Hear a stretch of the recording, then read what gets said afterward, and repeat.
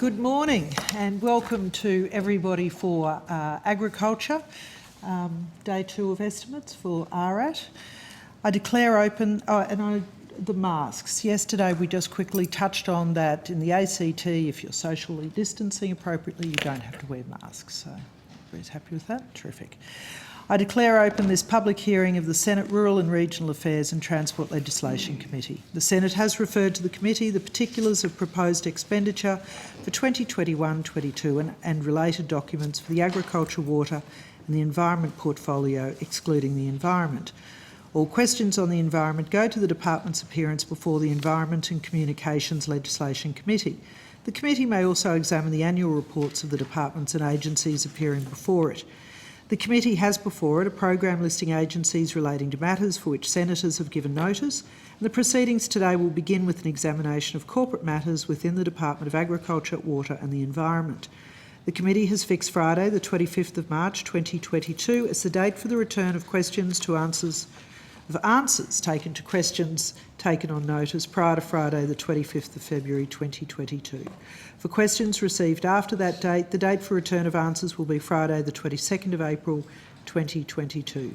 Senators are encouraged to provide written questions on notice to the committee secretariat as soon as possible following the hearings. And under Standing Order 26, the committee must take all evidence in public session. This includes answers to questions on notice. I remind all witnesses that in giving evidence to the committee, they are protected by parliamentary privilege. It is unlawful for anyone to threaten or disadvantage a witness on account of evidence given to a committee, and such action may be treated by the Senate as a contempt. It is also a contempt to give false or misleading evidence to a committee. The Senate by resolution in 1999 endorsed the following test of relevance of questions at estimates hearings. Any questions going to the operations or financial positions of the departments and agencies which are seeking funds in the estimates are relevant questions for the purpose of estimates hearings. Now, I remind officers that the Senate has resolved that there are no areas in connection with the expenditure of public funds where any person has a discretion to withhold details or explanations from the Parliament or its committees unless the Parliament has expressly provided otherwise. The Senate has resolved also that an officer of a department of the Commonwealth shall not be asked to give opinions on matters of policy and shall be given reasonable opportunity to refer questions asked of the officer to superior officers or to a minister. This resolution prohibits only questions asking for opinions on matters of policy and does not preclude questions asking for explanations of policies or factual questions about when and how policies were adopted. I particularly draw the attention of witnesses to an order of the Senate from the 13th of May 2009 specifying the process by which a claim of public interest immunity should be raised. Witnesses are specifically reminded that a statement that information or a document is confidential or consists of advice to government is not a statement that meets the requirements of the 2009 order.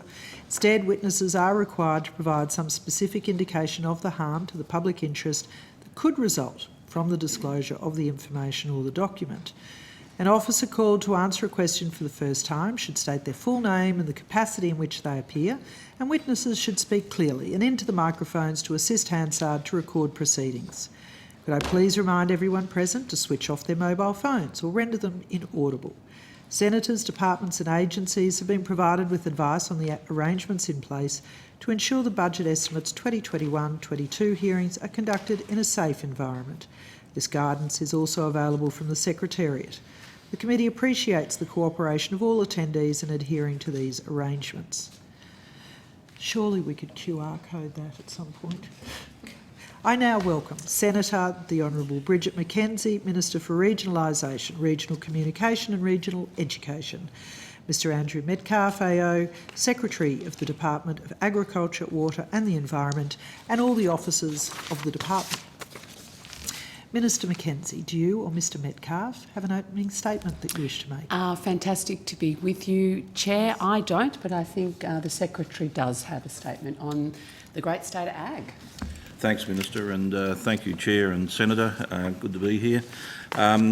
Chair and Senator Ciccone, as we all know so well, the pandemic continues to be a dominating and evolving situation which is impacting not only on our work but on the way of living right across the country. I'm incredibly proud of our staff across Australia who have continued to work tirelessly to maintain our service delivery and operational responsibilities, and indeed staff not only in Australia but right around the world. I also acknowledge the extreme challenges currently faced by communities in Western Australia with bushfires and loss of homes and farming land and livelihoods. This, combined with severe flood events across wide parts of Australia, will take significant time for recovery. I pass along our thoughts to all those impacted. ABARES has reported that Australia's agriculture, forestry and fisheries sectors are expected to set new records in 21-22, reaching a record gross value of production of $83.9 billion. Agriculture alone is expected to reach $78.4 billion, up $10 billion from 2021's record of $67.2 billion. This is all on the back of strong seasonal conditions across the country, delivering a record winter crop of 58.4 million tonnes. Records were seen for wheat and canola, despite setbacks from floods, supply chain disruptions and threat from a resurgence of mice infestations. 2 years of improved seasonal outlooks have seen livestock producers increase production from lows of last year as herd and flock rebuilding is flowing through to increased production. Strong global prices, driven in part by poor seasonal conditions in other major agricultural producers, are delivering a 30-year record prices across the basket of Australia's agricultural exports. High production and high prices will also combine to record agricultural, fisheries and forestry export returns expected to reach $65.5 billion in 21-22. Chair, it's now 2 years since our department was formed in the wake of the devastating bushfires across much of our landscape and at the time of the rapidly emerging COVID-19 virus across the world. My leadership team and I looked to David Thodey's review of the Australian Public Service to inform how we established and built our department. And I also commissioned a future department review guided by 3 eminent former departmental secretaries. We took their recommendations to develop our future department blueprint, our plan for reform and to uplift our capability across key areas. In successive budget rounds and MyEFO decisions over the last 2 years, the department has received significant new resourcing to fund a wide range of programs to enhance Australia's agriculture, water, environment and heritage. And we are thus a department with many core ongoing responsibilities, but with many new and expanded programs to administer and deliver. Chair, as I mentioned earlier, despite COVID-19 challenges, there have been other achievements across the department over the last 4 months since we last appeared before this committee, many of which will be set out soon in an updated Ag 2030 plan and indeed a range of MyEFO announcements across agriculture, biosecurity, exports, fisheries and forestry. Chair, I'd also like to mention that our Chief Legal Counsel, Alice Lineker, who's sitting just behind me today, was acknowledged in the 2022 Australia Day Honours List, receiving a Public Service Medal. Alice was recognised for her significant contributions to the agriculture, water and environment portfolio and the Commonwealth more broadly, through her exceptional legal counsel and stewardship across a range of complex, contested and highly publicised matters. This is worthy recognition of an outstanding public servant. Congratulations. Chair, our department understands the importance of developing a cohesive approach to working with Indigenous Australians. Building on our Stretch Reconciliation Action Plan, we've now developed an Indigenous platform for shared benefits realisation that's designed to establish the foundations and accountability to deliver on our shared purpose, generate value and sustain benefits. It's vital that we embrace and embed Indigenous knowledge, perspectives and unrealised potential in everything that we do.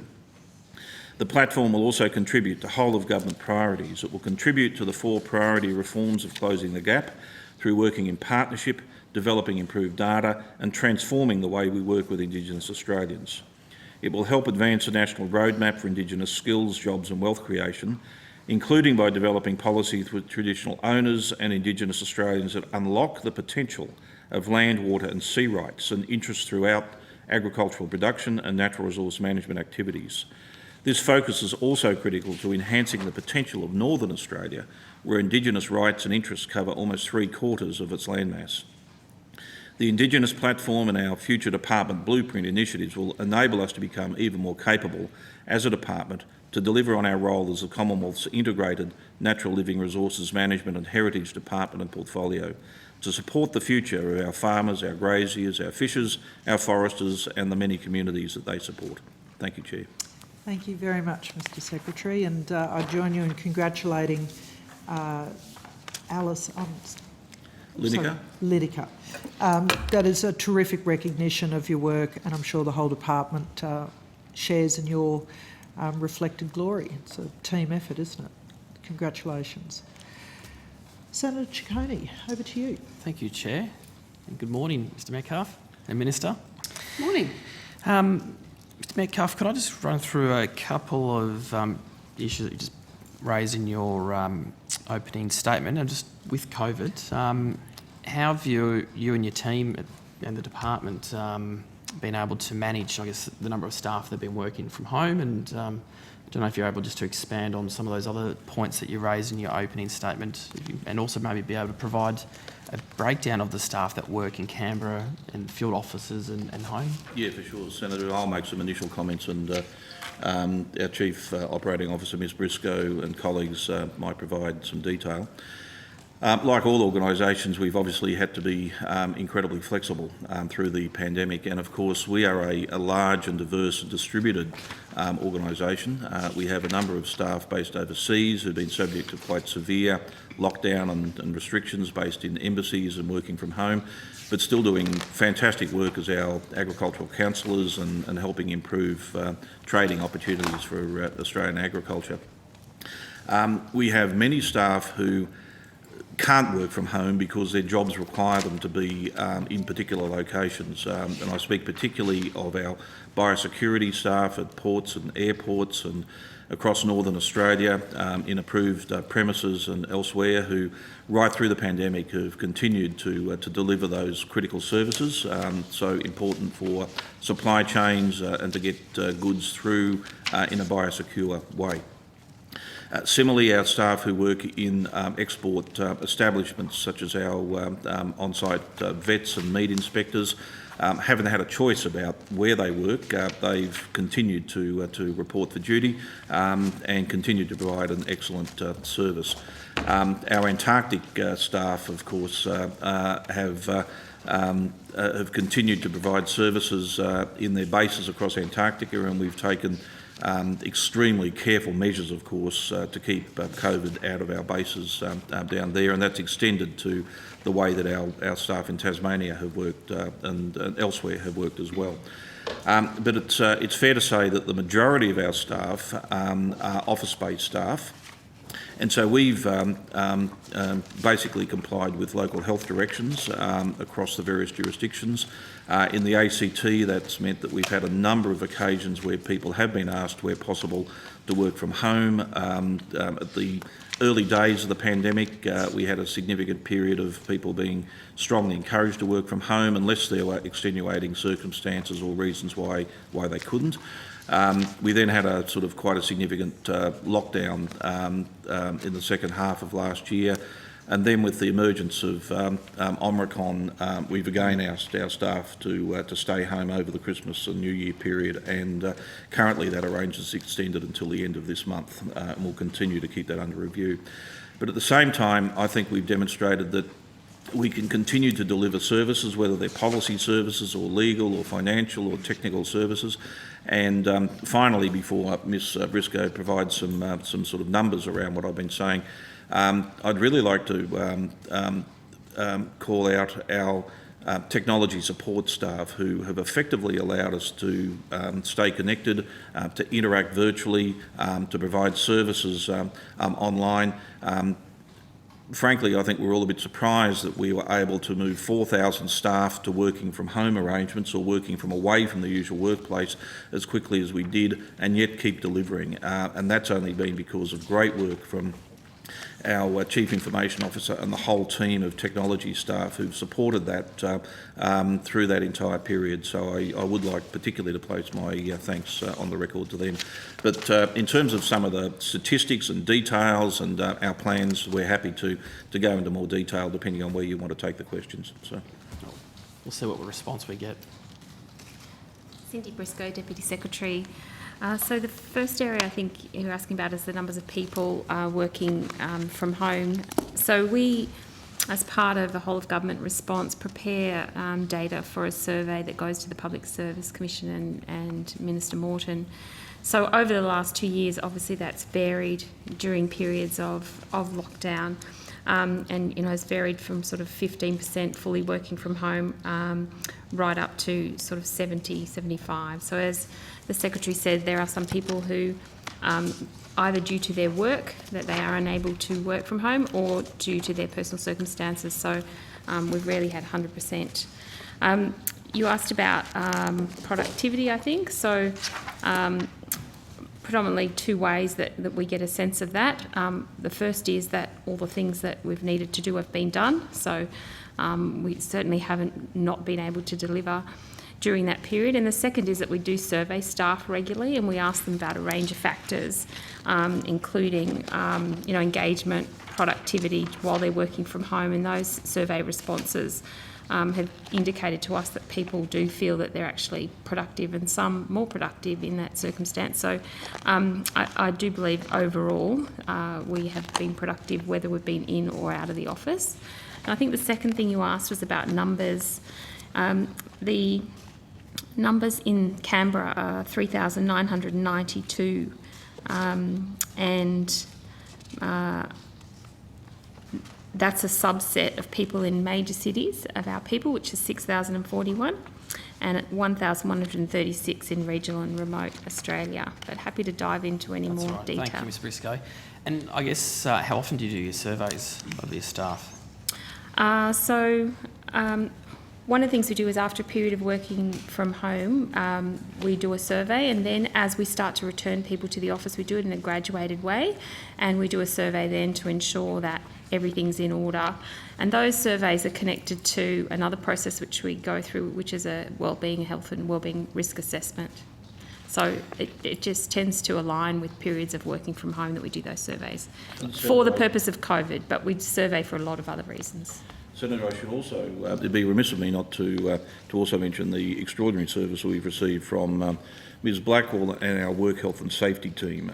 Again, we're a department that faces significant work health and safety challenges given our remote operations in extreme situations, Antarctica or in national parks and so on.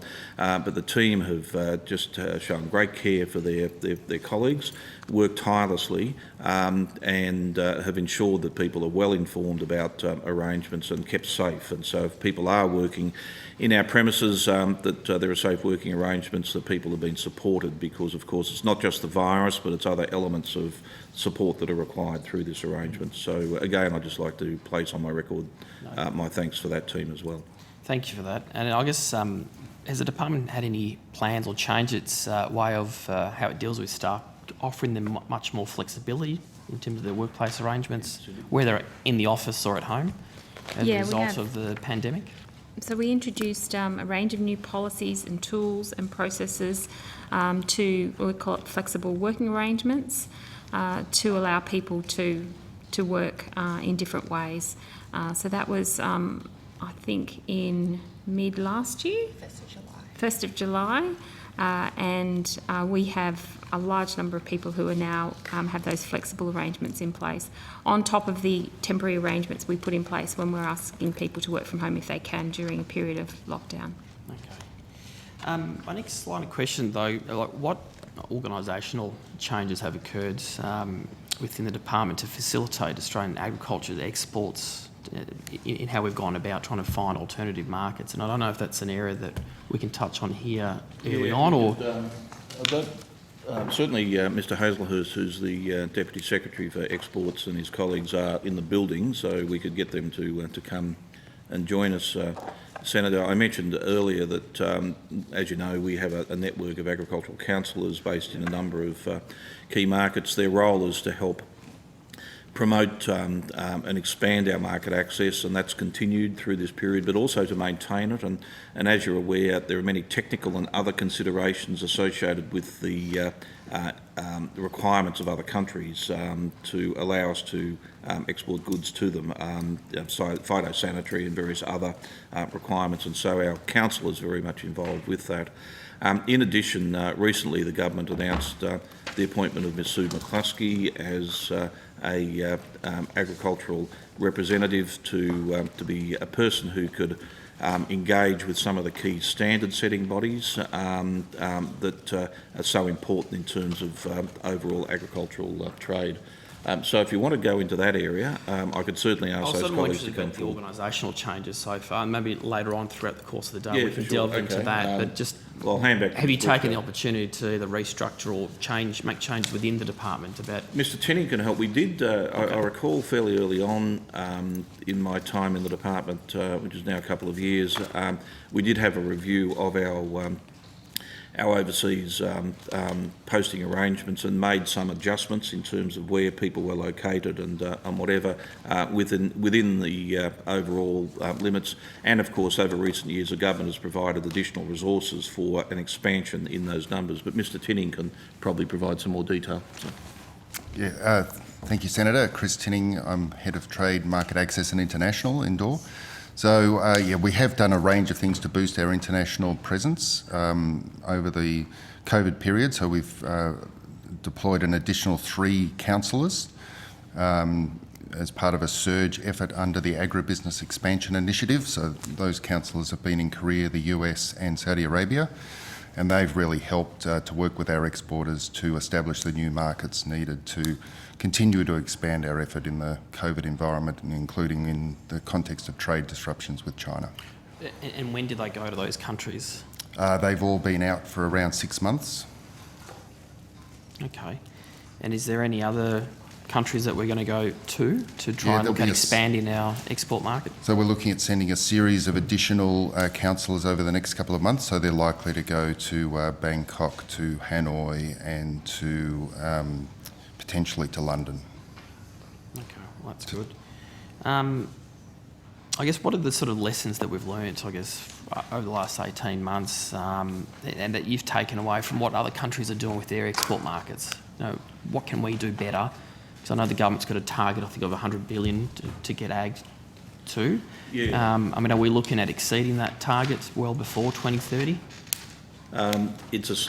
We always regard it as a target that was established by the industry. So it's the National Farmers Federation that has sort of set the ambition of 100 billion.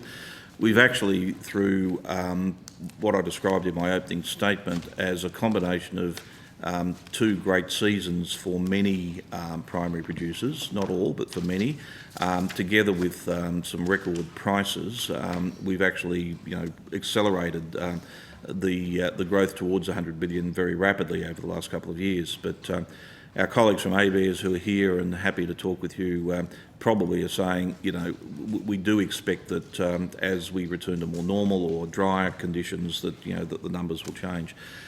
But you're well aware, Senator, that you're well aware that Australia effectively feeds ourselves and then everything else we export, and so our growth towards 100 billion requires vibrant export markets, and we of course are a competitor. We are a small producer globally, but we're a big producer in some commodities, beef in particular, and sugar and wheat and a number of other commodities. So our competitive stance, our ability to access markets, and something we've discussed here before, actions taken by our largest export market have all meant that there's been a very strong focus on supporting exports through the Agribusiness Expansion Initiative, through the additional counsellor positions, etc. So we'll continue to work to advance the interests of Australian agriculture and to allow our exporters to get access to markets, and probably the latest and best example of that is the Australia-UK Free Trade Agreement. But if there are specific questions you've got, then again, Mr Tinning, I'm sure will be able to answer them. So.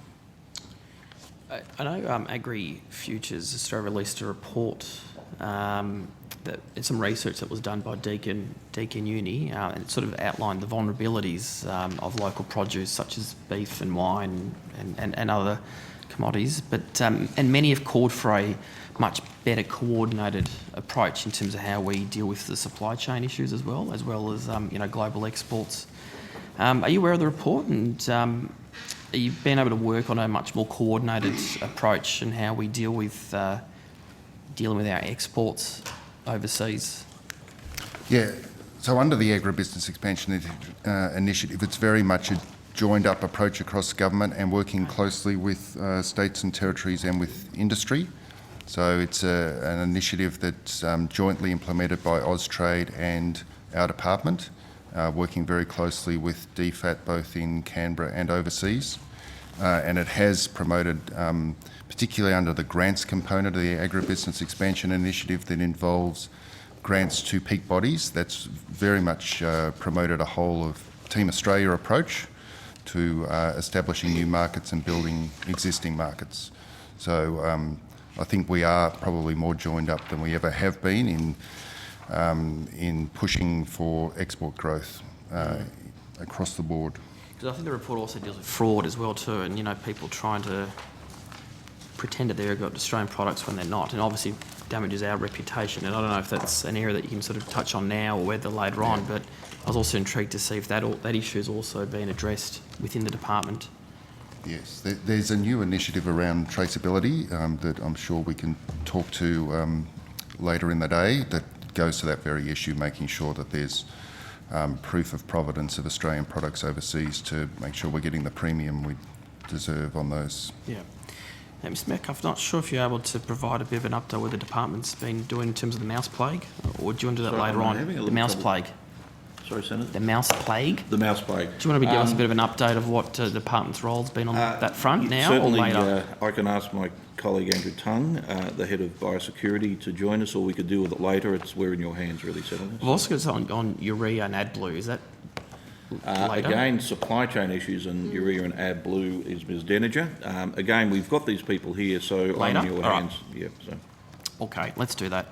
Not sure if you've got anything here, but I was just going to ask you too. I note the last Ag Ministers, or the Ag Ministers Forum, last meeting I think was back in November, November 1, I believe. Do you know when the next meeting will be? The issue of whether there is a next meeting is a matter currently under consideration. Senator, you recall that following the review by Mr Peter Conran on Commonwealth state relations and particularly ministerial arrangements, that there were quite a number of changes made, largely because of the advent of National Cabinet and a strong desire from First Ministers across all jurisdictions to ensure that if there were meetings occurring between ministers, that they were productive, fruitful and didn't simply sort of get a life of their own. One of the forums that was basically agreed for a 12-month extension or life was the Ag Ministers Forum. And so that pretty well took us through last year, and there were 3 or 4 areas of particular focus for the Ag Ministers to work upon. The issue as to whether it meets further is now the subject of consultations between the Agriculture Minister and his state and territory counterparts, and ultimately it will require Minister Littleproud to write to the Prime Minister suggesting whether or not there is a strong need for a continuing meeting. The Minister has asked that each of his state territory counterparts consult with their First Minister, so effectively he can report to the Prime Minister as to whether there is sort of strong support for the meeting to continue or whether there's no longer any particular support for it. Notwithstanding that, and I'll ask Ms Denninger to sort of fill in any gaps in what I've just said, notwithstanding that, I continue to meet very regularly with state and territory counterparts, with the heads of departments of primary industry and their equivalent, and indeed through the pandemic, and particularly when we've had major shutdowns or disruptions, we've been meeting fortnightly to ensure that we're exchanging information on issues such as supply chains and cross-border travel and those sorts of issues. We when things haven't been as intense, we normally have a monthly meeting and work through a series of issues. So there is strong connection between the Commonwealth and states in relation to these issues, but on the specific issue of the last meeting and its date, I'll hand back to Ms Denninger. So. Thanks, Secretary. Rosemary Denninger, Deputy Secretary, Agriculture Policy Research and Portfolio Strategy. I can confirm the last meeting was on the 1st of November 2021. Sorry. Look, I don't want to take up your time. We can talk about this a bit later on, but there's some of the other one I just wanted to touch on very briefly. I mean, there's been a lot of discussions around quarantine arrangements for workers both within Australia, but obviously from overseas. Yep. Have they been any discussions that you, as a department secretary, with other department secretaries and state territory governments have had ongoing discussions? Again, the role of agriculture secretaries or DPI secretaries in relation to that has largely been how we work with and interact with the key departments and agencies who are responsible for those matters. And so we have a very clear interest in sort of the availability of the workforce and the ability of people to move around Australia. So the Agricultural Workers Code was sort of developed by us, but obviously with very close consultation with the Departments of Health in each jurisdiction. And as far as seasonal workers coming in or Pacific Islander workers coming in, again, we've had a very strong sort of coordinating role, acknowledging that the actual work that needs to be done sits with the Department of Home Affairs, Department of Foreign Affairs, Department of Employment and whatever. But again, it's probably the topic that we've spent most time on, I think, over the last 2 years. I know. So I guess what is the main role then for your department in terms of that issue? It's very much a leadership and coordination role and an overall policy role. Many of the actual decisions about who can be in what jurisdiction, in what circumstances, whether they're from interstate or from overseas, sits with the state health authorities. As we obviously know, that's just a subset of the broader conditions. Cross-border movement issues were particularly focused, which led up to the work that we did on the Agriculture Code, Workers Code, and of course the accessibility into Australia of workers under those Pacific Islander and seasonal worker programs has been a clear focus. But as I've said, largely we don't have our hands on the levers as such, but we influence and communicate and lead the national effort and work with other departments. And indeed, there's a sort of a specialised working group that sits underneath the Ag Secretaries meeting that works on this pretty well constantly. The short answer is no ag meeting at this stage. Sorry, sir? There's no meeting planned between ministers at this stage? Yeah. Okay. Can I just ask a couple of questions on the FOI processes? I think I asked at the last round of estimates, seeking a bit of an update. Let's get the right people at the table. In fact, Ms Lineker will make an appearance. So. Just wanting to know how many were received over the last year, and if you've got the numbers rejected and the numbers processed.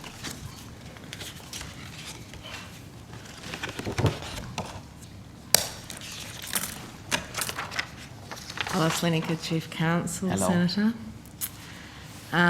We have currently got 21 FOI applications on foot. Over the last year, 2020 to 21, we have received 248 applications. And how many were rejected? Rejected, Senator? Declined, not processed? We don't reject FOI applications. We work with FOI applicants to determine what information they're seeking, and on occasion they withdraw their applications. Or how many were withdrawn? Over the last 12 months, just bear with me. I believe 43, Senator. Okay. And they may not be rejected in a strict sense, but I'm sure there's some other terminology there. But if someone puts a request in and you say, we're not providing you with that information, how do you classify that? Is that on rejection? We don't reject FOI requests. What happens is an applicant requests a certain type of information. Yep. We then communicate with the applicant. If we can provide that information, we do, potentially with And if exemptions. you don't provide that information, what happens?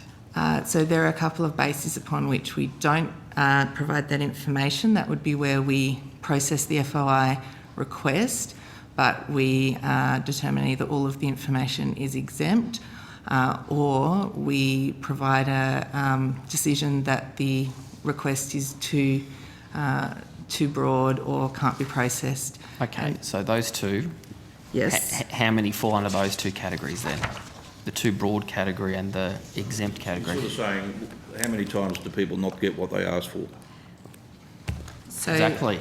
I'm glad you and I are on the same page. Senator, so I'll chunk it down into 3 periods. From the 1st of July 21 to the 30th of September 21. These are quarters because that's the way we report the information to the Office of the Australian Information Commissioner. We refused 3, so processed the application but determined there were none of the information could be provided. 23 were withdrawn from the 1st of October 21 to the 31st of December 21. We refused 3 and 20 were withdrawn. And from the 1st of January 22 to the 4th of February 22, we refused 3 again and 5 were withdrawn. Okay, so when you refuse, is there like a threshold of hours? You say, well, if it gets to a certain amount of hours for the department, we're just going to refuse the process that? So we take a number of things into account.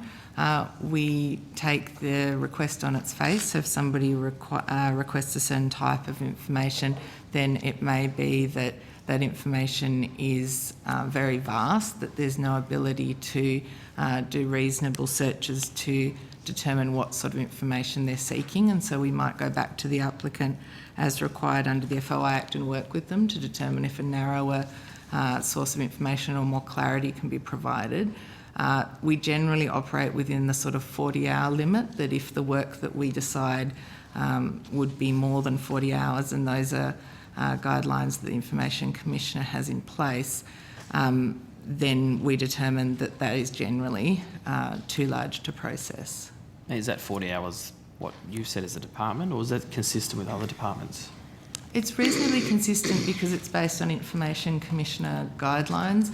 So obviously each application, each FOI request is dealt with on its merits, and so we work hard to try and process those requests to get information to applicants, but there may be a number of factors that play into whether or not that FOI request can be accommodated. What are the main reasons for rejecting? That the request is so... Or are you to provide a breakdown of some of the main rejection? I don't have a breakdown here, Senator, but we can reasons. certainly provide it. I can tell you that the majority of those requests withdrawn will either attach to where charges have been issued and the applicant determines that they don't wish to proceed with the request, and they may choose to make another request that attracts a smaller charge, or in circumstances where the request is too large or can't be, the information can't readily be identified from the scope of the request. We go back to the applicant, ask the applicant to reconsider or to rescope their request. And on most of those occasions would be instances where the applicant has just not responded to that response from us, and so therefore the application is deemed to be withdrawn. Okay. And what's the average time for you to process an FOI? Have you got... So we have 100% compliance with the statutory timeframes. In terms of the average time, I'm not sure the statutory timeframe is 30 days, but obviously there are extensions available for third-party consultations or for consultations in respect of commercial information. And so I can get you that on notice as to an average, but that would only ever extend by 30 days. On occasion, we seek to extend the time frame by consent with the applicant as well. So I don't have an average, but they're all processed within the statutory timeframes. Okay. I might hand over to Chair Senator McCarthy, if that's okay. Thank you. I've got a few questions too, Senator McCarthy, so would you mind if I just ask them and then I'll... Chair. Just to mix it up. Very collegiate at this table, aren't we? We are. Terrific. I just wanted to ask you, Mr Metcalfe about the split between regional and urban-based staff. Do you have somebody who'd answer that easily? Yeah, Ms Briscoe can.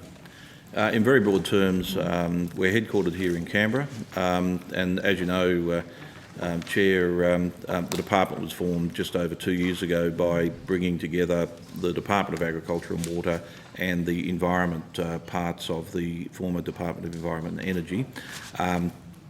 But we have a very large regional footprint as well. Every export meat establishment in Australia, of which there are about 80, have our staff there spread right across the country. The Commonwealth jointly managed national parks with traditional owners at Kakadu, Uluru, Katajuka and Budari. National parks in our external territories have our staff, Norfolk, Christmas, Cocos, etc. We have a large number of staff on our 3 Antarctic bases and our 1 sub-Antarctic base at Macquarie Island. We have a large footprint in Hobart or in Kingston, Tasmania, where Antarctic Division is located, and we of course have biosecurity staff spread around our international airports and ports, as well as right across northern Australia as well. And so we are a big operational organisation, but with the policy and other support staff largely headquartered in Canberra. The final point I'd make, just before I ask for some detail, over the last couple of years in particular, we've seen a very tight labour market here in Canberra, and we have increasingly been looking to source skills and work to be done from places outside Canberra. For example, we have a very large technology uplift happening in our agricultural exports area, and the people with the skills are largely in major capital cities, in Sydney. And so that's where we tend to employ them and bring them in. But we've effectively don't care too much about where people are anymore. We just want the right people with the right skills, and that's been demonstrated through our ability to sort of work virtually and deliver results. So there'll be many of my colleagues who talk about some of their teams being located, you know, anywhere across Australia, and contributing to work that's being done and sort of centred here in Canberra. But I'll get Ms Briscoe to sort of give you some actual numbers.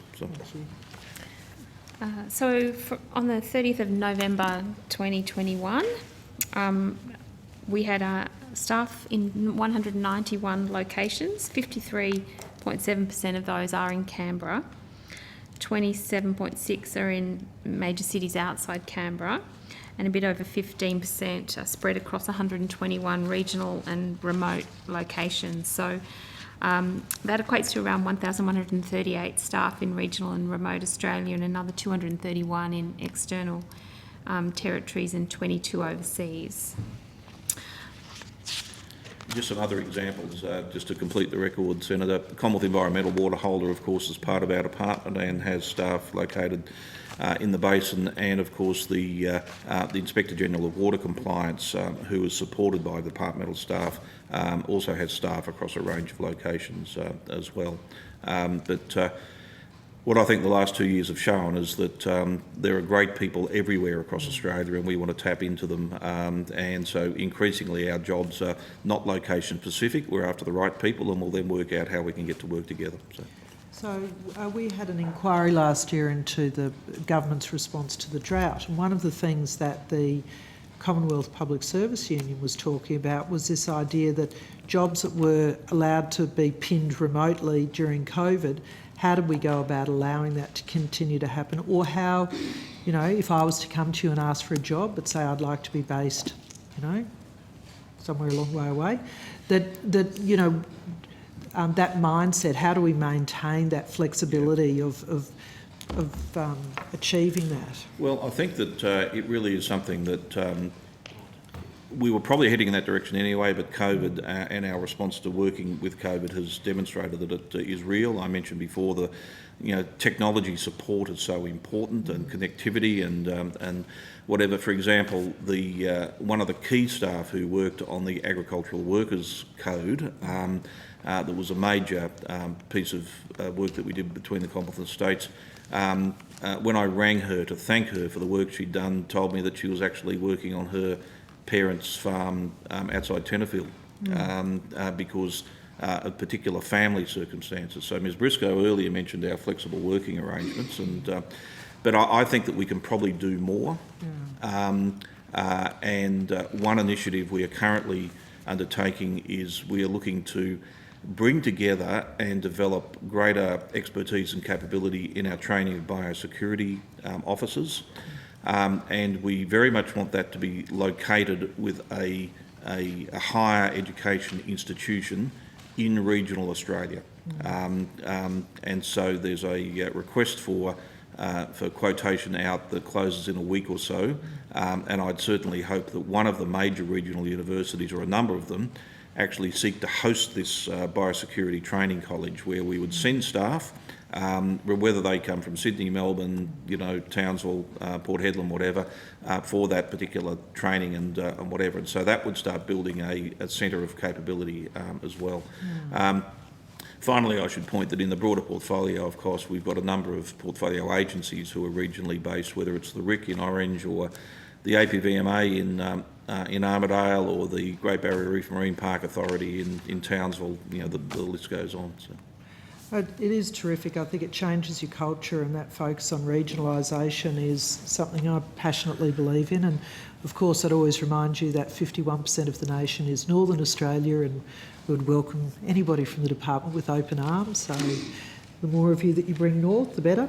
And I guess then the final part is that bit that Senator Cicconi's really talked about, is that change of management style, that you can identify and assess what people are doing remotely, and that's a successful relationship, that everybody's clear on what the task is and everybody's not at home in their slippers doing the washing. Yeah. And it's been something that when I ran a business, employers really struggled to trust, not being able to see somebody doing a task. And I really congratulate you. I think that's Yeah, I think we're not alone, but something, as you know, I grew up in regional Australia, and as did many of my colleagues. And look, obviously, the nation's capital is here in Canberra. The great departments of state were brought here. Over the decades, so much of our work is connected with this place and with other agencies, but increasingly we're finding that we can deliver great results and use that. A lot of that's because the way that we work is changing as well. I think there's a lot more team-based work, and connectivity means that doesn't really matter where you're sitting.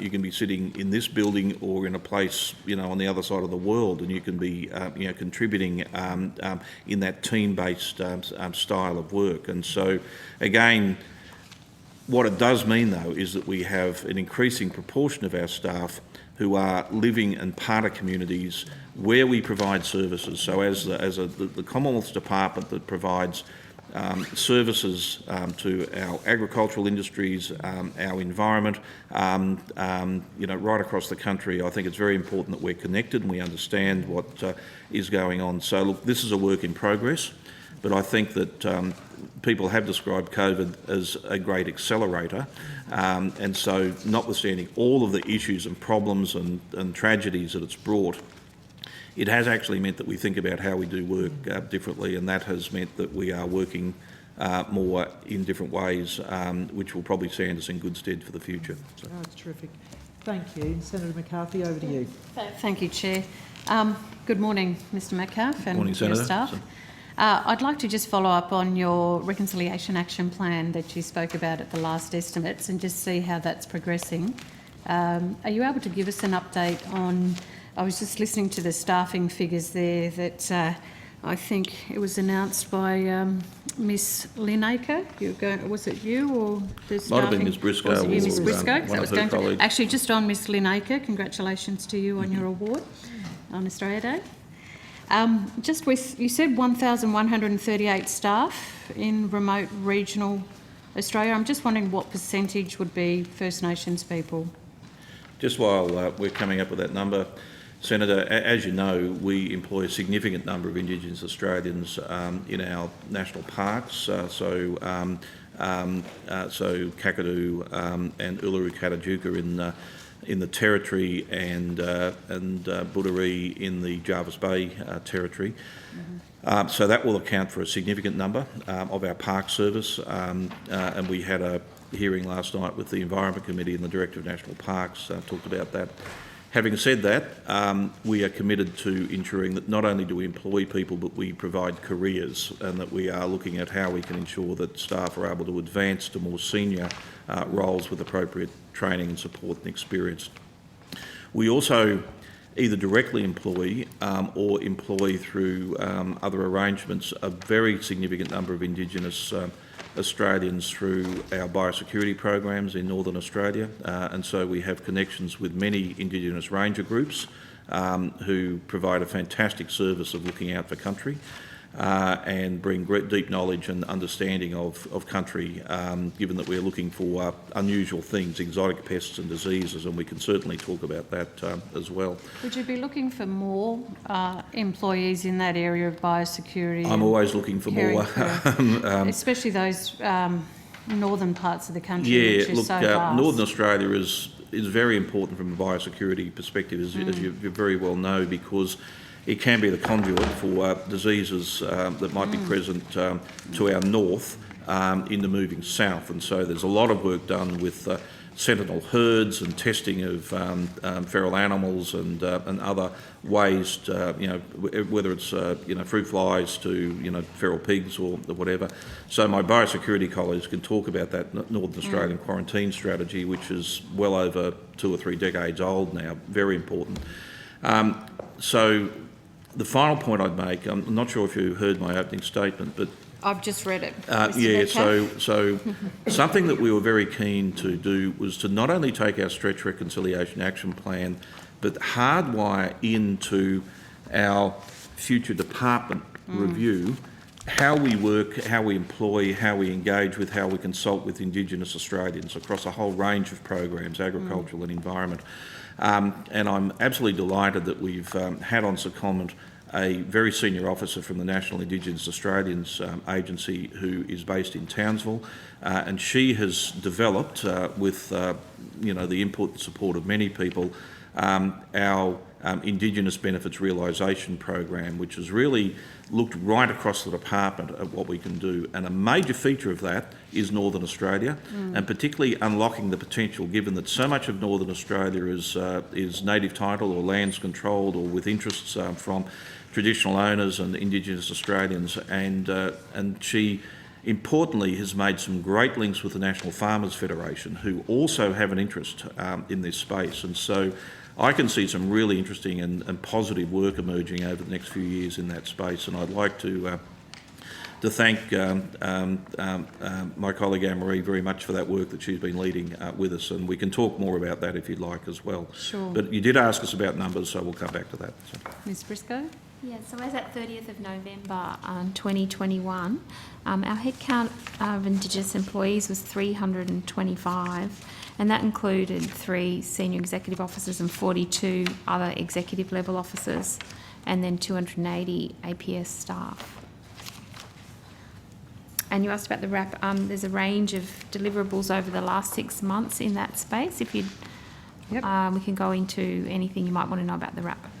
No, that's okay. I'll keep, because I do keep an eye on how you're going with a lot of your areas. I do, because it is something that I certainly find in Northern Australia, that we've got our ranger groups who work very much in the areas of, the feral animals, caring for country.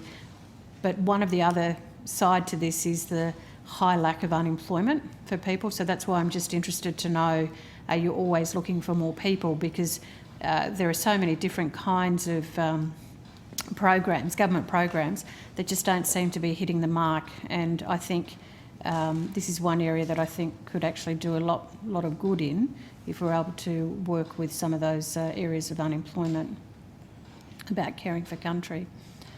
Yeah, we'd be happy to talk further, and perhaps when we get to the biosecurity item, Yeah, absolutely. about what we're actually doing in a quite specific sense of either direct employment and particularly how we work with the Indigenous ranger groups, Yep. both in land country and sea country. So. No worries. Well, I'll certainly drill down more into those areas once we get there. So thank you, Chair. Thanks, Senator McCarthy. I think that brings us to the end of the corporate section. So please, those department officials go with our thanks. And let's bring forward outcome 3 and all of those people.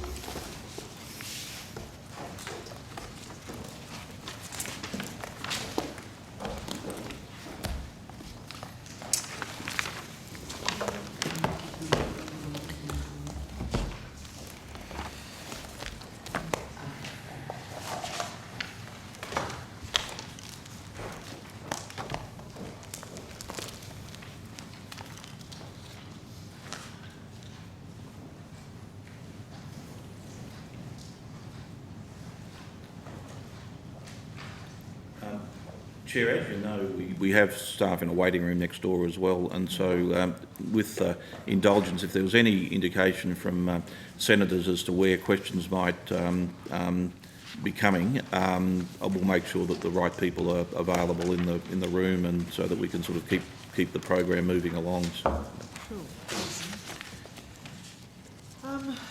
Are you ready to start, do you think, Mr Metcalfe? We've got sort of the very senior people here, and others can join us if need be. So. All right, well, why don't you start, Senator Ciccone, And look, I think quite a few would be around that labour shortage Yeah, issue, for sure. so I don't know if that helps.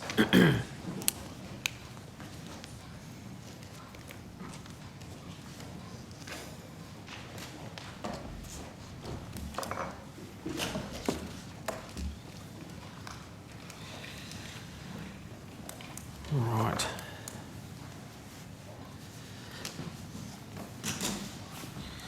Now, just through you, Chair, I just wanted to ask, since that Ernst & Young commissioned report by Hort Innovation back in 2020, I think there's been some updates to that report. Are you able to provide the committee with a bit of an update of where the labour workforce issues are at the moment? I just noticed that was just something that I'm not sure if I heard correctly wasn't mentioned in the Secretary's opening statement, but I'll just be interested to see if there's any update from the department in terms of the labour workforce issues. Sure. Thanks, Senator Rosemary Denninger. Look, I think it's fair to say that we remain very active in relation to workforce matters and supporting industry. So we have continued to see a very strong growth in the Pacific Australia Labour Mobility Program. So we have had over 16,000 people come to Australia through that program since it reopened in September 2020. And so now there are about 20,500 people in Australia through that scheme. So a combination of people. How many? 20,500, which is a combination of people who were already here in the program at the beginning of COVID and then people who have come again since COVID. I think that has been really important, not only to support people through the COVID situation, but also more recently as the Omicron variant has had more significant impacts on supply chain, which you mentioned earlier. So there's been a very significant focus on continuing to build those programs and our engagement with those nations in the Pacific. In tandem with that, the government has continued to invest in trying to encourage domestic workers and other visa holders to work in agriculture. So through initiatives like the Ag Move program, which is designed to help people with accommodation and removal costs in relation to extending the work rights of visa holders who are already here, so that then it's possible for those workers to work more in ag and to work between employers and move between the different regions. How has the Ag Move program or initiative been received? How many people have taken that up? Senator, I can answer that. It's Joanna Stanyan, First Assistant Secretary, Agricultural Policy Division. So there's currently more than 7,000 Ag Move agreements in place, 7,146. And you able to provide a breakdown of the states, which states that those recipients are from? I'd need to take that on notice, Senator. I don't have that level of detail. And in terms of the visas, I mean, I guess, have you got an indication of how many people on a visa are currently working in some of these programs as well too, in addressing the labour force issues? Considering our borders have been closed for some time, do you have a sense of how many people are in the country? So I had trouble hearing your question. So is your question how many people are in Australia working Well, in terms of agriculture? the gap, the workforce gap, Yes. so you mentioned about 20,000 that are here or currently on the ground. That's right. Is it still the case that the gap's in that 20 to 25,000 gap? Is that still your estimate? So we haven't seen any updated data. We haven't seen any, I believe, updated data from the hort industry, but ABARES, who has done some survey work around mid-2021, will shortly be going out to survey again. So I think really what we're seeing is that, you know, there are differences from year to year. So I think we talked a bit about this last time. What we're sort of seeing is that, you know, not only are businesses using the Pacific schemes rather than, say, backpackers, but also they are adapting their on-farm practices to use labour differently or to be more efficient, right? So those things are all impacting on the demand for labour. So we are continuing with our demand-driven programs, and we engage a lot with industry so that we make sure that if people need labour, that they can, you know, access those programs once they've gone through the various checks and balances. And how many are here on those demand-driven programs? So the Pacific and Labour Mobility Program is a demand-driven program, so you can only bring a worker here if you've market tested those particular jobs. So that's the 20,500. Okay. Yeah. All right. Because we don't know. From your understanding, are there any individuals on the ag visa that are currently in Australia? So the agriculture visa, the Australian government is still negotiating with potential partner countries. Some of the infrastructure is already there, so there was some Migration Act regulations that needed to be made. That's been put in place. We've been engaging with industry and with businesses to set up the arrangements for how employers can become involved in that program once it starts, but the negotiations with potential partner countries are still ongoing. So has the program not started? Well, it hasn't started in terms of people having arrived, but it has started in terms of having the infrastructure, the legislative infrastructure and the administrative infrastructure, if you like, beginning to be put in place. So now what's the other component? Is having bilateral agreements?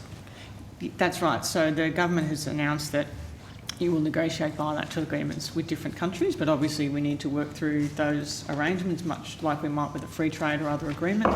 Those things are in place, but what we want to do is make sure that once those agreements are in place, that we're ready then to start mobilising people from those countries.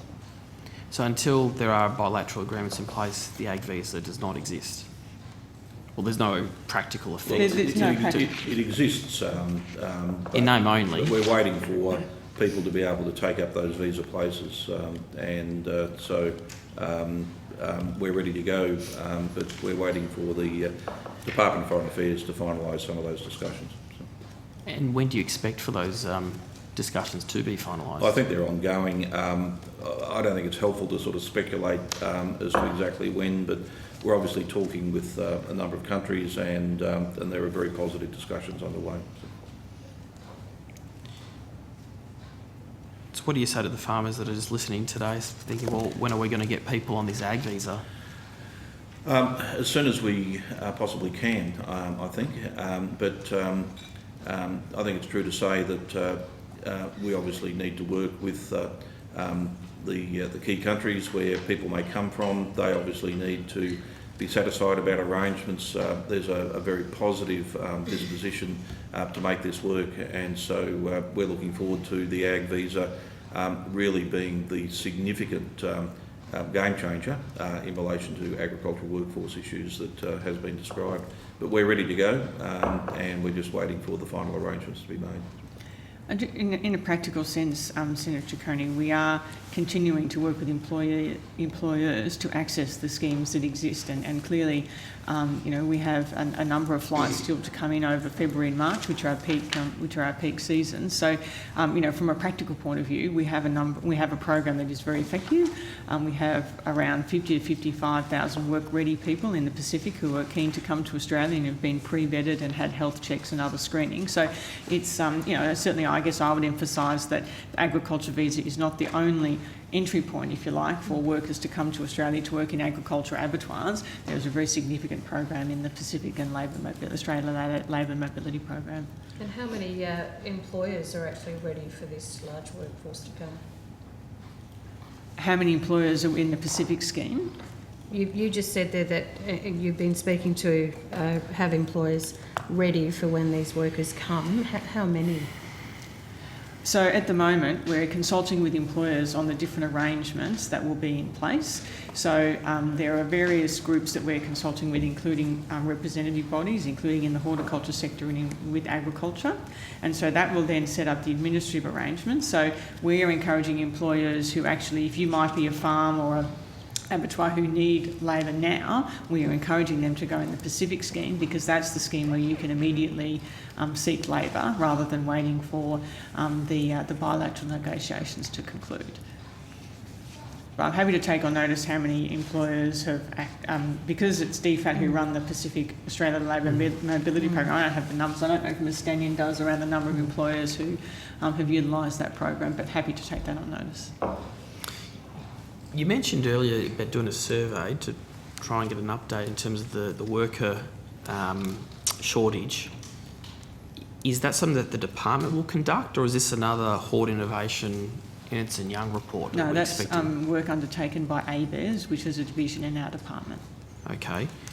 And how often are they expected to get those updated numbers? We've got the head of ABARES is here. Yeah, so I can see. We can ask Dr Grenfell to come and join us. I think since our last appearance, Dr Grenfell has now been permanently promoted into the role as the head of ABARES. He had been acting previously. So. Oh, congratulations. Thank you very much.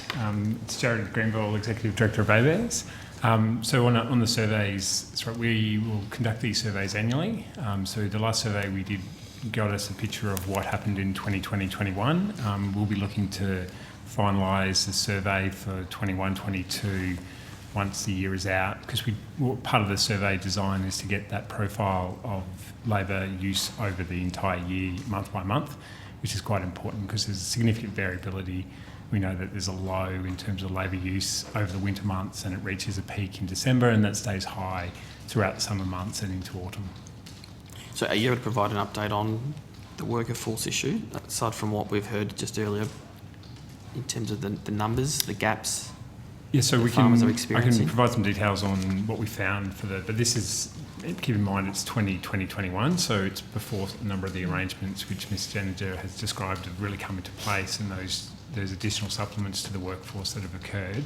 So when we looked at the data and we compared the 2019-20 to 2020-21, I always trip over those, that there's about 11,000 fewer workers employed in the horticulture sector between those 2 years.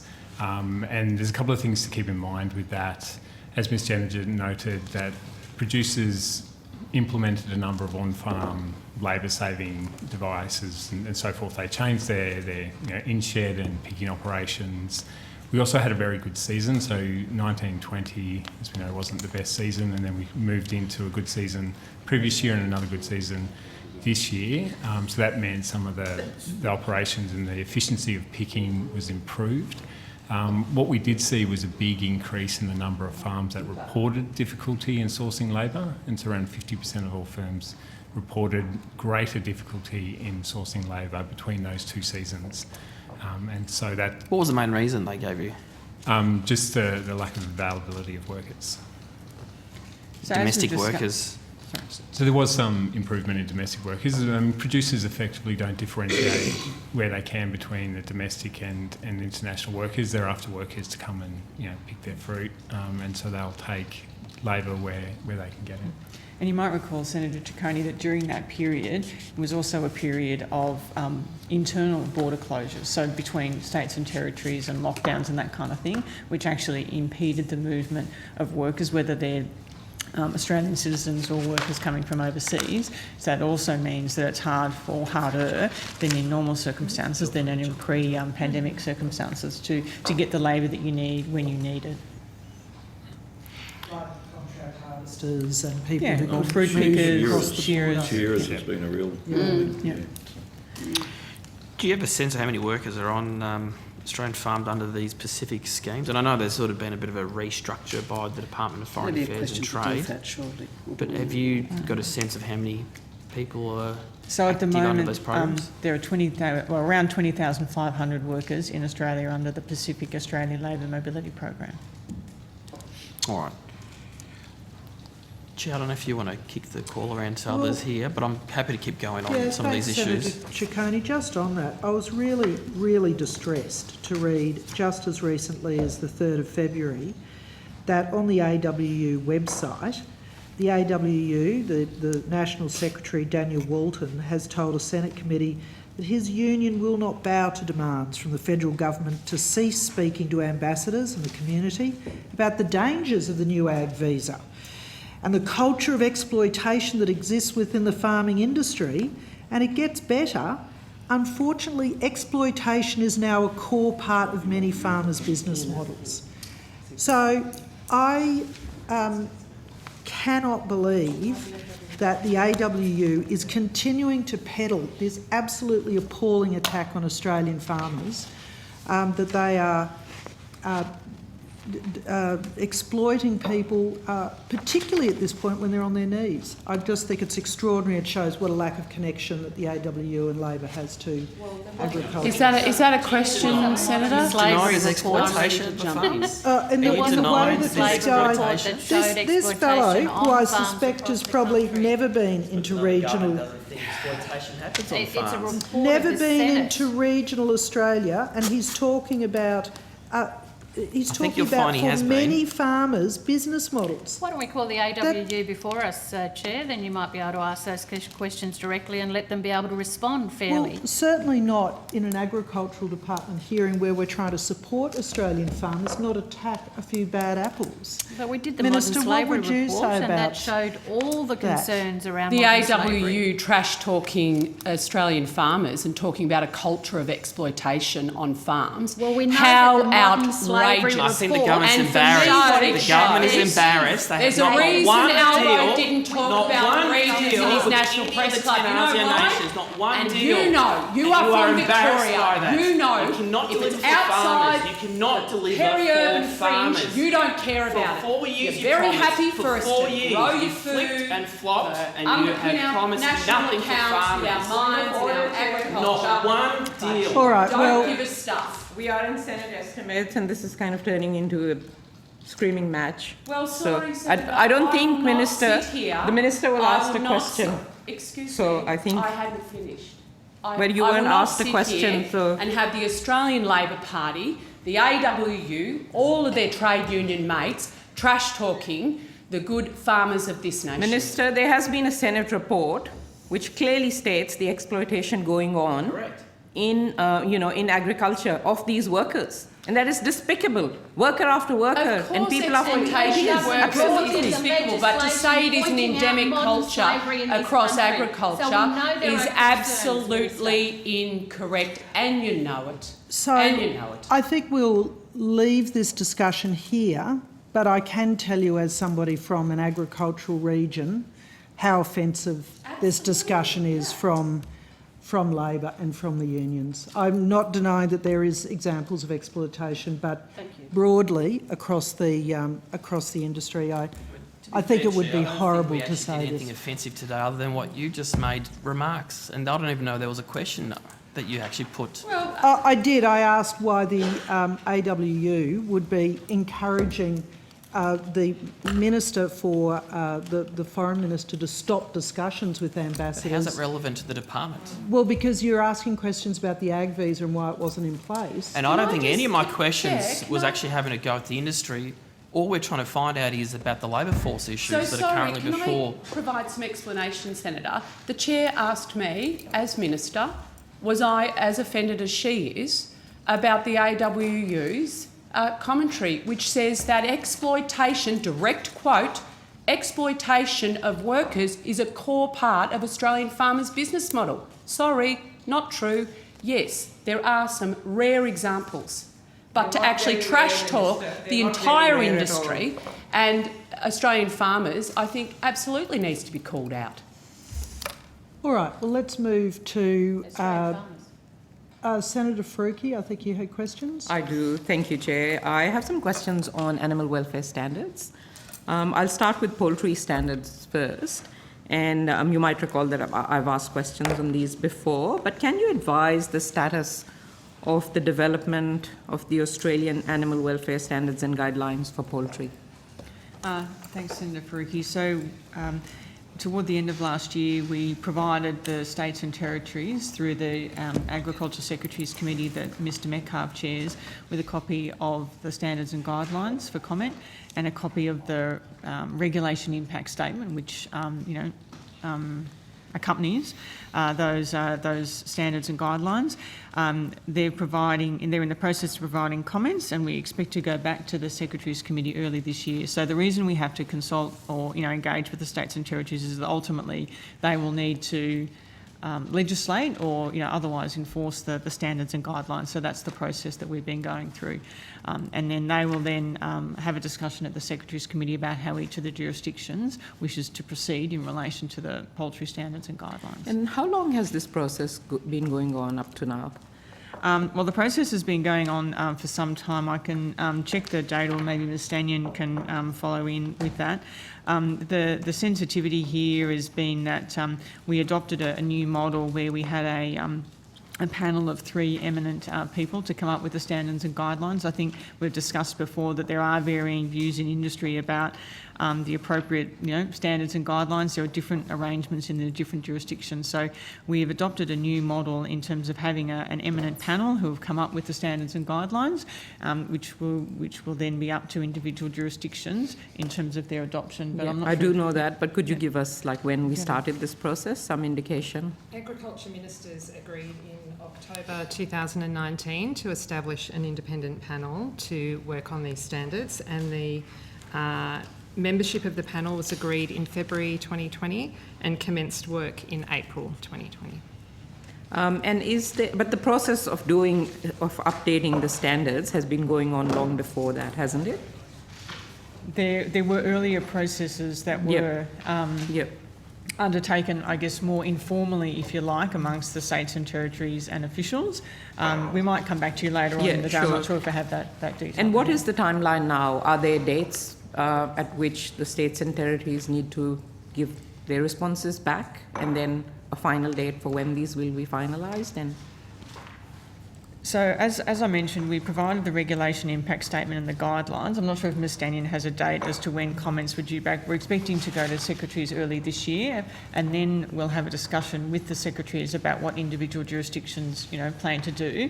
But I think, as I mentioned earlier, it will be up to individual jurisdictions to decide the time frame, if you like. It's not sure, but the standards will have to be produced and finalised before they can decide on anything. That's right. So when will the standards be finalised?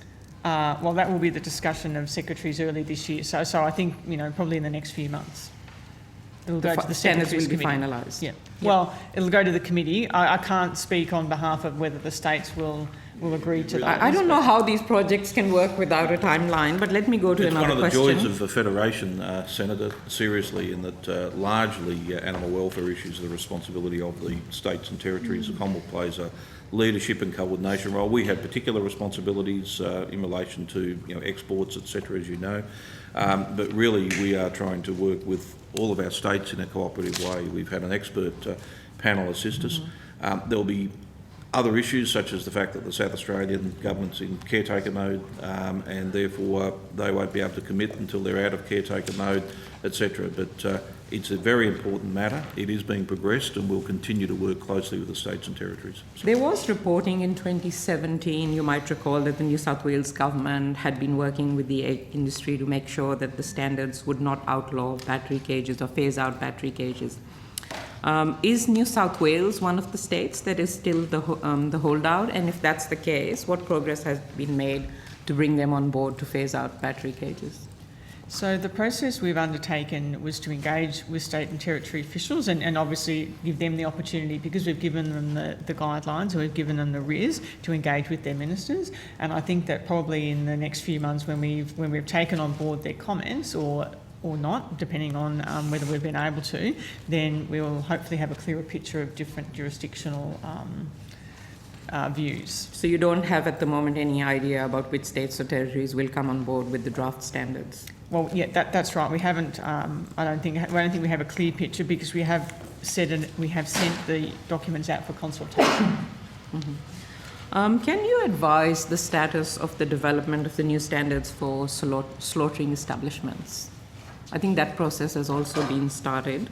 For abattoirs? For abattoirs, yep. Is that biosecurity? The model code of animal welfare, livestock at slaughtering establishments, yep. I think that's... Because as far as I understand, the current model code of practice is 20 years old. Yeah, so in relation to our export abattoirs, that's a matter for our trade and our agricultural trade outcome or area. Okay, so for outcome 4, is that where? I think that's outcome 4. I should ask these questions. Sorry.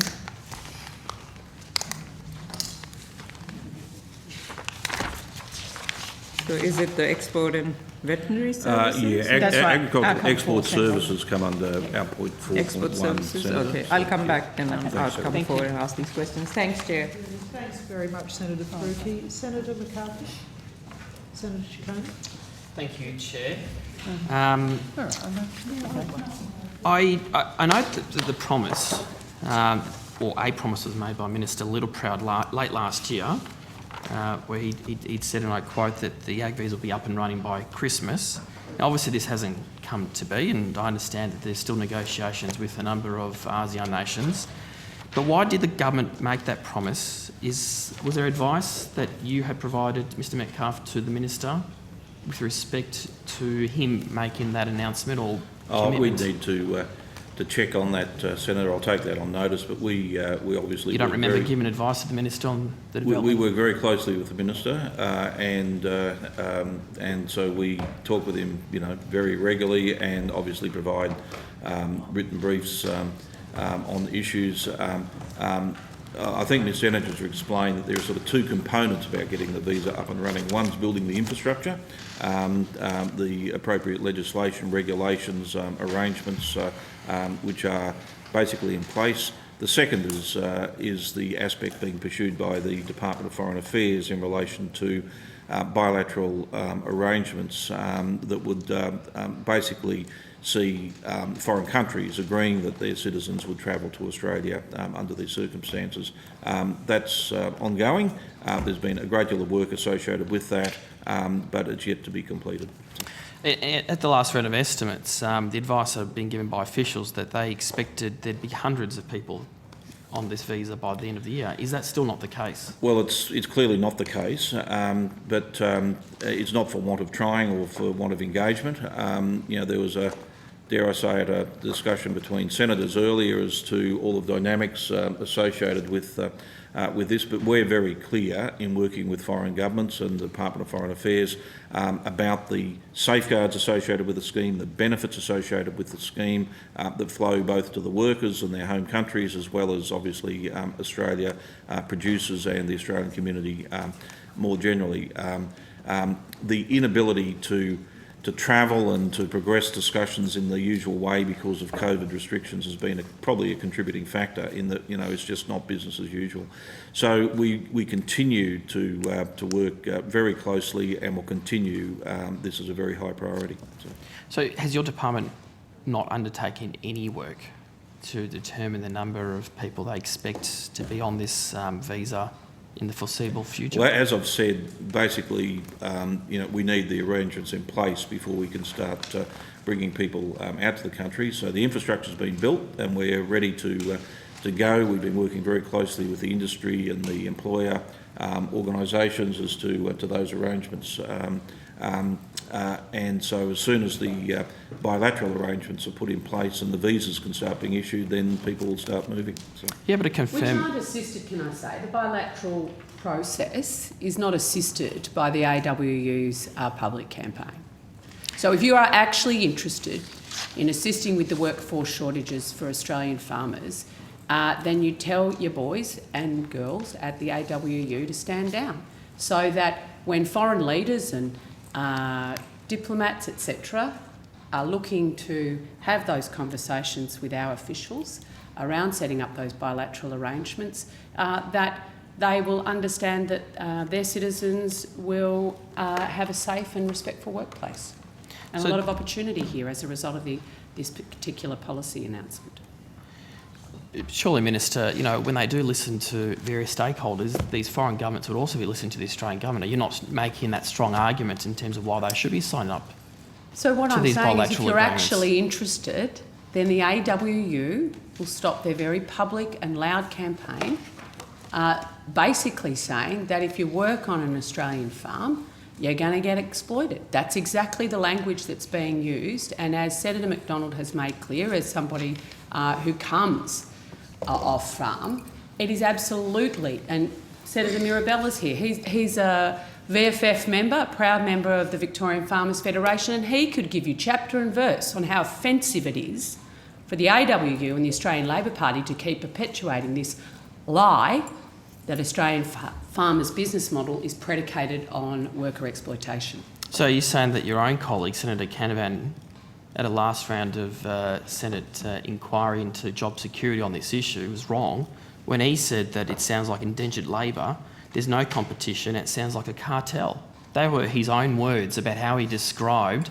a number of Vanuatu workers who appeared before a Senate committee only last week. No one here, Senator Ciccone, is saying You've got members of the everybody is National lily Party white. It is who a are big also difference in to say. disagreement with it your is a big characterisation. difference to say that there are very rare examples of incredibly poor behaviour, and the industry recognises that. But to then say that that is an endemic cultural issue for Australian agricultural workforce and Australian farmers is incorrect. It's a lie.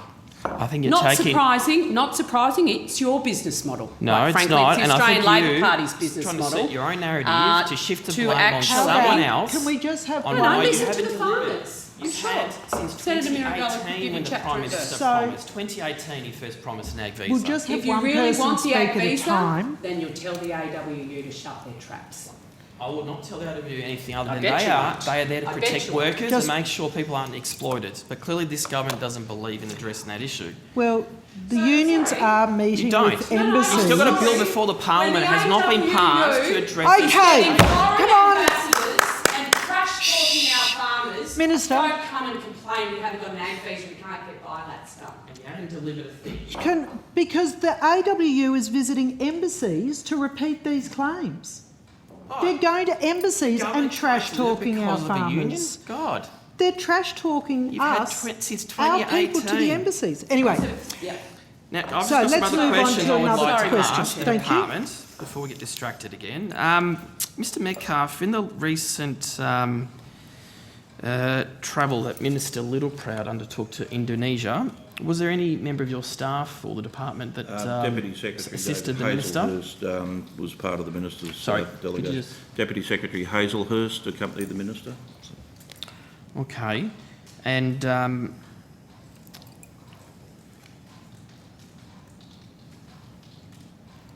And Now- of course, we have staff in Jakarta, and so Yes. they were present during the meetings the minister had with Indonesian counterparts and other people. And was that at the invitation of the minister, or did the Indonesian government reach out to Minister Littleproud? In terms of an The official meeting. accompanying, No, the meeting that occurred between. the Littleproud- minister has made it clear for a long time that he was seeking to engage with a number of countries overseas. Unfortunately, the way the world's been the last couple of years, that's been severely curtailed, and the Minister was able to visit Jakarta. He originally had planned to go to other destinations, but the onset of Omicron and all the testing and other requirements simply made that impossible. Okay. And who did the Minister meet with whilst he was in I'll India? get Mr Hazelhurst, who was there, to provide you with a bit more detail about the visit. Senator David Hazelhurst, Deputy Secretary, Agricultural Trade. The Minister met with 3 of his ministerial counterparts, so the Agriculture Minister, the Coordinating Minister for Economic Affairs and the Minister for Manpower. He also had 2 meetings with industry stakeholders, one focusing on grains and horticulture and the other focused on meat and live exports. Okay. I don't know if you're able to provide an itinerary or... I can take that on notice. Yep, thank you. I don't know if you're able to take on notice too about the cost that was associated with the travel as well too. Yes, I can take that on notice. Yep. And again, apart from Indonesia, are there any other, I guess, trips for the Minister that you're planning within the region? There's no concrete plans at this stage, no. Okay. All right. Could I just also just touch on very briefly too, be able to, Mr Metcalfe, be able to provide me with a bit of an overview of what actions the department has undertaken to encourage the upskilling of workers in Hort, and mainly around skilling and training? For sure, I'll ask Ms Janiger. So if there's any programs the department has? Yep. So your question's around upskilling people, particularly in the horticulture sector? Yeah, predominantly in horticulture. Employees or employers? Well, employees. Are there any programs you're aware of, or? Senator, we have the Ag Up program that's just recently called for applications, but that is beyond horticulture. That is for all of agriculture. We don't have a program that's specifically targeted at workers in horticulture. So we often hear about temporary visa holders in Hort not being provided with knowledge or fully understanding their rights and obligations. I was just intrigued to know if the department had any programs to assist employers in skilling up Certainly, some of those workers. There's programs in which we are working with the horticulture industry, and I think that's where Ms Janiger's sort of question of you about employers or employees, so we can certainly talk about that, Senator.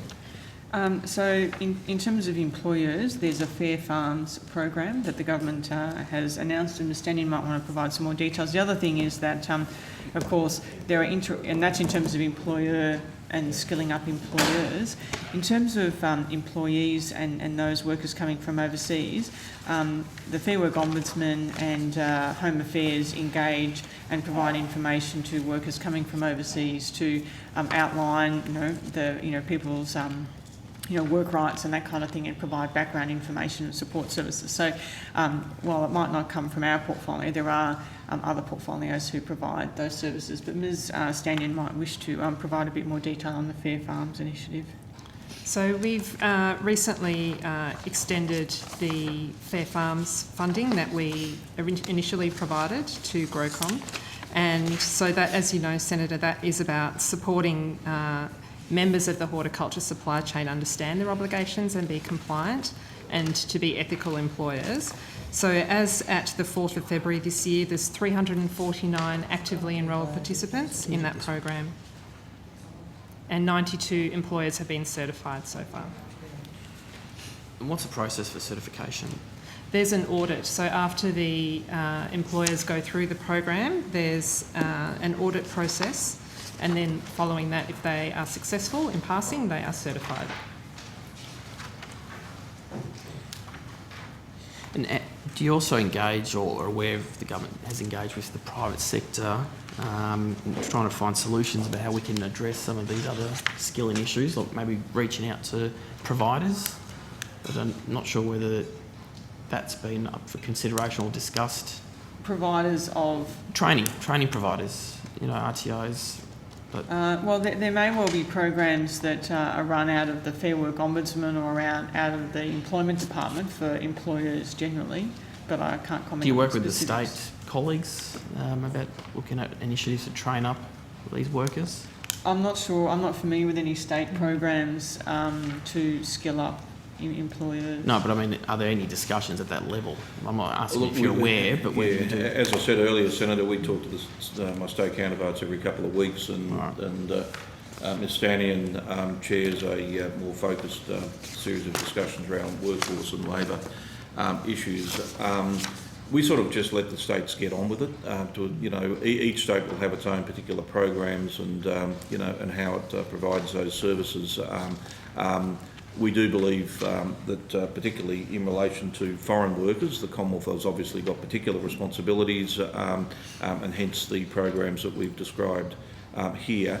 But I'd be very surprised if there weren't programs at the state and territory level, again, providing information and support about employment practices and whatever.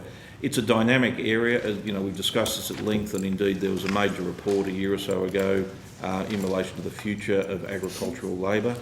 There's a lot of technological development occurring. A lot of the research and development corporations are funding new ways of working.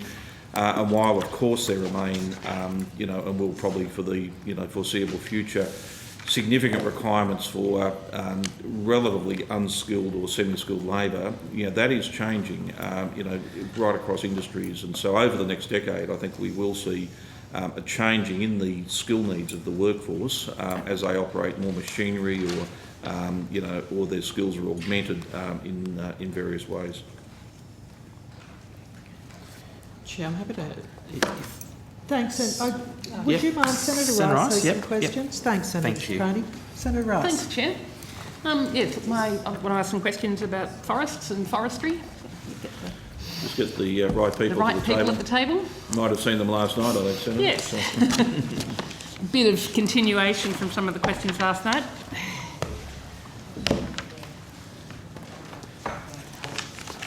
Good morning. Okay, look, I'm starting off with just some clarification about the details of the extension of the Victorian Regional Forest Agreements. So they were extended in 2030, extended in March 2020 to 2030. Just want... Yeah, sorry, Senator Rice. Could I, Chair, we do have the Minister responsible He's later coming. on. I apologise. I just asked the Chair and they... Yeah, sorry, Senator Rice. So, more as than much happy as to. as you know, I a huge thought, fan of our sustainable happy forestry industry in Australia and particularly our home state of Victoria, but it's probably better if you could. Absolutely. Do we know Yeah, what all right, time thank he is you. coming? I know I have to be in communications at 2:30. So he'll be there then. Could we schedule forestry for 2:30? We are finished in that section of the department by then. Okay, so when's one? We'll let you know. Okay, we'll sort out. All right. We'll do some backroom stuff. Too early for a coffee. Okay. All right, I will come back when Minister Duniam is here. That'd be much more appropriate. Senator Rice. And we'll probably I do fishing apologise. as well. Fishing and forestry when Duniam's here. Excellent. Thank you. Senator Patrick, would you like to ask your questions now? Forestry, so... well. Senator Rice. Well, perhaps I could ask my questions. We'll check with Senator Duniam and we'll let the committee know when he'll be here. So. Okay, thanks.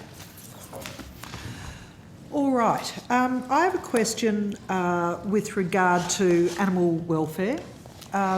I used to sit on the Beef Sustainability Framework and was a big supporter of the work that industry was doing on using pain relief, particularly in cattle, though that's now spread to sheep as well, using trisulfan. And that is a product that uses pain relief. Now, we had a short discussion at the last estimates around the public consultation of the TGA on the use of numocaine, colloquially used for numbnuts, as a product, and it was presented that that this is somehow going to allow for these products to be sold in supermarkets, which of course is not what the industry was looking for. They're looking for a move from an S4 to an S5 category to allow for the sale not to be restricted, to move from being restricted to vets to being allowed to be sold through rural businesses or even online to pre-approved applicants. I just want to go back and revisit that, because at the last hearing there was a suggestion that this product in particular was going to be available inappropriately and to, the household. I just want to ask where that is up to, because I want to ensure that regional farmers who don't have vets close by are able to continue using pain relief for their I'll just animals. check with my colleague, Senator, as to whether this might be an issue for the APVMA.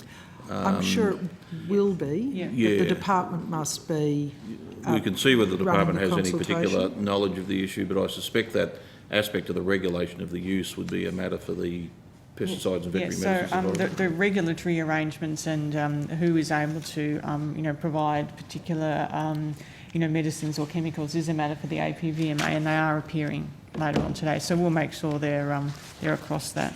All right, terrific. Thank you. Well, it's all very quick. Back to you, Senator McCarthy. Thank you, Chair. I'd like to go to biodiversity, if I may, if we've got the right people at the table. While we're getting... I just wanted to inform that Senator Duniam will be available straight after the tea break, so if the Secretariat could let Senator Rice know, all our fishing and forestry questions can come then. Terrific. Morning tea after, so at 11:15. Thank you. Terrific. Thank you. Okay. Can the department provide all of the measures that are part of the $66.1 million Ag Biodiversity Stewardship Package? Certainly, Senator.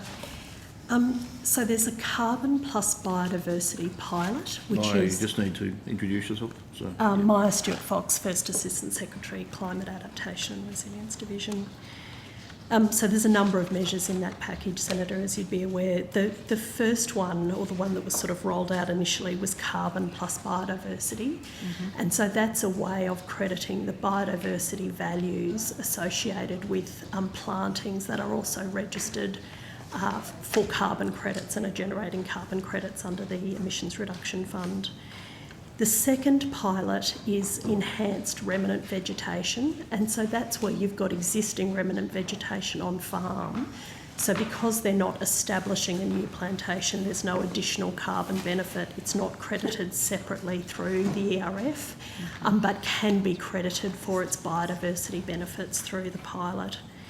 There's also a national stewardship trading platform, which is a platform to enable the trade or the sale of those biodiversity benefits. And it's also a project planning tool to enable farmers to plan their biodiversity project, whether it's the carbon plus biodiversity or the enhanced remnant vegetation. There's an Australian Farm Biodiversity Certification Scheme, which is a way of certifying the biodiversity benefits, and that's for marketing purposes rather than for the sale of the biodiversity outcomes. And there's also the Australian Agricultural Sustainability Framework, which is looking more broadly at environmental sustainability, and that's a measure that's being delivered by the NFF. Thank you, Ms Stewart-Fox. Could you also give us the total amount of funding and a breakdown across the forward estimates? Yes. So there's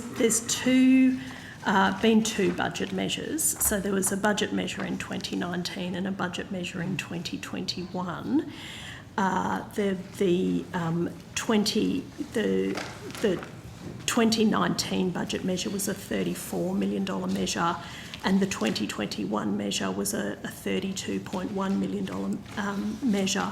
I can give you the breakdown if you like now, or can do it on. Do you want to table that? Is that okay? If There's you could just table quite it. a lot of Please table it. No, it's yeah, all but good. we can do that. Thank you. So you said there, so just going on those figures you've said, but so the 21-22 budget included new funding of 32.1 million to promote the biodiversity stewardship. It was for design of the package as well as initial rollout. So can you provide a breakdown of the measures included as part of that funding? Is that on that table is that on that document you're going to table? Yes, so the Carbon Plus Biodiversity is 23.5 million over 4 years. Enhancing remnant vegetation is 22.3 million over 4 years.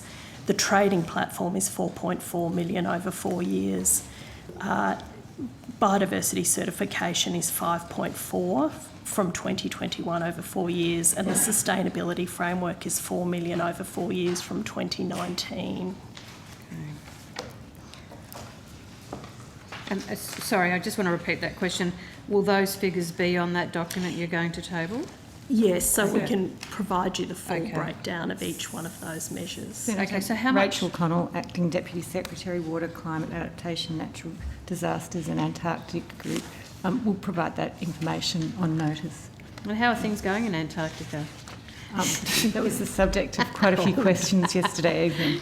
Oh, no, I did enjoy being down there. Oh, you've been there? Yeah. Oh, apologies. Anyway, that's Talk another about that later. conversation. Okay, Ms Stewart-Fox, how much has actually been expended to date of that funding, of the 32.1 million? So because we've got two different measures across the two, so it's 66.1 across the two budget measures for the package, expended is 19.8 million with an additional $6.9 million committed, and by that I mean contracted. Okay, no, that's fine, thank you. So how much remains? So that's 19 and 9. Are you including the two together? 19.8. 19.8 plus 16.9 committed. 16.9. Beg your pardon. Okay. So what that means is across the two packages, there's 39.4 million that has yet to be contracted, but of course we have grant rounds opened. Yep. And grant rounds being assessed, and so we would expect that to be contracted over the next over the next little while. Okay, so in terms of the Carbon Plus Biodiversity and the Enhancing Remnant Vegetation pilots, how much of the round one funding has been expended? So offers have been made totalling $4 million under the Carbon Plus Biodiversity pilot. Enhanced remnant vegetation closed on the 27th of October and is currently under assessment. So you don't have a figure for that yet?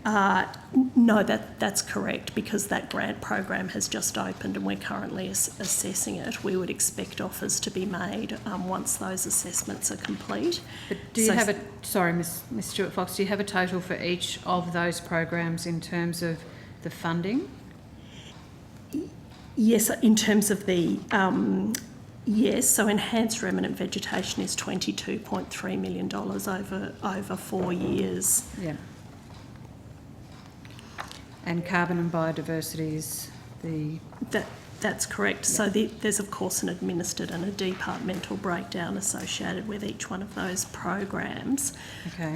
The grant round has gone out. There's been a high number of applications for that. They're currently being assessed, and so once that assessment process has occurred, then offers will be made under that program. And how many? You say there's been a high number. What's a high number? I can't confirm the number yet, okay. Senator. Yeah. How many farmers participated in round one? In round one, under Carbon Plus Biodiversity, was 83 applications received. And that's between 6 and 16 applications per region, and it ran across 6 regions. Okay. And there's been a second round of Carbon Plus Biodiversity, which has run across a further 6 regions. Okay, so So when you say the 83 applications, that's over both those rounds? No, that's round one. Round one, okay. Can you provide a breakdown of the number of farmers participating in the carbon and diversity pilot and the enhancing remnant vegetation pilot? Yes, so as soon as an announcement's been made around enhanced remnant vegetation, we can provide that. Do that. And similarly, round 2 of Carbon Plus Biodiversity opened in 16th of December and closed on the 3rd of March. So that's just closed, and we can provide you with numbers. 3rd of Feb, do you mean? Sorry, it closes on the 3rd of March, and so once that grant round closes, then of course we'll have numbers of then. applicants out of that. Also, if you can provide a breakdown of the total number of farmers across each of the 6 NRM regions. Central West New South Wales, North Tasmania, Eyre Peninsula and South West WA. We can give a regional breakdown of applications under each one of those rounds. So round 2 of the pilots, as you said, are underway, with funding up to 18.8 million, with an additional 6 eligible NRM regions: Fitzroy Basin, Riverina, Goulburn, Broken, Vic, Southern Tasmania, Northern York, South Australia and South Coast WA. So that's the applications that you're saying closed on the 3rd? Yeah, so with the round 2 of Carbon Plus Biodiversity will close on the 3rd of March. Yep. So why is there a funding difference if round 1 is 23.5 million and round 2 is 18.8 million for the same number? Sorry, so Carbon Plus Biodiversity is $23.5 million over 4 years for both rounds. Okay.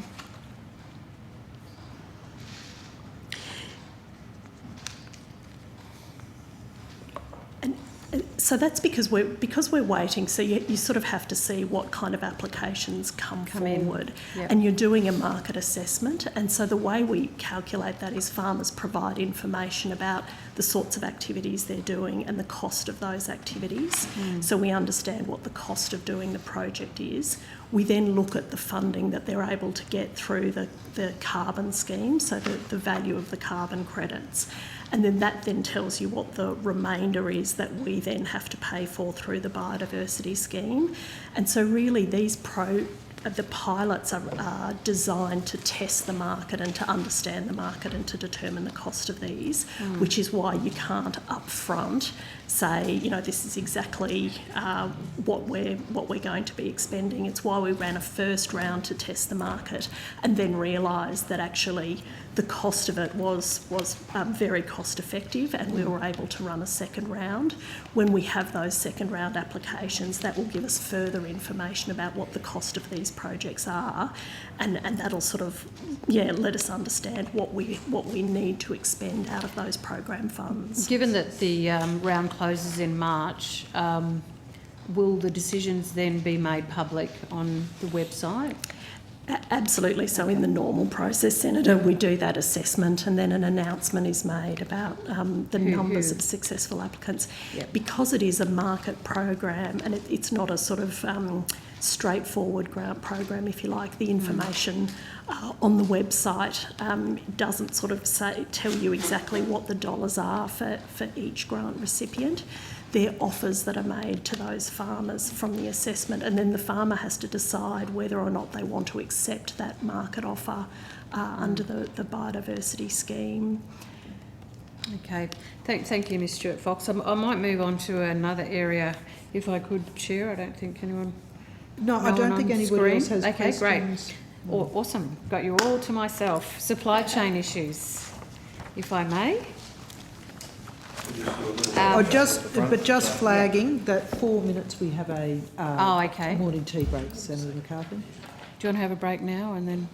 Oh, well, I'll give you 4 minutes of questions on biodiversity. Unless, did you have questions? If you wouldn't mind just to finish up.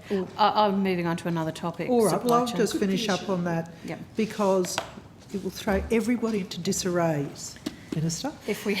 I have had contact from farmers and graziers who are really interested in the biodiversity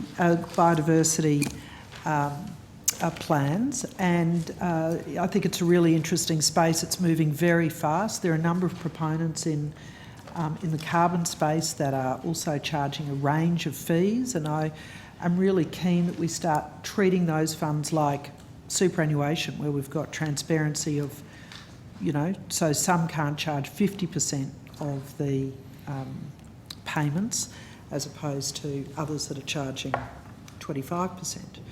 So in the biodiversity space, have you got any thinking around how the market will be managed around transparency of pricing, ensure that there aren't cowboys in the market?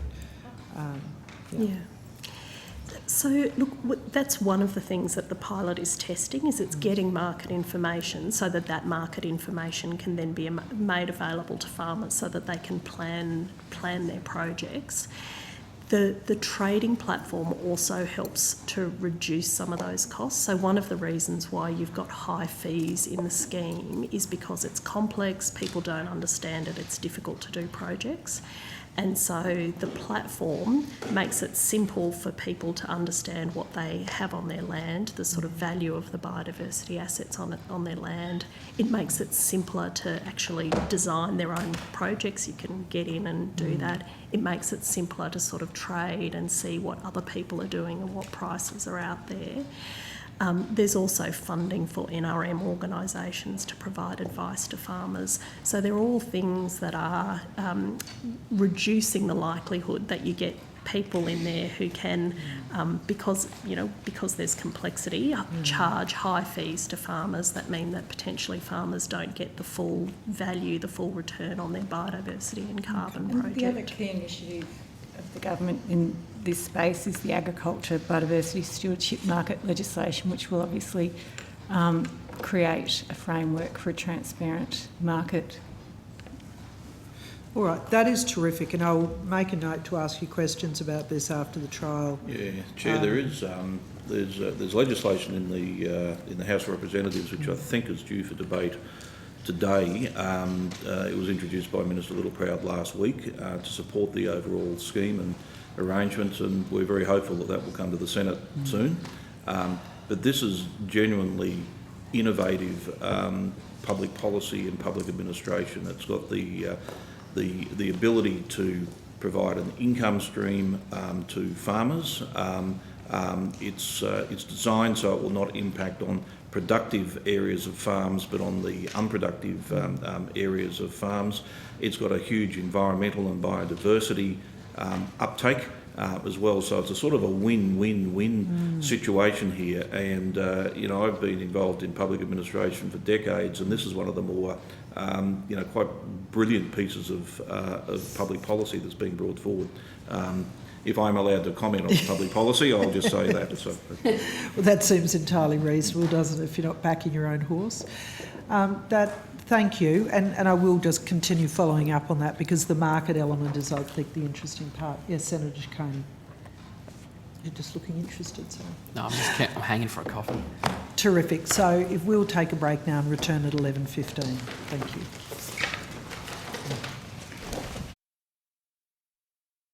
Terrific. Well, let's recommence.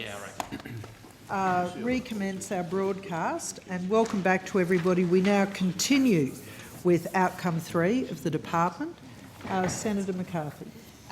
Thank you, Chair. I do want to go to supply chain issues, but firstly, I also want to give a huge thank you to all the workers involved with trying to get supplies out to our communities across Australia, in particular up north. We certainly experienced some massive problems with the cuts to supply chains, and I just want to pass that on really to those listening who are involved in the industry. But I am keen to ask a couple of questions about the disruptions that have occurred, and all of this is about learning from what's happened. We've certainly seen images of empty shelves in supermarkets and consumers paying for more for certain things. I guess there's also the shortage of pallets to get food, produce and other items delivered to supermarkets. Can the department just tell us about the shortages of pallets and how are goods transported around the country when there aren't these pallets around? Certainly, Senator. So I'm happy to make some comments and Ms Campbell may wish to add to those. So pallets are obviously very important for moving goods between aircraft and trains or other heavy vehicles. There are different sized pallets in planes compared to on heavy vehicles as well. And of course, in addition, we had the very significant challenge of the flooding that impacted our colleagues and families in the Northern Territory and into WA. So in relation to pallets, what we've been very involved in supply chain issues, working with our colleagues in the Department of Industry, in Treasury, in the Emergency Management Department. And what we were seeking to do is to understand where the blockages were. So certainly with pallets, one of the things we understood was that it wasn't necessarily that there were any fewer pallets, it's just that they were kind of, in some circumstances being, maybe weren't moving through the system quickly enough. And so what that means is that if some suppliers are effectively, maybe hoarding is probably the wrong word, but certainly, keeping them for their own use in their own vehicles and that kind of thing, then that meant that there were potential disruptions elsewhere, because what actually is important is the movement of pallets through the system and the sharing of those. And because of the lead times, if you like, in building pallets, it's not something that you can easily, quickly add to the supply. So certainly we've been working with our colleagues in Home Affairs and, as I said, in Treasury and the Industry Department. And with industry, there's a whole bunch of different meetings with industry to help those supply chains and help to improve the movement of pallets, particularly for important goods, whether it's medical supplies or whether it's fresh food and other foods that we need to move. So you're saying there's no shortage of pallets, it's just that the circulation of those pallets is where the issue was. Yeah, so certainly there wasn't anything that reduced the overall number of pallets, but there were blockages in the system, which meant that some people had a shortage, others didn't. And through those coordination mechanisms and those discussions with industry, there was encouragement of how might we use the existing supply better to ensure that we can move, especially important medical supplies and food. Ms Campbell? Yeah, I might add something. Emma Campbell, First Assistant Secretary, AgVet Chemicals, Fish Forestry and Engagement Division. Certainly the pallet issues we've seen over the last couple of months has really been exacerbated by the issues Ms Denninger talked about. There is I guess a lower order issue about the amount of wood going into pallets, and that's really wood out of Victoria going into the pallet manufacturing facilities in Victoria, and a lot of that results of supply chain, injunctions, etc., and lack of hardwood going into those supplies. So that's an issue for Victorian government, releasing wood into that supply chain. We're continuing to work with industry and the Victorian government on that, and so that's sort of a longer term issue. But it's not of the scale of the supply chain. Is that the only issues. area, Ms Campbell, that you're working on manufacturing of pallets in Victoria? My understanding is the vast majority of hardwood pallets, which are the long-lived pallets that support the hospitality and the food industry, are made in Victoria. So there might be a longer-term solution, but at the moment that's really the issue. So it's not a pallet shortage. It's just the fact that they can't be circulated. The existing ones. That's the main issue, is that there's a circulation issue, although there are less pallets in Australia than we would like because the manufacturing of pallets has slowed down. And when you say less, by how much? I don't have that number. Yeah. Apparently it's a sort of sleeper issue, but it's been vastly swamped, is how industry described it with me, with the other issues that we've been seeing across all supply chains over the last couple of months. So what would be an ideal number in terms of pallets? Sorry, I don't have that number. We can certainly work with industry and take that on notice. And if you could also let me know if Victoria is the only state that can be involved in manufacturing that. I'll do that. Certainly my understanding is that they're the main hardwood manufacturing pallets, and there's softwood pallets being manufactured elsewhere. So So where are they manufactured? I'll take the detail on where and how the pallets are manufactured on notice. And so what impact has this had on consumers? I've certainly seen up home the impact, but in terms of the availability of products and items and the cost to consumers, is that something the department's put together in terms of what happened recently?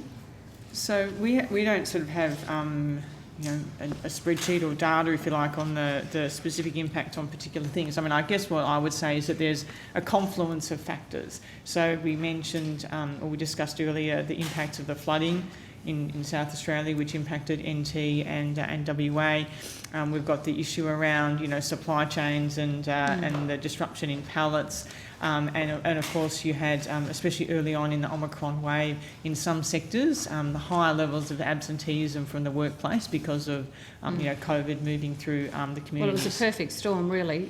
I'm curious to know, Ms Denninger, how such a situation is debriefed on and what is the learning from that episode? Is that something that the department does in terms of putting together a debrief on, this is where things went wrong? Yeah. It's not about blame. It's actually about how you learn from a situation of crisis. Because certainly, again, if I reflect on how we felt up north, we were just totally cut off. Plus, we had COVID in its fullest and thickest form impacting our communities, and it was probably the first time we ever realised just how incredibly vulnerable we were. Yeah, it's certainly been a pretty extraordinary summer, look, we as a department, as I think my colleagues explain, are very much part of the joined up whole of government work here, and coordination comes largely from the Department of Home Affairs and Emergency Management Australia. The National Coordination Mechanism has been a very important sort of central point, and that intersection of departments and the private sector, state government sort of coming together to focus on these issues. I'm very confident that the Emergency Management Australia, the National Resilience and Reconstruction Agency, the NRRA, and others will be looking at these confluence of multiple factors, whether they're weather events, whether they're, sort of pandemic events, whether they're sort of external supply chain shocks, and say, well, what can we do? What will we do better? And whatever. Notwithstanding all of those challenges that have been thrown at us, and notwithstanding the severe disruptions that have occurred, I think the Australians have pulled together remarkably well to fix the problems. We're practical people, fix the problems and get on with it. But your question, which I think is a very important question, Senator, about do people look back and think about what lessons have been learned, how do you move forward? Absolutely, and we'll be part of those whole of government processes. So.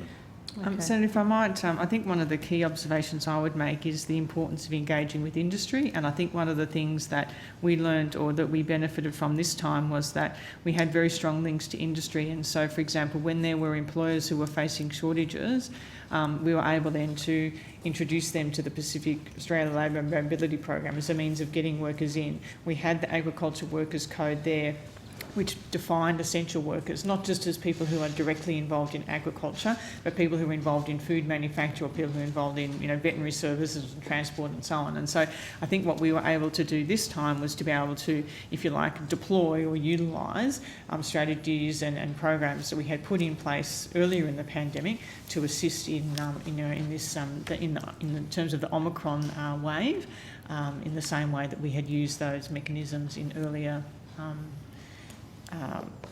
strains, if you like, of the pandemic. And does the minister get briefed on what happened in this particular scenario? For example, say with the pallets, the fact that they, you're saying there wasn't a shortage, but they were going around and round in terms of blockage. Does the minister get briefed on that, or is it still just at department level? Certainly, Senator, that the National Cabinet, in fact, took a very keen interest in all of these supply chain issues, whether it's pallets or whether it's the transport issues into the NT and WA, whether it's not only agriculture sectors but other sectors who needed employees. So certainly National Cabinet took a very keen interest in all of those matters. So just on the debriefing of what occurred, obviously I'll follow that up at next estimates whenever we get to that point, but I will be following it closely because it did have such a profound impact, and obviously not just on the Northern Territory, but it would be good to know how the learning takes place with all of these scenarios, so that we can hopefully be a bit better prepared next time. So, Senator McCarthy, I might just add as well to this. I mean, I think it might have been Friday week ago, I toured a pallet manufacturing facility in Colac in Victoria there. Mm-hmm. They talked about the issues they faced, the capacity they have to expand their production, both of softwood and hardwood pallets, which would address some of the issues Ms Denninger and Ms Campbell have spoken about. So to your point around what learnings there are, I've engaged with the forest industry, so the growers and harvesters, the manufacturers of the pallets, to understand what support they might need. There are various entities out there with proposals that they've brought to government. All of those things need to be considered in the context of the whole of government response. So at least insofar as my responsibilities are concerned, and I've conveyed this to colleagues who are further up the food chain, about the importance of making sure we do have this sovereign capability, but also secure access to resource, the timber we need to be able to actually do this, to keep these pallets circulating, to keep goods being able to get to market. Noting though that is just one of the issues that fed into the problem you talked about in the top end there about getting goods to... So what did you learn about that tour with the pallets? Is there a shortage? So at a manufacturer level, they see there is a high level of demand that they can't keep up with because of resource security. Noting they're a Victorian manufacturer and they're casting the net pretty far and wide to get access to the resource they need, particularly hardwood, which comes largely out of native forests. So that's an issue they're dealing with. They didn't characterise it as a shortage, but I think, as Ms Denninger said, in the distribution networks, supply pallets, and demand. Yeah. Indeed that, but pallets sort of might build up at a certain depot to be reissued and reused somewhere else, as opposed to a shortage. But we've got to still deal with that by creating more supply, or manufacturers do at least. And indeed, Senator, it's as you know, there are broader global issues as well. It's well publicised. I think the issues about shipping containers and the impact of the pandemic and other trade patterns, and the ability to source containers to actually export goods and whatever. So all of these issues, which have been I suspect the pandemic has sort of thrown up all of these different sort of connections and interrelationships, are certainly things that are the subject of a huge amount of focus and ongoing focus, and the lessons of today will always be borne in mind in terms of what more we can do into the future across these range of areas.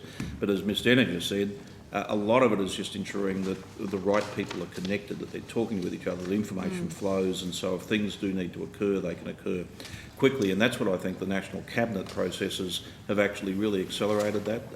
There's a really strong connection there on these very practical issues that flows through the First Minister's departments and First Secretaries, and then out into sort of government more generally, and that connection then back in with business as well. And it's that intersection as to how can government provide the enabling environment, remove the blockages, assist business, when business is being disrupted because of these huge issues such as we've seen from the pandemic or the massive natural disasters and so on. So. Okay, thank you. Thank you, Chair. Thank you very much, Senator McCarthy. Senator Rice, do you have questions for this area? I do. And look, I'll start off with a follow-up question to the issue about pallets and to whether the government or the department, through the regional forestry hubs or other measures, are working to get hardwood plantation logs actually being sawn into pallets, which, small dimension timbers, very possible, rather than exporting our hardwood plantation logs, often as whole logs, offshore. Again, this is a relatively new issue for us, and I was talking to the Industry Association probably last week, and they hadn't really been aware of the pallet issues until the last couple of months. So certainly looking at opportunities for pallets and broadening supply is certainly something we're doing. I don't know that we've had direct conversations with the hub, but we have with the Industry Association about what the options are. Okay, if you could take on notice any discussions about, the use, particularly the use of hardwood plantation logs for timber purposes such as pallets rather than just being chipped or being shipped offshore. Okay, Minister, I want to go to the Victorian Regional Forest Agreements that were extended until 2030 on March 2020. Mm-hmm. And Minister, was it you that signed the extensions to the RFA? Yes, on behalf of the government of, or is it the Prime Minister? It was the Prime Minister, but we can confirm in this hearing. We take that on notice. Okay. It was either delegated to me or the PM director. Okay, so either you as the Minister for Forestry or the Prime Minister even who signed them. Typically the Prime Minister. Yep, so they accredit Victoria's forest management system, don't they? They basically give it the Commonwealth seal of approval. Do you want to perhaps run through the process of how we landed that outcome? We did. We assessed the Victorian forest management system, and the word accredit is the right term. Minister, in November last year, when Australia signed up to the Glasgow Declaration on Forests, you said that Australia's sustainable native forestry practices, where our native forests are regenerated after each harvest event, are consistent with the aspirations of the UN Global Forest Goals and Sustainable Development Goals for 2030. I presume you still stand by that statement? I certainly do. Okay. So do you believe that native forests are regenerated after each logging event? That's my experience, yes. I mean, I'm sure there are exceptions to the rule, but as a global proposition, yes, that's what we should be doing. And that's part of, accrediting the system, that's what's going on. So do you believe that timber harvesting in Australia's native forests doesn't result then in deforestation? So are you using the term deforestation as defined as clearing land and never replanting it? Is that what you mean by deforestation? Well, I'm asking what you mean. Because that's what I determine it to be, that this is just large-scale clearance of land never to be replanted, and our productive forests largely, unless for other economic reasons, are replanted. I mean, I'm using it, essentially, Ross Hampton for the Forest Products Association, would you agree with the statement that he made, that timber harvesting operations in Australia do not result in deforestation, as all areas harvested are regenerated to ensure that there is no net loss over time in forested areas. In simple terms, every Australian tree used is replaced. Are you asking if I agree with yes, that? Look, as a general proposition, yes. But I mean, we have to remember though, and I toured, in fact, 2 or 3 weeks ago now, as a result of changes to the carbon methodology around plantation forests, land that was to be cleared and perhaps prior to these changes to the methodology would have been turned into pasture, but because of those changes will be retained. So in the past, I expect there have been instances of clearing where it's been turned into something else. But as a general principle, our commitment to that industry and that part of the industry accords with what we signed up to. Okay. So look, I'd like to table a report that I presume you saw that was published by a consortium of 19 environment groups, including Environment Victoria, the Victorian National Parks Association and 17 other forest conservation groups in November last year, about the same time as you were signing on to the Glasgow Declaration, entitled After the Logging.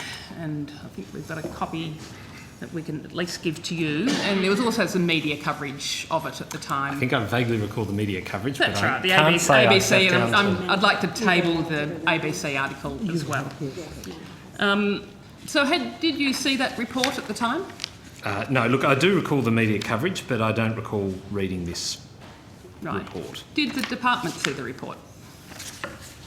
Again, I recall seeing the media coverage. I can't recall if my team have read the report. I assume they have, but I can take that on notice. If you could take that on notice, that would be appreciated. So, has the department done any assessment or evaluation of the report? Not to my knowledge, no. So, Minister, have you contacted me? You saw the media coverage, you didn't follow up with it. Have you contacted the Victorian Government about the evidence presented in this report? Yeah, not specifically. We're frequently in contact with the Victorian Government about matters forestry, RFA in particular, major event review, etc. But I don't know whether officials have been in touch, but I haven't. And Ms Campbell? Again, similar to the Minister, we talk regularly with Victoria. I'm not aware if we talked specifically about that report, but we can take that on notice. Okay, I think would you think that you'd remember if you had raised it with the Victorian Government in the context of all the other forests? And my team has just texted me that yes, we have had conversations, but the detail of those I don't have. Okay, so you've had conversations, so your team have had conversations with the Victorian Government about the evidence presented in this report? Yes. Has there been any assessment? No, there's been no assessment. Okay. Minister, you've got the report there in front of you. The summary states that governments justify native forest logging by promising that they regrow or regenerate the forest like for like. And this promise underpins the regional forest agreement signed by the Commonwealth and Victoria. And it's used to justify exempting native forest logging from federal environment laws. I reckon that statement's pretty fair, isn't it? That's why, that, as we were just saying, that the expectation is that forest that's logged is going to be regrown, regenerated. Yeah, look, I believe in the sustainability of the industry, and that's why I support it. That's why we sign up to these things. And Vic Forest claims that, again the summary continues, that Vic Forest claims that fewer than 15% of log coops fail to regenerate within 3 years at first attempt. And in fact, this 3-year benchmark applies not to forests but to eucalypt seedlings, and that the failure rate is 30%, twice what Vic Forest claims. And in mountain ash forests, the failure rate is over 50%. And that the tables that this report outlines on the basis of their research is there, and the spot that I've got noted in the report on page 17. But I did want to take you, Minister, to the photos of the failed regeneration report on pages 18 to 25. Sure. Now, can I just confirm something on this report? Is the author Margaret Blakers? That's right. The founding member of the Victorian Greens? She was one of the founding members of the Victorian Greens. I just thought that was important context, just with regard to... I think she's also a highly credited environmental researcher over many years. I'm sure. I don't know Ms Blakers, but or perhaps Dr Blakers, I'm not sure, but important to have on the record. Yep. So going to these photos on pages 18 to 25, are these examples of deforestation in your view? Well, look, one, you've just tabled the report. It's the first time I've seen the detail of it. Two, I note the groups who've contributed to it, and I'd want to go and fact check everything that's in this, I think, as you would expect me to. I don't know where these photos are taken. The documentation is there on each photo. Indeed. Again, I'd have to take it at face value. I can't verify that. I'm not a Victorian and certainly not that familiar with the landscape. But I can see the pictures you've provided to me. So we've got, photos of basically areas which were logged up to a decade ago. I mean, this is documenting forest areas and failed regeneration since 2011. Some of them have failed to regenerate for over a decade. And it's, been a very comprehensive report quite a long time in the making that's ended up with this documentation. Can I take you in particular to the photo on page 23, which is forest that was mountain ash forest, which is now regrown as silver wattle. Is that deforestation in your view? Again, I'm not 100% sure on the nature of this. I mean, it makes a claim here that they were clear felled across a certain period of time, and that the subsequent photo was taken at a certain point in time, a decade later. I mean, I don't know if it was taken a year after or not. So again, I can't, based on a report I've just seen, photographs I can't verify, say whether, if all of this is true, is that deforestation? Again, I'll go back to the general proposition. The industry we're talking about here isn't one that causes deforestation, in my view. I've got some photos here you've provided to me. I'm happy to go away and look at these and interrogate them further, stress test them and see what we come back with. Well, at the very least, I would have expected, Minister, that, this report was put out in November, that you would have asked the department to do an assessment of the research that had led to this report. I hope you will ask the department to do that now. Well, now that I've brought it to I your will attention. look at this, but I mean, you know, Friends of the Bats, Habitat, They're all Lawyers for incredibly Forests. passionate forest conservation groups who see the destruction of native forests, which I would have thought that the industry was concerned about as well. If you've got 50% of your mountain ash forest logged areas not regenerating, that's a pretty significant issue for an industry that says that they are sustainable. But I mean, Wouldn't you that's a agree? claim you're making, Senator Rice, and again, I can't verify the statistics you are bringing to the table here. We also have the ABC reporting on it, who have, you know, they've got pretty strict legal checks. They're not going to be reporting and presenting evidence that hasn't been through their lawyers as to whether the evidence that's presented backs up the claims that are being made. Well, if you're asking me to say because the ABC's reported it must therefore be fact, they're presented as journalists with information and they will ask questions and try and seek answers, and that's their job. Would you agree, Minister, that a forest management system that tolerates this kind of regeneration failure, you know, this is what's being put to you, if you know, and I'm, you know, very strongly of the opinion that this in fact is very strong evidence. I understand that you want a chance to look at this evidence, but given the evidence that's presented here, would you agree that a forest management system that tolerates this amount of regeneration failure is in itself a failure? Look, one, again, you are making that claim that this system tolerates failure as you define it, based on information I wish to go away and interrogate.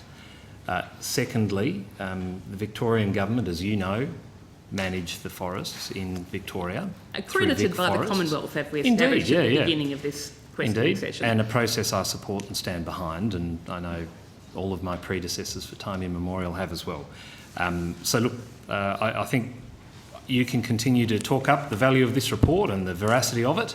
I'll continue to tell you that I'll look at the information that's been tabled today, and happy to, at the next estimates, perhaps revisit on it. I mean, there are examples right across the country of issues with regeneration for one issue or another, and there's one down in the Arve Valley I'd love to take you to where a regen burn wasn't conducted, and in the middle of a World Heritage Wilderness area we have a great big gravel pit, and that was managed by a group called Environment Tasmania, who got a grant to do it. And they went against the standard practice for managing these forests and creating a regenerative environment. With due respect, and I know I've got limited time, we are looking particularly here about forests that is managed by the state government of Victoria, in a system accredited by the Commonwealth government. So I look forward to your assessment of it. If you did, you know, find out that that what is documented here is valid, is legitimate, and is resulting in this level of failure of regeneration, would the Commonwealth consider withdrawing its accreditation of the Victorian forest management systems that have led to this? Well, look, I tell you what we would do. We would seek a please explain. And I know the Secretary has written to his counterpart previously with regard to matters. I've asked for the copy of the response that you got from the Victorian government. We can, Senator, and we're endeavouring to get you that letter, and hopefully we can have that for you very soon. My team advised me that I flagged yesterday that we're having the annual meeting, which is one of the structures under the Victorian RFA. We have that meeting next month, and we have written to the Victorians and advised that we want details about this report and the allegations in that. So hopefully we'll have more information. When's that meeting, please? In March. I don't have the specific date with me. Okay. Can I just finish off? There was, actually I've got two more bits. Related to this, and related to my question on notice as to whether there was an emissions reduction methodology for avoided logging, and you confirmed in response to my question on notice that there isn't. Given if we've got regeneration failing in a third of the native forests that are logged, and we've got, when you're logging an old forest, you are removing soil carbon, you are replacing carbon stores in an old forest with new trees, wouldn't you agree that it's highly likely that avoiding logging would be carbon positive? And in fact, there's a lot of scientific research to back that up. I think that's a question for the Clean Energy Regulator, who are the experts in assessing carbon values. So this department that oversees logging has got no view as to whether anything to do with the value for storing carbon, carbon sequestration, avoided carbon emissions. You've got no view at all. It's the Clean Energy Regulator. They'll look at the detail of carbon in Australia. We note the UN report that flags the value of regenerative logging, and then that was a 2007 IPCC report. We've had a number of IPCC reports since then, which they have not continued to make that statement. Have they contradicted that? They have not continued to make that statement. Which is different to ruling it out. Can I please, presume that the Clean Energy Regulator would work with your department on terms of that assessment and emissions reduction methodologies? The Clean Energy Regulator has a process for determining which assessments they prioritise and look at. I don't have the detail of that. My understanding is avoided deforestation is not on their current work plan. And you haven't made any approaches to them as to whether avoiding native forest logging would be an appropriate thing to determine a methodology on? We're not working with them on the detail of that method. Minister, the Victorian Government is reportedly today releasing a revised code of practice that's for forest management that's expected will weaken the code, removing or modifying the precautionary principle. Has the Commonwealth had any discussions with Victoria about their review of their code of forest practice? We've certainly had discussions about the review of the code. I'll have to check with my team if we've seen the latest version formally. I don't think we've been consulted on the formal update of the code at this time, but we expect them to inform it, as is their obligation under the RFA. Does the government have any view on the removal of the precautionary principle as part of the code and the appropriateness of doing that? I haven't seen the final code, so I'd need to look at that to take that into the full context. I note in the Threatened Species and Communities Risk Assessment, which was undertaken after the RFAs were renewed, stated that the precautionary principle is a freestanding and overarching obligation within the code which must be considered when there is a threat of serious or irreversible environmental damage and substantial scientific uncertainty as to the environmental damage. In this sense, the precautionary principle serves as an additional overarching protection which may in some cases require undertaking management action. So that review was quite strongly in support of the code. They also note that the Code of Practice for Timber Production includes standards and prescriptions to address many of the impacts of timber harvesting. However, the measures are not necessarily sufficiently comprehensive or effective to manage all risks. So I'd be, interested in your thoughts about the appropriateness of retaining the precautionary principle within the code. I think, Senator Rice, that we really need, as Ms Campbell said, to actually look at the Victorian, proposal or the Victorian code that they're releasing today before we can provide any comment. Otherwise, we might inadvertently provide incorrect information to the committee. Okay. Look, my team's confirmed that we haven't seen it. So you haven't had any input into the revision of the code whatsoever, despite the fact that the code is an absolutely central part of their forest management system, and it's clearly failing, as this report of regeneration is showing. The RFA requires that Victoria inform us of changes, and so we expect to be informed once they've done the code, and we will look at that. Okay. My final question is following up on my question on notice from last estimates about the risk assessment that was undertaken for threatened species, which was a core part of the renewed RFAs. And I asked for the details of that risk assessment beyond what was in the Threatened Species and Communities report. You just referred me back to that Threatened Species and Communities report with no more detail about the details of that risk assessment. Was there a reason why you did that? I don't have the details. That's information that Victoria's provided to me. No, but in terms of my question on notice, why you just referred me back to the report, which was, very circular, because that was the report that I was referring to in my questions at last estimates. There's, in Appendix 2 of that report, they refer to the risk assessment process, and essentially what I would like to have is the details of that risk assessment process for every threatened species that is present in forests in the RFAs. We can certainly ask Victoria for that specific question. Again, the risk assessment that we referred you to in the question on notice is what Victoria had provided to us. So you haven't got the details of that risk assessment? So it goes to my questions that I asked you yesterday about, I mean, it's under that risk assessment process that they deemed that the measures that were in place to protect wallows, leadbeater's possums, were satisfactory. That came out of that risk assessment process. Yeah, so if you could ask Victoria for that risk assessment process for yourself as much as for us, I think it might be of particular value. Thank you. Thank you, Chair. Sorry, can I just clarify one of my previous answers? It was the Assistant Minister who signed the Victorian RFA extension. It was me. Thank you. So it was you. It was me. Thank you. Proud. Thank you. Thank you, Chair. The question I was set to ask to specifically has sort of been addressed by Senator Rice eventually, but I'm going to make a comment first. I haven't seen the report that we just all received a copy of. No, I've got a copy of it. Just a couple of comments on that without even reading it. I do not have a very high opinion of reports produced by the VNPA or related organisations. I've seen over my lifetime, and I'm a former member of the VNPA a long time ago, well-meaning environmental action has resulted in some pretty poor outcomes pushed by organisations like that over the years, most particularly probably over the last 20 years being the explosion of feral deer in Victoria, which in most people's view in my part of the world is a direct consequence of the removal of cattle from the high country.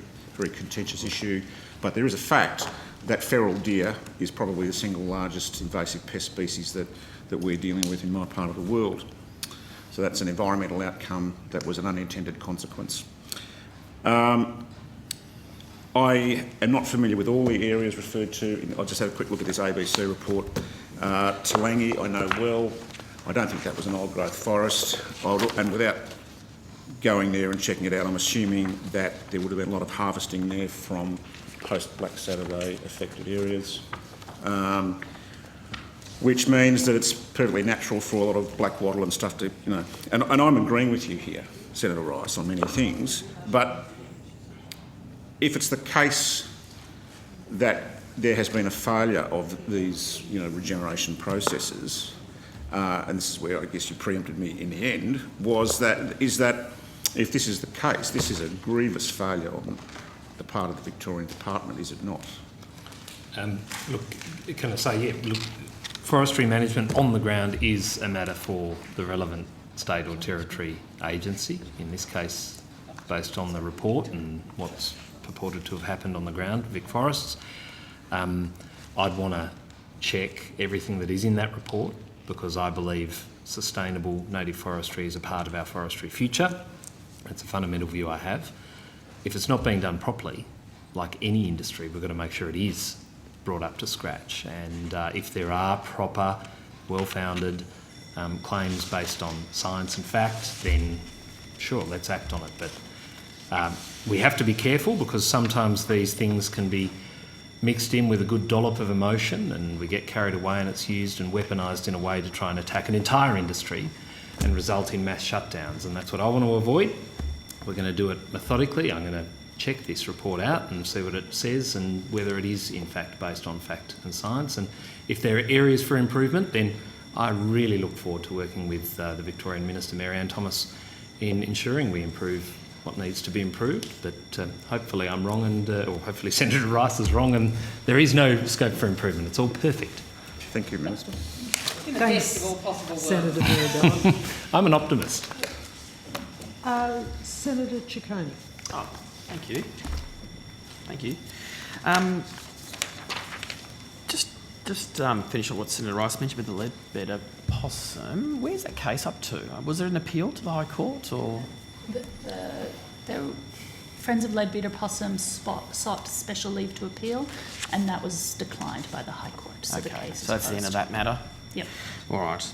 At last year's October estimates, I think Senator Still, who's obviously not here today, just asked also a couple of questions about timber shortage. think one of the questions he asked Mr Metcalfe was, do you agree we have a timber shortage here? And to which Mr Metcalfe said we do. We have to import timber. Yeah, it's hard to hear. I know, so the House of Reps bells. Yeah. Fair Not point, always. yeah. Oh, you never know. Actually, not always. No, that's right. But just for your benefit, Mr Metcalfe, you did acknowledge with Senator Steele last, we had estimates that there is a timber shortage in Australia and we have to import quite a bit of timber from overseas. I just wanted to gauge from the department, what is that shortage at the moment? Do you have a sense of how much the shortage is? So in terms of the 2021 figures, we export $2.7 billion worth of we export $2.7 billion worth of timber in its dollar values, and we import $5.4 billion. So we are a net importer of timber. And how much quantity is that? Not dollar figures, but there is a shortage of timber. You do acknowledge there is a shortage, correct? Yeah. We probably need to check as to whether we've got a record of what that cubic meterage or however it is measured. Senator, and I suspect that there are probably different types of timbers and timber products that are incorporated in that. So, but do you agree that we are experiencing a shortage of timber? Well, we agree that we're a net importer of timber, and it's well documented, I think, that there is a shortage of timber for many uses right across the Australian economy, which is impacts right through into the building industry and whatever. So. Okay. Well, if you're able to come back to me how much is actually being imported in cubic metres, that would be good. And can I also ask, where is the timber being sourced from? We'll take that on notice, Senator. Sorry, were you about to say something? There's a range of countries that we work closely with in the region in New Zealand, but we can take the details. If you could also provide how much is coming in from each of those countries too, that would be great. We'll try to do that. Yeah, thank you. Has the department undertaken any modelling of recent time to ascertain the severity of our shortage? Yes, we have looked at models about timber availability and shortage. Is this an ABARES related question? Dr. Grenville to come and join us, Senator. So. Very good. We are very fortunate in having a economic and scientific modelling capability in the department. ABARES provides enormous factual information for decision making. I've been thanking lots of departmental staff today, but I'd just like to acknowledge the work ABARES does as well. They do an excellent job. Thank you, Secretary. So Jared Grenville, Executive Director of ABARES. So we have looked at some of the, dynamics of timber supply recently, and so some of the impacts that we're seeing in today's market, there's obviously there's a range of demand-driven factors that are driving up demand for timber beyond the usual, as we've seen with construction industry and the like starting to really take off.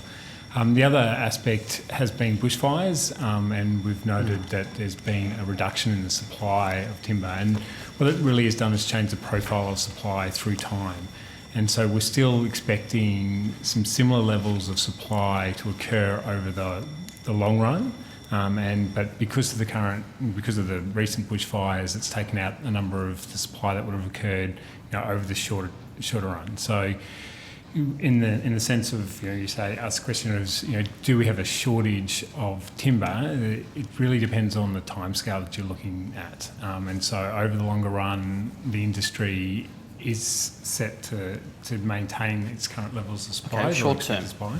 But in the short term, we certainly have a lot less timber than we would have done if it weren't for those bushfires. And the impact on construction and housing, what's your assessment? So we haven't done a downstream assessment on the sector. Is that not something you normally would do? No, we normally maintain our focus on the prime production sectors rather than the downstream sectors.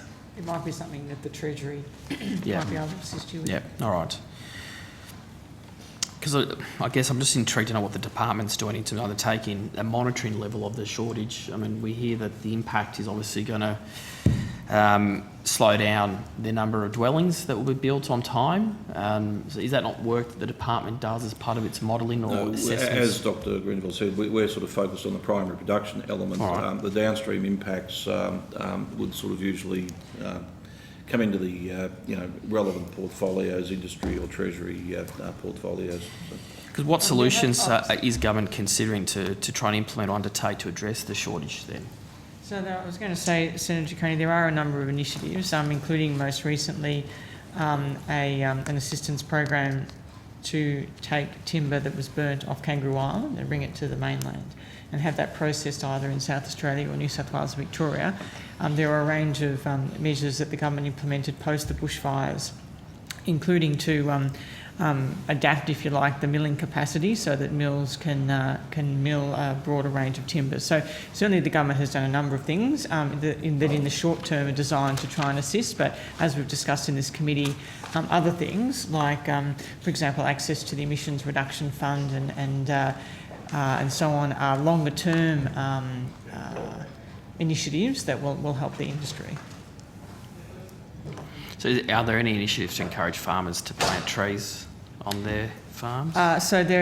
My colleagues were discussing some of the other programs before. So the biodiversity and carbon credit programs are designed to encourage different arrangements. I'm happy for them to speak to those. I don't have the detail. Is there anything specifically about farmers planting more trees on their farms? Well, that's I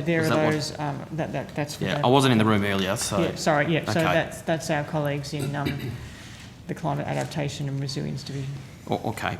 Can I just turn, and forgive me if this is for another area, but there's the $300 million Clean Energy Finance Corporation's timber building program. Am I able to ask questions here? No, that'd be for the Clean Energy Regulator. All right. Because I guess my main questions were about if the department can confirm if funding is coming from the agriculture budget or not. It's not coming from the agriculture budget. It's Okay. from the industries department. The clean So energy. that agencies, okay. And you don't do any analysis to ascertain how many jobs might be created as a result of that? Again, it's that department's program, and we'll work with them in the implementation to make sure that there's synergies, but we're not directly involved in that kind of analysis. All right. And the Regional Investment Corporation's plantation loan program, can I ask if you here as well? Or Yep, you can. Yep, okay. In terms of the loan program, as part of the 21-22 budget, the government committed $37.5 million of the existing RIC loan funding to the program. I understand the RIC was also provided with an additional $0.8 million to administer the loans. Has all this funding been expended? The 0.8, my recollection, and I'll just double check, is that it was over 3 years, so it wouldn't all have been expended. And in terms of the available funding for loans, that's a matter for the RIC to make decisions in relation to those loans. Sorry. I'm not sure if the RIC is... Sorry, it was 0.8 in 21-22. They've been provided to administer the loans. That effectively goes to them. Okay. And I expect it won't all have been expended because the financial year is not finished. Now, when it was launched in December, how much funding... So when the RIC's loan program was launched in December last year, how much of the funding was allocated to it? And can you provide a total... and also across the forwards, what's been allocated? Well, we can maybe take that on notice. We'll take that on notice. All right. How many eligible businesses have applied for loans from this program since it was launched? My understanding is that there has been some interest. Details on that will need to go to the RIC unless Ms. Crockett, the RIC? The RIC can answer those questions. Okay. All right. And is it for the Department or RIC to provide a breakdown of the value of the loans to date? That would be for RIC? the RIC. All right. Do you know how many trees have been replanted in bushfire damaged areas? In general? Well, I don't know if it's part of this loan program, but then also if you have a more broader global statistics on that more broader point. the RIC would have to answer the questions, but in terms of the global statistics, And I guess my main easiest if interest we is obviously take that. around the recent bushfires in Victoria, Yep. in Gippsland. Do you have any stats on how many trees have been replanted or planted? We've certainly worked with Victoria on the replanting. I'll take the number on notice. Okay. Senator Coney, I might just add, before replanting can occur, there needs to be a lot of clearing and, Of course. and other activities. So Yeah, it's yeah. not an immediate activity, but we'll check on what data might be available. Yeah. Thanks. That would be great if you could take that on notice as well too. Could I also ask just a few other questions, and I don't know if it's more for ABARES, but ABARES reported in Movement Australia's commercial plantation area in 2019-20, I think there was 1.7 million hectares, and in that area there was about, I think, less, 10% of it's less than the area recorded in 2014-15. I'm just curious to know what are the plans to turn the decline around and actually plant 1 billion additional trees. And I think there was some figures provided some years ago. I just wanted to know, I think there's been a decline in how many trees have been planted as part of some reporting that I've seen from ABARES. So there. Go ahead. I was just going to say. There are a range of initiatives, and we've touched on some of them before, where the government has sought to support the plantation sector. Yeah. So this includes through the access to the carbon credits in the Emission Reduction Fund, through the use of the regional forestry hubs, through the NIFP, the innovation centres. So these are all designed to build capacity and build the attractiveness of forestry plantations to help the sector to grow. And that's in recognition that the plantation sector had stalled for a number of years. These measures are in place and are what industry is asking for in terms of supporting what they need to grow and address some of the barriers to growth, which is in many ways about stream of capital and a long-term investment. And we're continuing to work with industry about what they need to support that growth. Was it the case that was about around $500 million was announced by the government ahead of the last election? Concessional loan? The government, for the plantation loans, initially flagged $500,000 from the RIC. Do you know how much of it? $500 million. Sorry, $500 million, 500 million? Yeah. Yep. And do you know how much of it has been utilised?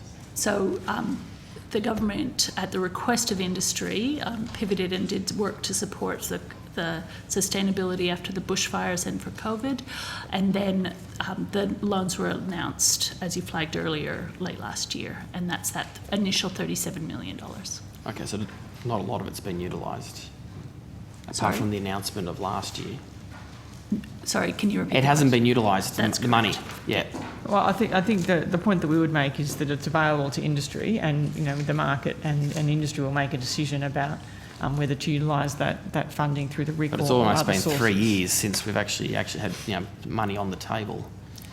And again, that was because industry asked us to prioritise significant investment and focus with bushfire recovery and COVID, both of which were quite large hits to the forestry industry. When was the last time the Forest Industry Advisory Council met?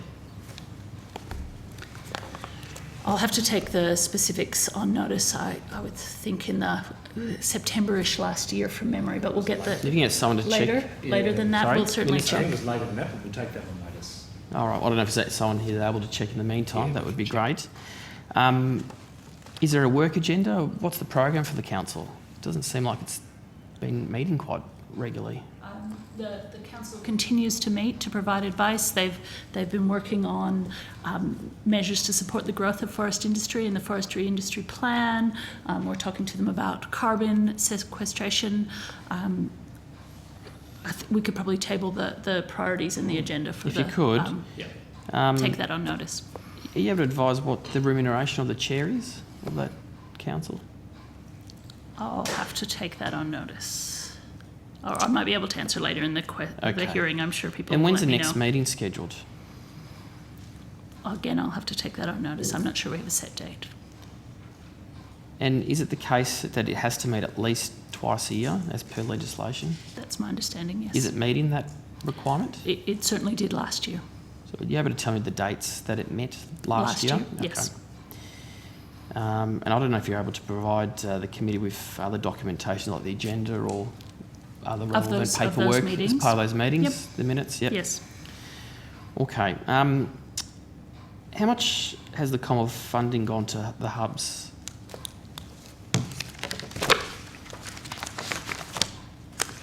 Just give me a second. That's okay. I think it's 9.223 million. Yes, 9.2 million was provided in originally, and then in MyEFO a further 10.6 million was announced. And and what amount of the hub funding goes to employment costs? Sorry, to? Employment costs. I don't know that we have the detail. The funding is provided for the hubs. I would expect a lot of that would be to employ staff and to keep the hubs running. But we could see if we've got detail on the work of the that. hubs, are they publicly available? Sorry, The work of the hubs, like the reports that they commission, is it all publicly available? I don't know the detail of that, but we can certainly provide information if it's not. Okay. And what are the government arrangements or requirements for these hubs? What's the governance structure? So the department provides funding through the hubs. They have boards appointed and a CEO, and they work across their work plans, which they submit to us. We can provide more detail on the governance.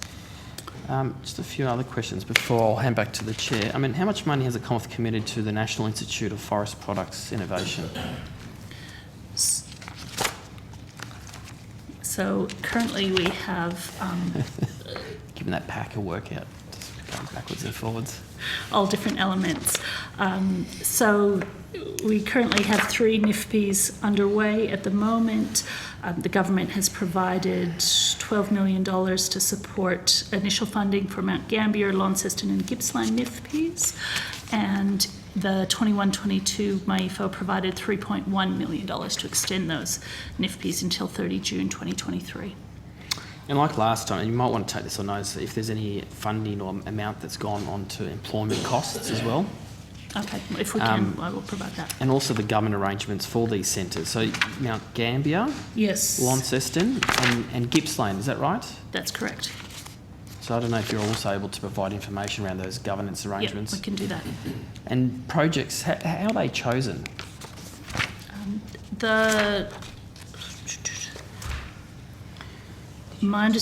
We'll take that on notice, the detail of that on notice. Okay. All right, thank you. Chair, we just got one very quick question on Tasmanian from Senator Billick, if that's okay. And then, thank you, Senator Patrick. Thanks. You're a good man. Thanks, Thank you. Senator Patrick. Thank I've you. just got to get to another estimates as well. Thanks, Rex. So, just in regard to the Tasmanian Special Species Timber Management Plan of 2017, there was $2 million of federal funding allocated to that. Are you able to confirm for me how much of that $2 million has been expended? I think I'll have to take that on notice. Okay, well, and I'll be presuming that whatever been expended will leave how much funding remains, but if there's been any other funding or whatever allocated, can you just give me a response to that as well? Because I'm sure Senator Duniam, Minister Duniam, shut up, yeah, Minister, what are you? Sorry, Jono? Just Jono. Jono. That's the trouble, When we're not in this building, you are just Jono, but I'm sure he'd be interested in the We'll answer take to all us. of that on notice, and I equally have interest in that. Yeah, no, that's exactly what I just said. Thanks. Thank you. That's it. Thanks, Senator Patrick. Senator Patrick. The most welcome was like Tasmanians. What was that? Well, like Tasmanians, they're in a similar situation to South Australia, getting, having the eastern states dominate and, often working to disadvantage. So, Are there any Western Australians here? okay, so firstly to the Minister, thank you very much for your assistance on the transport assistance. And thank you for your advocacy. I think back home it's certainly been well received. that's almost where my thanks is going to stop today. I just wanted to get that out of the Sure. way. Couldn't you have saved that for the end? Okay. I did notice that Senator Birmingham was in finance was suggesting he looked like you. So I don't know what that means. Did he? Go and read the transcript. Can we get I just want to go to the Billion Trees program. I'm just wondering, have you? Who's in charge of that? Who's the person who we can talk to? Okay. Well, we can try. So, have you got any agreements with the states regarding access to land or access to water for the program to proceed as planned? So the Billion Trees program policy is about getting the settings right for industry and for state and territories. The Commonwealth Government doesn't have the access to the land or the water. We're not tree planters. It's a policy settings element. So in terms of water availability, I'd point to the Emission Reduction Fund, the water rule, and the regions that have access to water. And there's 6 of those been announced and a further 4 under consideration. But in terms of land, no, that's a matter for the states. Well, actually, no, I'm not going to let you get away with this. This is a Commonwealth-initiated program. It's a promise made by the government. They're committing money to it. Is it fair to say, I mean, have we got an update on the number of trees that are planted? The last update was on the 28th of May, and in a response to Senator McKenzie's question. I think at that point we had, for 18-19, 2,800 hectares had been planted. Are there any improvements on that since that time? 1,500 in 1920, but there are a number foreshadowed by different states and territories, which I'm happy to share with you, given their interest and responsibilities in forestry. So, for example, we understand from the Forestry Corporation of New South Wales that it would plant approximately 14 million plantation seedlings throughout New South Wales. In Victoria, the reseeding of forest has been undertaken over 11,500 hectares, and they've established a $110 million Gippsland plantation investment program. Hang on, so we're mixing units here, so I can work with millions of trees or hectares. Some of these announcements by the states are not necessarily in relation to individual trees, although the Green Triangle Regional Forestry Hub had a plan for 200 million trees by 2030. So I guess really the point I'm making is that across a number of jurisdictions there are investment plans to build the forestry sector. Okay, but at the end of the day, we've got 2,800 hectares and an additional 1,500 hectares that have been, that's the actual achieved to date. So this is 5 years into this program. Not including the plantations that might have been planted post the bushfires. So okay, I think we've discussed this before. So that's 4,300 hectares. That's 4.3 million trees. And I'm just looking at your brochure said that you intended to plant 70 million trees per annum. That was the promise. Now, I don't know, I'm happy to look at the minister if in relation to this, if you think it's a political promise. But I'm just going off what the government announced, and presumably your department are responsible for carriage of that program. So we have a goal. That's a goal I'm convinced, in fact certain, we will deliver by the said date. Now, if anyone was under the misapprehension that when a goal is announced, that you just run out into the nearest open paddock and start planting trees, they're mistaken. Not my words, Minister. No, not your words, they're mine. These are the 70 million is in your brochure. It's not a brochure written by the Greens. But also, can I make the point that in acknowledging what you've just said, I think Ms Dinninger has actually quite articulately outlined that there are a number of things you have to do in order to be in a position to start getting those trees in the ground. Sure. Now, in our National Forest Industries Plan, which is probably the document you're referring to, is it? That refers to 70 million. Let me just get to it. No, it's the Growing a Better Australia. A billion trees for jobs and growth. For jobs and growth. Yep. So then there's a subsequent document which you may have also seen, the National Forest Industries Plan implementation of commitments, September last year. That goes through all of the things we committed, the tangible or policy settings arrangements that needed to be addressed at the request of industry and under their guidance in order to get us on the road to getting our billion trees. And if you've looked through that document, you'll see all of those items that have been delivered or are almost delivered. Now, that speaks to the fact that as soon as a goal is announced, suddenly we're not at peak capacity in terms of planting. And I think we need to remember this in answering these questions. It's like starting a car. You're not suddenly doing 100 kilometres an hour. You get up to speed. And changes like the water rule, changes that have been made most recently at the end of last year. Of course, we had the Australian Forest Products Association saying the changes we made in October last year could unlock up to 100 million trees in 3 forestry regions alone. I know this is problematic for you, but I've got an engineering background, right? So when you say I'm going to plant 1 billion trees, I expect there to be milestones along the way that get you to 1 billion trees. We've had this is the department that is supposed to get us 405 gigalitres to 450 gigalitres, thank you, Secretary, to South Australia and the Murray-Darling, and we've got 2. This is the department that was supposed to get us $20 million of Indigenous water funding, and we got 0.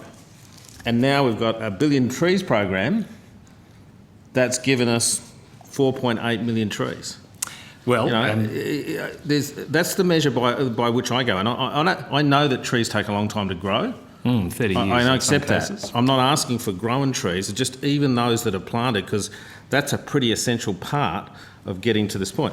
So you sort of say this is a goal, but the language used in the announcement was saying we need to get these trees in order to meet demand. All the more reason to reach that goal, which I'm convinced we will reach. So in the 10-year time frame, let's get to 2028, not that far away. 5 years, yeah. Are you saying you're going to hit the 1 billion trees with planted, not grown, but planted within that time period? With the policy settings we're putting in place, as guided by industry, the people who actually are the ones putting the money behind these trees going into the ground, I believe we will. Okay, so you've clearly got a plan, Ms Campbell, that lays out how you're going to achieve this. Can you provide that to the committee that sort of gives us an indication of where we're going to get to the point where the ministers can say, well, is able to say that I can deliver these trees by 2028? You've got a plan that does that? You've referred to the plan which identified a number of actions, setting the hubs, setting the NIFP, and those things have been delivered. I think government has recognised that those haven't delivered everything that they wanted to achieve, and so there's been further measures announced. Sure. Plantation loans, significant support for fire, construction software programs, for example, and we'll continue to work through that with government. Okay, so but going back to my question, maybe I'll get it down to really micro details. Do you have Microsoft Project somewhere in your office, or some sort of project software that tracks tasks and milestones as a function of time? Very basic stuff. Do we have software, project management Yeah. software? Yes. In relation to this or generally? No, just generally. Yes, we manage projects, yes. Okay. Yes. I understand you manage projects, Yes. so your answer is yes, you've got project management software. Yes. Okay, and have you applied that software to this problem? I think. Is there a Gantt chart, is what I'm saying, that maps out getting from where we are now to where the Minister says we're going to be in 2028? One of the things that we discussed earlier is that one of the things the Commonwealth is doing, and they're the sorts of programs that Ms Campbell and I talked about, is setting the foundations, because it is the state governments or industry who are making funding and resource allocation decisions. So once those decisions have been made and announced, then, as I've mentioned, there are some things that we can flag, but we can't anticipate now what the New South Wales government might do in 2028, because that's a matter for the New South Wales government. Fail to plan equals plan to fail. That's the deal. I don't think it's unreasonable. I think we've had this discussion before, that there must be a discipline inside departments that say, here's a program and here's some funding, and here's a time frame, and here's the performance criteria. How do we get from where we are now to where we are? Yeah, and Senator, what I I'm think hearing that, is no one could give me a plan. If No, I asked to table Senator, I it, think no one the, give me a plan. The frustration you have is there are some areas in which we have direct control. Sure. So in relation to biosecurity at the border, That's no different to any project, in however, relation to Secretary, as you know. exports, in relation to certain exports, we run the show. We have the people. We do it. A lot of our role, though, as the Commonwealth Department, is a national leadership role and a funding role in which we enable things to happen, and we let other people get on and do it. It's their role to actually do it. We provide the environment, we provide the incentives, we try and help them lead anything from animal welfare across to this sort of issue. So it's very hard for us to have a plan about certain things being done when there are multiple other players who have to respond to those signals. It's Respectfully, I was a project manager, and you know that. Yep. And on any project, you'll have some item that you subcontract out. You're not in control of it. You just say, I recognise that's a part of the job to get me to the end. Yep. And I might not have all of the control that I might need over it, but in some sense, it's important to track that to be able to say, well, actually, we're not achieving that. What's the things we have to do to Senator, get I think them to deal with the that? Minister described before the update on the plan that's only a few months old and provides a very clear indication as to what the Commonwealth is doing to create the enabling environment to allow others to get on and do what they say they want to do. The industry, up the states, etc. But I'm just saying that's a different type of project than the one where you have direct control or where you are responsible for contracted performance of others. So building the Noina was a absolute issue for us. We contracted out elements to Darman and others. They built the ship, but it was our control. This type of issue in a federation, dare I say it, like water, is where ultimately the Commonwealth role is leadership, standards and funding is a major contribution. Well, my problem is I've got a minister there that says, I know I can get there, but clearly he doesn't know how he's going to do it because you can't tell him. No, what I'm saying is we don't have the detailed Gantt chart, but the minister has satisfied himself. He's released a plan. He has been out there, he's spoken with people, he listens to the industry, and he's prepared to say, we'll get there. So. Well, I'm wondering what I'm going to wager with you, Senator, that you will not achieve this because I know you can't achieve it if you haven't got a plan. Okay, well, I have faith in the industry. This is a government-led program that involves... Of course it is, and we will provide leadership, government-led. We will provide leadership through a number of the initiatives we've already talked about. Let's go to the expenditure. So you've got planned expenditure of $4.6 million. Now that's increased to $5.87 million. So what was the cause of that adjustment for this program? Senator, what was that in relation to? Just in relation to this program, there was an underspend last year. This year there had been against the line item in the budget had been $4.6 million, but that's been increased to 5.87. Without clearly knowing what you're talking about, we did have some underspends last year. There were some delays because of COVID, for example, and some funding was rolled over. So there has been movement of funds of that funding. There was also some significant more money to back the objective of the plan announced in my EFO for a range of things, which I've talked about earlier, extension of the NIFPs, extension of the regional forest hubs, for example. I might have to go and get the PBS over there, but the other thing I noted was that there were no numbers in the forward estimates for this program. So have I got that wrong, or is that just... So again, I talked about the extension of the hubs to 2023 and the extension of the NIFPs to 2023, and so those measures are in place, but further beyond that is a matter for government. Yeah, but it's not unusual to have this year's expenditure plus 4 more. That's it's the not normal. unusual to have a shorter time frame while government considers other options. Well, what other options are you considering there? Does this mean you're going to abandon this program, is it? No, far from it, as a matter of fact. And I think you'd be very excited about some of the things that I'm sure will be said between now and election day around our support for the forestry industry. Yeah, well, the problem is you make announcements and then you don't deliver them. They're hollow. Really? You mustn't have read our implementation plan. You better have a closer look. There's a lot of delivery. Trees. That's the measure that I go off. That's Senator the measure Patrick, that you wanted to wade with me That's the before. measure How that about you industry come are out going on to the go road off with when me they and get to talk 2028 and industry they haven't got about enough what they need trees. from us to That's achieve this that's goal. what the measure is going to be. I I'd don't know love about for you. You come might out on the measure road things with in terms of announcements. That fine. I measure things in terms of output and result. Where Commonwealth money is being spent, where there's a need that's been identified by government, and you're not on the pathway to achieving it. Okay, you say that, Senator Patrick. If you stop for one moment, you listen to me and you understand that we will provide leadership, industry will go where they need to go, and we are providing everything they have asked for. That's why I'm convinced, in fact certain, we can reach that goal.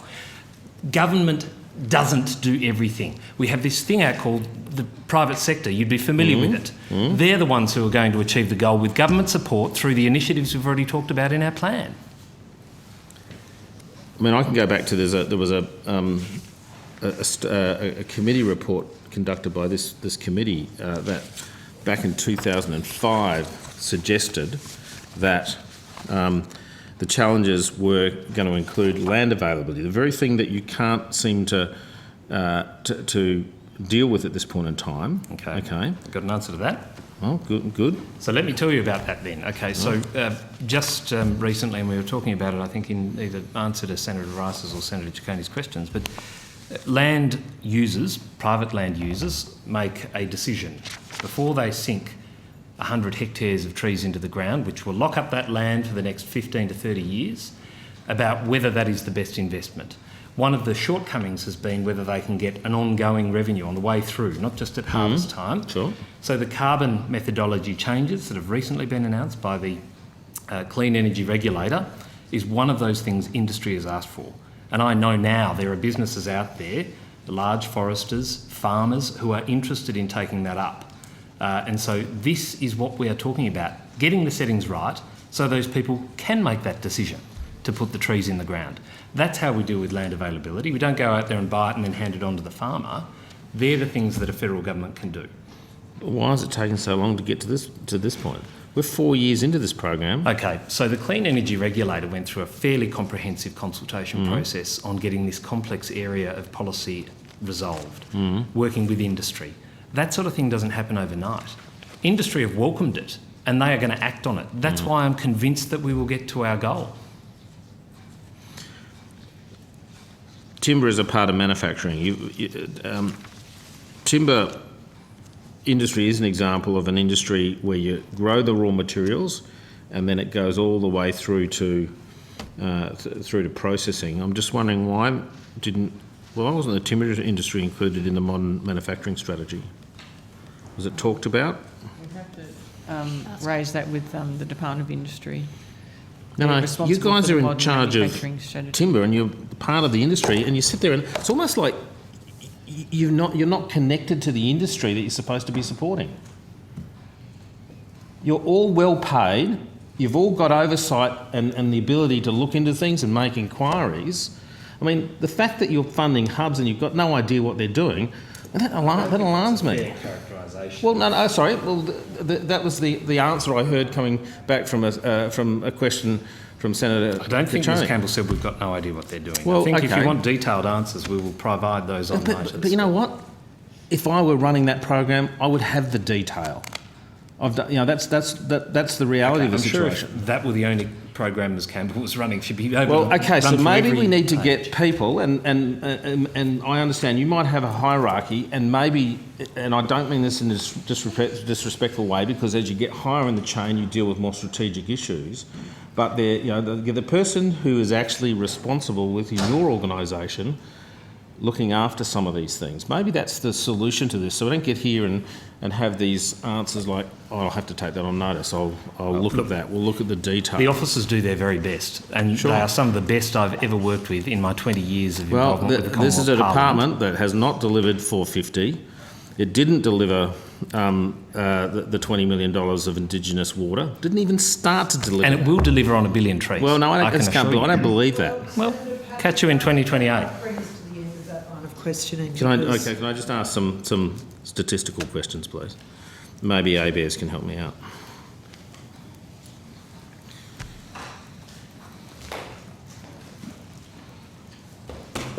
So, Mr. Greenville, you were talking about some of the statistics, and you talked about there is a shortage in the market. Are you able to quantify that at all?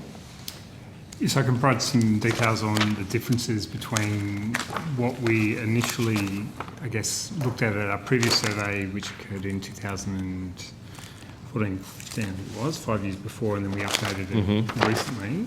Let me just grab those. So this is for various types of timber in terms of supply and quantity in thousands of cubic metres. So in 2015, we had a cumulative supply over the period 2020 to 2059 of around 35,500 cubic metres. For our most recent estimate, it's up at 390,000 cubic metres. So it's about 5% more than Sorry, it was. that's just so I understand, that's supply to the market from international and domestic? No, just it's purely out of our plantation estate. Yep, okay. And so that's a cumulative picture. But what we've seen is that supply shift towards the back end of that period as opposed to being more evenly spread because of the changes in the plantation estate caused by bushfires. So we get a similar picture across our different ones. So softwood, sawlog, the change is only about 1%, an increase of 1%. What we're seeing is a fall in hardwood pulp log of about 3%, but an increase in hardwood sawlog of 15%. And so the hardwood estate is actually falling over time, expected to fall, but the supply is not actually much impacted at all because of that fall, because it's taken out areas which were less productive. So you're talking about, and this might be a function of this is all you do, you're talking about the supply to the market as opposed to the shortfall. Yeah, so I guess from a market perspective, shortfall is very hard to measure, and we've discussed this often in the context of agricultural labour.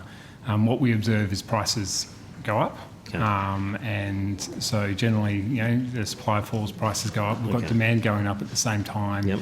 To actually try and get a picture of that, you need a good understanding of that counterfactual. So do you have those statistics you could maybe provide on notice?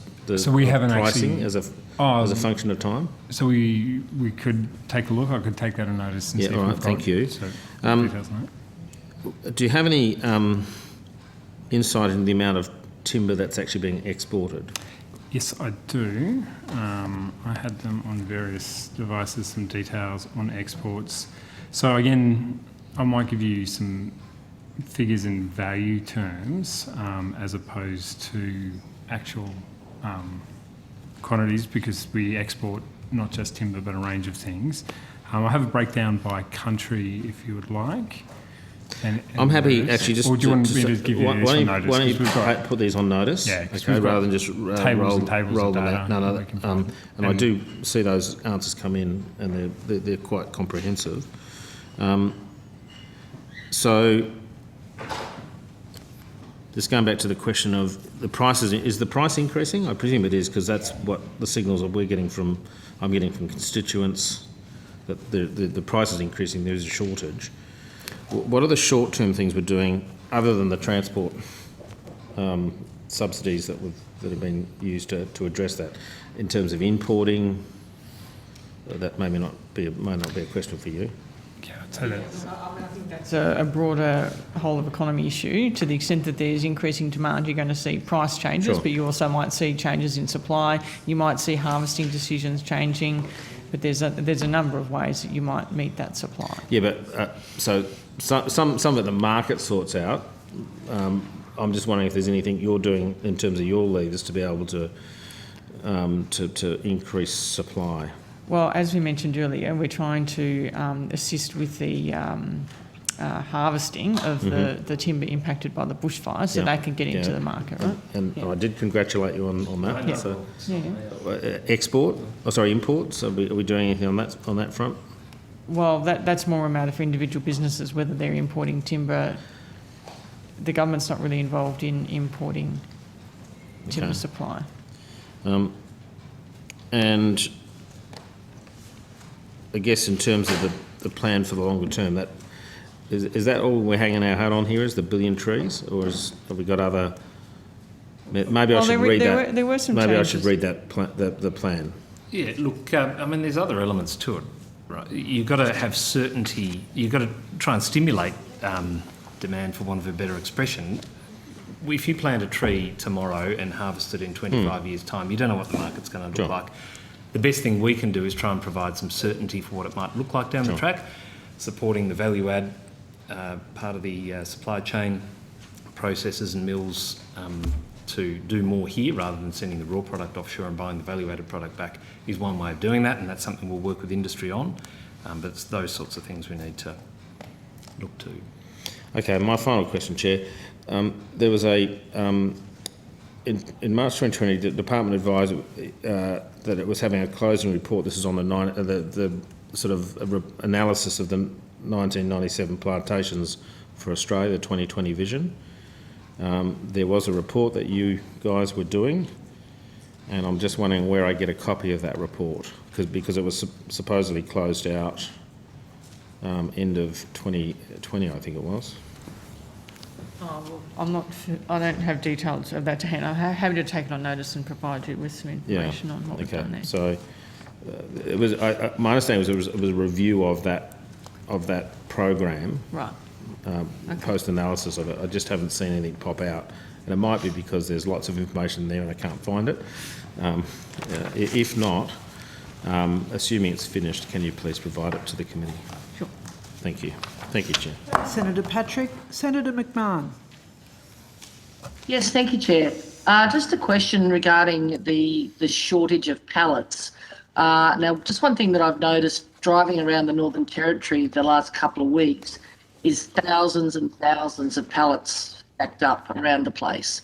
Now, this is not unusual, and people usually come and collect them. We have all sorts of uses for them. We love putting them in the garden. We build things out of them.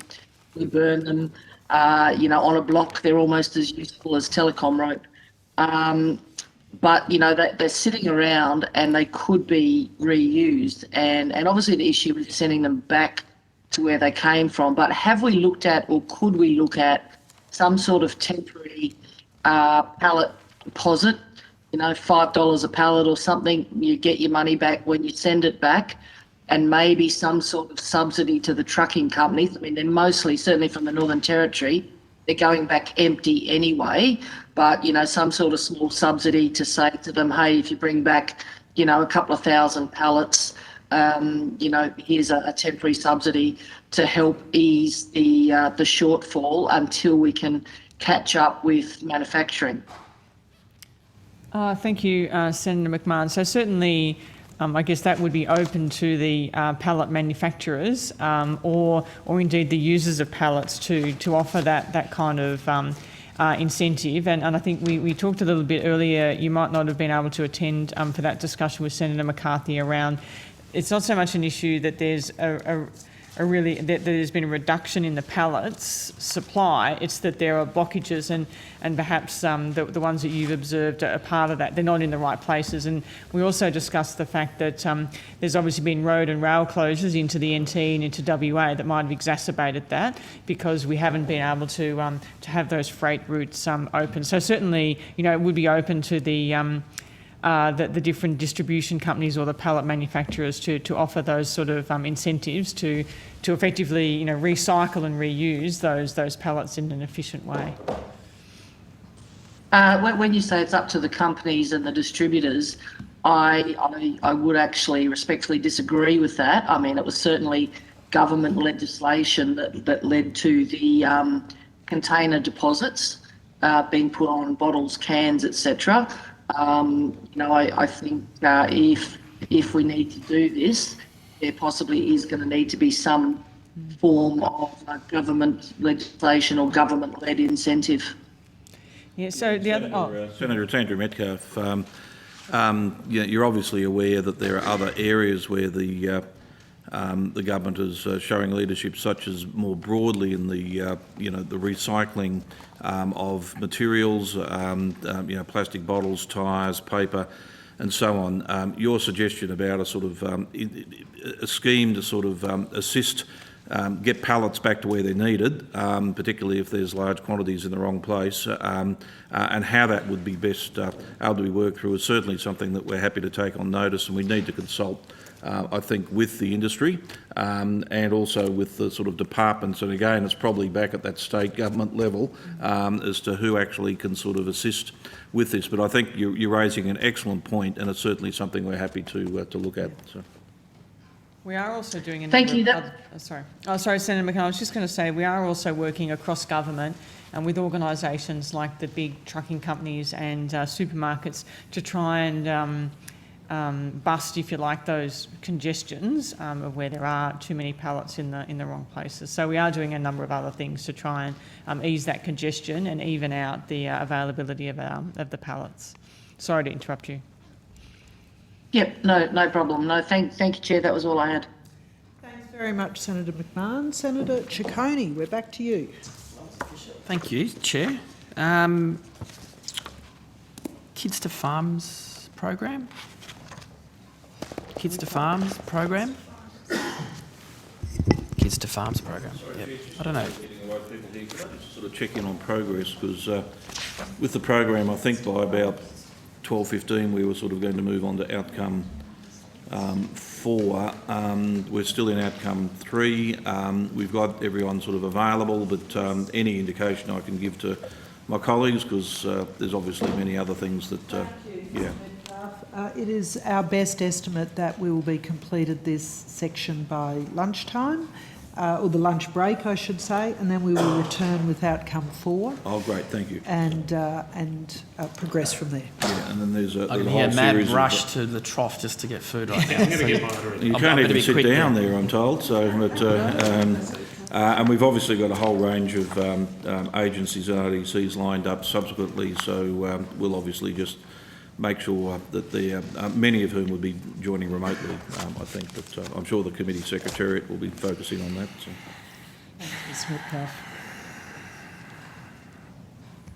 Okay. Can the department confirm how many schools and students have participated in this program in the last financial year? No, Senator, we'd need to take that on notice. We don't have with us the details of the schools that have been participating. It's being run by state farming organisations, so we'd need to. You don't even have a number, not the actual schools themselves, but just a number of how many schools and students? No, not with me, Senator. Okay.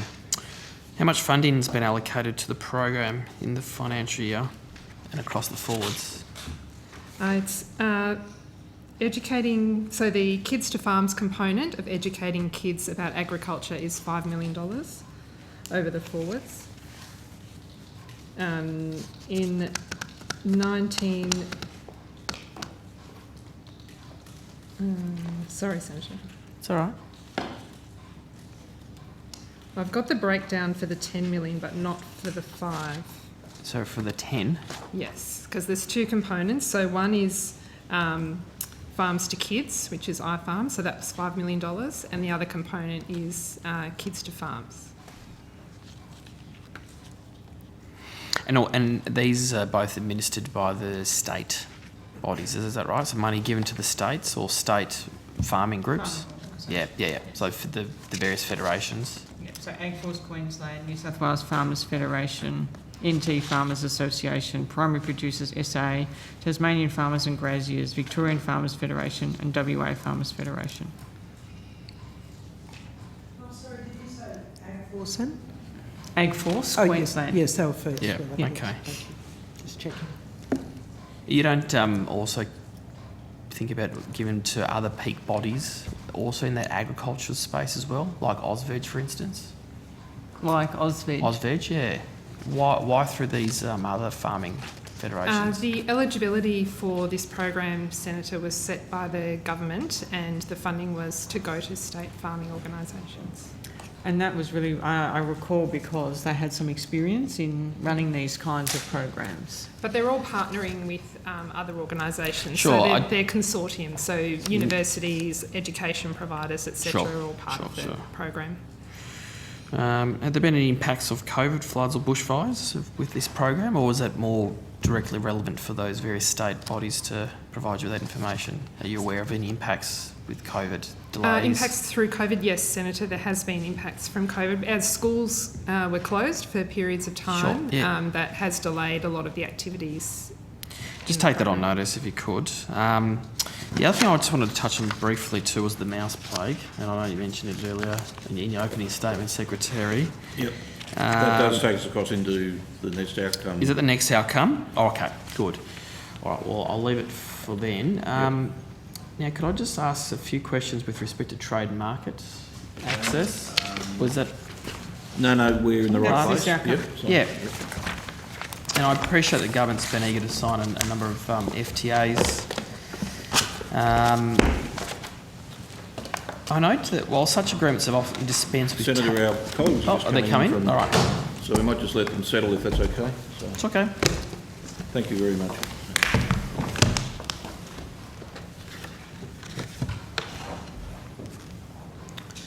Does your department have the lead in negotiations with some of the technical barriers to trade agreements?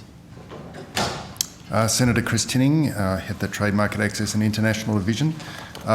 Yes, Senator, we lead some of the negotiations with our trading partners in relation to technical market access.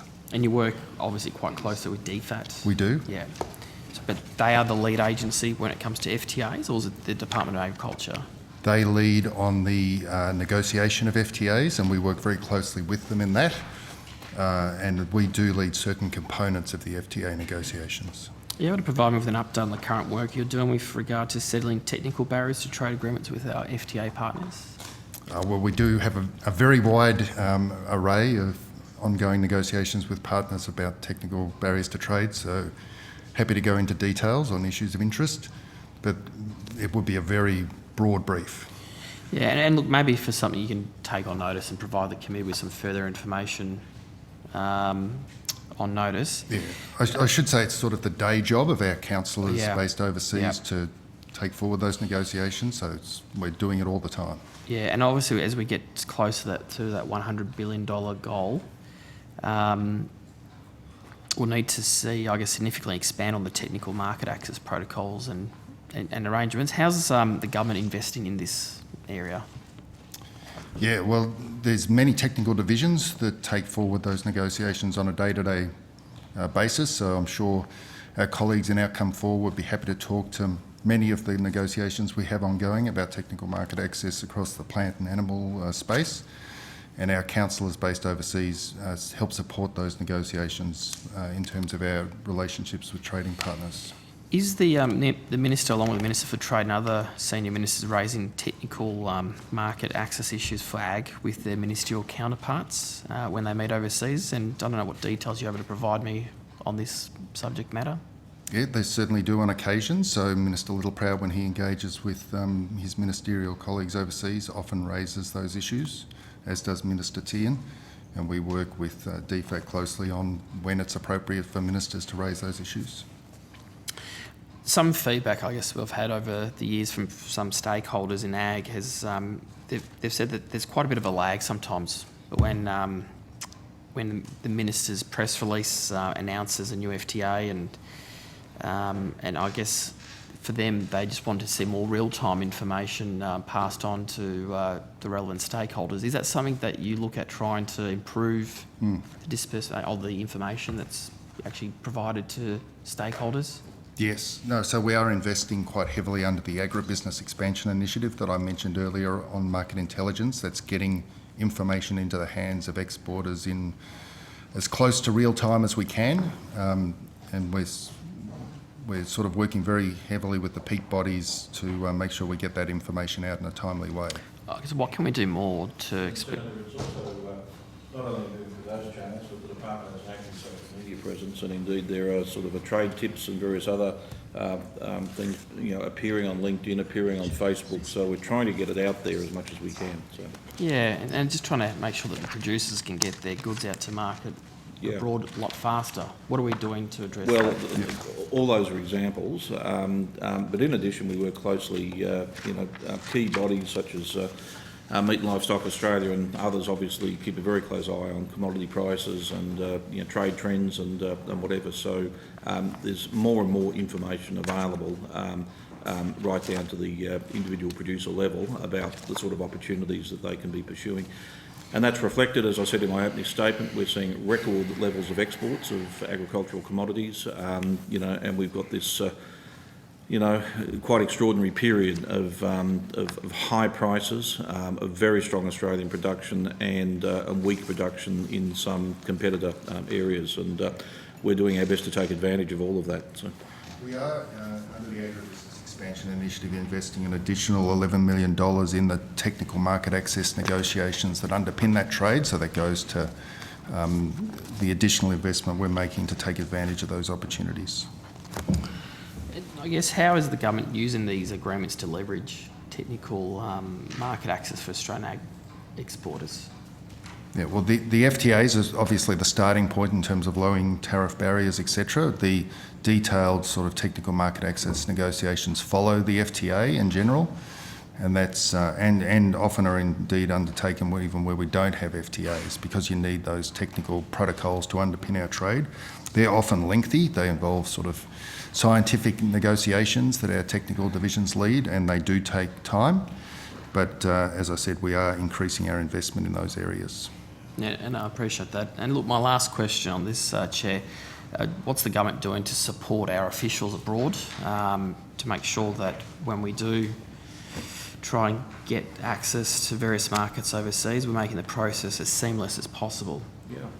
Look, I think that we have well, certainly in my experience, a unparalleled strong relationship with Austrade, and we and Austrade sort of work in tandem. Indeed, Mr Hazelhurst is a former Deputy CEO of Austrade, which is sort of why we brought him here, to really strengthen our trade ability.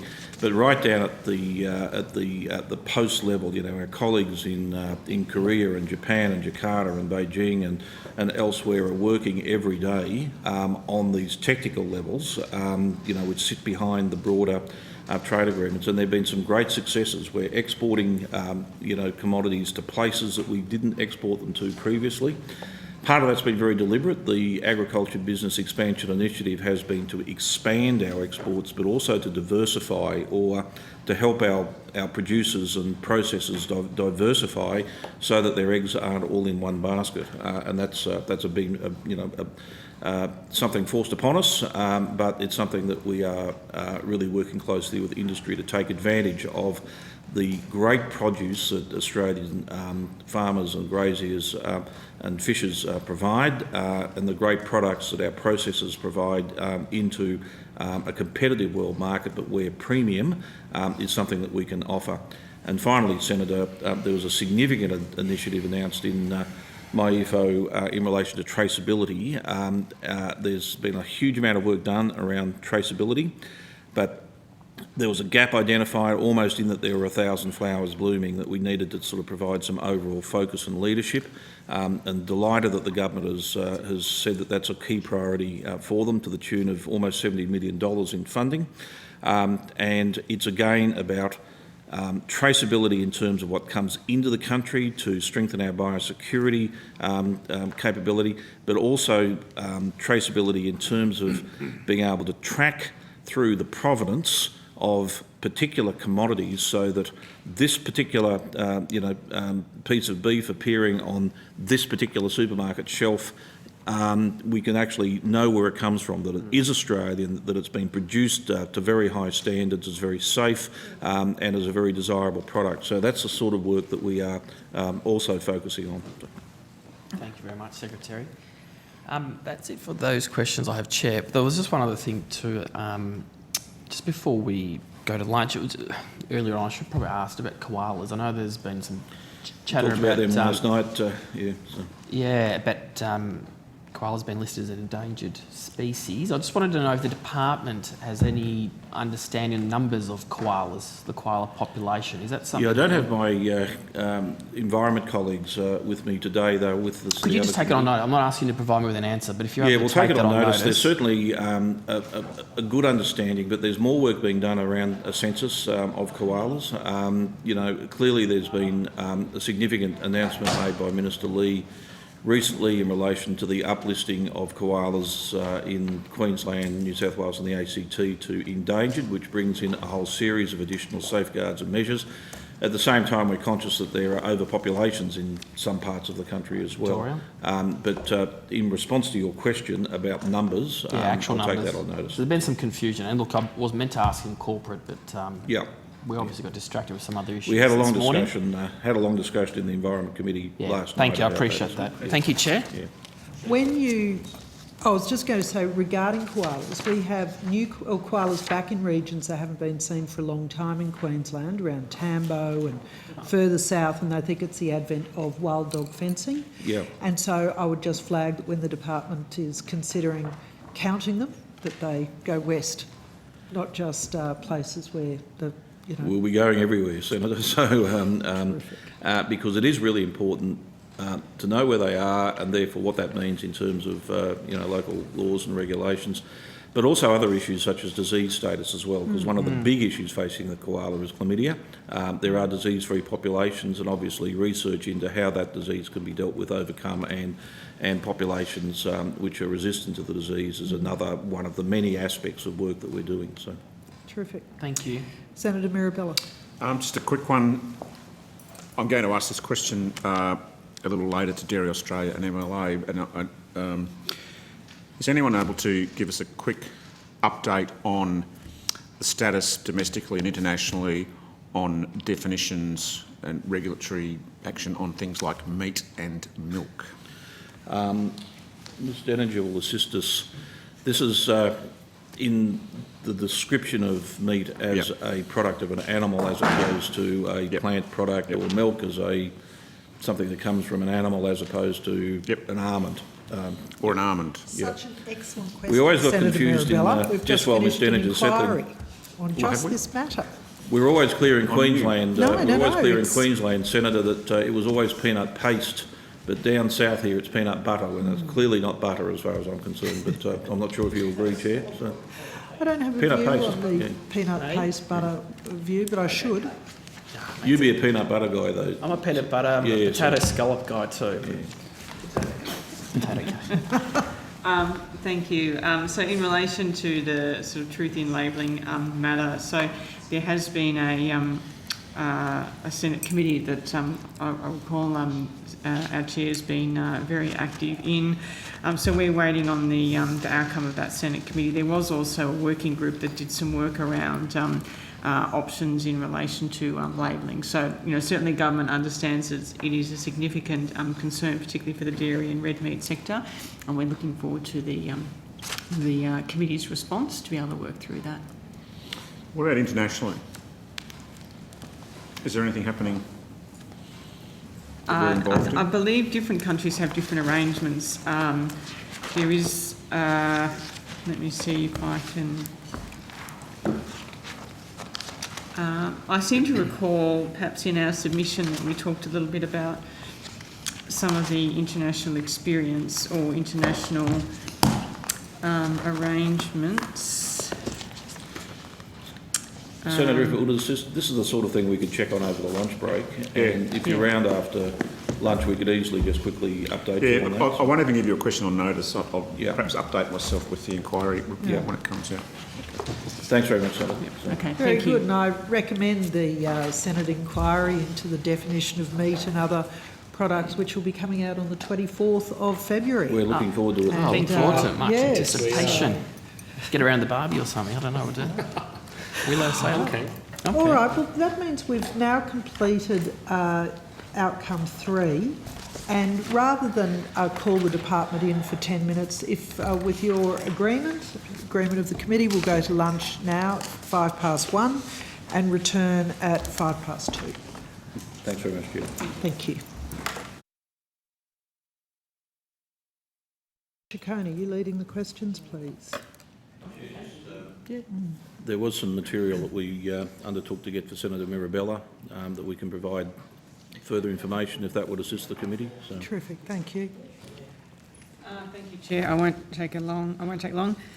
So, Senator Mirabella, you asked about international experience in relation to the labelling of plant-based alternatives. So, some countries have sought to introduce restrictions on the use of meat and dairy terms. So, for example, France prohibits labelling of plant-based alternatives for meat and dairy. And Canada and some US states have also introduced partial restrictions. And in relation to dairy, in the EU, France and Canada, there are prohibitions on the use of dairy and milk in terms of plant-based alternatives. And in China, India and some parts of the US, there are also qualifiers. I think I mentioned earlier in my evidence that there was a working group that undertook some investigation into all of these matters, including from a very broad range of organisations. That working group report has been published in the Hansard through an order to produce documents. So there's quite a lot of information in that report that you might find of interest and that the committee that the chair chairs might find of interest. Thanks. That's all. Thank you, Chair. Senator Ciccone. Senator Fruki. Thank you, Chair, and hello again, everyone. I have some questions for Exports and Vet Services Division and then live animal exports. Thank you.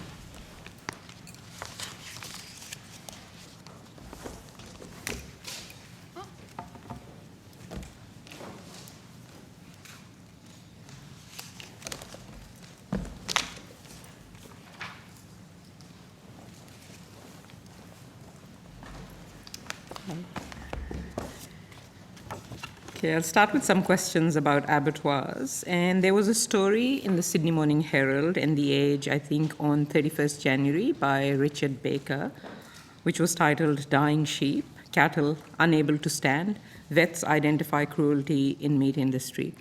You familiar with that story, I'm presuming? Yep. Yes. Okay.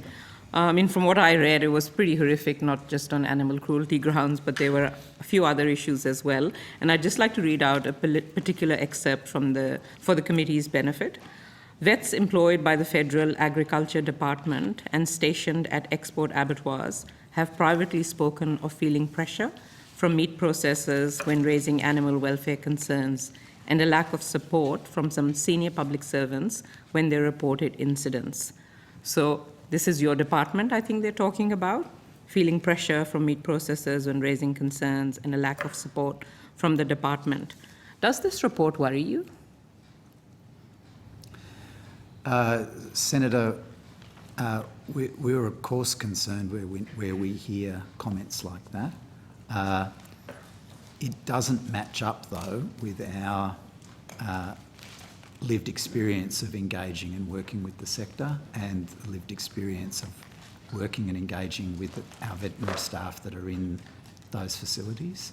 I might ask Jacinda to make some other comments about that. Good afternoon, Senator. Nicola Hinder, First Assistant Secretary of the Export and Veterinary Services Division. Undoubtedly, the reports that were in the Herald, the Age and other reports are also of concern. But as Deputy Secretary Hazelhurst has indicated, it is also not living up to our experience of working hand in hand with the export sector, the seriousness by which they also approach animal welfare associated with the slaughter of animals at these establishments, and also with the lived experience of our highly professional staff who work at those establishments and are responsible for managing animal welfare concerns when they arise. Have you conducted any investigations following the publication of these articles to look at, how federally employed vets are going? Senator, we have a range of activities underway at the moment with the departmental staff that work at our export registered establishments. But particularly in light of these reports, is there a particular investigation in light of these reports is what I'm asking? Senator, there's two responses to that question. Yes, of course, we've had a look at the incidents that were specifically reported I am very confident that our staff have acted appropriately in managing those animal welfare issues as they've been reported. The second part, though, is what we are actually doing about working with our establishments and working with our staff that work at these establishments in order to make sure that we have a really responsive engagement and we have a very good culture, both working with the establishments. That work has been underway for some time, looking at the culture of working at industry and industry working with us. But at the same time, yes, we have looked at those 3 specific references that were included in the article. So they were the animal cruelty incidences. What about the vets? Have you actually spoken to the vets who feel the pressure from meat processors and a lack of support from the department? Senator, we speak to our on-plant veterinarians I'm talking about particularly in light of these reports. Those conversations, Senator, as I've said, they're on an ongoing basis. I'm asking, after this was revealed, have you spoken to the vets and asked them how they're going and what is going on if they're feeling pressure from both sides? As part of our ongoing work that we have with culture, Senator. Okay, you don't want to answer that question, I will move on. Senator, I think the officer is trying to answer the question. I'm asking not ongoing work, I'm asking about a particular incident. Well, ongoing Mr. means Metcalf. it's happening now. No, it doesn't. If you could give me a clear response as to after these incidents and the revelations that vets are feeling pressure, have you investigated that particular incident in that context?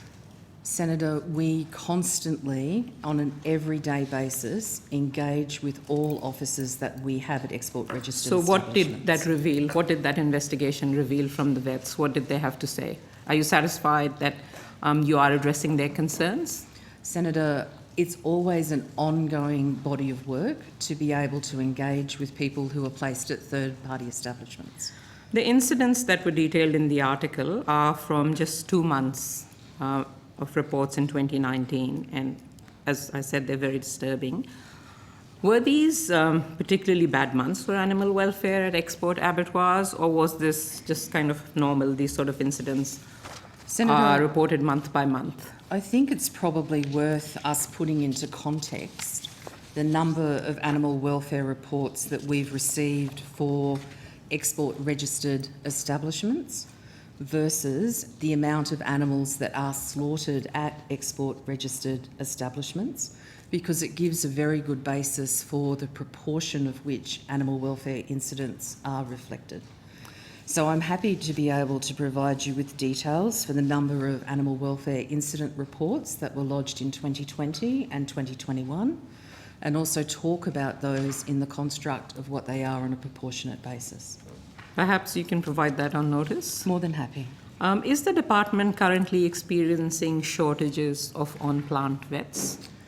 So I think I saw some advertising for those positions. So, Senator, at the moment we have around about 320 on-plant veterinarians that work at around 88 export establishments all around Australia.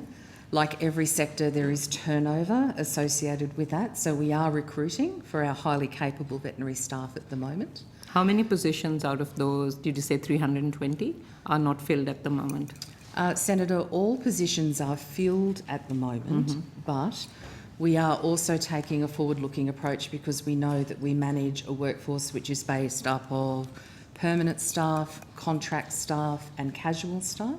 So are you increasing the number of on-plant vets?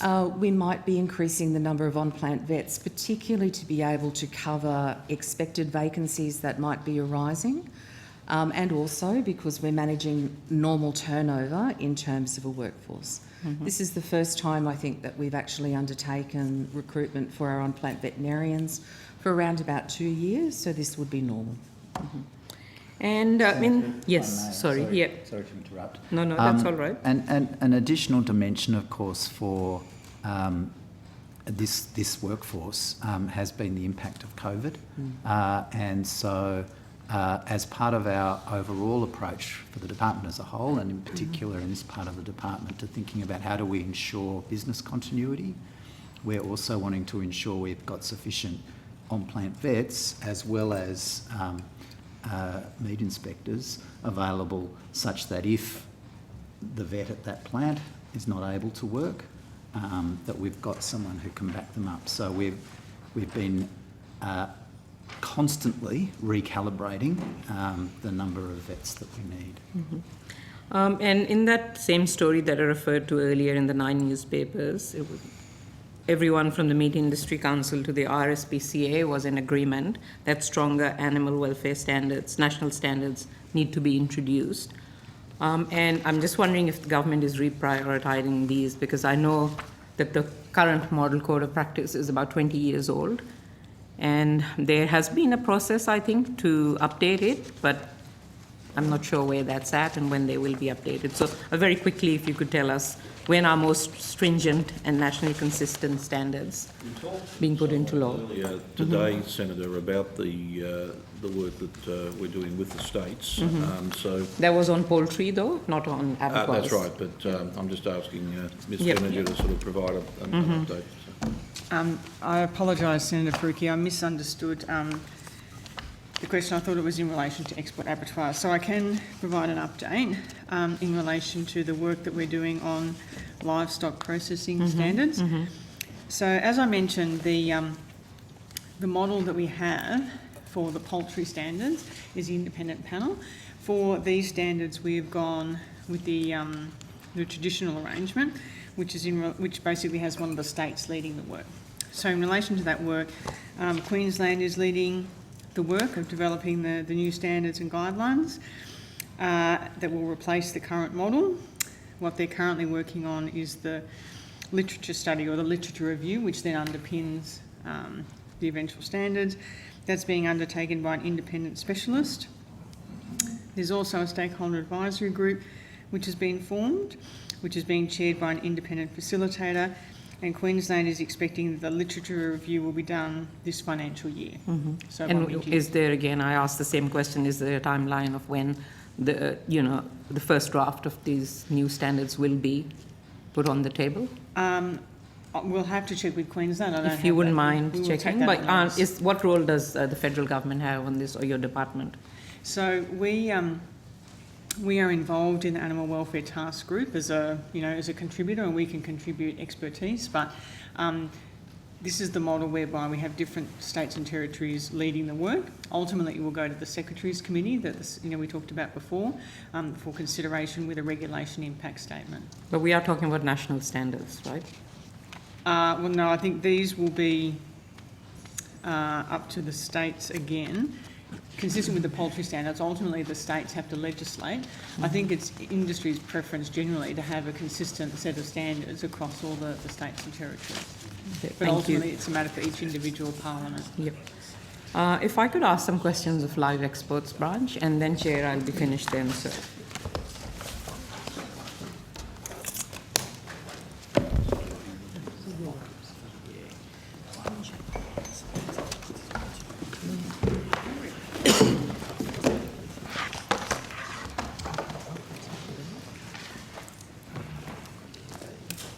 So if I could just start off with the independent observers, are they back on live export ships? No, Senator, they're not. In Senate estimates in October, the department said that the program should be back up and running in some months. And it is February now, so what's the hold up on this now? I think there was some discussion before that about international travel opening up. That's been opened for some months now as well, and fully open, last week. So what is the hold up now? Senator, there's one word for it, Omicron. So in October, we didn't anticipate that variant having the impact that it did. Well, I don't know that we even had heard that variant at that point. So our plans had been underway on the basis that we were on a trajectory out of the Delta variant phase of the pandemic, and Omicron has simply meant that we've had to put some of those plans on hold, mindful that the complexities are not just about travel in and out of Australia. In fact, they're of course about travel in and out of the third countries and sometimes fourth countries that these voyages go to, and being in a position to be able to be confident about the ability of our staff to return to Australia. So we are still in the phase of, because of the different conditions in different countries, so for example across Southeast Asia, Omicron is actually, the spread of it has been a bit behind what it has been in Australia, and therefore they're more in the grip of dealing with that part of the pandemic. We're still... But travel from those countries to here is now open, so I'm not quite sure what the issue is with independent observers. It can be both a mixture. Well, it's only in recent days has that occurred, Senator. Yes, so haven't you been planning for that? So we have certainly got plans well advanced for how we will seek to engage independent observers as the conditions keep changing. We had not yet putting independent observers on board. And there's no plan or no timeline, as far as I can see, for you to put independent observers on those ships? I don't believe we have a hard timeline, but okay. I can confirm that with my I find that a really dire state of affairs. Well, Senator, there is a very important balance here between the significant role that independent observers can provide and the legal obligations upon me in terms of my staff's work health and safety. We have got a very proud record in the department of ensuring that our staff... And you should. And it is a very important consideration. So my colleagues are constantly balancing the need to ensure that our staff work in a safe environment and are not needlessly or unnecessarily exposed to a virus that can lead to terrible consequences, but at the same time, how we ensure business continuity. We'd be very happy to talk about how we've continued to provide business continuity and appropriate safeguards, notwithstanding the fact that observers have not been able to be present because of the worldwide pandemic. I'm interested in animal welfare at this point in time, I'm interested not necessarily in making profit out of animal cruelty. Human welfare. Senator? Okay, I have some questions about the review of the Northern Summer Order. The draft report on the review of live export of sheep to the Middle East during the Northern Summer was open for submissions. Can I ask how many submissions have been received? Senator Tina Hutchison, Acting First Assistant Secretary, Plant and Live Animal Export Division. There have been around 700 submissions received to that review. And on the timeline on the website, it says that a final report will be released in late February. Is that still on track? We're working very hard to meet that timeline, Senator. Okay. And will you publish any of the submissions? Because I noticed that there weren't any submissions published. So the intention would be to publish those submissions that were made without the submitter saying that they were made in confidence. And when will that happen? We'll look to do that at the time that we publish the report. At the time of the publishing of the report. Yep. Do you have any kind of assessment of how many submissions were in favour of the changes in the review and what proportion were opposed? I don't, Senator, no. Okay. Is it possible to get a figure on that? Yes, we can have a look at that. Okay, great. And do you expect that any changes that end up recommended in the final report, those changes will be made this year? Is that kind of what you're looking at? That was before the commencement of the Northern Summer? That was the plan, Senator. The timing of the review has been such that between the end of the 2021 Northern Hemisphere summer period and the commencement of the 2022, the intention was to undertake the review, determine whether any changes needed to be made, and then be able to make those changes in anticipation of the 2022 Northern Hemisphere summer. And could I just confirm, you said that you are still thinking that the report will be made public this month? That's what we're working to. Clearly the team is working through all the submissions, having a look at all the information, giving due consideration to all of that information, but we are working hard to meet the timelines that we had publicly stated. Yeah, just talking about the data on which the draft report was based, I have been trying to square up the data set that's been used for the review and the pretty substantial changes that the review recommended that will lead to, I think from my perspective, more sheep at risk of heat stress and mortality. And the draft report reads, the relatively low number of voyages in the Northern Hemisphere summer shoulder period since 2019, combined with the pause in the deployment of IOs due to independent observers, due to COVID-19 travel restrictions, have limited the overall quantity of data available. Voyage reporting has also been of variable quality in terms of accuracy, consistency, and completeness.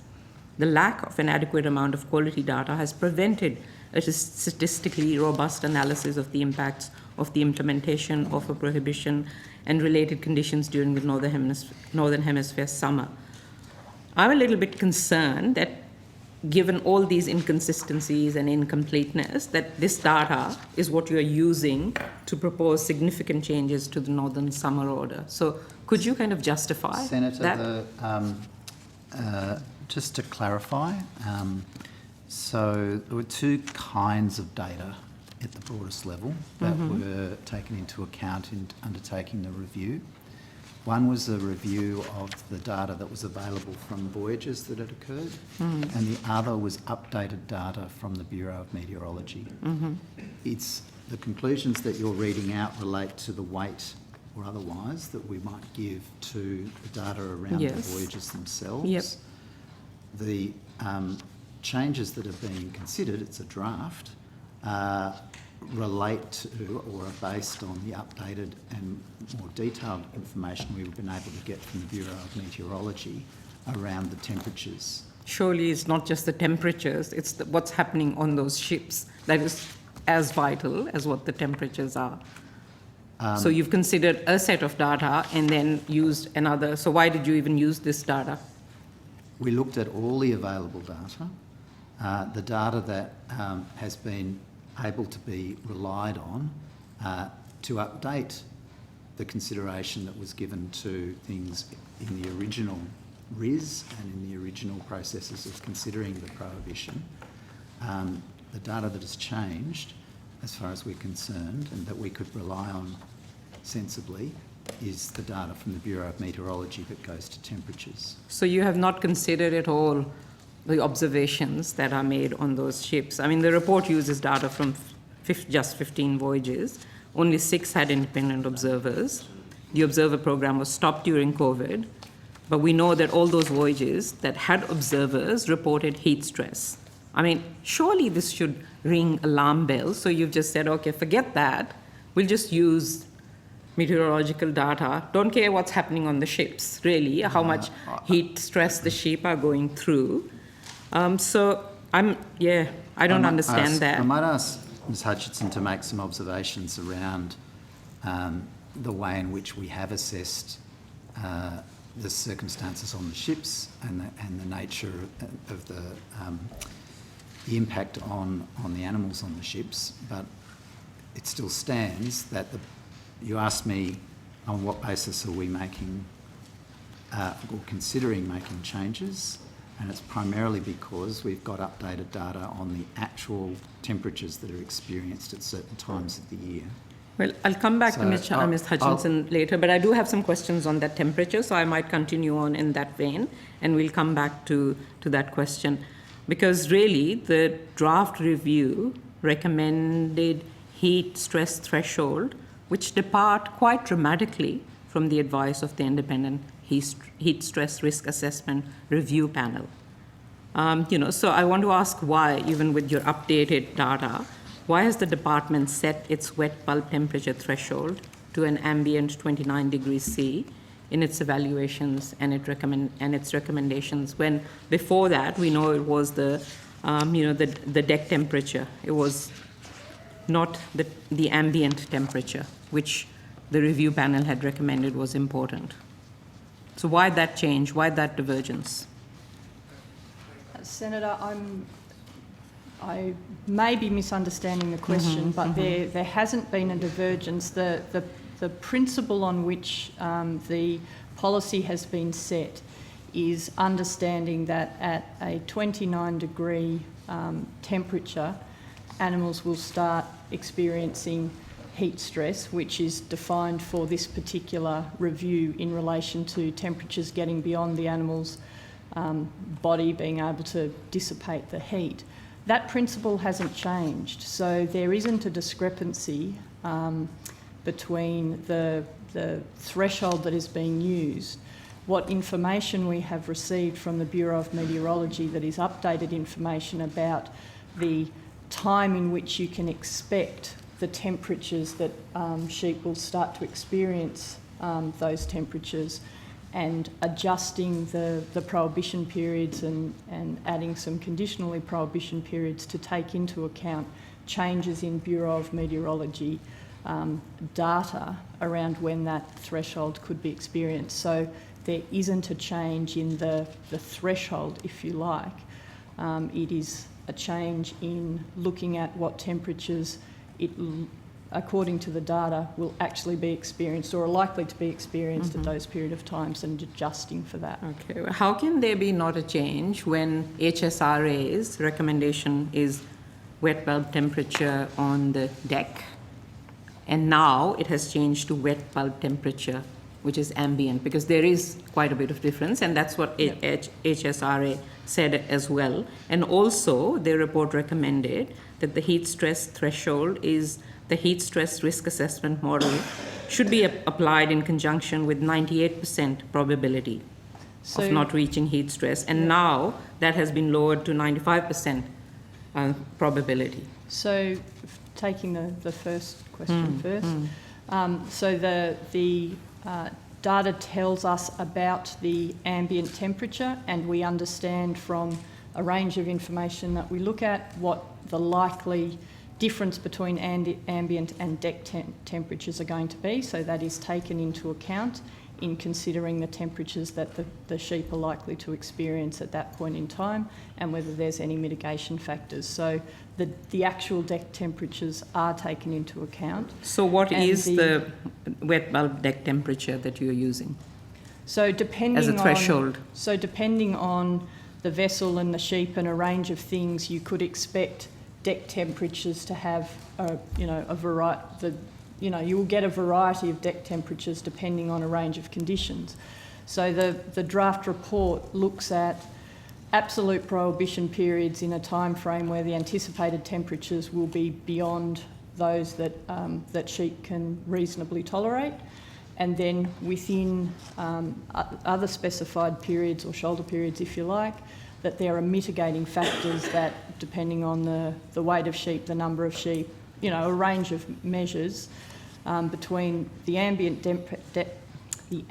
temperature and then the number of variables, you could expect the deck temperature to be, a degree or 2 degrees or whatever above. So the aim is that in its totality, the sheep on those decks at that particular time are unlikely to, or in only 5% of the time, are likely to experience a temperature that will put them into heat stress. In terms of the 98 and 95, the original report did recommend the 98th percentile. The department looked at that at the time. There wasn't a large appreciable difference between the 95th and the 98th percentile, and the decision was made at that time to use the 95th percentile. So that's not difference in this review. That was part of the consideration that underpinned the Northern Hemisphere summer prohibition when it was introduced. Yeah. I still am confused that if the deck temperatures are the important ones, because that's where the sheep are, and the HSRA recommended 28 degrees C on deck, because that, anything above that exceeds what most classes of live sheep when they start experiencing heat stress. Why isn't that the threshold? Because deck temperature, you said, varies depending on how many sheep there are, obviously understood. So why isn't the 28 degrees C on deck when we know that that's when sheep start experiencing stress? What is the reason of abandoning that and going with ambient wet bulb temperature? I don't think we have abandoned it, Senator. So I'm not sure I'm fully understanding the question. So I'm not trying to avoid it, but we haven't. Well, I've read through the report, and the threshold now is 29 wet bulb temperatures of 29 degrees ambient, where the threshold previously, as recommended by the panel, was 28 degrees C wet bulb temperature on the deck, and there is a big difference between the two.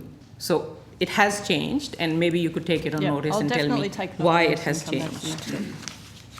Just my last question is, did the report contain any predictive climate modelling? Because we know that the temperatures are going to get hot. My understanding is that the report is based on historical averages, but I will check that for you. Thank you. Thanks very much. Thanks, Chair. Thanks, Senator Faruqi. Senator Canavan, Senator Ciccone has yielded to you. Has he? Yes. He's such a nice guy, isn't he, Senator Ciccone? Don't believe what you hear written about him. Thank you very much, Chair. I too have some questions for live animal exports. I particularly want, my understanding is that some changes have been announced in regards to the requirements for sheep to be loaded to northern destinations. Am I on the right track there? Senator, there's been or draft, I should say, proposed conditions for voyages departing in conditional prohibition periods. Yes, Senator. So, as Senator Faruqi was probing us, Right. there's been a review undertaken and a draft report was issued before Christmas. Right. And we're now considering the, whatever it was, 700 submissions that we've received in relation to that. Okay. In terms of the draft condition set, was there consultation before they were set? Yeah, they were announced. Well, they're not announced. We're consulting now. The draft, I've got them here in front of me, but when they were whoever they were sent to, you've received 700 submissions, so you've obviously sent them out to some people. Before they were provided to the public or to a group of people, what consultation was done on coming up with those? I'm a little confused, Senator. This is the consultation process. Well, I mean, they're very specific. So, for example, according to this draft set of conditions I've got, that sheep can only have a maximum live weight of 50 kilograms for certain breeds or non-heat tolerant breeds, 60 kilograms for other breeds. Yep. They have to be shorn during a certain period of time, have to be provided with certain minimum levels of nutrition. All of these things are very detailed.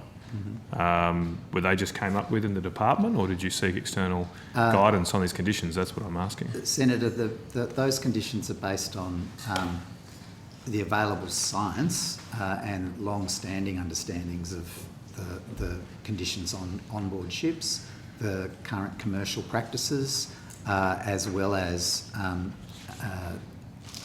emerging science around animal welfare. And the purpose of putting out something that was reasonably detailed was to get reasonably detailed feedback, which is what we have. But I'm just asking here, in terms of the science and establishing what the science was, who did you talk to?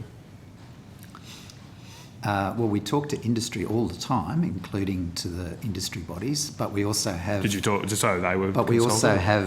also have a team of scientists within the department who also engage with industry, but who are also experts. I mean, this is a pretty simple question. I'm happy for you to get other people here, but I mean, I would have thought, given the detail in these, and yes, I agree, or I accept they're a draft, but obviously once something like this is put in writing and put very specifically, it sets a certain benchmark. Was there any consultation on these specific requirements with graziers or with ALEC, with anyone in the industry about the practicality of these measures? Senator, the process underway, the public consultation period was that process. So in terms of what went into considering these particular proposed conditions, there's a range of evidence available, so scientific evidence, research that's been underway and has been published. There is quite a lot of these measures can I'm sorry, already Chair, be I only found get limited time. I asked a very specific question. Was anyone in industry, people who actually deal with sheep on a day-to-day basis, spoken to before these conditions were set? Yes or no? Senator, I think we've the answered conditions the question. have not been set. Well, no, you have not. You have not. You continue to talk about conditions aren't vague settled. terms about talking about scientists and these things. The Did conditions aren't people... settled, Senator. Okay, yeah, no, we've already established that. The draft conditions that are set here, did anyone in the department speak to someone who actually handles sheep, an actual grazier, before putting these in black and white? So The measures that are in here are not brand new to the regulation of the live sheep export industry. Chair, These measures that is not my question, with respect. I mean, as I say, I've got limited time here. I'm going to have to take the answer as no, because if it was yes, I think you'd answer it. Chair, it's very, very simple. Chair, with respect, the officer is trying to answer the question and has got about 3 words out before... After multiple attempts, we can, Mr. Senator Metcalfe, Canavan, we can either attempt to answer your question if it has a minute, or we'll take it on notice. So that's exactly right. But I would ask you, have you consulted with any graziers or animal producers and breeders? So the report is the process of going through a public consultation period is to do exactly that, is to consult. So the draft was published. Specific meetings have been held with a range of interested parties, including ALEC and Live Corp. There's the opportunity always to speak to the department about this. The science used and the measures used have long been used in live export regulation. They have been used in the heat stress risk assessment modelling that's long been used for making decisions about sheep exports. So the premise that this has been dreamt up and only given to industry in this report, these are not unfamiliar, but in terms of this particular set of recommendations in relation to this report, it was published on the 17th of December and for public comment, which is the process we've gone through. Okay, let's be very specific. Did you ask for the feedback from any grazier about the practicality of shearing a sheep 14 days before loading for export? I have not had a conversation with a grazier about that. Did anyone in the department have a conversation about the practicality of shearing a sheep 14 days before export? No, we didn't. Sorry. No, I think the answer was no. No. If the answer's no, it's no. We'll double check. We'll just double check. Ms.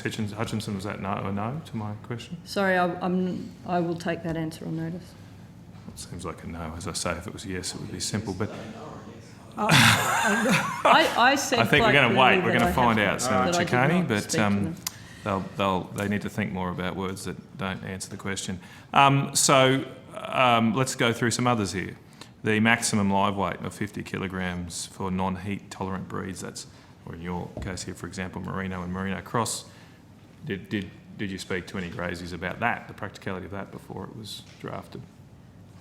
I have not spoken to a grazier, Senator, but we have information about the average weight of consignments of sheep shipped. So I understand the specificity of your question. What I'm trying to convey is that there is information available to the department, so we look at information about recent voyages. We've got averages of the weights sent on those voyages.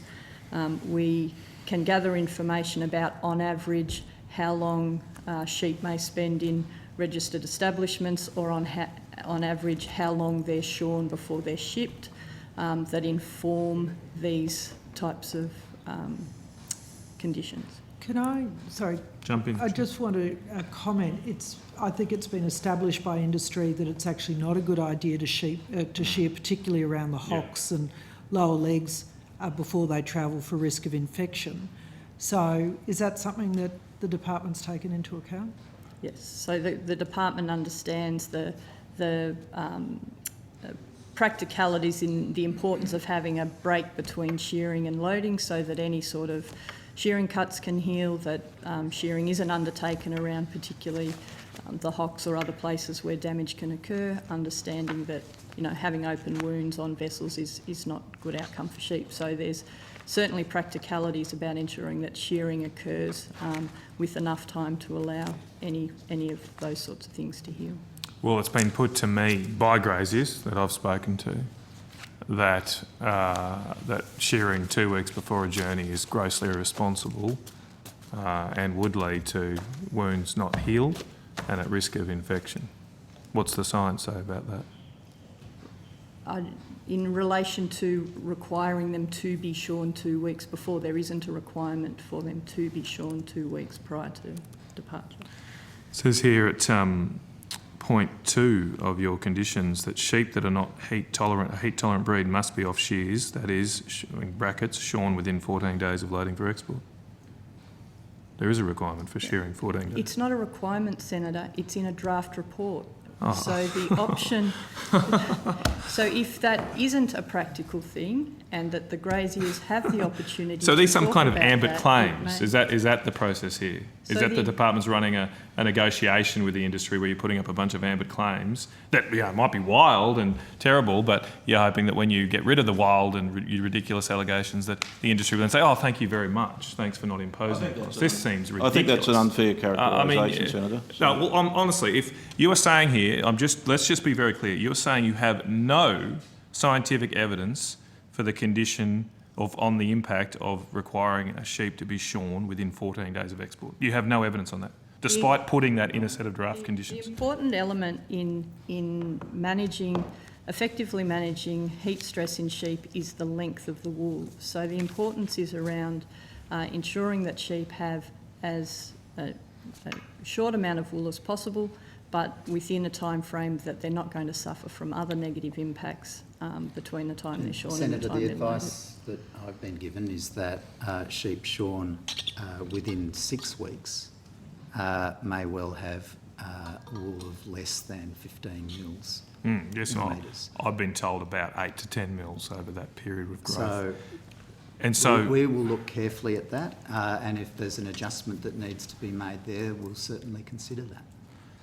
I'm just struggling here that are you telling me that before writing in a set of draft conditions that they'd have to be shorn within 14 days, the department didn't get advice of how much their wool would grow by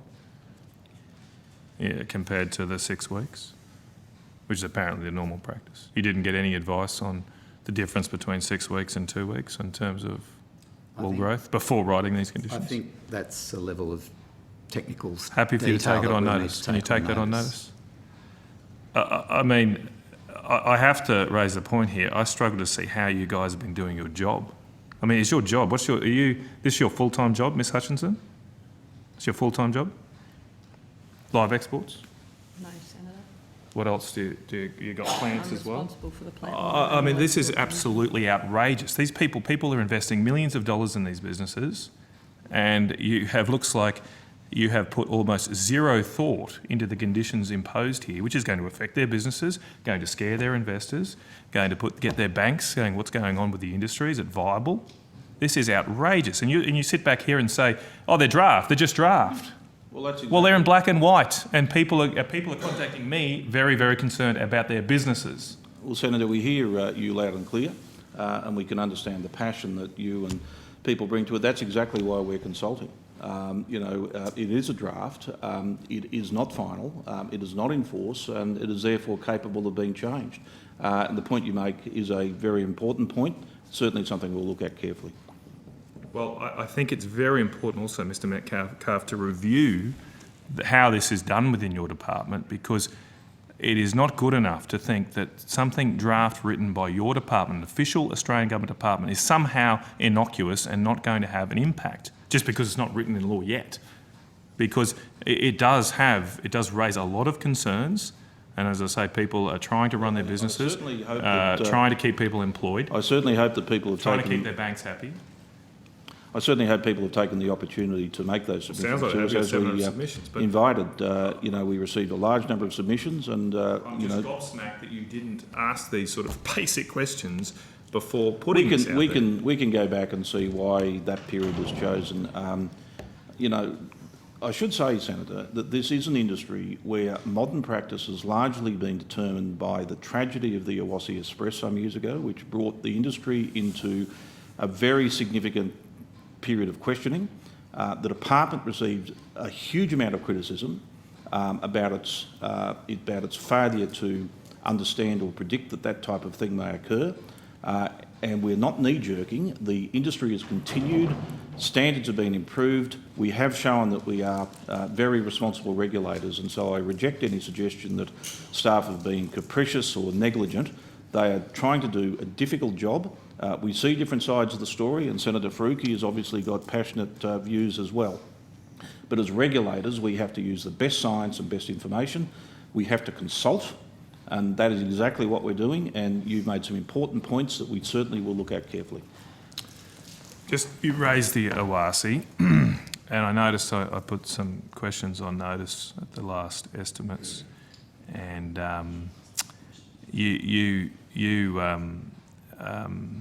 I asked in particular if you'd received any correspondence from Lynn White of Animals Australia that indicated a transfer of money to ship workers, because you've raised there, Mr Metcalfe, that this was a black mark on the industry, but there are serious questions about exactly how the circumstance of the Awasi came about.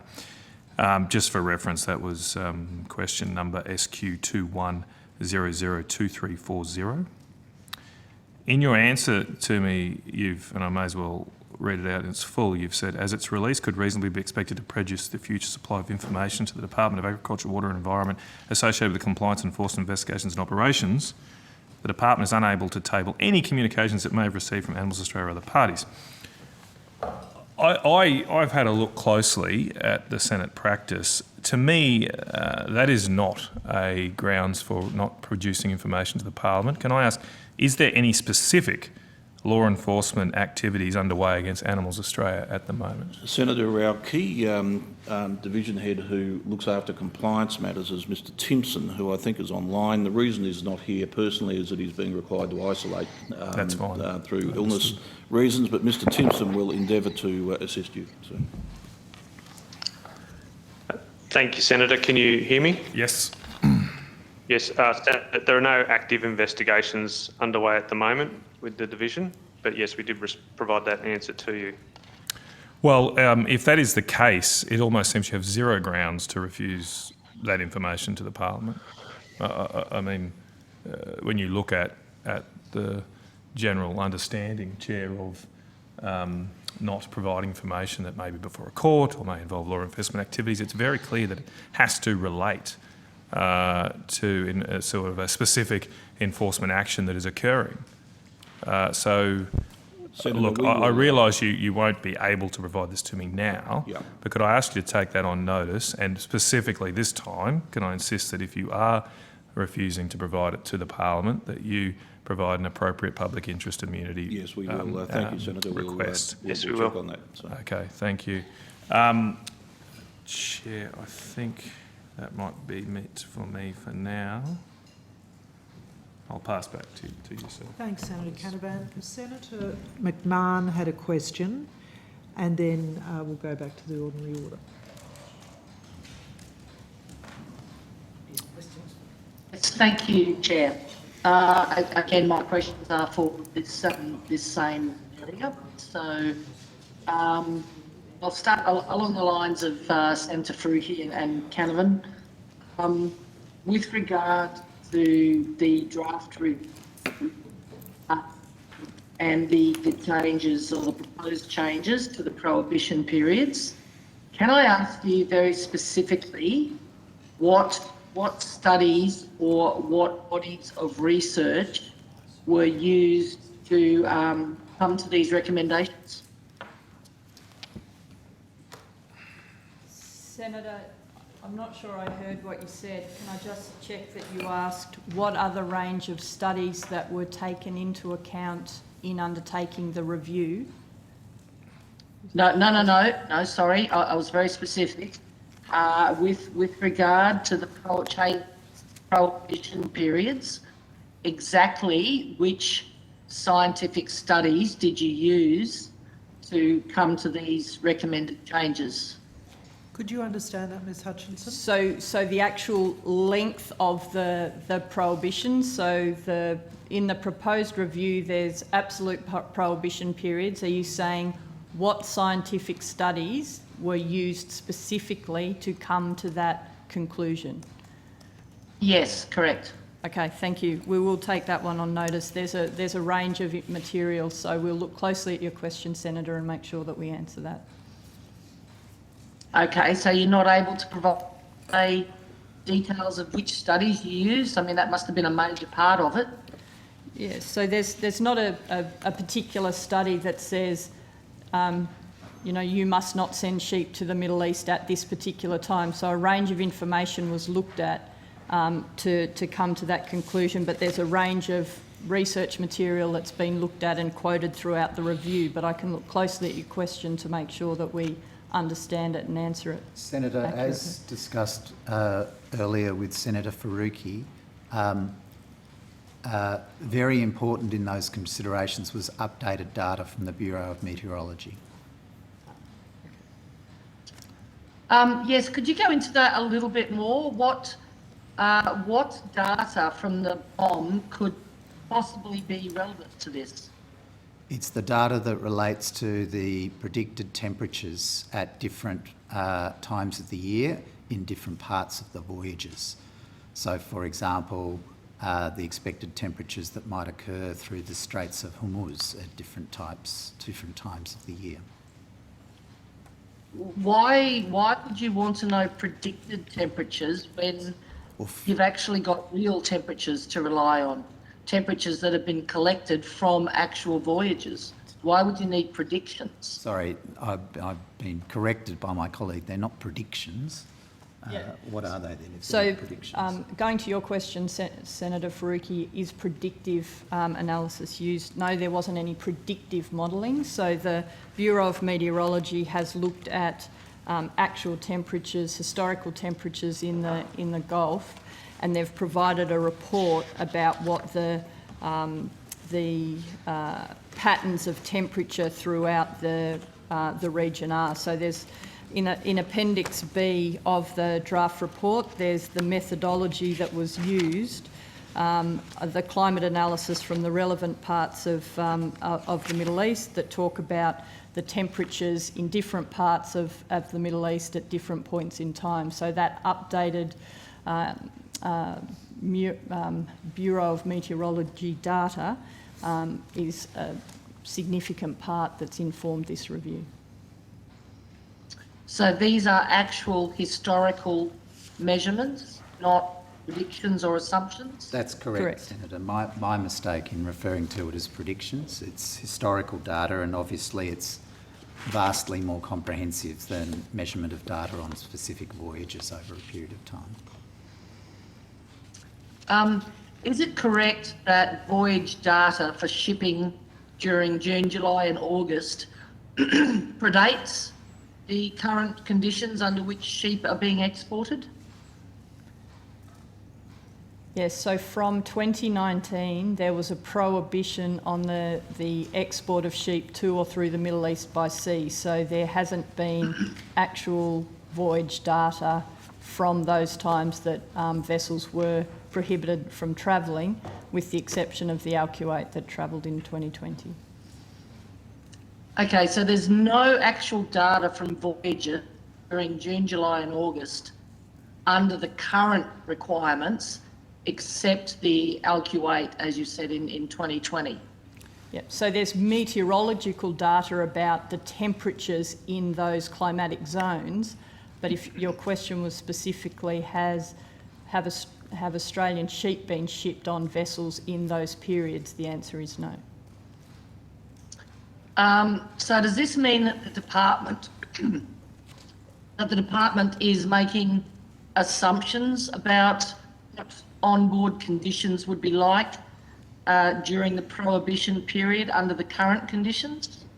So the department is drawing information from research, from observation and from meteorological data about what conditions and what impact that will have on sheep that can be expected at those points in times at those temperatures.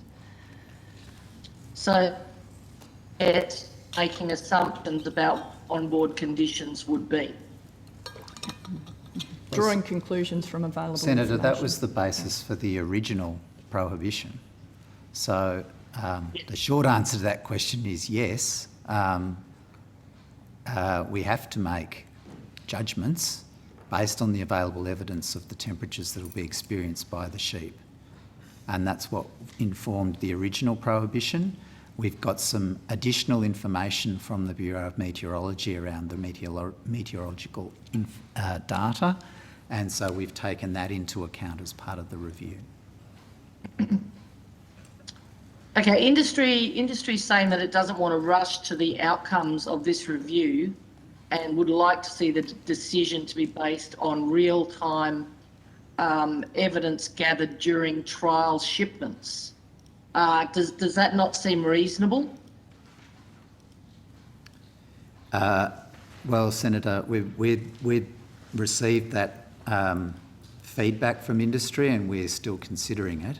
I suppose you could look at it from the perspective that industry have said we would like to have some ships go in the period that's currently prohibited, subject to those being in circumstances where animal welfare would be protected. In other words, they'd like to conduct some experiments during those periods. Our starting point is when we're reflecting on that, is there are already periods that have potentially opened up through the draft changes in which there would be periods within what's currently a prohibited period, subject to conditions that we believe would secure animal welfare outcomes, at least in that draft report. Of course, the challenge with running a trial or an experiment is once the voyage has commenced and the sheep have left Australia and they're en route, if they then encounter temperatures which lead to undue heat stress on the animals, which they're unable to deal with, we can't stop the experiment. So we're having to take a very cautious approach to thinking through the opportunities to have ships leave in what are currently prohibited periods. But it's true to say that the draft itself, if it were to be made into the new arrangements, would include having voyages leave in currently prohibited periods with some additional conditions. Very similar to running trials. Now, if I just take you back to my first question about the scientific study, the scientific evidence that went into making these decisions, the change on the prohibition dates that's recommended in this review, you know, for Qatar, for example, there is a change of one single day. Now, I don't expect an answer because you've said you're going to take it on notice, but I'll just make the comment to you when you're taking that on notice that I don't believe there's a single study in the world that would suggest that by changing a prohibition period by one single day is going to make a statistically significant difference to the outcome. Senator, I'm not familiar with there being a one-day change. The information I've got in front of me has for Qatar in the draft a period of an additional 10 days at the beginning of the prohibition period and a period of 7 days at the end of the prohibition period where voyages could be undertaken but with additional conditions. So I'm not sure, perhaps my colleague can enlighten me, but I'm not sure what the 1 day is referring to. There is in the draft report a 1 day difference between what the previous prohibition was and what the suggested prohibition was. So I can certainly check whether that is was intended or an error. But what Mr. Hazelhurst says is correct, that for Qatar itself there is the addition of potential for shipping with conditions for an extra 17-day period or something similar to that. Yes, I accept that with the conditions there's a difference, but without the conditions there's a 1 day difference. Now that just makes a complete mockery of this whole report. Honestly, it does. Yeah. It just paints it as, you know, absolute gobbledygook. So please take that on board when you're providing the scientific evidence behind coming to these conclusions. Now, I'll just on this particular set, I'd just like one final question. Who has the final decision making on the sign-off and adoption of these recommendations? Does that lie with the department or the minister? Senator, the making of the actual order is is something that's done by the Secretary. Naturally enough, we will consult closely with the Minister on the final position. Thank you. Now, just swapping to cattle quickly. Now, at last estimates, I asked some questions around the cost recovery, and there was a little bit of fuzziness about the figure. The Minister had quoted some hard figures of, I think it was $5 and $8 per head additional costs for cattle out of Darwin under the cost recovery model. Do we have any updates as to what those costs actually will be? So, Senator, we are looking at currently, we're looking very closely at the cost recovery arrangement for live animal export, including looking at the actual costs that have been charged to exporters and what the impact of the changes. So we made quite a number of changes in this financial year in the cost recovery implementation statement. So we are looking very closely at that, but I don't have specific numbers for you. But Senator, there are no, forgive me, sorry to interrupt you, go ahead. Yep, no, go ahead. I was just going to say we haven't further updated the CRIS, for example, that would lead to there being different assumptions about in future if there were a certain number of voyages that a particular exporter was taking and a certain number of animals to certain routes. Those assumptions remain the same. So those costs that were published previously and the ability of exporters themselves to put their own numbers into that model is still the same. So at the moment, the assumptions and the calculations haven't changed from October last year. Is that correct? Not in relation to the fees and charges, no. Now, there's a concern amongst exporters that, currently I think we're down around 400,000 head, and that there's a concern that that will significantly increase the per head cost, obviously because the fixed costs of running the department are the same, but the amount of head going out through ports is greatly reduced. Has there been any consideration by the department given to that?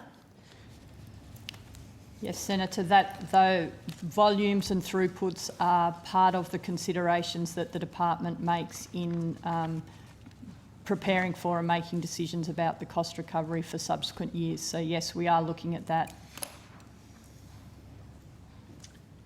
Can I ask, what is the overall expense of the live animal exports division forecast to be in 22-23? Yes, and it is outlined in the cost recovery implementation statement. The cost base has been stepped out for the forward years, but we can definitely confirm that for you. I'll take that one on notice. Thank you. And has industry been consulted on the figures on the costs of running the live animal exports division? So there hasn't been an updated engagement with the industry since the 21-22 cost recovery implementation statement. So we consulted with industry prior to the 21-22, and that stepped out the 21-22 year plus the 3 subsequent years, I think. I need to check. So that was undertaken then, but in this year we have not yet had any public consultation or consultation with the industry about 22-23 or 23-24. Can I respectfully suggest that may well be a very good thing to do as soon as possible? Thank you, Senator. Senator, yes, that process is due to happen in February and March. Okay, well, we're sort of almost halfway through February, so yes, I'd like to see that happen very quickly, given the time that it takes to organise these things. Can I ask what progress has the department made on regulatory efficiencies? On regulatory efficiencies. So, Senator, I just have an answer for a previous question that you asked in relation to the one-day change for Qatar. I'm advised that there is an actual error in the, or an error was made in the prohibition for Qatar, so the change is to bring it back in line with the rest of the Persian Gulf. So it wasn't it was correcting a problem with that one-day change. In terms of reform for the live animal export industry, there's been a range of work going on this year. So there's been a number of processes that we've undertaken in terms of streamlining the processes for assessing notices of intention to export, and the advice I have so far that's reducing the assessment time of assessing those by 34% at an average cost reduction of $89 per notice of intention. So over that year, we expect that to be around $26,000 for Southeast Asian consignments. We're also looking specifically at work with exporters of northern cattle, or cattle out of northern Australia to Southeast Asia to reduce the time frame required for providing information for notices of intention to export to better match the requirement for providing information to the department with the trading conditions in the north. So I am advised that's progressing well, but I don't have a specific measure for you about benefits or improvements for that. We are making a range of improvements around reducing the time taken to do administrative checking processes. And so for tag checks, for example, for cattle to China, we've reduced the time taken from around 4 hours to 15 minutes or 13 minutes, which is a significant saving for time-based costing to exporters. I don't have an aggregate on that. So there's a range of things that are progressing incrementally, and the department's focused on identifying and implementing changes where we can as we find them, and making incremental improvements in that way. Did you say that that had resulted in a reduction of 26,000 per voyage so far? No, sorry, Senator. That was an average of $89 per notice of intention. So across all of the processes for consignments to Southeast Asia, it would be an aggregate of $26,000 saving. Oh, yeah, not $26,000 in total. Yeah. Okay. That's just one specific example, Senator. It's not our overall goal, of course. Some of the most important work that's been undertaken has been looking at ways in which we can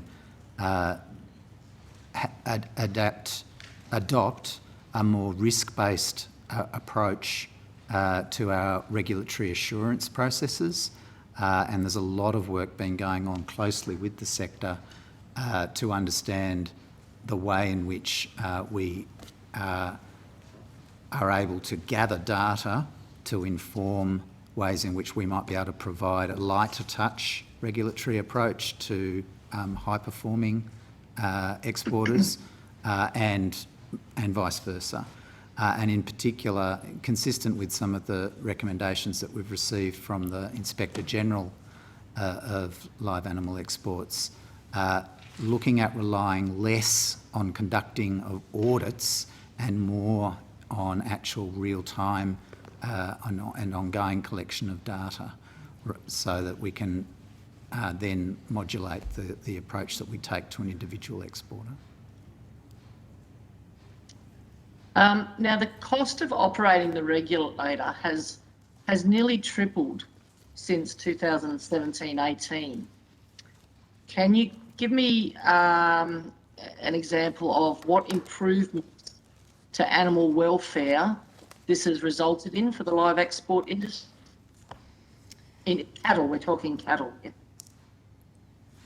Yep. So, Senator, an example is that since the period you talk about, the department has undertaken a significant review of the Australian standards for the export of livestock. So a significant and major review was undertaken 2 years ago, and those changes were implemented, and the first round of update to that review occurred last year, with additional changes made at the end of last year to make that standard to improve the readability and the understanding. So there has been a direct impact, if you like, in the capacity of the department to be able to undertake important and animal welfare targeted reviews in relation to animal welfare. Senator McMahon, can I just flag that we're out of time on this sector, and I've still got a couple of other senators to ask questions. Can I give you one more question, Yes, please? Yeah, I just wanted to clarify the answer to that question, if that's okay. Thank you, Chair. Sure. I'm glad that it's allowed the department to carry out more reviews, but my question was specifically, what improvements to animal welfare has this resulted in for the live cattle export industry? What has it actually translated to for the welfare of cattle? So one of the examples is looking at pen area allocation, for example, so how much space cattle get on particular voyages to make sure that they have sufficient space on those voyages to ensure their welfare. So there have been changes made. There's been things around preparation time and bedding, and a range of changes to ensure that the welfare of animals on export voyages is looked at or looked after. But has that actually translated to improvements for welfare? And the pen size is a very good example, because I would put it to you that there are arguments, very good scientific arguments, that increasing pen size is actually a negative animal welfare outcome.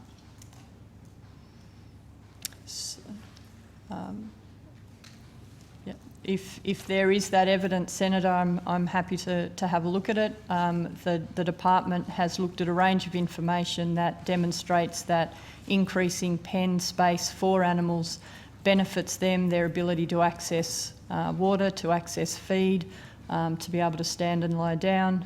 So the evidence that the department has looked at, there is good evidence that pen area allocation is an important indicator of welfare outcomes for animals. Senator, we know very well your very strong interest in this area and your support for the industry, and so I think to do justice to your question, we should take it on notice as to what benefits have accrued or what activity has occurred. And I'd also commend that you look at the activity of the Inspector General of Live Animal Exports. That, of course, was a key recommendation from the MOST review, and the MOST review, of course, was a major outcome of the Awassi Express incident, and the Inspector General has been active, not only looking at the industry but looking at our performance, and so I think our response on notice will reference appropriate commentary and the work plan of the Inspector General. Thanks, Senator. Cuff, I was just about to suggest that maybe you take that on notice, because you haven't been able to provide to me here today any actual real demonstration of improvements to animal welfare. So I would like you to take that on notice and come back to me with an answer to that question, please. Yeah, we certainly will. Thank you, Senator. Thank you, Chair. Thanks, Senator McMahon. Senator Faruqi has to go, so I'm going to go to her, but I do have a couple of questions on this topic, if we could come back to that after Senator Faruqi. Chair, I have questions for horse traceability, which is the biosecurity division, so you go ahead and ask questions. Oh, you sure? Yep. Okay, thank you. I will be very brief. Otherwise, we'll have to change staff. Yes, well coordinated, thank you. I just want to ask you, you said on the consultation for the changed dates that you'd had 700 submissions. Were they all unique submissions, or were some replicated? So, Senator, there was definitely a campaign of some sort. There was a lot of repeated submissions that used very similar language, which would lead to a sort of a concerted campaign. Were they supporting changes or increases to the length of time of the moratorium, or against it? In general, my understanding is that the campaign submissions were not supporting any extension. Any changes to the prohibition. Right. Yep. Just leaving it as it is. Yeah. Okay. But as from a previous question, we'll get a breakdown of those submissions. Terrific. I appreciate the difficult role that the department is in. You have people like me who supports the very high standards of animal welfare requirements for Australian live export, and I'd like to see overseas countries taking our cattle, our sheep, in preference to sheep and cattle from the Sudan, from South Africa, from Brazil, which don't have anywhere near our standards. So you have that competition against Animals Australia and others who are on the other side of the fence. So I appreciate your challenge. I was just given this FOI document. We talked about FOIs a bit earlier today, but I'm now the happy recipient of an FOI document of the department, and it's around consultation for the department and the amount of consultation from Animals Australia and the RSPCA. Do you think that you've become captive to the anti-live export part of the society? Captive is not the right word. Do you feel under pressure from them and the amount of communications, because I know there's not the same amount with the live export industry? I might answer that, Senator. I think that, look, it's very clear just from the views and questions of different senators that this is an issue that does attract significant public interest. We as a regulator have to remain independent. The standards that the government and broader society expect is that as a regulator and as an independent role that we have, and ultimately culminates with the statutory role that I have, that we do so in based on the best science, that we do so in a consultative manner, that we are fair and balanced, and I'm very confident that the department does achieve that balance, that we're not captive of one interest group or captive of the other interest group. Indeed, I think it's almost demonstrated by the strong views that Senator Faruqi has questioning our activities, and the strong views that Senator Canavan has questioning activities. It almost indicates that we're sort of in the middle and seeking to engage in what is a serious issue. We understand the significance of the industry, the economic role that it plays, particularly in parts of northern and western Australia. But at the same time, we're very conscious of the animal welfare issues that tragically we have seen some terrible things in the past. We mentioned the Awassi Express. We have seen scenes from abattoirs in Indonesia in the past. There's a lot of history around this, and we're seeking to take a very balanced, responsible, science-based, consultative approach, and I'm very confident of the professionalism of my staff as they go about that particular task. All right, well that is terrific. I noticed in one of the emails that one of the department officials has said that they would remove themselves from the meeting because they were conscious of not over-consulting or being seen to over-consult with one sector over another. So I appreciate how difficult it is, but I just flagged that. So moving to the conditions of the exempted ship during the moratorium last year, I was really concerned as a stock operator that just the night or 2 nights before the ship was to leave, a new condition was applied around weight.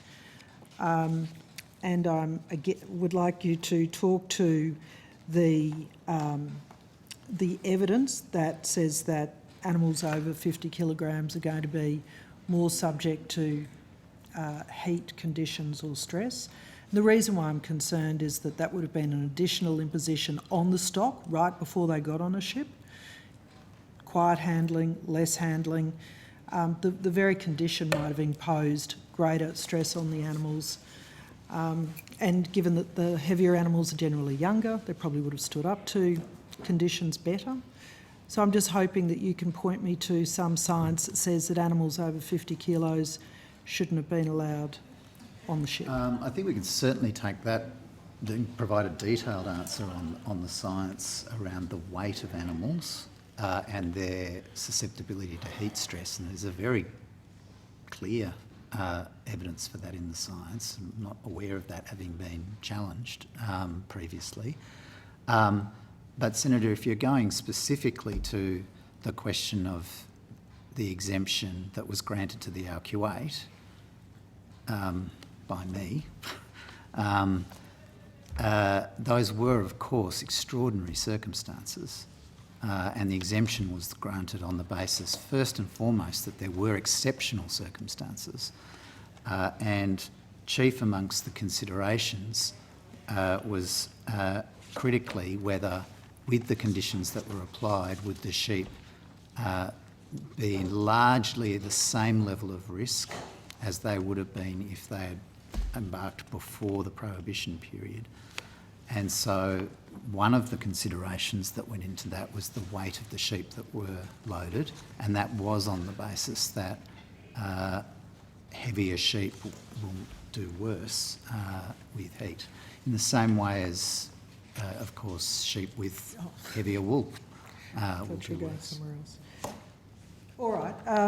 Thank you. If you could provide that data to me, I would appreciate that. And now my last question has just disappeared from my head, and it was an excellent question. You would have enjoyed it. It would have been illuminating and intelligent and shown me in a good light. Oh, thank you. I did forget. Thank you, Chair. Could I just ask, there was the, I'm sure you're aware, Secretary, of the AAT decision last December regarding Emmanuel exports. I believe in that decision the ruling was that Emmanuel exports be readmitted or provided with its licence. Has that happened? I'll need to check, Senator. So, yeah. Yes, Senator, it has. So on Saturday, the 4th of December, the export licences of Emmanuel Export was reinstated as per the AAT decision. Were there any costs ordered in that case? I'll have to check on that. On notice. Yeah, and you're not, the government or yourselves are not appealing the decision at all? No, Senator. No, Senator. I did remember, I had a quick read through it before Christmas. I mean, is there anything you need to review within the department about what went wrong here, given you lost No, the I case? think we might take on notice if there are sort of more detailed questions, or indeed people can read the AAT decision, but my recollection was essentially that the AAT found that the decisions taken by the department to originally delist the organisation were appropriate, but that given the effluxion of time, that it was appropriate for that decision now to be for them to be reinstated. So effectively, the department made the right decision, but things have moved on, and it's now time for them to be able to re-enter the business. That's a very simple paraphrase. I think it might have been a little bit more detailed than that. Senator, to be clear, the AAT actually did conclude that Emmanuel Exports did cease to be a body corporate of integrity, but that with the time that had passed, they'd now sufficiently rehabilitated themselves so as to resume its status as a body corporate of integrity. Well, just more generally, I'm a bit concerned, just put it on the record, I'm concerned, Secretary, that you seem to be taking the lessons of the Awasi Express as ones where the industry as a whole has been somewhat found deficient, when there has been clear evidence provided since that documentary that that the incidents may have very much been the result of payments offered by Animals Australia to actually hurt animals. And it seems to me you're only putting all the blame on the industry. And I know there's been no prosecution of these things, but there is a lot of evidence that Animals Australia played a hand and a role in actually hurting animals on that boat, and it was not a systemic industry issue. So I really hope we're not doing regulation through media. Far from it. Because, yes, there was a lot of controversy over that media report, but you can't always believe what you see, hear or read. Absolutely not. No, I completely agree with you on that, Senator. But look, the simple fact is that following that matter, there was a major inquiry undertaken by Mr. Moss. The department has, been acting. We hope as a very good regulator in what is not an easy industry to regulate. And as I said before, in relation to a question from the chair, we do seek to find a science-based, a law-based, a consultative base. We're not perfect.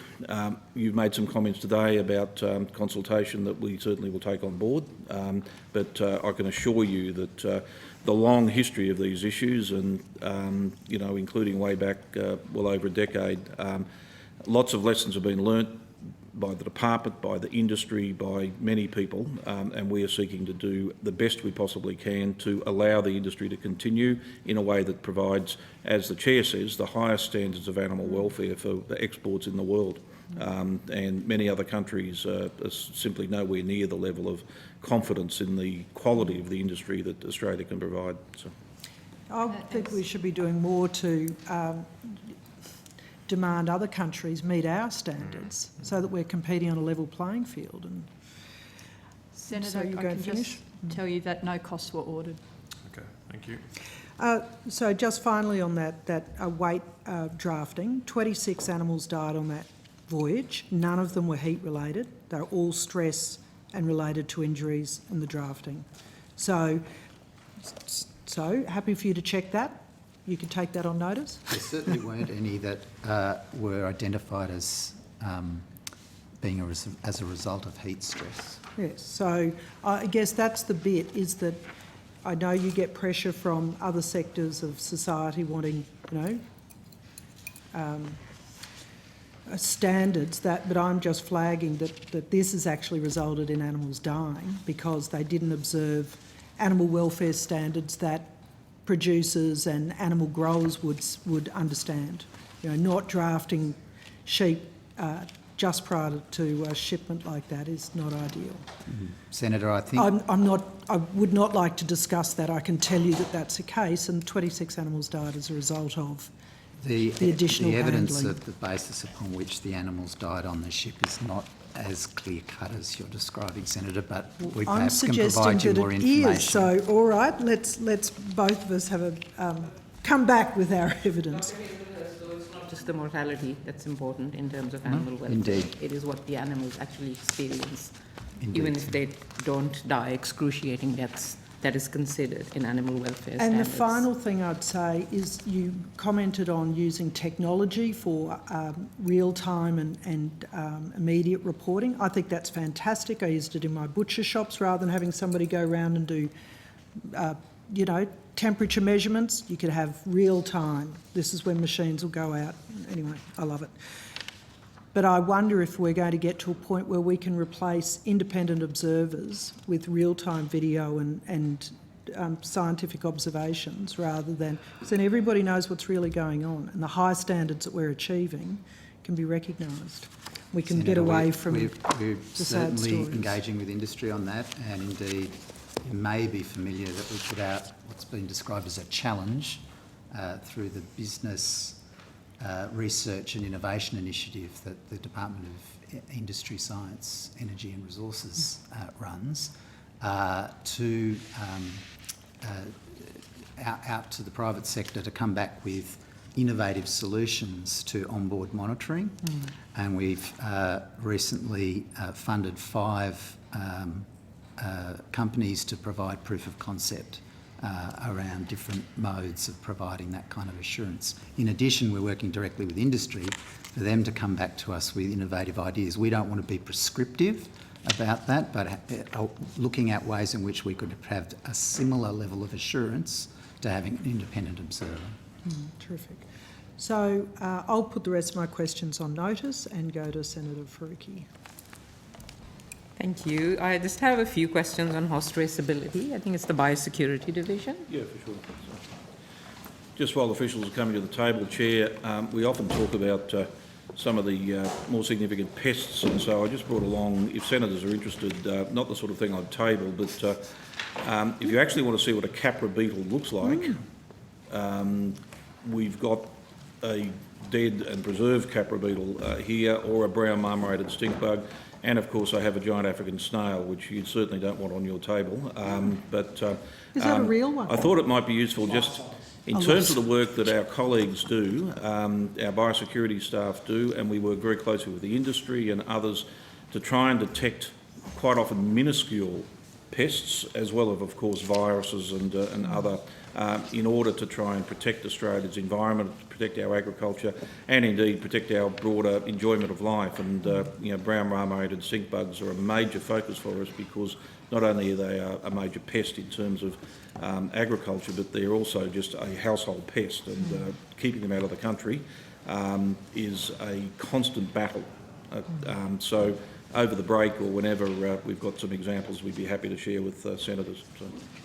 I'm sure all the senators would be pleased to go and see one of these bugs up close. Thanks, Senator Fruki. And the minister was just equally as shocked as I was. You don't want one of these in your garden or your farm. So. Well, I hope mine's never that large. Or your I tell you what, rainforest. the dog would have a good old day. Okay. So in November, the government announced that it would provide $1.1 million for the establishment of the horse traceability arrangements. I'd just like to know how that money will be spent, and has any of it been allocated yet? Thanks. Jolie Disco, Biosecurity Response and Reform Branch. Yes, the government did announce a contribution of $1.1 million to progressing the horse traceability agenda, and that money is profiled against 2 years, so 22-23 and 23-24. At the moment, we indicatively have allocated $300,000 to support the efforts through Victoria in taking this agenda forward.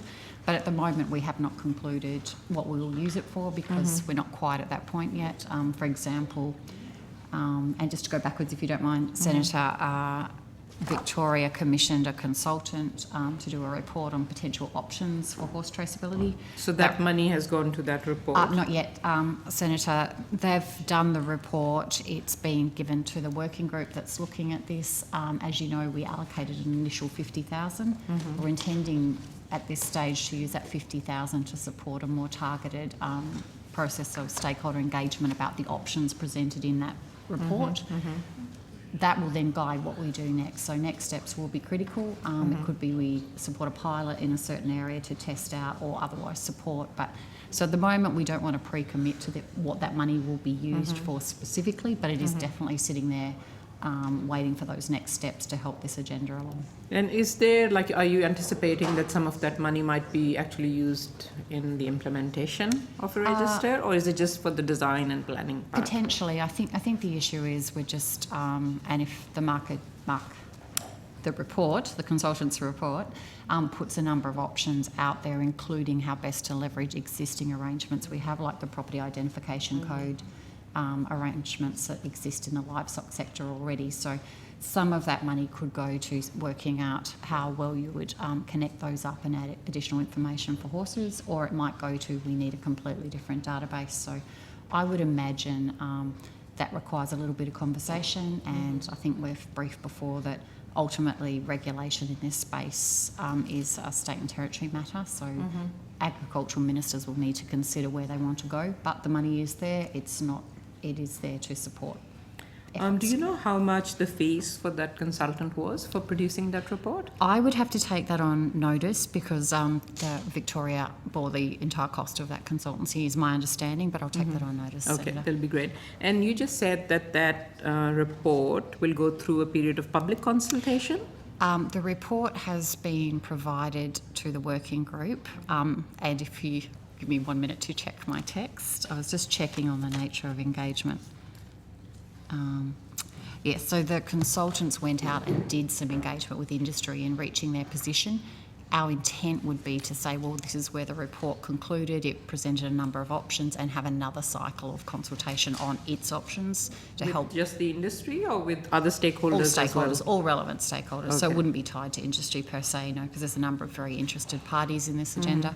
So that would probably then just round out a more fulsome set of advice to agriculture ministers about where they might want to go. Could I suggest, given that there was so much interest in the inquiry when the Senate held the horse traceability national register, horse traceability register, that you open it up for submissions and have a period of, public consultation? Yep, I think that Senator will would take be that. really good.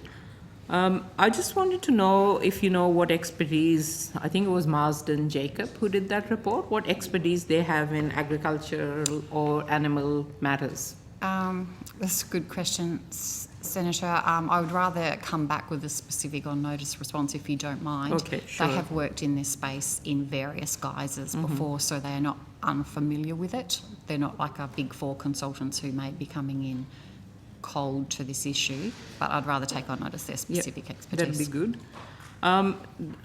The last time I was informed that the working group was due to report back in mid-2022. Is that still the case? That's still what the working group is aiming for. Obviously, as you've alluded to and I've mentioned, having this report and a further engagement process is an important step. And hopefully that will be timed around meeting that deadline. So this report is really the basis of what will happen next. Is that what you're telling me? The report is presenting 4 options that are all potential options. As you know, everything comes with different costs and benefits, and so I think there are a reasonable set of options for us to have another cycle of engagement with interested stakeholders. Yeah, and if you could just take on notice, you said in preparing the report, the industry was consulted. Could you provide me with a list of what parts of, like, who was consulted in work preparing? through Victoria and the consultants to extract that. Yeah, whether it was Australia-wide, like who was consulted other than the industry. Certainly, Okay, thanks so Senator. much. Thank you. Thank you, Chair. Thank you, Senator Fruki. Well, I believe that brings us to the end of section 4. Sorry. Yeah, far away. Biosecurity, Chair. No, apologies. Will you ask those or Senator Sheldon? Yeah, I'll kick off. Senator Sheldon for Labor. Thank you, Thank Chair. you. So we are going to have a afternoon tea break at 4:15, Senator Sheldon. Righto. I've been warned. Oh, well, it's a target. Thank you. Thanks, Chair. And good afternoon, everybody. Good to see you all again.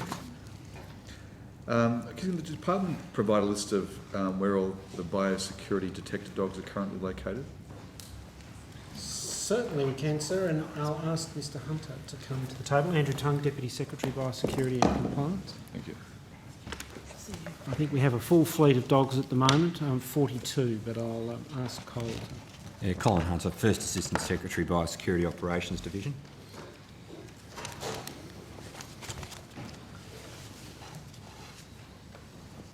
So in answer to your question, Senator, we have 7 dogs in Brisbane. We have 19 dogs in Sydney, 12 in Melbourne, and 4 in Perth. And I think then another 6 in training as well. Thank you. Could the department confirm how many biosecurity detector dogs are working in mail centre locations? And if you can be able to do that, obviously state by state, territory. So we have 4 international mail centres, or as they're called, gateway facilities. Sydney, Melbourne, Brisbane and Perth, and we have detector dogs working in every one of those locations. Great, thank you. Can the department confirm how many biosecurity staff are working in the mail centre location? Again, based on the state territories would be helpful, thank you.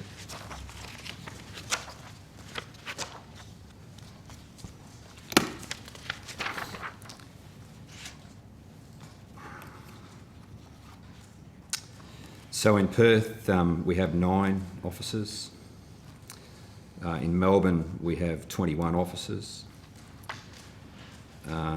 In Sydney, we have 76 officers. And in Brisbane,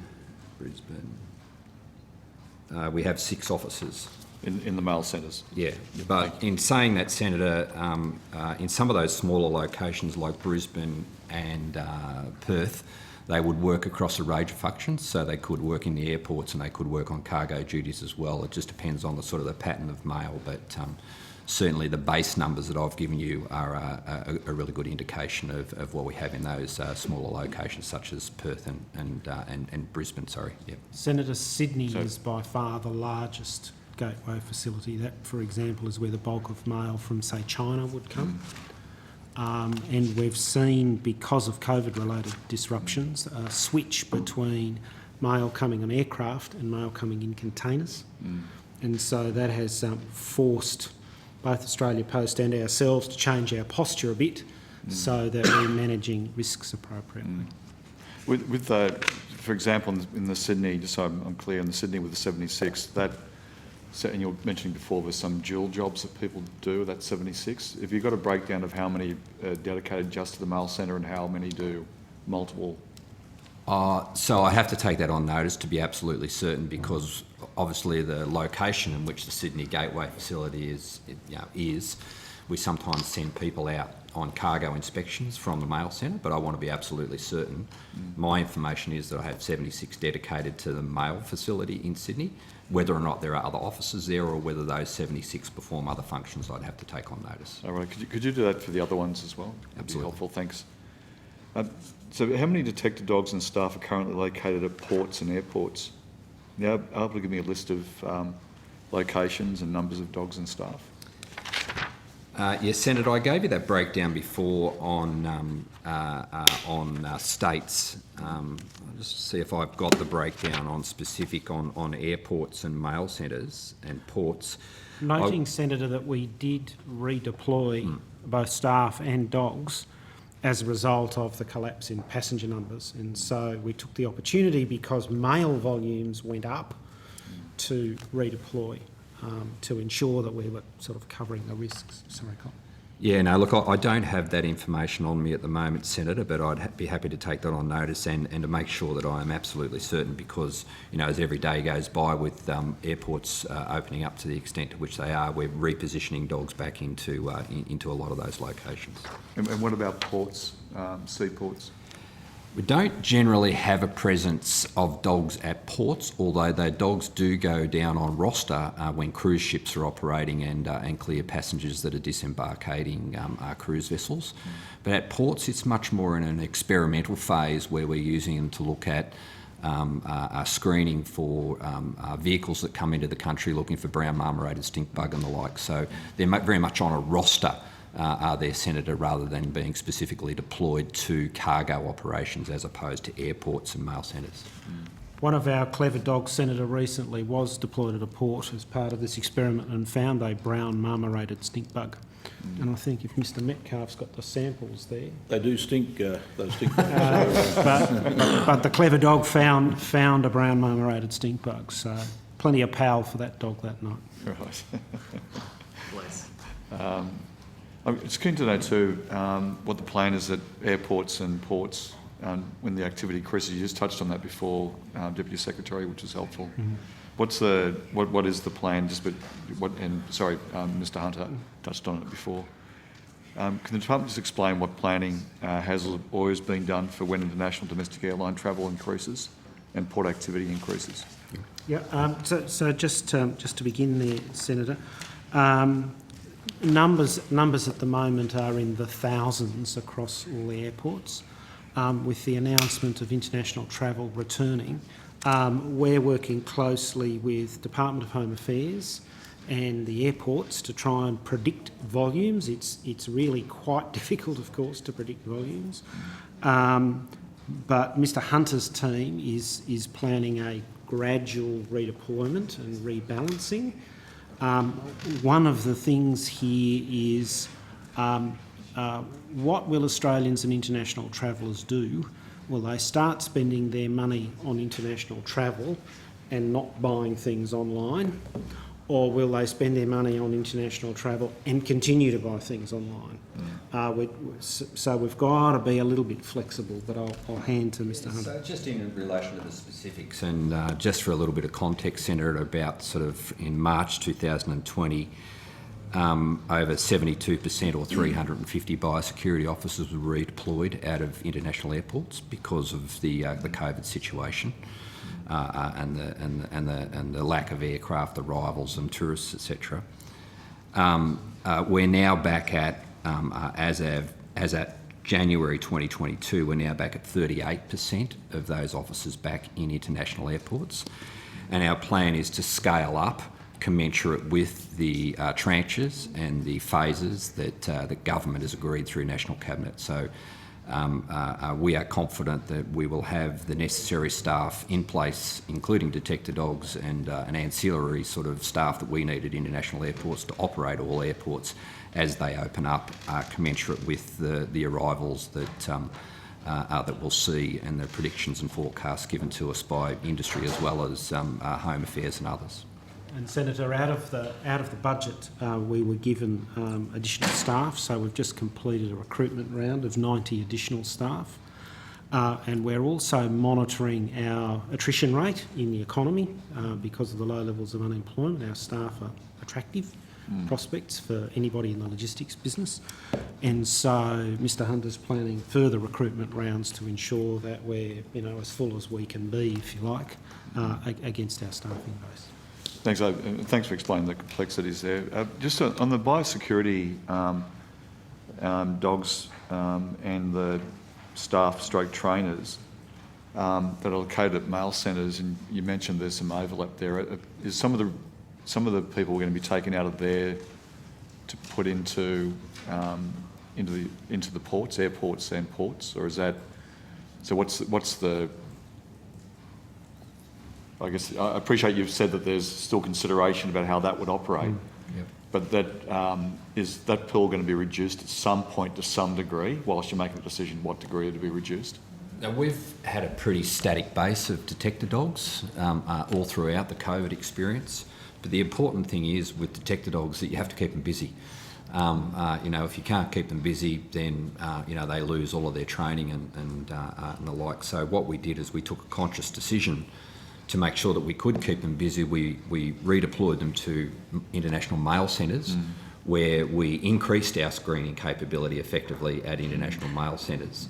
So what we will do is we'll transition those animals and their handlers back to international airports commensurate with the risks and the risk profiles and where we get the best return for dogs, which, I think in the main is fair to say that, Sydney, obviously largest passenger traffic sort of arrivals in the country. You're going to see the largest amount of the detector dogs from our fleet deployed to there, and so on with Melbourne and Brisbane and the like. So hopefully that answers your question, Senator. Senator, there are other dimensions to this as well, in that increasingly we are trialling and being very confident in our use of X-ray technology to identify items of biosecurity risk, and certainly there are advanced trials, I describe them, but my colleagues may provide more detail at the Sydney Gateway Centre.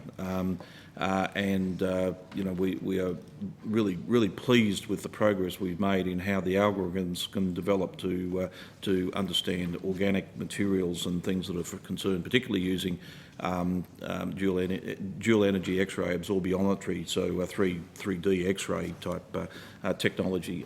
So the overall effort of people, biosecurity detector dogs and technology is constantly developing, and so that we can best meet the needs of the border and our protection from pests such as these ones here. So. Certainly, Senator, in the last budget we were given additional money to purchase trial 3D X-ray machines. We've had one machine at the Sydney Gateway Mail facility. We've purchased a second machine which I think is actually waiting to be installed at the Gateway Mail facility. We've got to work with Australia Post. That's a very dense I'd call it a semi-industrial environment, a logistics environment. So we have to work with Australia Post about how to install the machines. But the early trials are really, really positive for us. Thank you. Yeah. Just wondering, how many people have additional staff and additional dogs were working on the mail over the past 2 years? Have we got those figures? How many additional? Yeah, so you mentioned before in evidence and Mr. Tongue as well that there has obviously been movement to people to those centres. You mentioned the dogs, of course, and having to keep them active and trained. So what are the numbers of the last 2 years that have been moved from those airports and ports into the mail centre? I'd have to take those specifics on notice, Senator, for you. I've got the broad details of 350 officers deployed, the vast amount of our detector dogs taken out of international airports, put into mail gateway facilities, and, for example, even some X-ray machines redeployed for, because we could. So I'd have to take the specifics of that on notice. Yeah, if you could, thanks, that'd be helpful. Just want to go to some matters regards pests and weeds. In January this year, the Minister announced $20 million for pests and weeds. Can the Department confirm which program this funding has been allocated from? So, Senator, this is a new allocation. Over from 2014 to 2024-25, the federal government's committed nearly $350 million to pests and weeds. Through the biosecurity function, we've received about 170 or so million to disperse. The 20 million the Minister announced was conditional on a deal with states and territories, an agreement with states and territories to match the Commonwealth dollar for dollar. So there's 20 million Commonwealth dollars and a matching amount from states and territories. We worked with states and territories to as they applied for their share of the 20 million. And now we're working through the detail of that allocation with states and territories. I probably might. I didn't want to cut you in no, stream, that's fine. but I just probably just might. Just as a, did it come out of the? If I understand this correctly, did it come out of the agricultural budget or the environment budget? It's what we call tenure neutral, Senator. So one of the challenges in established pests and weeds is if you give farmers, producers, money to, say, tackle wild dogs, they can do that, but then often it's the case that the wild dogs retreat into the national park. So the government made the decision to make that funding tenure neutral, to create an environment where we could go at what I'd call a kind of landscape scale and try and manage with local land managers and natural resource management organisations and local land services and so on, how to deal with pests and weeds at a kind of a slightly bigger... I just wasn't quite... I appreciate the information. I'm finding it particularly interesting, actually. Yeah. Strangely for other people, but I think it's quite interesting. But I just so when you say tenure, that because I'm just naively going to ask you this question, does that mean it's new money, and does it have any impact on where it comes from the agricultural budget or environmental budget? Oh, sorry. So I should have explained, because it's in the nature of a Commonwealth state arrangement, the money's held by the Treasury. What we had to do was prove to the Treasury that we had the dollar for dollar deal. The Treasury will then release the money to the state. That's my... Senator, I think that's a really great example of, I think the government in bringing together the old Department of Agriculture and Environment is meaning that we're looking at the entire landscape, whether it's from a productive agricultural perspective or from an environmental, because so many issues are common, whether it's soil or water or biosecurity, and so this is an example of that joined-up thinking rather than just being for ag or for environment. It's for everything because it's all connected. So. Thank you, Mr. Secretary. When will the funding be made available? We're currently working furiously with the states and territories around their implementation plans. The minute that negotiation is complete, the money will be released by the... Is there an expectation when that might be complete? I'll turn to my colleagues and see if I can get you that advice.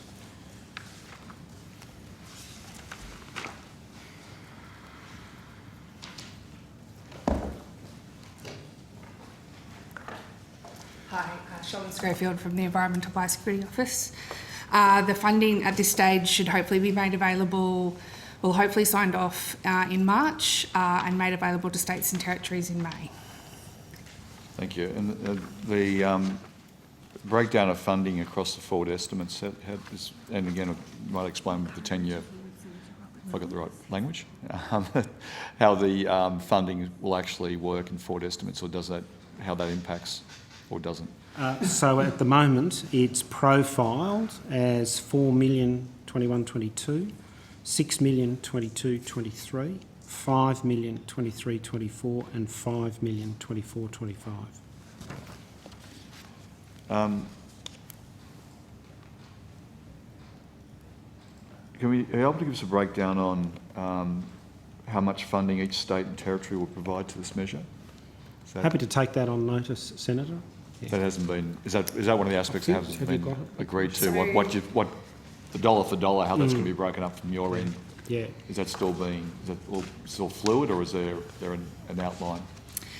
So at this stage, we have, I think, $47 million worth of proposals that we're currently considering, and I think we have pretty much exactly 47 million been offered up in return. So we're actually having to go through a selection process to determine which ones we will and won't fund, noting that it's a $20 million opportunity. Have you taken an approach that there's a certain location, state? Is there some thought about, when obviously a state's putting money in dollar for dollar, there's an expectation that the projects that they see as high priority is given a high priority, and however that means how much money they get for the project that's coming forward is another thing. But have you broadly thought about what is the breakdown for the states, the share of the pile? So, would Tasmania get the bulk of it, or would New South Wales get the least of it? So different states are matching at different rates, and all jurisdictions are pitching at slightly different pests and weeds. And so that's one of the things we've kind of got to work through with states and territories now, because we want the biggest possible impact. That's got to be modulated against Victoria's 3% of Australia, Queensland's 22% of Australia. So we're working through that at the moment, Senator, and I'm happy to take on notice the detail. Is it again, just by explaining the process, with the $47 million worth of projects that have been considered, is there some form of public consultation, or is there an opportunity for us to know what those $47 million worth of projects constitute? Can I get you to repeat that, sorry? Is it possible for us for that to be shared with the Senate, the 47 million projects that are being proposed? And also, that's basically the first question. I'll ask that first. I'll obviously have to get agreement from state and territory government officials that they're willing for us to table that information, but I don't think that would be a problem, because we have already had a discussion of the Environment Invasives Committee around all of the proposals that were submitted. Thank you. Just want to get some questions regards to the Inspector General biosecurity reviews. Thanks for that.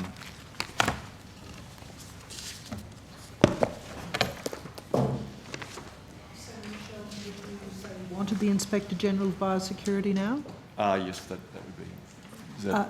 Yes? Yes, if that's possible. So it is now 10 past 4. Should we have an early break, or do you have 5 minutes worth of questions for the... I think there are some questions of the review. I'm sorry, that does mean that the department goes without thanks. Sorry, there is some questions. Sorry. Yeah, I was going to say, just to clarify, I think there are some questions about some of the reviews into the Inspector General, not the Inspector General itself, but we also just have some other questions regarding, well, there are other matters with respect to biosecurity as well too. Okay, so we'll do we keep want to going do those ones first and then maybe come back to the Inspector So General? the department is not excused yet, we'll keep going. Happy to be here. I see the Inspector General is online, but we're here as long as you need us, Senator. So. Yes, thank you. Up to you. Yeah, all right. I might just quickly go to some of the questions with respect to the funding. and we know that I think the government's decided not to adopt a biosecurity levy. Can the department provide an update on the work it's undertaking to come up with a more sustainable funding arrangement for biosecurity? And Certainly, Senator. Thank you. A number of stakeholders have raised issues about long-term funding for biosecurity. We've acknowledged the challenge in the Biosecurity 2030 strategy. We're working at the moment on a number of areas. One is the adequacy of our existing funding base. Are we charging enough for those areas where we currently cost recover? We are working and have begun initial conversations about a number of areas where we work but we don't cost recover for a variety of reasons. And then we're also working on potential future sources of revenue. All those processes are shaped by government policy to do with cost recovery. My export colleagues talked about a cost recovery implementation statement. So we're working through a process around those three blocks. Okay. Is a user pay system being considered? The system at the moment has aspects of user pays. You want us to inspect a container, you pay an amount. You want us to come to your cold store, we charge you. But I think you know where I'm going with this. Like, is a user pay system being considered? Well, I think we're saying it's partly a user pay system in that, if you want to import your dog or cat or your tractor or whatever, then there are cost recovery of our regulatory services. But we don't believe they have kept up to date with the reality of the modern economy and particularly whether we can move a lot more into sort of trusted relationships where we are confident in the quality that people undertake. So there's a real issue of the users of the service paying, ensuring that that's appropriately distributed, and the appropriate balance between what is a function of government as opposed to a function of the user of the system. So those are all the matters that are currently well and truly being looked at. Senator, the work will roll out over the next couple of years, over the next 3 years is our plan. Okay. Now, Chair, I've just got some other questions. Maybe it'd be about 5 or so minutes. And Is then everybody happy to wait 5 minutes and then go to a break? Yeah. We'll have a short break? Yep. Terrific, thank you. I just want to touch on flowers and cut flowers. Certainly. Yep. And I'm interested to know more about the flowers that come from overseas destinations. How many flowers and cut flowers are imported into Australia each year? I'll ask Dr. Parker to answer that. The sort of a Valentine's Day. I was about to say this is probably delayed by a day, but I'm sure there were a lot of imported flowers for yesterday. Because of disruption to global air travel, Yes. the market was disrupted around Valentine's Day. That explains it. No roses? Mine didn't arrive. Your roses didn't come? And I struggled to find any. Local market now, I'm not sure you're going to tell us about. Yes, he's not a very reliable witness, Senator. No, we talked about the snail. I'll very happy to talk over the break. I've got some other props as well. So. Hopefully not Joe the pigeon. Is he still alive or is he dead too? We're trying to track him down. So he's avoiding. Sorry, I don't want to distract. Let's go back to flowers and cut flowers. So my question was, how many are imported into Australia each year? Senator Dr. Chris Parker, the first Sitting Secretary of the Plant Biosecurity Division. I will have to take that on notice on the exact number and the exact volume. You don't have a ballpark figure? Again, I'll have to take it on notice, or I will provide it in the next. Well, could you also little take while. on notice the countries that We are imported? We can certainly try and help you during the course of today. All right. Yep, absolutely. Which countries import their product of flowers and cut flowers into Australia? And what is the value of this import commodity? Don't know if you've got that also at hand. We'll take all that. We'll come back with all of that. So. Can you explain how flowers and cut flowers enter Australia from overseas? And is it mainly by boat, plane, or through the post? So the vast majority are actually flown into the country, and there's a number of different supply routes they come from. I mean, we take flowers from Kenya, We take flowers from Malaysia, Colombia, Ecuador, and the vast majority come in on aeroplanes. All right.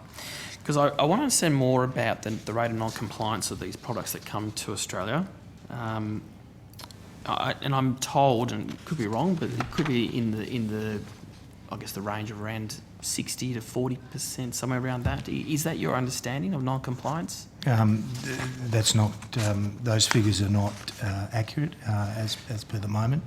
Well, what advice can you give me then? So the advice I give you: the percentage of consignments intercepted with pests of biosecurity concern was 11% in August 2021 and 12.95% in December 2021. So of products that you identify, but are there any products that do come into the country that don't go through? No, Senator.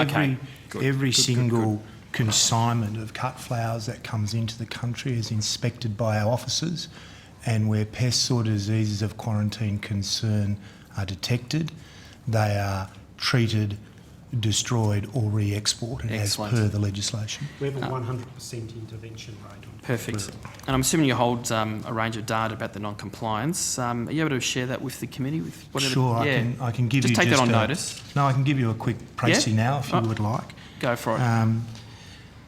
So we've seen a 79% reduction in consignments intercepted with pests of biosecurity concern, and that's 56% in September 17 to 12% in March 2021.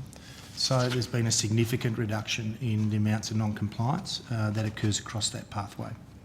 And I can give you a more fulsome answer and a month by month if you would require that. Just take that Quite on happy notice. to. Yeah, if you could. Maybe for the last financial year. Sure. Confirming the rate of non-compliance and also that list of countries where there's most non-compliance from as well. Certainly. All right. Can you explain to me what the biosecurity risk to Australia is, given that the flowers are deemed to be non-compliant, and what pests or diseases come into Australia? Well, Senator, and do you also have, I don't know, and I should also it becomes a discussion about where you say comes in. I would contend the pests and diseases don't come in because they are detected at the border and dealt with.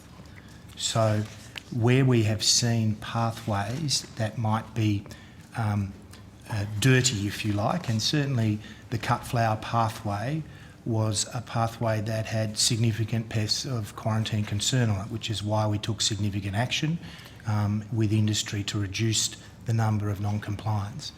So stopped at the border. Correct. Where are they coming from, these pests or diseases?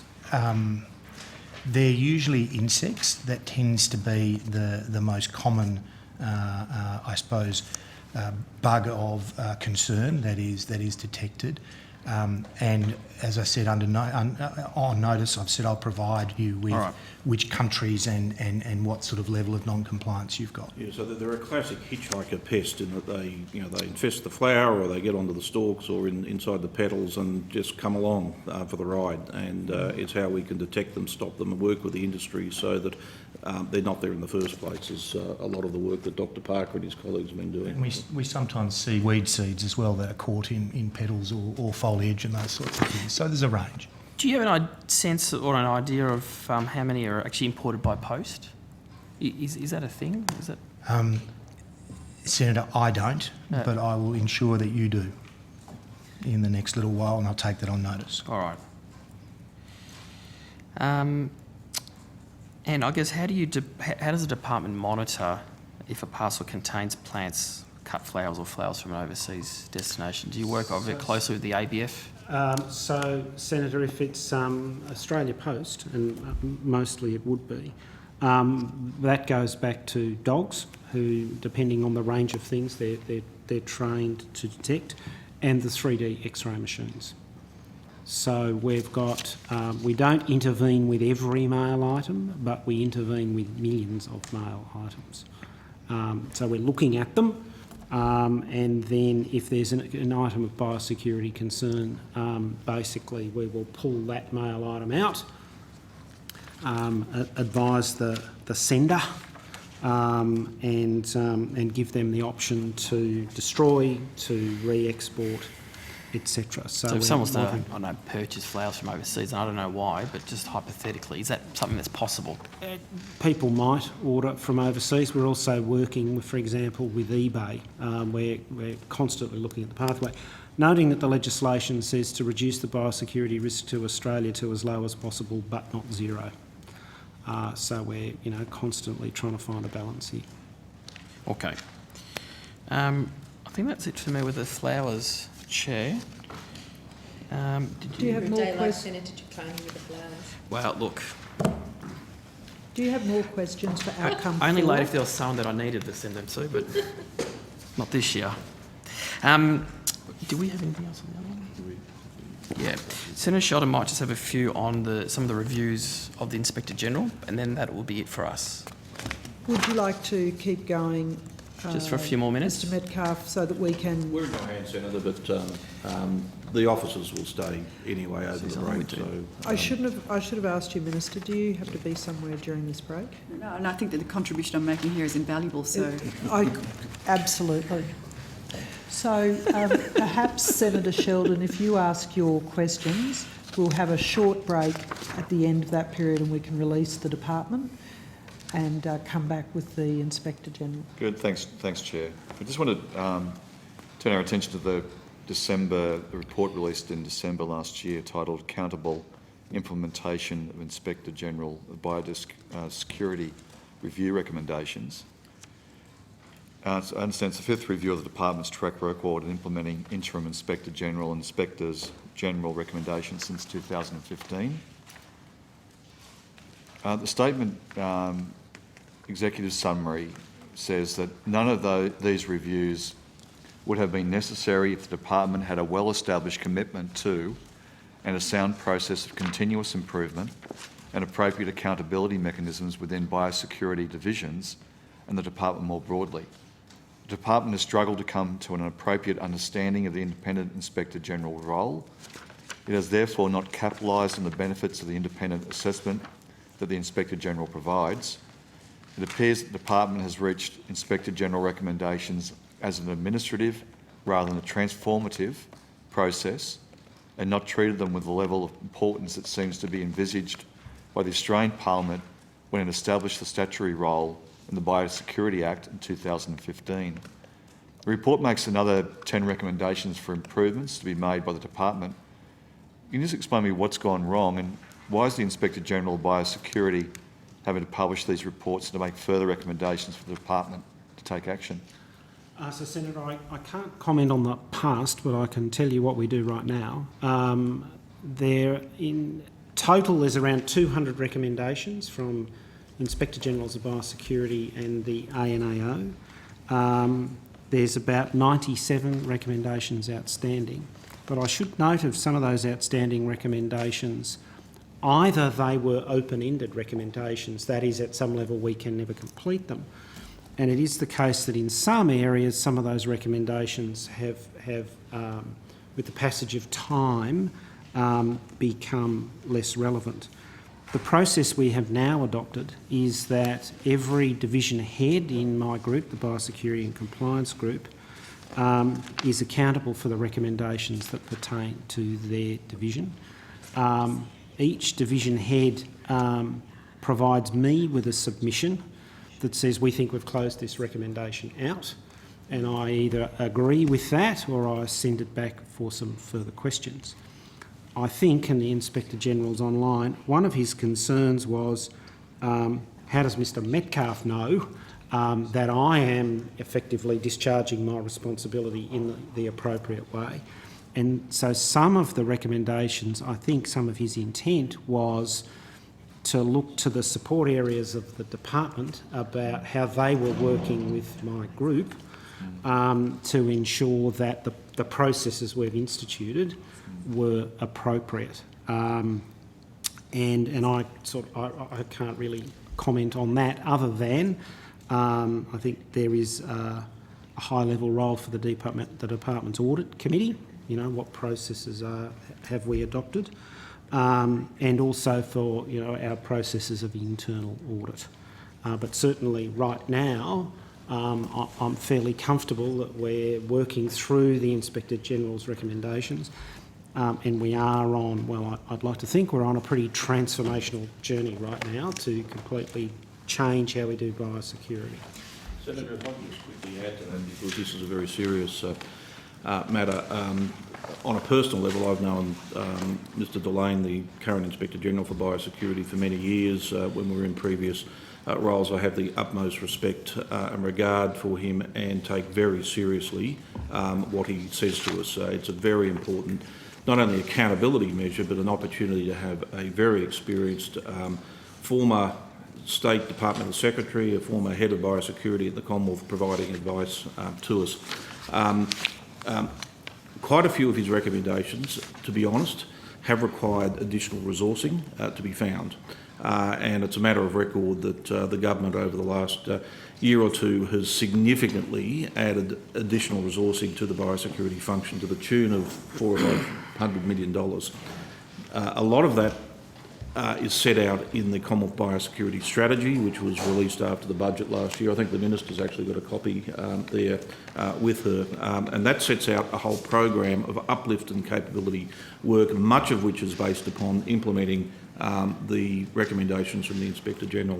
The final point I'd make is that the Minister takes the advice and guidance of the Inspector General very much as a key feature. Something the Minister always asks Mr Tongue and I about major ideas or initiatives in biosecurity is, what does the Inspector General think? And so it's uppermost in the Minister's mind about the significance and value out of the role.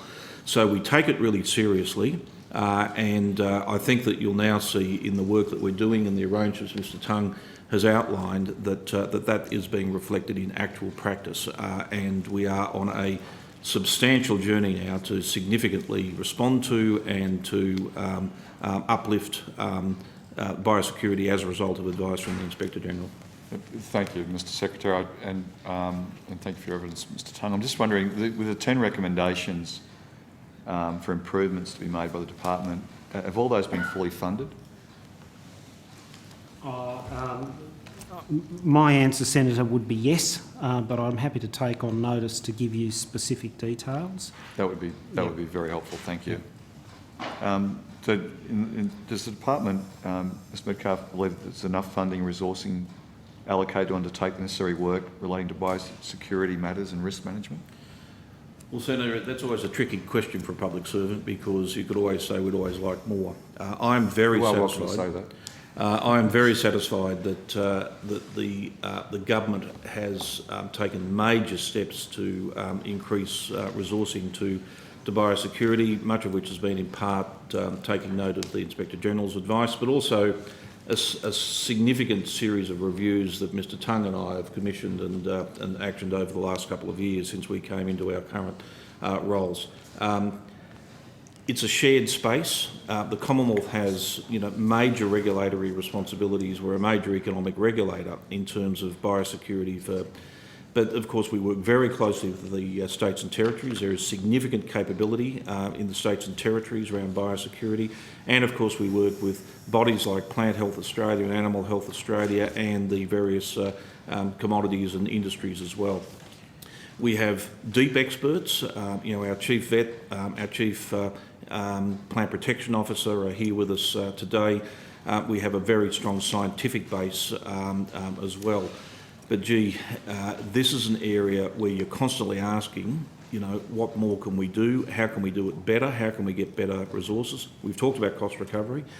We've talked a little bit about technology and the roadmap that the Commonwealth Biosecurity Plan undertakes. And the final part of the jigsaw puzzle is the work we're doing with the states and territories and the industry at the moment around a true national biosecurity strategy to guide all of the players in a common purpose. So there's always more to do, but we're better resourced now than we have been for a long, long time. And Senator, just in case Treasury and the Department of Finance are watching... well, you've got a minister next to you. Hang on, just speak up a bit louder. She's listening. The risk profile's changing. Yes. And Australia in 2022 is not Australia in 1996 when the old quarantine service was working. and we are fully integrated in a global economy. Pests and diseases, for a variety of reasons, are on the move, and they're headed in our direction. And I think I've given evidence before about that pest and disease pressure that we feel. And I think Mr Metcalfe's point about this is an area of shared responsibility is probably something that we face a conversation, national conversation, about over the next decade, if we're going to keep our pest and disease status. Very final point, Senator. We could talk all day about this, as you know, but the Australian community and travellers to Australia, or people who use our cargo services or mail services, are all part of this system as well. And so trying to achieve very high levels of compliance so that people understand biosecurity risk.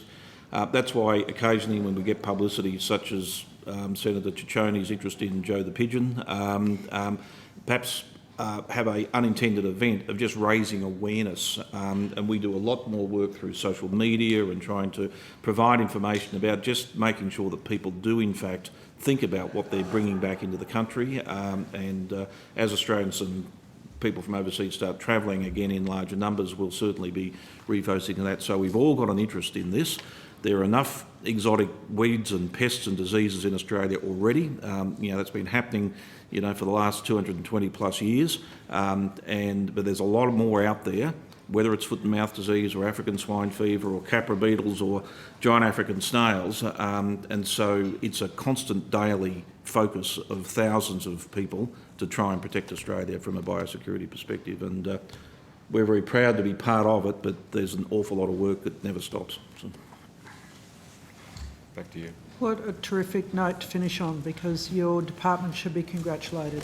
You are the front line of a war that we don't often talk about. So thank you, Secretary. The Minister's taken lots of notes and lots of funding requests, so thank you, Minister. All right. You've got to talk to both sides of the table here, Senator. So. Thank you. It is 4:30. We're just going to have a 5-minute... Yes, for the benefit of Senator Lyons, I've just brought across a couple of an example of a giant African snail, but also some preserved. Back after that short break, and we're now on to live here on Senate Estimates Radio.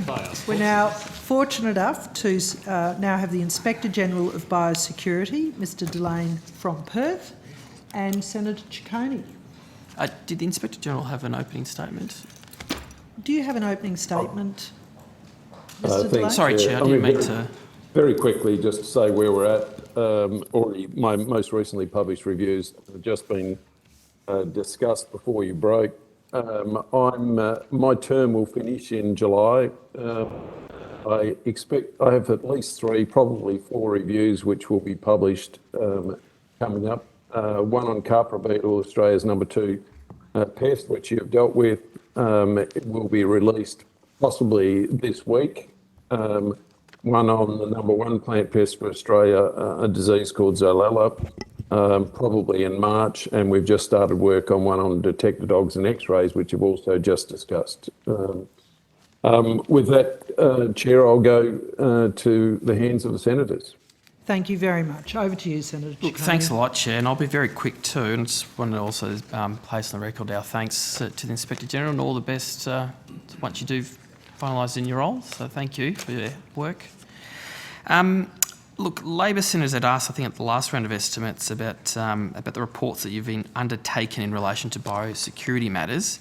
There was one that was published in February last year about the adequacy of the department's operational model to effectively mitigate biosecurity risks into evolving risk and business environments. There was a second report in April of last year titled Confidence Testing for At-Border Delivery of Critical Human Biosecurity Functions at Ruby Princess cruise ship incident. And in December of last year, another report, Accountable Implementation of Inspector General of Biosecurity Review Recommendations 2015 to 2021, that examined the progress that was made by the department in implementing the 163 interim Inspector General and Inspector General recommendations to the Director of Biosecurity that were contained in the 15 review reports published between the 3rd of May 2016 and the 28th of Feb 2021. I know that's a bit of a mouthful, my apologies. Now, There's obviously an executive summary that states that this is the 5th review of the department's track record in implementing the interim Inspector General and Inspector General's recommendations since 2015. But I just wanted to get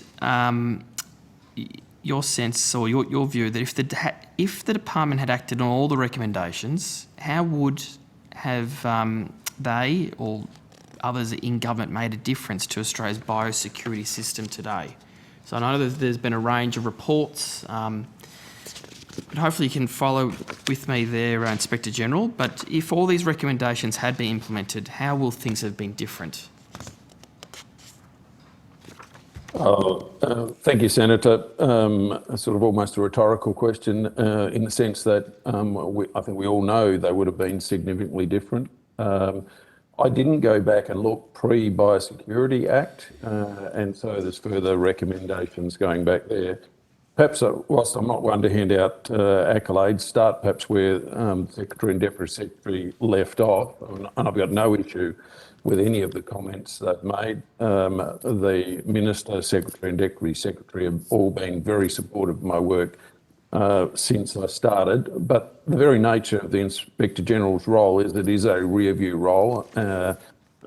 It's not to promote the work the department is doing today, and so it can be pretty blunt. And I'm scarce on handing out accolades.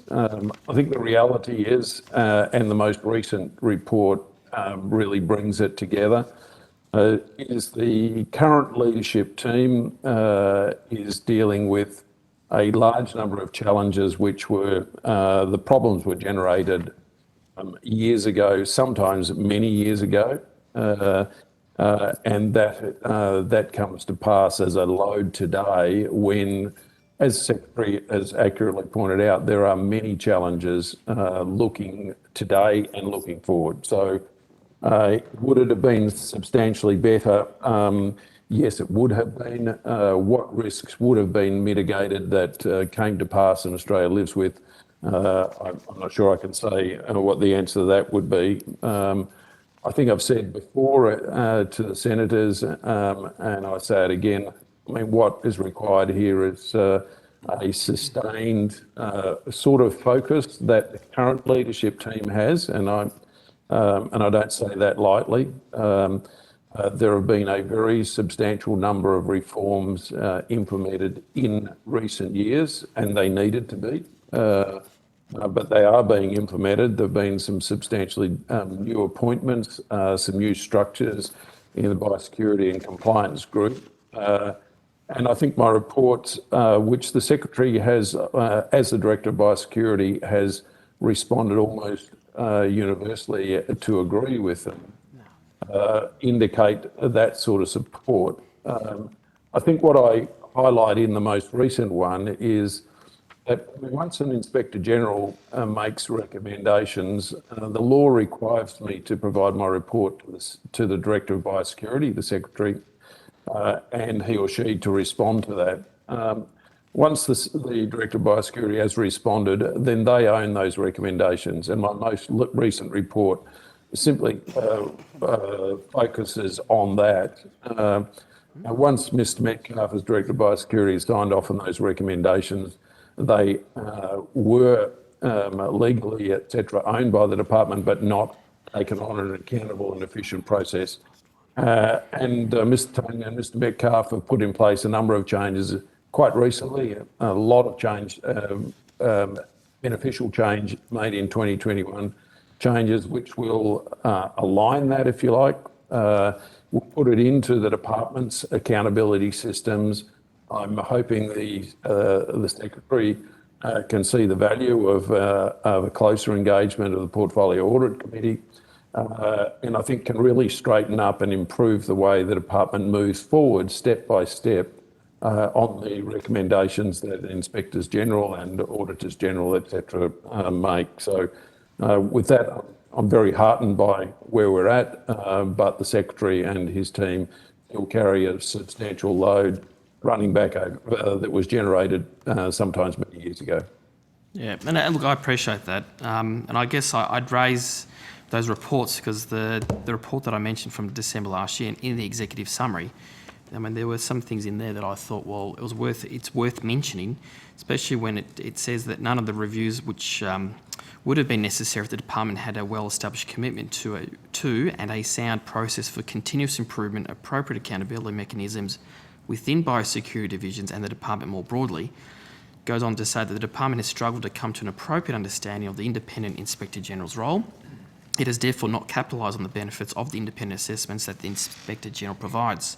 It appears that the department has approached the Inspector General recommendations as an administrative rather than transformative process and not treat them with the level of importance that seemed to be envisaged by the Federal Parliament when it was established as a statutory role in the Biosecurity Act. Now, have you or if anyone in government has costed the recommendations that you've made in your reports and reviews?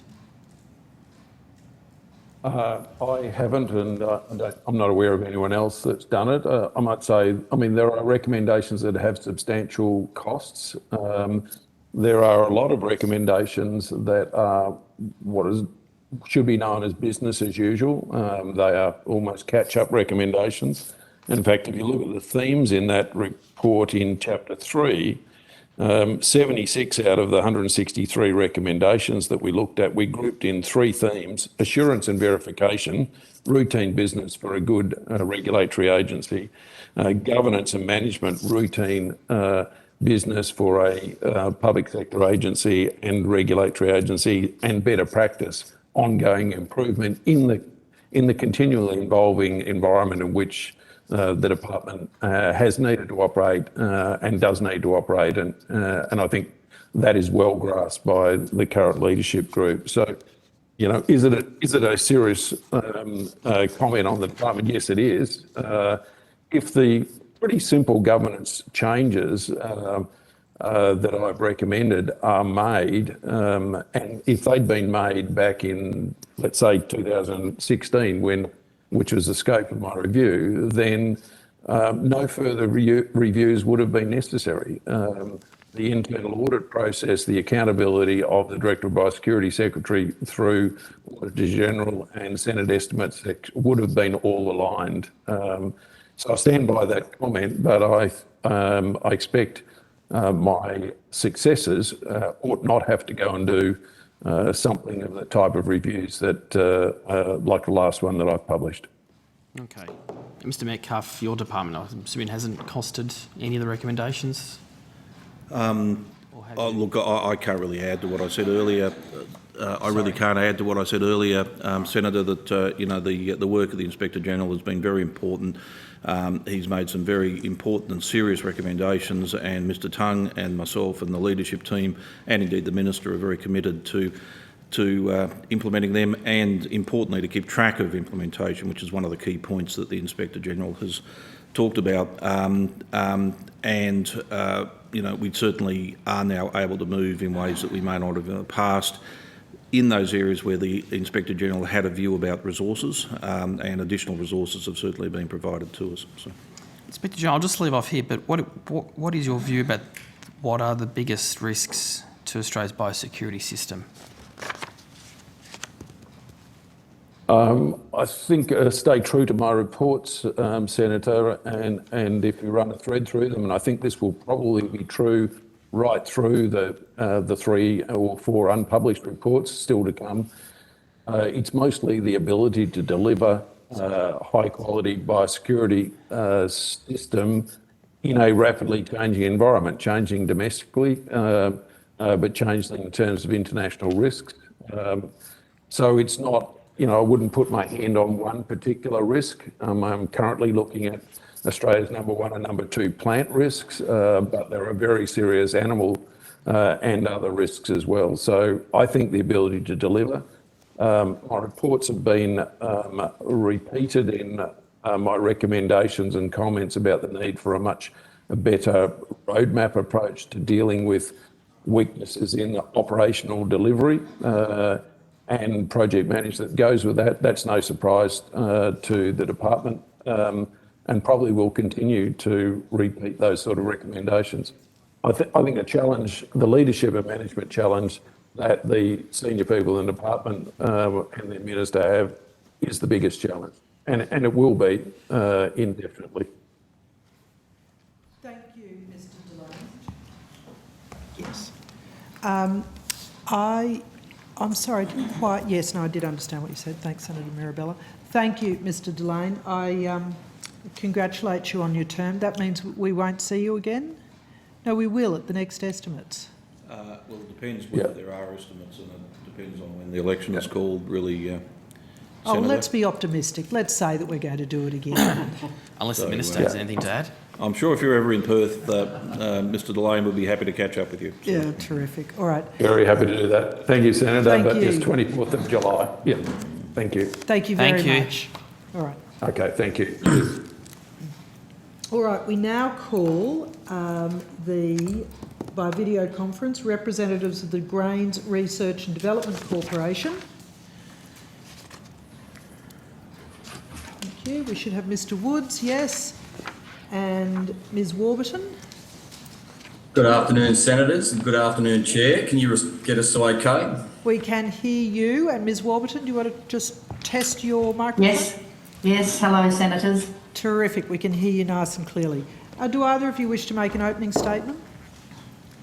Chair, I'll just make a couple of points if I may. Just introduce Cathy Warburton, who is our current Interim Managing Director. And the main issue I'd just like to raise on entry to the committee is that we announced yesterday the appointment of a new Managing Director, Nigel Hart, who will be joining GRDC as the Managing Director early in April. Nigel's a senior executive, well known to the grain sector, worked in organisations at senior executive levels like GrainCorp and Archer Daniels Midland, etc. So we're looking forward to Nigel starting in the business to complement our very strong executive team. That was announced yesterday. The other issue I just wanted to mention is that the grains industry is in a very strong position this year, best year of production and probably new paradigm of pricing this year, which is rewarding growers after a pretty long slog with regards to drought years coming into this year. So a very rewarding year for growers and probably cracked the $20 billion sector number for this year, which is very exciting as a contributor to the Australian economy and also to agriculture. That's extraordinary and a terrific position for the industry. Thank you, Mr. Woods. I'm going to go to Senator Roberts for questions. Thank you, Chair, and thank you both for being here today. I'd like to commend your work on perennial wheat and preventing soil erosion. It's something that we've only just become aware of, and the Chair knows from her experience in North Queensland that this is very important to the Flinders area in particular, stopping the soil erosion up there when we convert to crops. I'd like you to talk about, I'll give the other senators some background so that it makes sense. I'd like you to talk about deep-rooted perennial grains, please. A quick background, irrigators are heading north to escape the nightmare restrictions in the Murray-Darling Basin. We've spoken with some of them in the Gulf. And many are coming into the beautiful black soil plains of the Flinders River in North Queensland. At the moment, this area is largely natural pasture covered with deep-rooting grasses that support grazing. While the soil supports wheat, cotton and other broadacre crops, this introduces an erosion problem in the floodplain, and most of the black soil plains are floodplain, and they get their rain in a short time of the year. Replacing deep-rooted grasses with deep-rooted grains to create mixed grain and grazing properties seems to make sense. In 2008, the CSIRO released a paper which suggested making this change could provide a 40% increase in revenue per hectare. So that would be phenomenal on top of the figures you've already stated. So I understand that the Grains Research and Development Corporation are working on perennial wheat. The Woodstock Research Centre near Charters Towers is, I understand, trialling perennial wheat. Can you please provide an update on the progress of perennial grain development as it would apply to Queensland cropping? Thanks, Senator. Look, at this stage, we obviously have a number of investments, it's certainly in Northern Australia and in the northern region of the grains industry. Some of these are very highly adaptable to the new area that you're talking about. Perennial grains is actually not an area that GRDC has been concentrating at depth in recent times. It is something that people are raising with us as being an opportunity to look at in that northern or the far northern zone. And if it obviously falls into the remit of GRDC, which is amongst our 25 leviable crops, which obviously wheat is, we could certainly have a look at it. At this stage, we're not doing a lot of work. There is some trial work, as you say, going on up there on a range of alternative and different crops. Some of them aren't in our remit, but we're certainly happy to look at what those opportunities are. And we've got some discrete initiatives up there at the moment to look at what could be possible. And we also have some very good rotations, agronomy solutions and husbandry opportunities with our traditional cropping programs to bring rotations into the north that might be extremely beneficial and also mitigate some of those issues that you've actually raised around erosion and accessing those deep opportunities in those deeper soils. So it looked as though the perennial wheat was first raised about 2011, I think, from the GRDC, and then we saw some more material just in 2021 from an external body, the Rising Potential of Australian Perennial Wheat. And it really does seem amazing because you increase the fodder for the cattle or the sheep, as well as reducing soil erosion. So it's the way I took the conclusion from what you're saying is that you've done a little work on that at the moment. Is that right?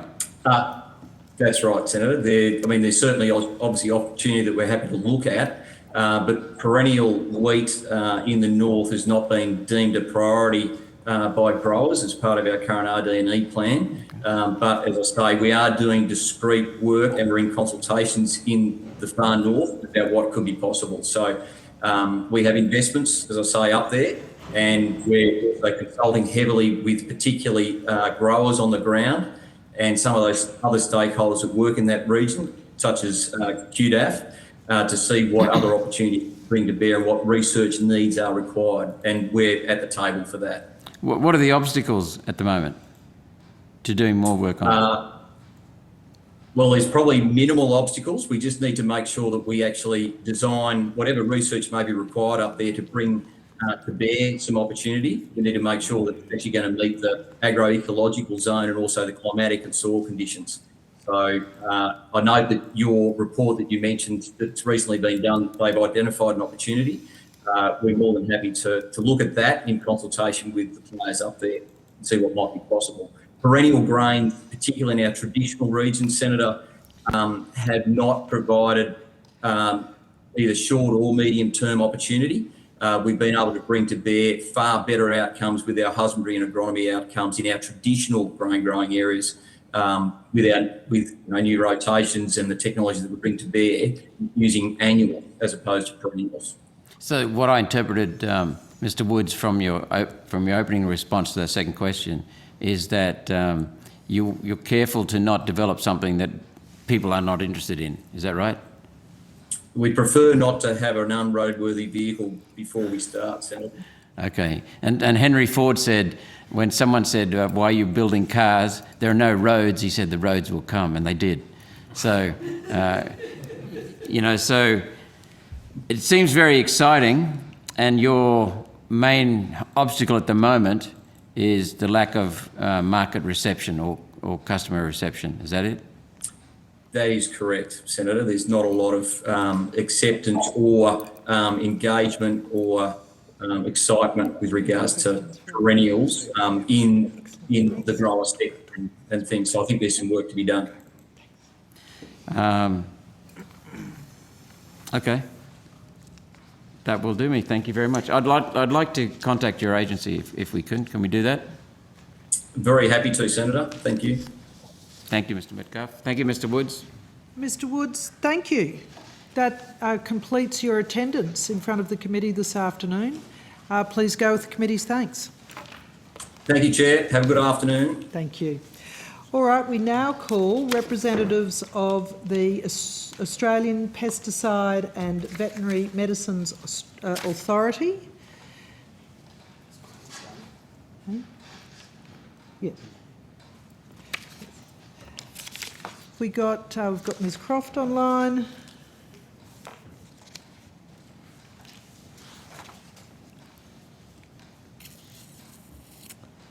Who else? Everybody else? Yes? Dr Lutzi is there as well. Dr Lutzi? Yep.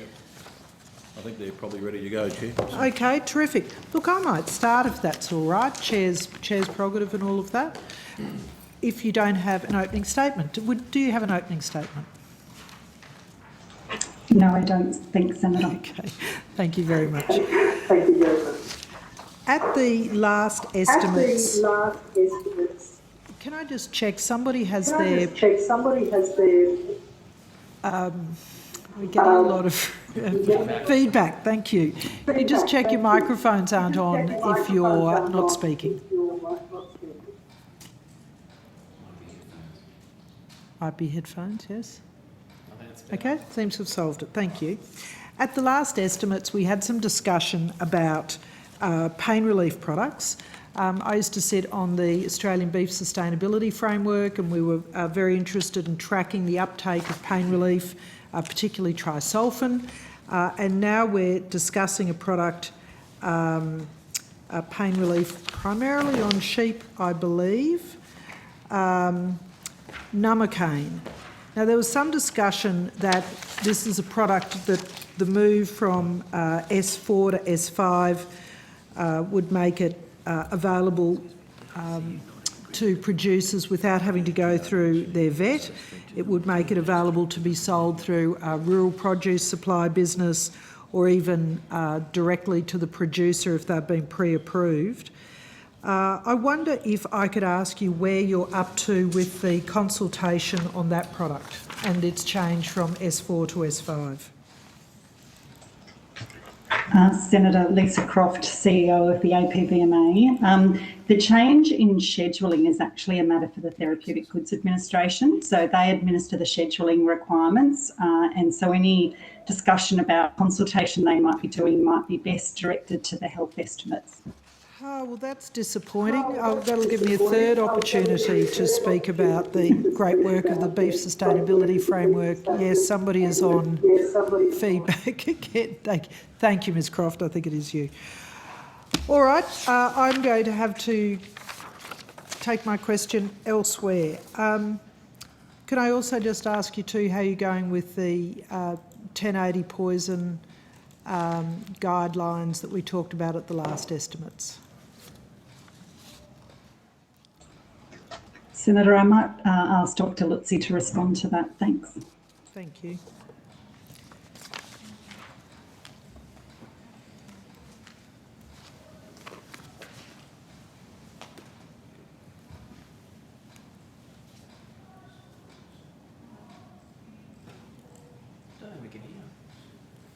Oh, we can't hear you, Dr Lutzi. Are you on mute?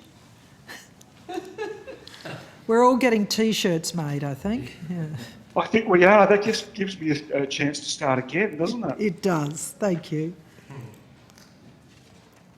Yes, the consideration of that 1080 permit has been completed, and there is now 1080 use available to those groups in Queensland for use with fruit baits. The permit is held by the Queensland Government. Speak up. Yes, could you speak up a little, and could we turn? Yes, we're just turning you up at this end. Is that better, Senator? That is better. Thank you. Fantastic. The permit, that 1080 permit that we were discussing, has been issued. 1080 is now available for use in fruit baits under a permit issued to the Queensland Government in certain areas in Queensland. Well, that is terrific news. Thank you very much for that, because it was really solving a problem in the wet tropics where we're trying to manage the feral pigs. So thank you. I shall now pass to Senator Griff. Thank you, Chair. Look, I have some follow-up questions to those in part that you answered very comprehensively from November estimates. Is it the case generally that in regulating AgVet chemicals that APVMA assesses the safety of individual chemicals and you do not assess the safety of chemical mixtures unless those chemicals are present together in the one product?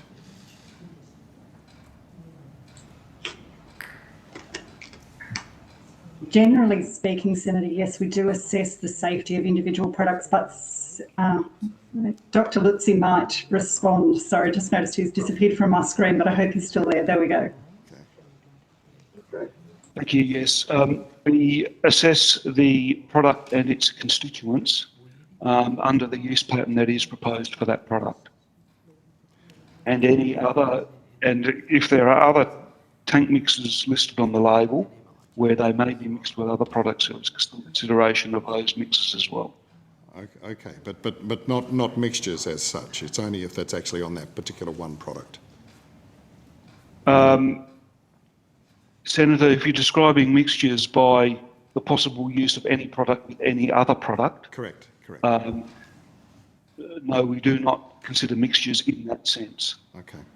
Is it the case that toxicity of different chemicals may be additive or synergistic such that when present in combination, the toxicity may be even greater than the sum of the parts? Senator, I'll just make a comment before I pass to Dr. Logan. The likely exposure to mixtures in the environment to a great enough degree for any of those potential effects to impinge on the levels of safety that we require in assessments is very, very low. But I just might ask Dr. Logan if she'd like to make an additional comment on that, on my response.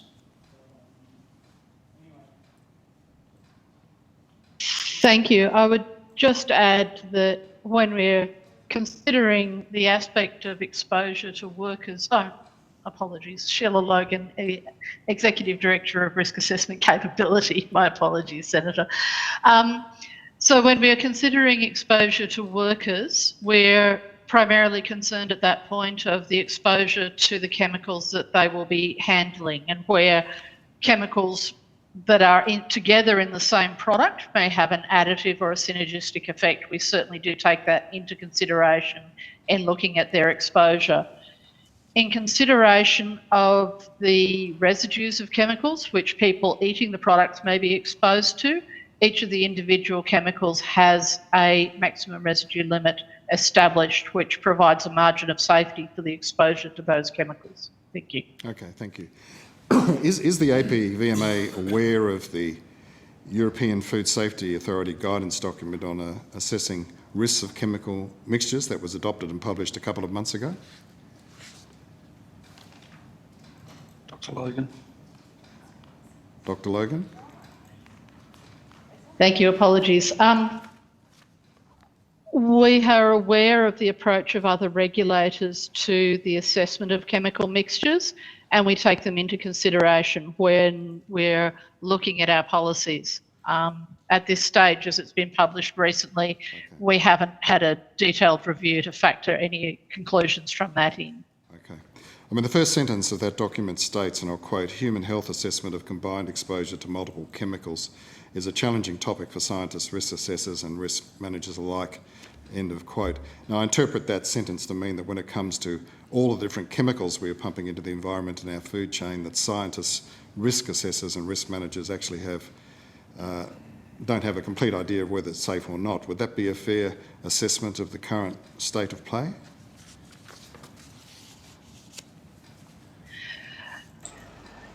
We certainly look at the assessment of mixtures in a number of different ways. So we consider mixtures of a range of different chemicals, noting that in any product there are active constituents, and then there are also the other ingredients that go to make up that product. In pesticides, we are lucky to frequently have some more detailed information on that. A lot of the work on chemical mixtures does look at what we would call data poor chemicals, but we do use the approach of considering the effect of different chemicals across our assessment methodologies. Okay. Look, I have some other questions I'll put on notice in regard to that particular topic, but I'm aware it's not a statutory requirement, but is there a reason why APVMA does not seek formal written assessment from the Department of Agriculture, Water and Environment and the Department of Health for every new active constituent before it is approved? Now, the only reason I'm asking that question is the information that you gave me from the November estimates, and that effectively indicated that half of the chemicals approved since 2015 you sought approval, but in fact the other half you didn't involve those other agencies. I mean, should it be a statutory requirement? Senator, perhaps if I could just provide some context, and then Dr. Lutzi might want to add to my answer. Some years ago, we used to regularly seek the advice of the Office of Chemical Safety in the Department of Health and the Environment Department as it was then. That was because we didn't have in-house capability within the APVMA, or certainly not to the extent that we have it now. And again, Dr. Lutzi might have the exact details, but I think somewhere around 2015, those officers from the Office of Chemical Safety in the Department of Health came into the APVMA, and we have since retained that knowledge and ability to do those assessments ourselves. That's not to say we don't consult where it's necessary or where there might be a particular area of expertise, but that's the reason for the change. Okay, all right, thank you. Doctor, do you wish to add to that? Or? I think Ms Croft has eloquently answered that question, Senator, unless you have further. No, that's good. That's fine. Thank you. Now, bixlozone, if I pronounce that correctly, is one of the chemicals recently approved for use in Australia that is not approved for use in the US and Europe, and last year was in the news of being suspected of causing crop damage. And in fact, it was in the news here in Australia last year, and I believe there's actually a class action that possibly is still taking place on that particular product. Now, this was one of the chemicals not assessed by the Department of Health or the Department of Agriculture, Water and Environment. Who actually did that assessment? Was that an assessment undertaken by you directly, in-house? In-house. Yes, Senator. Okay. Was there any published scientific safety testing done that was considered at all in the assessment? Dr. Logan or Dr. Lutzi? Sorry, Senator, we had some feedback and we missed your question. Was there any published scientific safety testing data that was considered in the assessment? Senator, regarding human health and safety or plant health and plant safety? Well, either. Either. Our data packages, Senator, are largely company-produced studies that are produced of very, very strict guidelines, including to good laboratory practice. Whether there was any data from the public domain that was considered as part of this assessment, I think we would need to take that on notice. Okay, thank you. And also, again, on notice, how many adverse event notifications have there been for this chemical to date? Now, I understand you'll have to take that on notice as well. Senator, up until the 7th of February, we have received 32 adverse event reports. Okay. Now, less than a week ago, the lawyers undertaking the potential class action were quoted in Farm Weekly that they had more than 100 cases with crop losses anywhere between 20 and 70%. I imagine that would be of concern to you, but well, I imagine that is of concern to you. Would that be right? Oh, Senator, as I said, we've only received 32 reports. Okay. Right. Okay, look, I have other questions, Chair. Deputy Chair at the moment, but go for it, Senator Griff. No, I have other questions, but I will actually put them on notice because you're a good man, thank you. A fair bit of detail in them, and I think you'll come back to me and say, we'll take that on notice, Senator, so we'll do the others that way. Thank you. Okay, well, thank you very much. I don't need any other senators here that have questions, unless... yes, I do. Sorry. Sorry, Sam. Questions, Senator McMahon. Senator McMahon? Sorry. Good to see you, mate. Sorry about that. Said to step out. It just popped up on the big screen. Far away. Yeah, no worries. Sorry, I let the chair know. That's right. She's had to step out, but go away. Go for it, Sam. Go. Yeah, no worries. Thank you, Acting Chair. So I'll go back to some questions that I asked you about at the last estimates 4 months ago. Now, one line of questioning was regarding minor use permits and the speed or lack thereof of processing those permits. Now, I just wonder, can you tell me in the past 4 months how many minor use permits you have approved?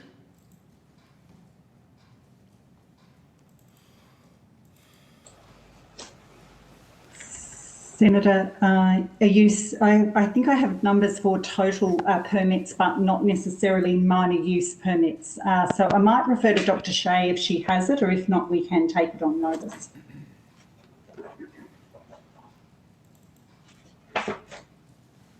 Thank you. Rachel Shea, Acting Chief Operating Officer for the APVMA. Thank you, Senator McMahon, for your question. I'm not sure why the feedback is, I think it's coming from me, or has it stopped? Stopped. My apologies. That's stopped. Fantastic, thank you, Chair. In Q2, so a period of 1st of October through to 31st of December in 21, we processed 207 minor use permits. We received 97 during that period process. I apologise, Senator. I've got the wrong number there. We processed 137 minor use permits in that period. Of those, 91.2% were processed on time. Okay, so only 91% of those permits were actually processed on time, according to the statutory length of time that you're meant to process them in. But Senator, I would point out that it's an improvement from 80.2% from the previous quarter. So we are on a fast improving trajectory as far as our performance to permits. Yes, granted. An improvement on poor is at least better than a deterioration. I will grant you that. Okay, we'll move on. And I am glad to see there's improvement. I truly am. We'll move on to a question that I asked regarding, as the Chair raised earlier, regarding the rescheduling Schedule 4 to Schedule 5 lignocaine product. One of the questions that I asked, which was quite specific, was regarding the veterinarians on staff, are any of them specialists in animal welfare? And the answer that I got back was a complete non-answer, which was that AVPMA has 9 qualified veterinarians on staff in the veterinary medicines team, which did totally avoided answering the question. Can you tell me why you did not answer the question?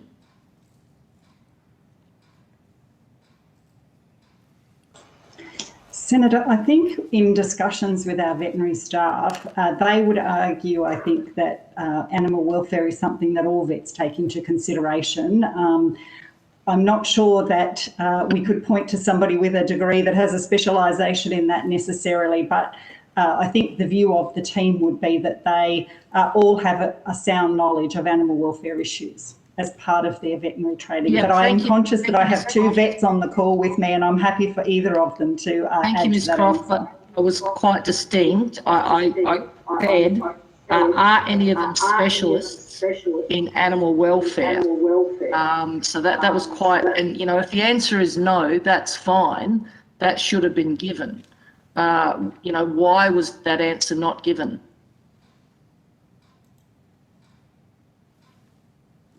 Ms. Croft, you're on mute. I think for the answer that I've just given, Senator, that in terms of them seeing it as a separate specialisation versus to them all having a knowledge of animal welfare issues was the reason. I don't have anything else to add to that. Well, any vet would know the implication of the word specialist. It is very well understood in the veterinary industry. So now, you know, I'll give you another chance to answer that question honestly. Do you have any specialists in animal welfare on your team? Could I ask Dr. Shea or Dr. Logan if they're aware of that to provide the answer? Thank you, Ms. Croft. Senator McMahon, no, we have no registered specialists in veterinary animal welfare. Thank you for answering that for me. And one of the other questions that I asked was around the toxicity of lignocaine. And I asked, asked Dr. Logan, are you aware of how much of this drug it takes to kill a cat or a small dog or other small animal? Now, the answer that I got back was a fatal oral dose in a cat or small dog would be around 44 mil of the product. Now, that's a very strange and unusual answer. Given that this is an injectable product, why would you give me an oral toxicity?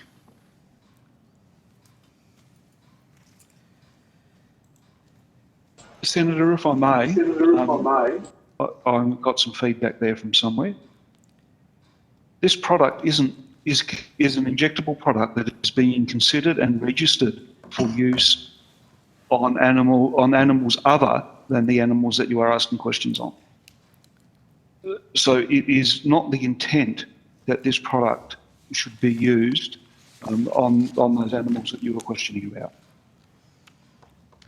Well, I realise it's not the intent, but we all know that when you change it to a schedule that someone can go in and just grab off the shelf, they are going to do all sorts of things with it. Now, I understand that may not be your particular concern, but you should at least have an understanding of toxicity of this product.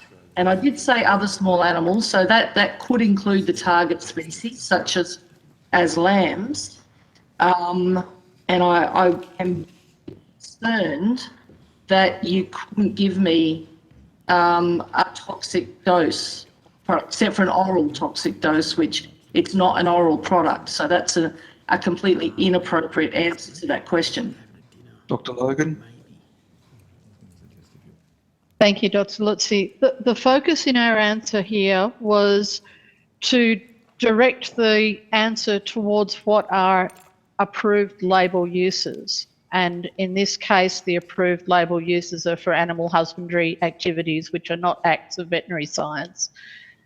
Should someone be using it in an injectable fashion in other ways, they would not only be using it in terms of off-label use, but there are also other state and territory controls that they would be considering. So in this aspect, our focus was on the potential for accidental misuse rather than deliberate misuse involving potentially breaking other laws, etc. Yes, I understand that, but again, this goes back to the fact that you have recommended this change of schedule with no clear understanding of the toxicity of this drug. Senator, I don't think that is a fair assessment. Well, I do when I've asked for what's the toxicity of a small animal, which, as I said, okay, if you don't want to cover non-target species, that's fine, but limit it to a lamb. You know, this product is registered for use on sheep. So, you know, consider someone's using it as per the instructions and gets it wrong accidentally, and they're injecting it as it's intended to be used. What is the toxic dose on that animal? And to come back with 44 mils orally is really inappropriate, because if someone's injecting it into a lamb, it's not relevant what the oral toxic dose is.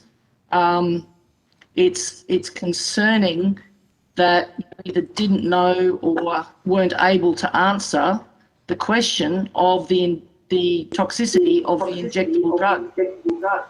But Senator, you did in the question ask us specifically about a cat or a dog for which this product is not approved. So the response we provided you was for a cat and a dog, because that was the question we were asked. We weren't asked about a small I did actually animal. say cat, dog, or other small animals. So, you know, I think other small animals does take that into consideration. And I mean, the toxic dose varies amongst species, very much so, and the route of application. but, you know, for a 4 kilo lamb can be as little as 5 mils. So, you know, I think failing to take that into consideration when recommending the schedule change, I really do have grave misgivings about that. And that goes to my my other question, where I asked about did you take into consideration the significant negative animal health and welfare aspect of the scheduling of this drug, which you undertook to get back to me about? And the answer was the code requires the APVMA to explicitly consider efficacy as related to the proposed use instructions for the product with target animal safety. Now, I get that you don't have to take into account non-target animal safety. It would be good if you did consider that in your proposal to the TGA for the change of schedule. But even considering the target animal safety, given the toxicity, given that this comes in 100 ml bottles, and, you know, it can take as little as 5 mils to kill the target animal, how is that taking into account animal health and welfare and target animal safety? Senator, I might refer to Dr. Logan, but I think it is important to note that this particular product has particular requirements around it in terms of the way that it will be used on farm. But perhaps Dr. Logan would like to elaborate on that. Thank you very much, Ms. Croft. Thank you, Senator. The focus of your questions was around the scheduling process, and some of the questions which are being raised now are related to both efficacy and target animal safety. While the scheduling assessment in relation to this product and the human health toxicity assessment have been completed, the product is still under consideration in terms of the efficacy and safety questions, and in relation specifically to the presentation of this product, which comes with a specific applicator and method of use, which helps to make the dose administered very standard. So at this stage, the product is not yet registered, and that efficacy and target safety consideration is still underway. Thank you, Dr. Logan, and I understand that. But, you know, I still have concerns that you recommended the change of scheduling of this product, and you are the people with whom the veterinary expertise and knowledge lies, not TGA. So I guess that's not a question, that's just a comment from me, is that I do feel like the burden of satisfying yourselves about this product does lie with your agency, not so much the TGA. Chair, could I just suggest, I don't know if we've got other senators with questions, but I feel like we're going around in circles here. And I appreciate the questions that Senator McMahon's asking. I think they're very genuine and valid, but I'm not sure that we're getting the responses from the agency today. Thanks, Senator Ciccone. Senator McMahon, do you have anything further to No, that was my final, and as I said, it wasn't a question. I guess it was a comment out of a little bit of frustration. Yeah. Look, I'm equally frustrated. Trisulfan, which is a very important animal welfare product, it's got twice the lidocaine that numbnuts does. It's been available over the counter for 6 years. So I support the move for this product to be considered by the TGA to move from S4 to S5, because we don't have access to vets the way they do in more settled parts of the country. I think that we can do this in a well-managed way because it's about animal welfare. Otherwise, these animals wouldn't be treated for pain relief. So I think we're at different ends of the stick on this one, Senator McMahon. It's unusual, but Yes. there we go. All right, thank you. I think that brings us to the end of questions for the APVMA. Please go with our thanks.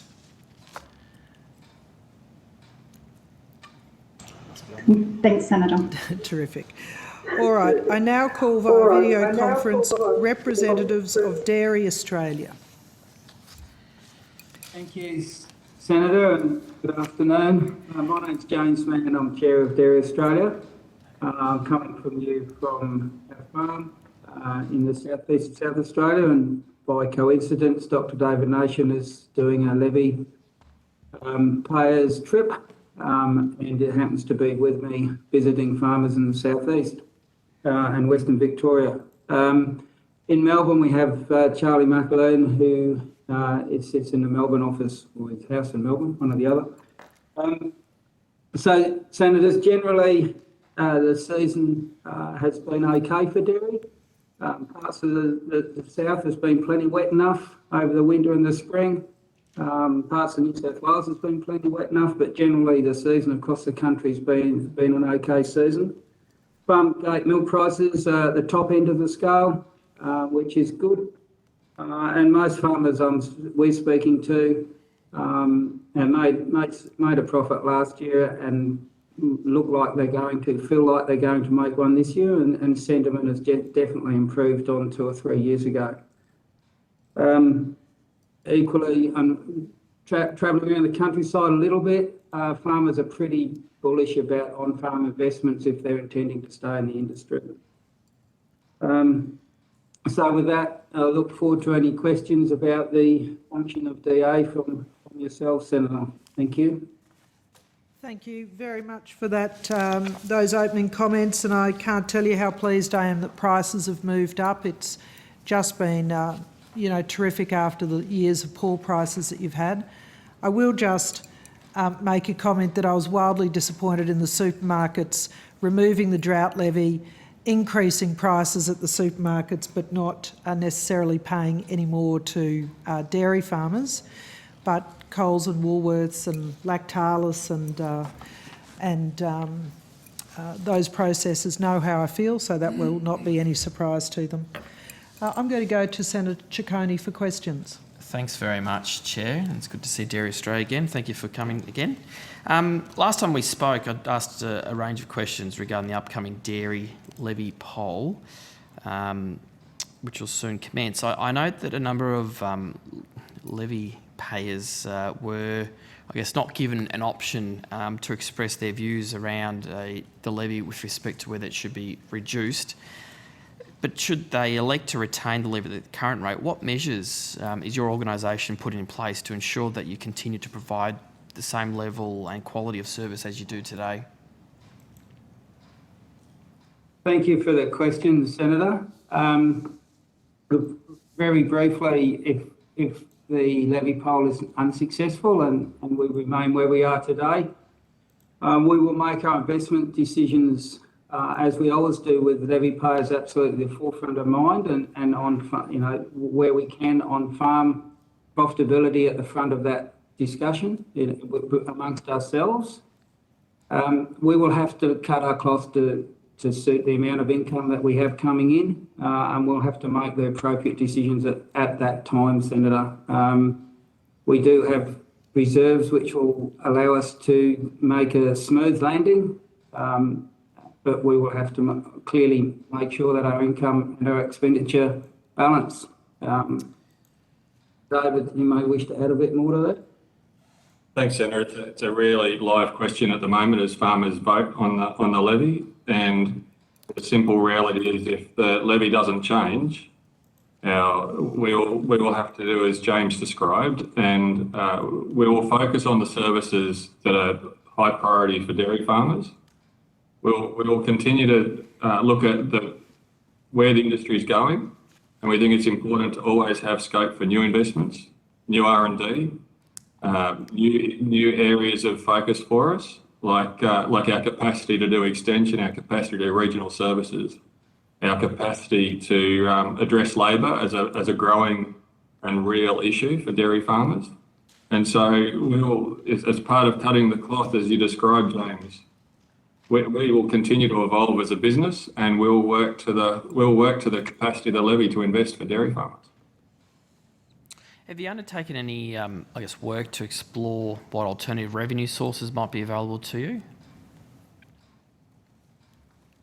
Yes, absolutely. So we have a strong source of revenue outside of levies and matching government funds. Whenever we receive, particularly in aspects like research and development, we are always looking for third-party sources of funds, commercial partners, philanthropic funds, universities and state governments themselves. So we have very high levels of leverage with all of our investments, and it will be very much a target to keep that level of partnershiping, that level of co-investments between parties. So we will clearly look to keep that co-investment model happening and additional source of income. We also have significant income and grants that we source to continue our work as well, including from governments, Senator. I understand the last poll that was conducted, I think back in 2012, if I'm not mistaken, there was around 39% of levy payers voted to have the levy at zero. What work have you done since to address, some of the concerns that may have motivated farmers to vote that way? Yeah, good question, Senator. I would like to think, and I'm certain that we have consulted wisely through Australian Dairy Plan. For a start, I think we touched 800 farm businesses in that space to make sure we were heading roughly in the right direction. We have a lot of contact points through the regional development programs, which we have 8 across the country. I think we do about 2,500 touch points a quarter. And we take that information back as well as our own networks amongst staff, amongst farmers. We do listen to and consult with ADF and ADPF equally as well. But regards to levy payers, we consult widely particularly through the regional development programs. Now, I can only assume that you were aware of reports that were in the Weekly Times only a few weeks ago, I think on the February 2nd, to be precise, which reported that last year Australian Dairy Products, so the Australian Dairy Products Federation, representing Fonterra and Bega, Saputo, Norco, among others, committed to working with you to come to an arrangement to provide funding to Dairy Australia. Are you able to elaborate on what the status of that work is? It's still on. Thank you for the question, Senator. It's still ongoing. We continue to work with them. We haven't arrived at a destination with them at this stage. So to expand on that, Senator, the work we have done is to do joint work with processors and the Dairy Products Federation to look at all the activities that we do as Dairy Australia, that what we would call whole of supply chain activities that benefit both farmers and processors. We've now mapped what all those activities are, what level of investment are in those activities, and the value that gives both processors and farmers to clearly demonstrate that there is value for both farmers and processors to invest side by side in a whole range of investments in Dairy Australia. And we have sought for processors to invest, as was described in the Weekly Times. We would like that to happen. It's not yet resolved. Yeah. I mean, I guess there was one quote which really got me, was the Federation said that the industry is still working through their approach, so it's not the right time. I guess, well, when is the right time? When should they be paying? I think that's a question for them, Senator. From our point of view, we're very happy to work with them and to find an outcome for this issue. Yeah, and I guess you'd appreciate that some levy payers might be a bit frustrated that some of the processors aren't really coughing up and paying their share or fair share, considering farmers. Yeah, we would appreciate. Considering farmers have been asked to pay. Senator, it's our clear preference, Senator, that processors have a position and farmers understand it before they vote on the levy. And so it is with frustration that isn't the case. And we share farmers' frustration that this isn't clear at this time. Have you done any work, undertaken any work to determine a dollar amount, benefit that processors should pay to Dairy Australia? Yes, Senator, we have done some work. I think that absolute amount we haven't determined. I think that's still part of the negotiations. And all of that work that we do jointly for them, I would get benefit from as a levy payer as well. So it's an interesting conundrum, I guess, that the work that we do on behalf of industry is equally valuable, and some of it I value very highly for my business, for instance, market access and market insights to where it's going. Processors get value out of that as well. But yes, we have done that work. Is that some of the work you're able to share with this committee? Top of my head, David, you have to do that. David. So Roger joined there. So Charlie McLean here, and I look after a lot of the programs that are through supply chain facing, as James mentions, across trade programs, human health and nutrition, sustainability, the market insights and information, the technical policy support, and industry and community marketing.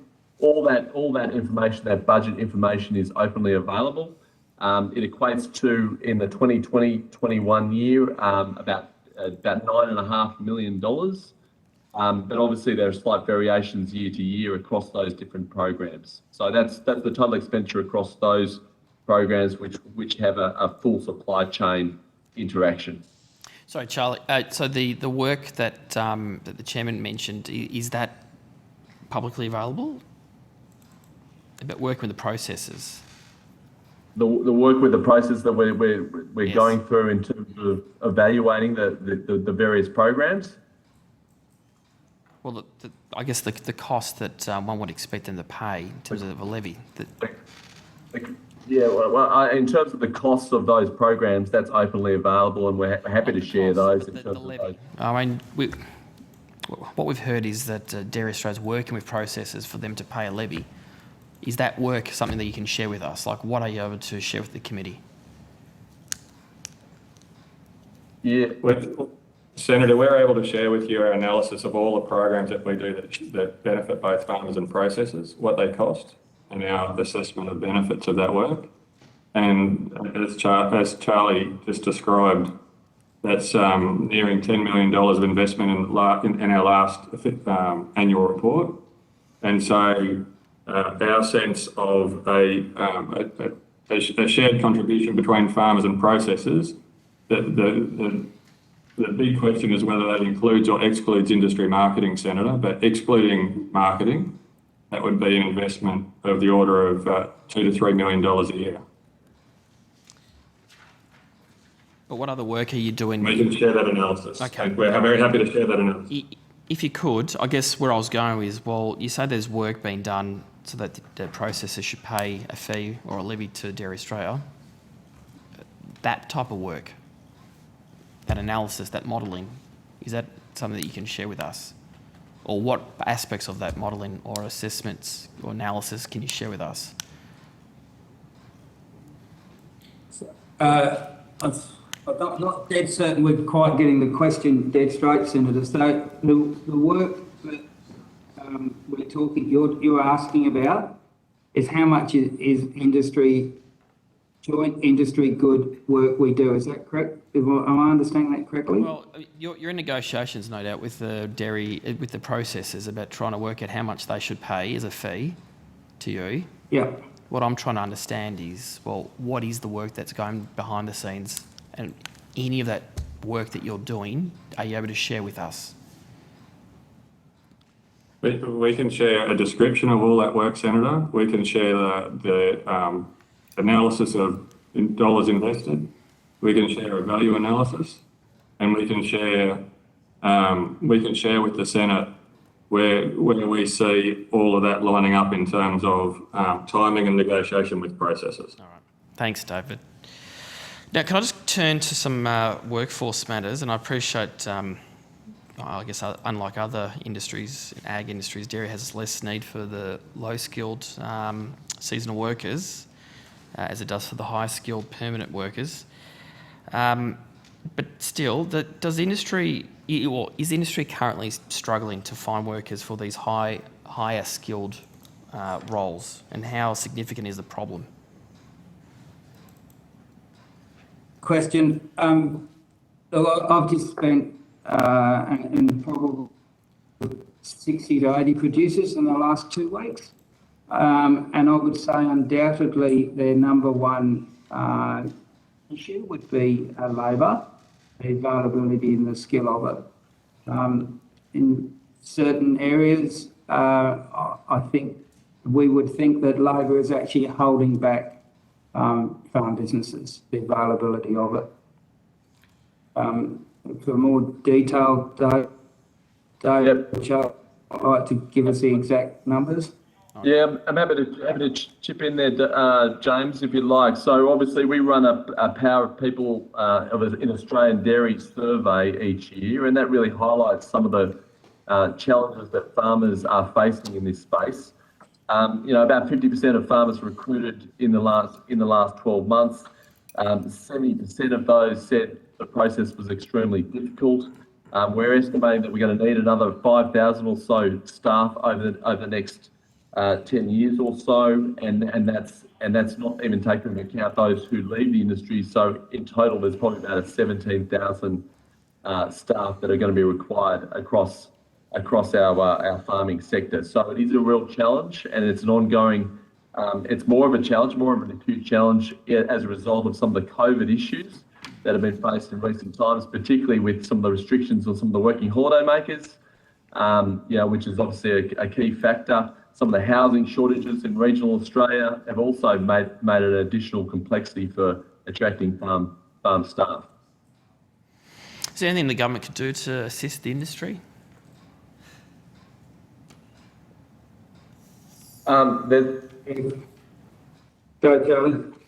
Yeah, listen, there's a whole suite of activity that's taking place in this space, Senator. Obviously, it's multi-pronged. Take into account that this is a complex issue. It's not just about the immigration space, although we have been working very closely with the government about issues of bringing skilled labour into the country. But bearing in mind that tends to be a solution of last resort. So the majority of our focus is about education training, partnerships with universities, vocational education and training. How do we work with government of making sure the relevant information and training is available to make sure we've got the attraction coming through for staff to enter into the dairy industry. David, do you want to talk about any of the other program issues?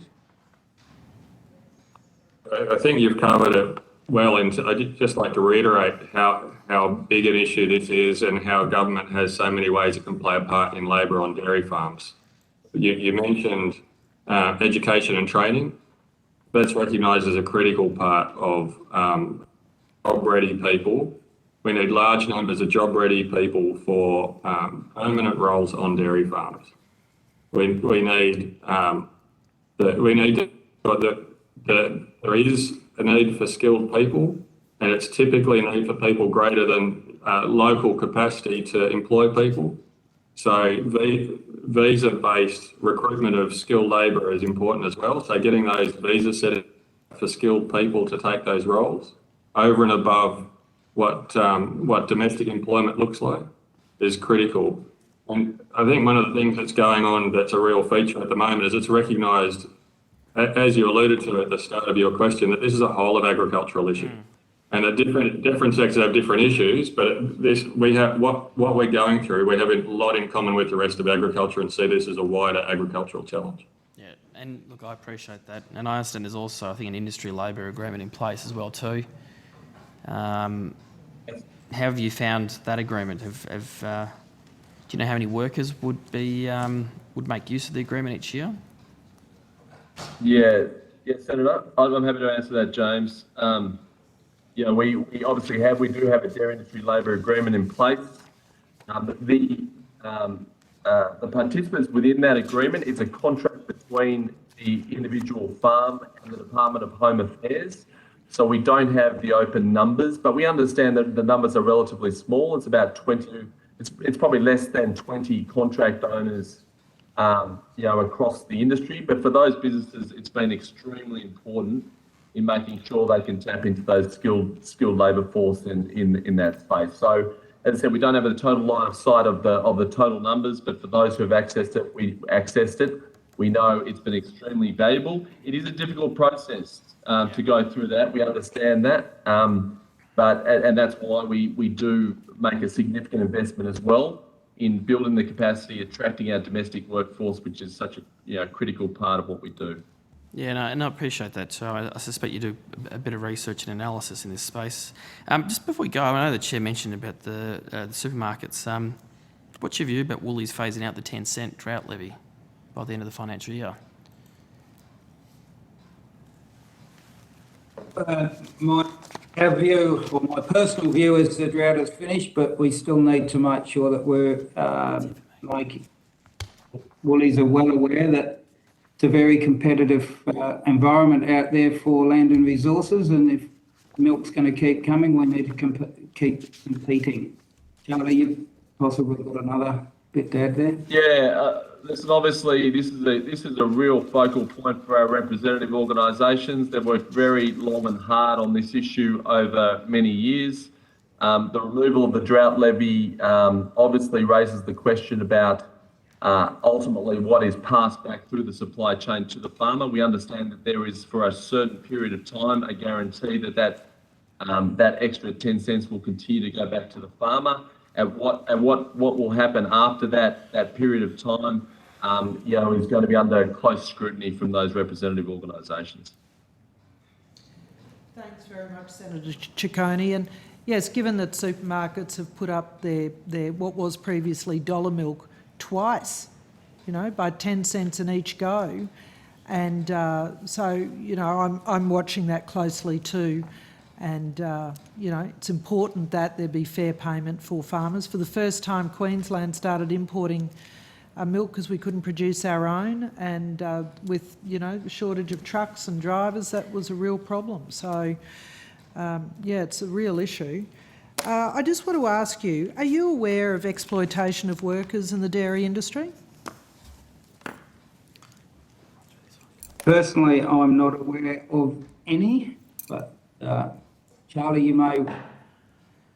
No, Senator, I'm not aware of any examples of worker exploitation. All right, that was my understanding. If there was any, it would be family members who, when times were tough, were doing a lot of labour that was unpaid. But I just wanted to ask you that question because there was a comment earlier in the day that there was a lot of exploitation of workers on Australian farms. And that's why the AWU was arguing against the ag visa. Well, I don't think we clarified that. I think it was just about farmers, and I want to make that. Several inquiries carried out by this government and carried out by independent So can we? organisations, which You're said not quite asking clearly the that questions at horticulture, this point, Senator Sheldon. the horticulture industry is rife with exploitation But this is of not workers. the horticultural industry, this is the dairy industry who's just said they don't just have saying you're misrepresenting exploitation what was and being they said. need the ag visa. I'm just saying you're But the misrepresenting what has been said. AWU is lobbying embassies to say that we shouldn't have the ag visa in place. That will disadvantage dairy farmers. So I'm just trying to make sure that everybody understands what's going on. And take fisheries jobs and have exploitative workers coming in more into the country. That's what you're suggesting, without the protections that they deserve. Senator Sheldon, if you want to debate this, let's do it after estimates, hey? Thank you. I think that's the end of the presentation from Dairy Australia. Thank you, and please go with our thanks. Thank you, Senator. Thank you. So we now have questions. We now call representatives from Meat and Livestock Australia. We're a little ahead of schedule. Nothing wrong with that. See, no, nothing wrong with that at all. If Jason Strong is there.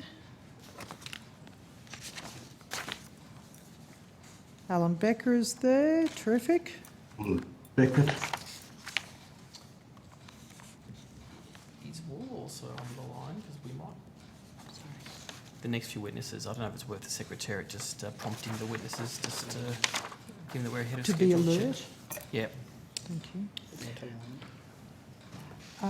We're also going to have a problem with the minister.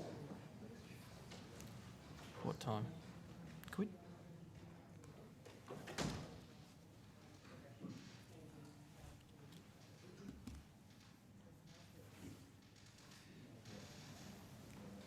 Another committee.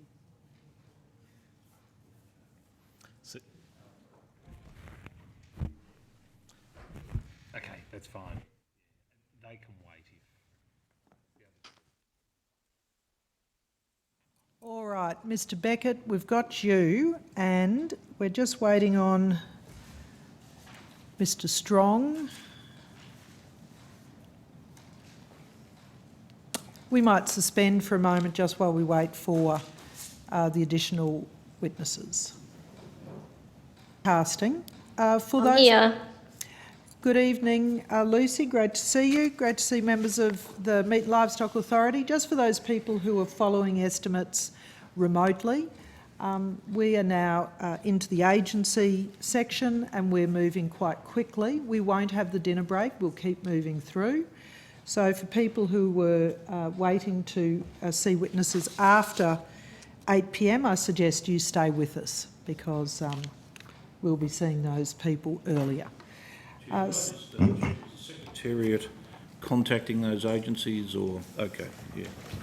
So welcome to, by video conference, to representatives of Meat and Livestock Australia. And do you wish to make an opening statement? Thanks, Chair, if we may.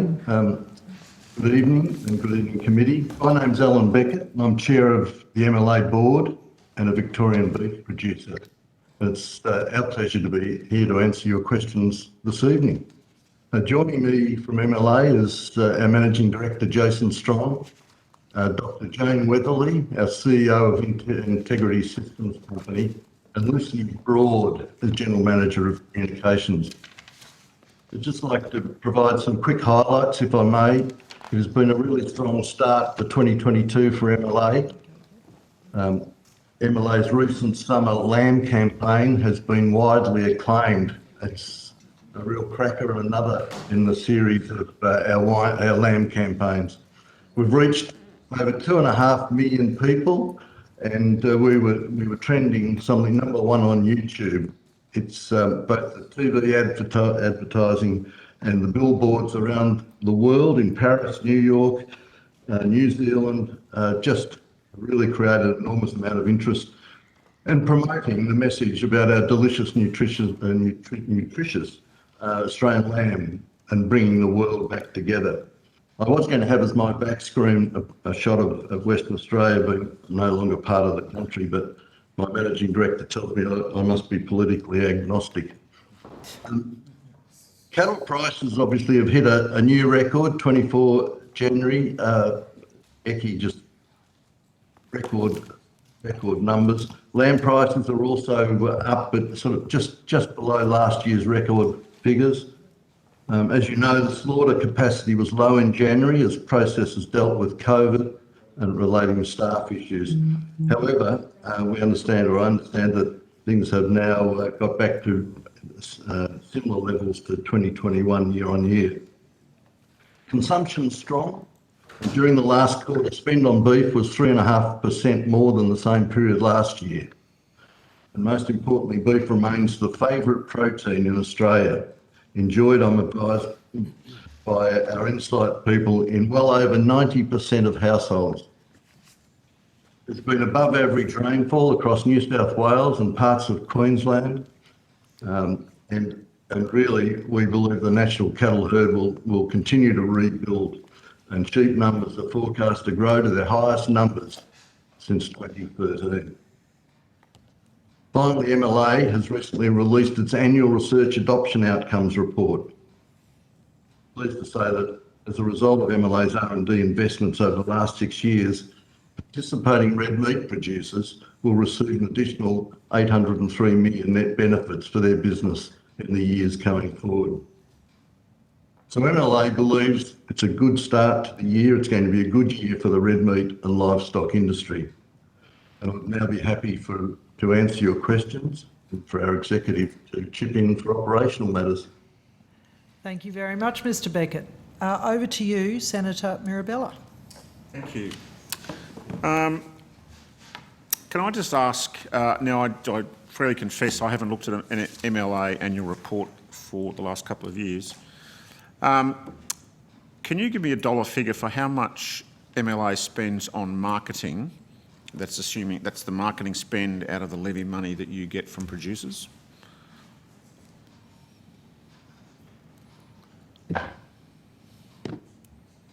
You there, Jason? I think yes, I am. 100 million last year, 103.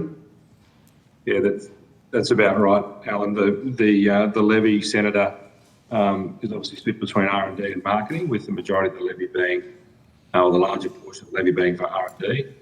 For marketing. But the R&D component is then also matched with government funds and commercial dollars. Okay. And do you publish anywhere a breakdown of the marketing spend, how and where you spend it? We do. We have an annual investment plan which we publish every year, and then we have an annual report which we publish every year. And we have a 5-year strategic plan which was published just nearly 2 years ago now, and that gives a breakdown of the spend by area across the budget, but also a breakdown of how the levies are spent by stream as well. So if you're a grass-fed or grain-fed cattle producer or a sheep producer or goat producer, you can see where those have actually been spent or being planned to be spent in the strategic plan, and then in the annual investment plan on a yearly basis, and then in the annual report where they were spent the previous year. Okay, well, thank you. Then in that case, I have no more questions. Sorry.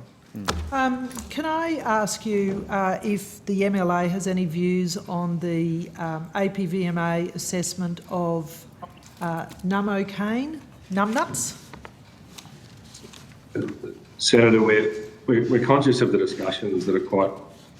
An MLA invested about $1.2 million in the development of that product, which has been incredibly successful and provides a great solution for sheep producers to manage pain and in treatments. We've made the decision that the accreditation or positioning of that product from a sales point of view, and particularly how it's categorised with a process that's responsible, the responsibility of APVMA is not something we should have a position on. It's been misreported that we don't support progression from an S4 to S5. That's not the case at all. We absolutely support the development and use and broad-scale use of that product in every way it possibly can be, and we will support the industry, the participants that commercialises it as we can, but it's not our responsibility to take a position on how further accreditation of that use is made. All right, that's very even-handed of you. I will leave that question there then. And you've got one question. Terrific. Senator Sheldon. I just want to thank you very much for joining us. I just want to just go to a question about the workforce. Have you been having discussions with the Agricultural Innovation Australia to address any workforce shortages? Can you just run through about what that's entailed and where you see the workforce challenges into the immediate and far future? Thank you, Senator Sheldon. We're really conscious of the workforce challenge across the whole supply chain, and we engage with everybody from the primary producers all the way through to the processors in various forms. And I think from a red meat sector, the efforts that have been put in by the representative organisations, particularly the Australian Meat Industry Council of Australian Lot Feeders, been really positive and proactive in responding to the workforce challenge. MLA's role, as I'm sure you're aware, is very much around support, and our support for those organisations has been quite wide-ranging in how we can help them with training, skilling the workforce, identifying information, for example. But one really good example, I think, is in the feedlot sector with the launch last year, Feedlot Tech, which is the feedlot industry's new process around training and upskilling and developing their workforce. So I think our industry's been incredibly proactive in not only trying to solve immediate challenges of availability of workforce, but also how they set themselves up going forward. And we've played support in doing.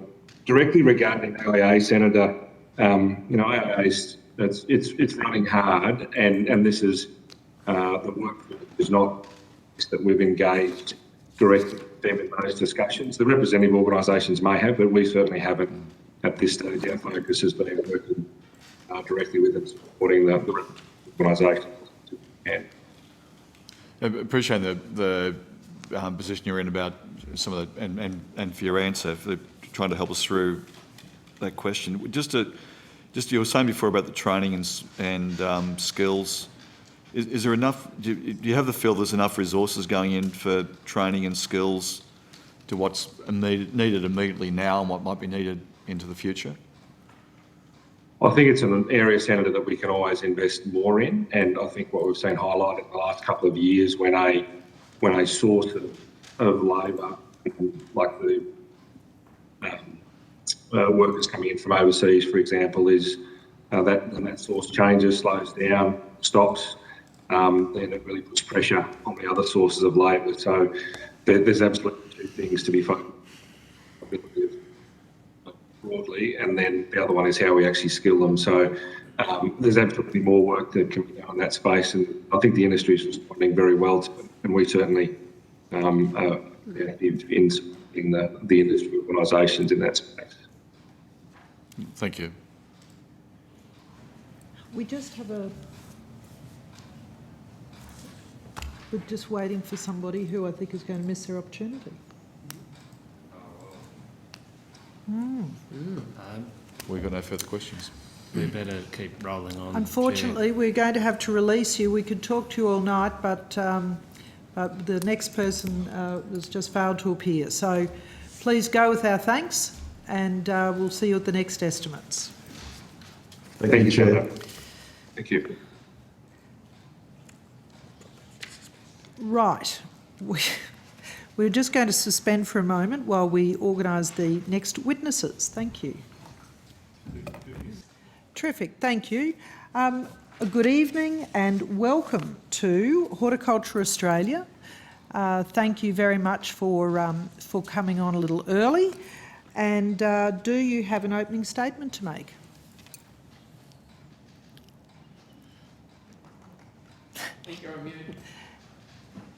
Hello, Senator. Can you hear me? I'm sorry, we're just trying to get organised. No, we can hear you very well, thank you. Okay, and you can see me as well? Absolutely. Okay. No, we won't do an opening remark, just in the interest of time. All right, terrific. Thank you. Senator Ciccone. Anyway, thanks again for appearing on very short notice. I know you were scheduled for later tonight. Look, I just had a couple of questions that were, I guess, a follow-on from a series of questions I asked at the last round of estimates about the governance issues at Hort Innovation Australia. Now, we spoke at length late last year, and can you please provide me with an update on your staff turnover rate? Sure. Look, the staff turnover rate is at 39%. Sorry, how much? 39%. And compared to last time we spoke? It's slightly, it's actually leveled. It's levelled out from the previous times. I was just going to, I can get you the figures. I can get you more figures if you'd like. Do you know what the figure was last time? I don't have that on me actually, but I'm just trying to find it. I'm sorry. Yep, that's all right. Now, while you try to find that. Yep, sorry. While you try to find that, or someone else might be able to help you there, with regards to your staff turnover, I think you've recently accepted the resignation of your chief executive. Is that correct? That's me. Yes. Yes, I resigned a couple of months ago. Yeah. And I don't know if this is a matter for someone else that's also online, Mr. Brand, but I'm just interested to know what the process is for looking for your replacement. Senator, it's Julie Bird here, Chair of Hort Innovation. How are you? Good. I Sorry for joining late. You caught us on the fly with your speedy moving through the agenda.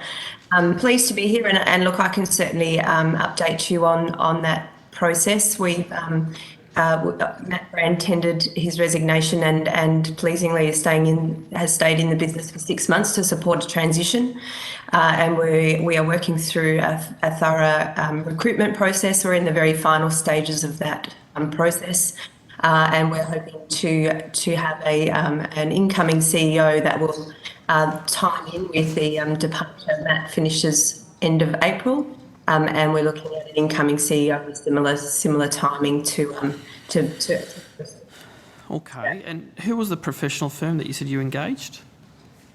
We engaged Rimfire Resources. Okay, and are you able to provide a dollar amount? How much that has it cost the organisation? I don't have that to Or take that on notice? Yep. Can certainly provide that. I can certainly say that we did benchmarking, and it's certainly an indicative figure that's commercially competitive. Now, I think I've got this right, but I understand that you might be in the process of working with industry around the question of what good looks like, and that you're doing this through the ag advisory firm. I think is it Seftons? Yes, Correct. It is. Okay, so is that correct? Is my understanding correct that you're in that process of working with industry on that? Yes. Yes. So we kicked the project off in June last year at the NFF Port Council. And then what we've been doing is working through, because of COVID, we were actually trying to do face-to-face workshops. So what we did was a fair bit of feedback. Can you hear me? Sorry, you cut in and out. Yeah, there's some interference with. Maybe if everyone else can just mute while Mr. Brand's speaking, that might assist. Yeah, so Senator, what we did is we kicked the project off in June, and then what we've done before Christmas, we released the paper off the back of interviewing the PIBs. We interviewed 50 organisations involved in horticulture, and it was really about really trying to refine, the scope, what the role of horticulture is, horticulture innovation, the role of the food industry bodies, and in particular focusing on the advisory mechanism, which is something that we want to be doing. Well, thank you for that update. And I'll just, you may have said it, but cut out just towards the end, but have there been any delays? Senator, there's been delays due to COVID. So we got the feedback from industry. We prepared a paper. We sent that paper back out to industry towards the end of the calendar year 21. And we're in the process of, we're establishing a working group. And that working group will then work with key staff of Hort Innovation and a couple of directors of Hort Innovation to then really get the framework for the workshops that we're looking at doing. And those workshops we were looking at those workshops being April, but potentially with the new incoming CEO starting in May, it may have that incoming CEO participate in those workshops. Now, can I just turn to your AGM, which I believe took place in November? Could you please advise me as to how many levy payers were registered to vote at that AGM?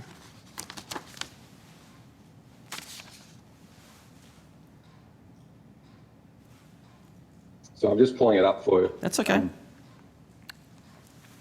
I think, and whilst you're doing it, I just want to acknowledge former Senator John Williams, who's also there. Good to see him on the line too. G'day, John.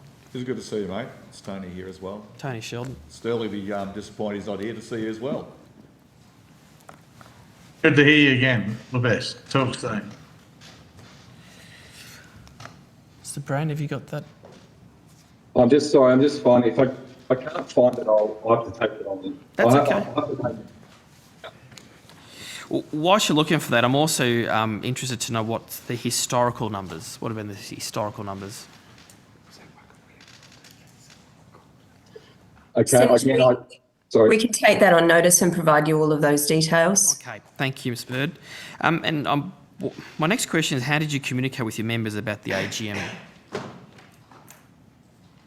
The process we followed was according to the Corporations Act. So we sent out communication in the applicable timeframes. Hard copies of the AGM documentation was sent out to all registered members, and that's the process that we followed.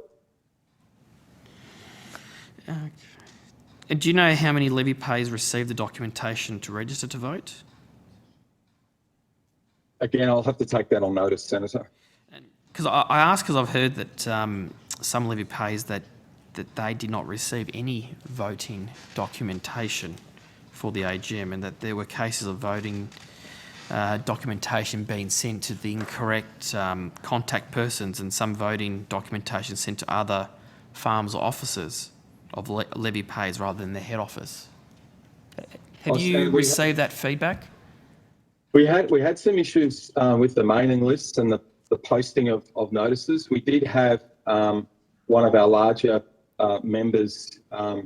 They actually received the information, but they weren't able to cast their votes correctly. But the aggregate of the votes wouldn't have affected the outcome. But what we've learnt is that we work with a company called Link Market Services, and we're just working through with them how to avoid that issue in the future. All right. Well, look, if you're able to take on notice whatever other information you can provide to the committee, I'd appreciate that. I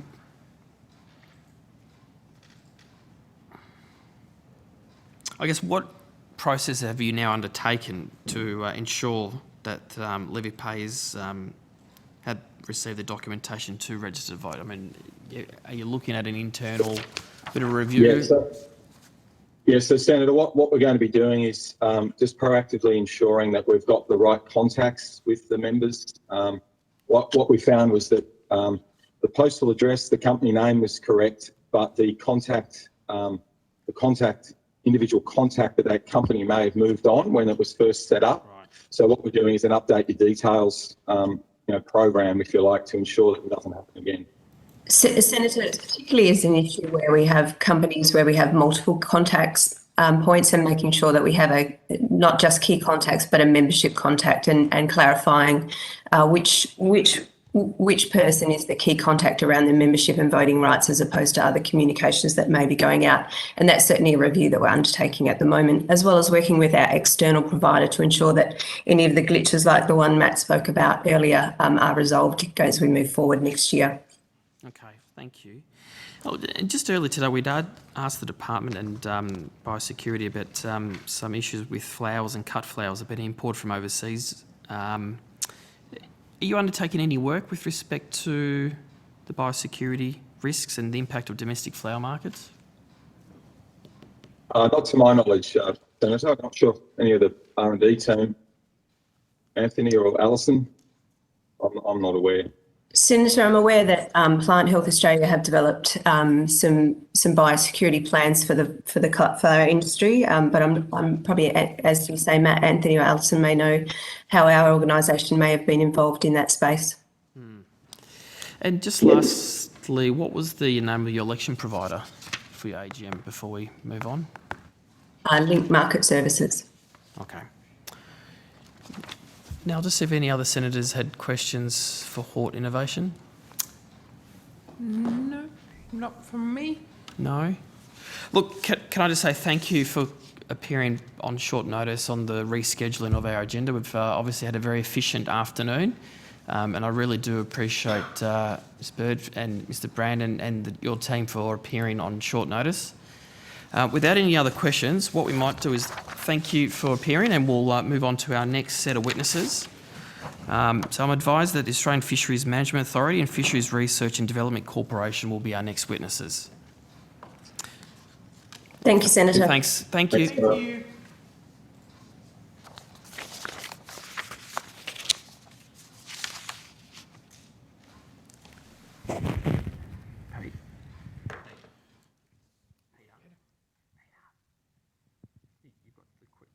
Yes, I do.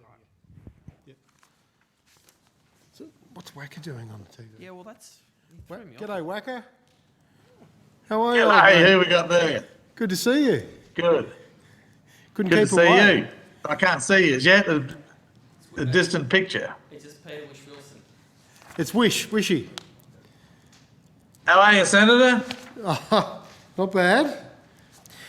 All I've right. got to be very official, you know. It's not like the old days. Oh, no. Do you miss it? I really miss a lot of the people there, but don't miss the job. But I'm just thinking how calm and tactful the committee is different when Senator Heffernan was in charge. Things are a lot different. We're not I do having remember Hefo here, that's for I sure. do remember those days. All right. I talk to him quite often. He's going well. He's a good bloke. I now call representatives of the Australian Fisheries Management Authority and the Fisheries Research and Development Corporation. Now, do we have them online? John Williams here. I believe that the AFMA team are actually en route to Parliament House because they are actually based here in Canberra, but we do have the chair of FRDC. I'm not sure whether we are also welcoming anyone else from FRDC, such as the CEO. Okay. Well, the advice was that they would join us online, but I don't know if Senator Wish-Wilson, whether... Ms Deslinger, if they're... I've only got 2 short questions for AFMA, so... All right, they're 2 minutes away, but I mean... 2 minutes you know, away, I was about to say, if they're in the car, tell them to turn around. I just thought, I presume they were appearing together. But great, I might start with... Chair, could I just say that Dr. Hone, Managing Director of FRDC, should be there. He was going up to the House a half an hour ago. Okay. I take it you don't have an opening statement, Wacker? Just a small one. I'm John Williams, Chair of the FRDC, and as I said, Dr. Patrick Hone, the Managing Director, should be there very, very shortly. I'm surprised he's not there as now, but that's the only statement I've got to say is who I am in my position, and happy to take questions, do my best with them. Senator Wish-Wilson, would you prefer if we waited, or did you want to direct them? No offence to Wacker, but Mr. Williams, but... Okay. What we might do is we might suspend for a brief period Not offended. until the other witnesses arrive. Yeah. All right, we'll suspend. Thank you very much. The FRDC, but not AFMA at this stage. So we'll recommence the hearing. Oh, they're here? Oh, well, okay, so we've got all our witnesses. Thank you. Well, I now call the Australian Fisheries Management Authority and Fisheries Research and Development Corporation. And I do want to ask if you have an opening statement that you'd like to make this evening. No, thanks, Senator. Okay, thank you. No thanks, Senator. All right. Well, we'll go to questions. Senator Wish-Wilson. Questions for AFRA I might start with. And they're both follow-up questions from what I've asked at previous estimates. The Environment Communications Reference Committee last year finished a report into the impacts of seismic testing on fisheries. And one of the recommendations of the committee was to set up a working group between Australian Fisheries Management Authority and the oil and gas industry. Is there any progress been made in terms of setting protocols for liaison with commercial fishers around seismic testing? Yeah, thanks very much, Senator. So there's been progress on a couple of fronts in that regard. We maintain obviously a close working relationship with NOPSEMA as the regulator, and we've engaged directly with proponents of seismic testing as they've come forward, most recently being Beach Energy in terms of a survey that they are either conducting or perhaps just finished conducting in Bass Strait. As a result of those interventions, we've helped to secure some arrangements such as what we call a BACI study, so a before and after survey that is funded by the proponent to assess what the actual impacts of these types of activities are on the industry. And in the past, when those studies have been done, they've been useful for obviously talking about issues such as compensation. In terms of the specific working... Could I just ask you on that one specifically, was that a good standing agreement? Like that's been used for previous, for example, between the Woodside funded up on the Northwest Shelf, or...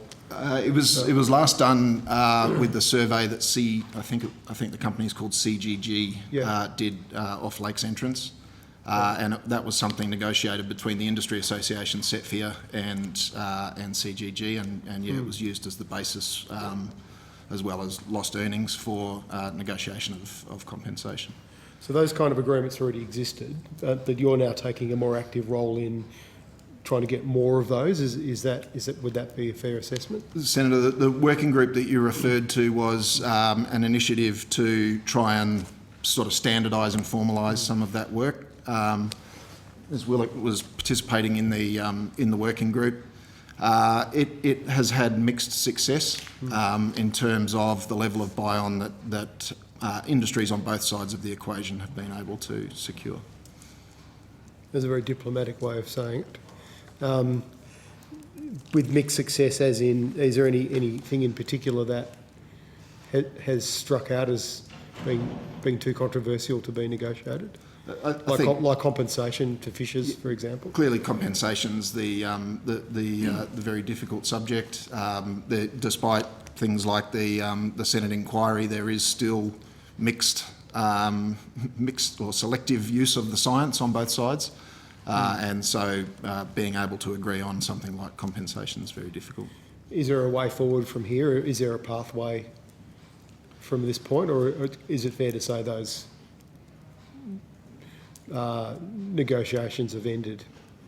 I'm not sure the exact status of that working group, Chair, and Senator, and I'll get some advice. But I think the fact that dialogue is going on in respect of the specific surveys that are continuing to take place is indicative that there is goodwill on both sides, and it can be worked through. But as I say, it is difficult, and it is also quite diverse depending on the area and the fishery that's being interacted with. Right. And Dr. Hone, is FODC doing any funding directly? I know there's been some involvement in the past through IMAS and... Yeah, and thanks, Senator. This is actually quite an interesting area, as you probably know. Beach Energy have come to the party with the industry. We're funding about a third of the project, Beach Energy about 3/4, so it's about $1 million project, led out of UTAS with CSIRO and Geoscience Australia behind us. The project has two elements. One is to do some of that replicative work that we did before, to look at the before after. But we've also got the other Beach Energy part of the project, which is actually look at alternative technologies to actually using air guns. Right.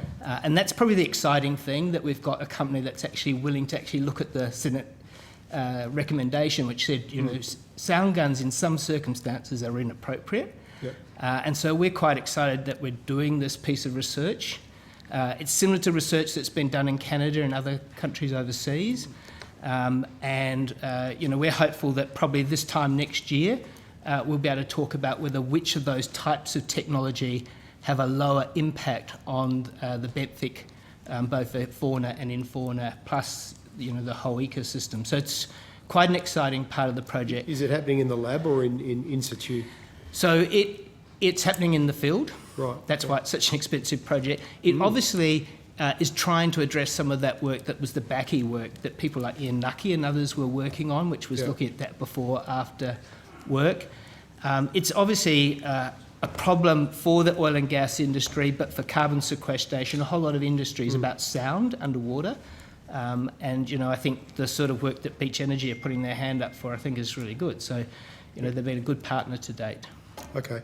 And is that technology, if I remember rightly from the Senate inquiry, there was concern from the oil and gas industry that it wouldn't necessarily work for them in terms of giving them the data they needed? Yeah, I'm not a geophysicist. We probably need to get Geoscience Australia in. But what I gather is that obviously different bedrock and different sediment types will respond to different technology differently. Right.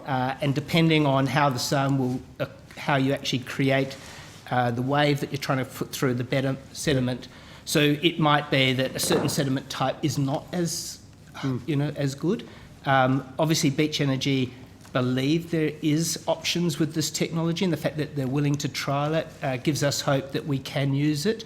Obviously, the Bass Strait is not a homogeneous geological structure, but most of the structure that they're now talking about, these sequestration type technologies, the things, is pretty constant. So, you know, hopefully the science will validate what they want. Well, that's very. I wasn't aware that that study was happening. That's very interesting. And when will potential results be made public? Of that? As far as I know, they should be out right now doing the work. Okay. But I can see you've got quite a good fact sheet that they've all developed and information on it. Oh, good. Thank you. My second question, I'll ask AFMA, but it may also have FODC involvement. Last year, the Commonwealth and Tasmanian State Government announced an MOU for a trial for aquaculture, finfish aquaculture in Commonwealth waters. Has there been any developments in the last 4 months in regard to discussions with the industry or Blue Economy CRC or the Tasmanian State Government? Thanks, Senator. The only development I'm aware of, and to be honest, I can't recall whether it was in the last 4 months or just before that, is our provision of information to assess the potential impact of the proposed trial sites. And so the trial sites have been selected? As far as I'm aware, Senator, I haven't seen them, but I am aware that there is an arrangement between the Blue Economy CRC and CETFIA for CETFIA to provide some sort of an impact assessment, and they have the information to do that. Senator, I think the department might be able to help with some information yes, here. Yes, please. Especially if you'd be able to tell us where those sites are going to be. Yeah, I'll just ask Ms. Denager to pop in.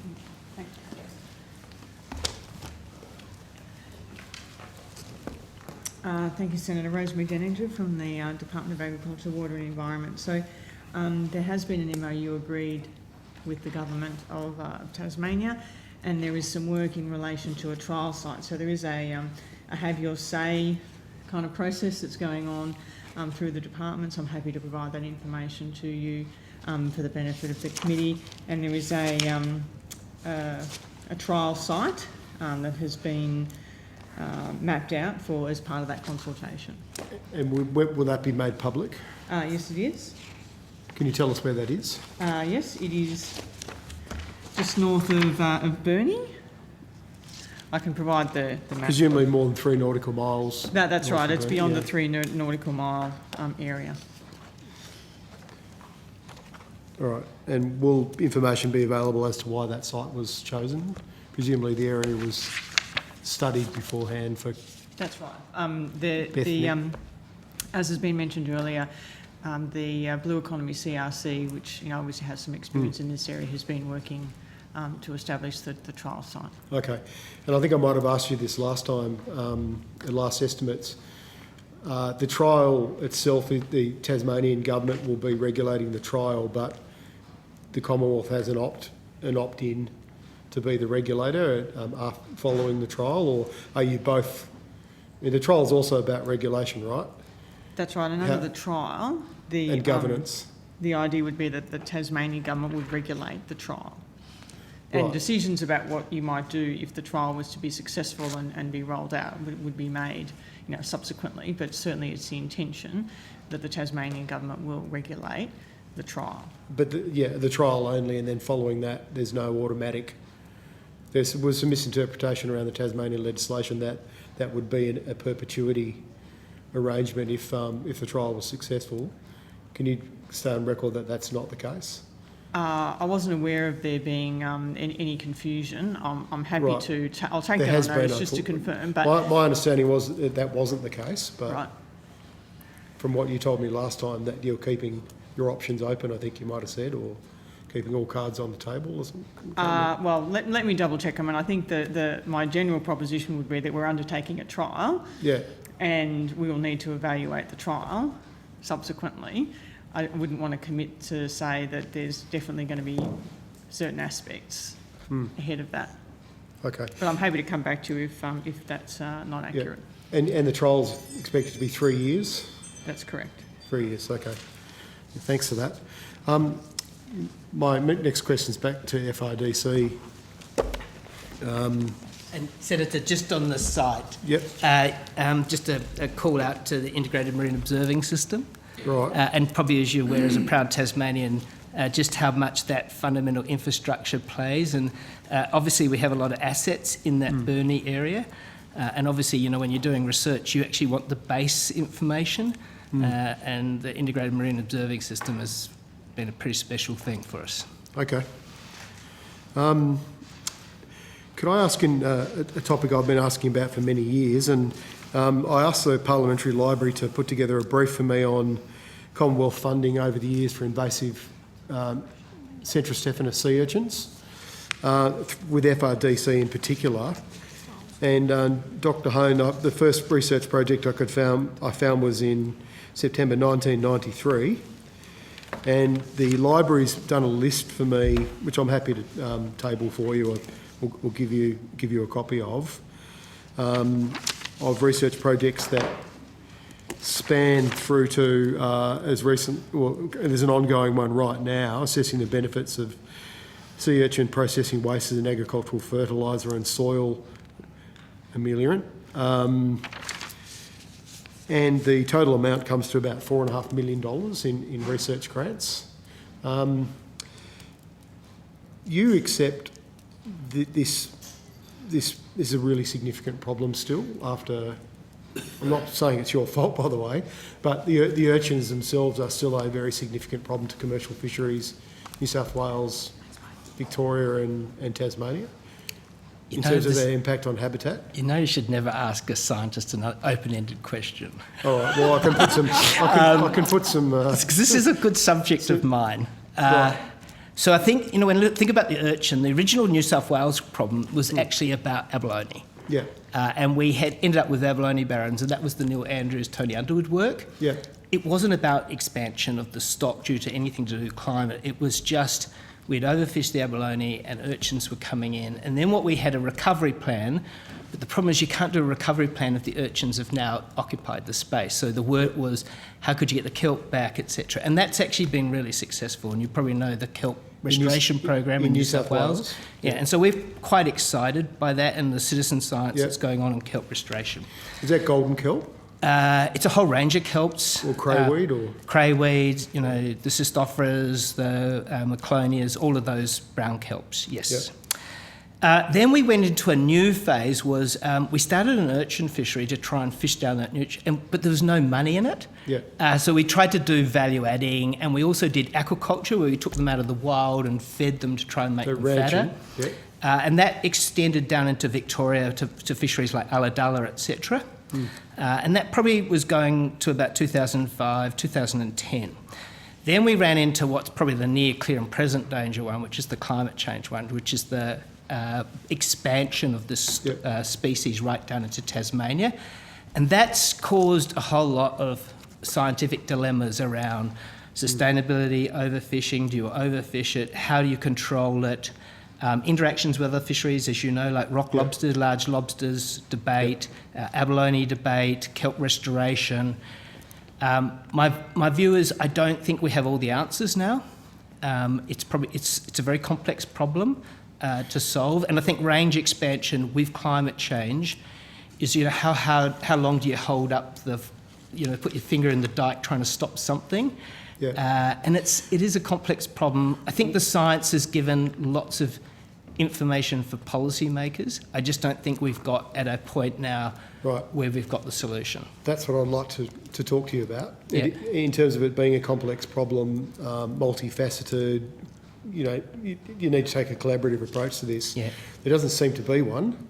You guys have funded lots of projects over the years, fairly small but targeted, but there's no kind of, unlike, you know, we see with the Great Barrier Reef, you know, hundreds of millions of dollars going to crown of thorn removal, integrated reef adaptation plans to, you know, try and regrow reefs.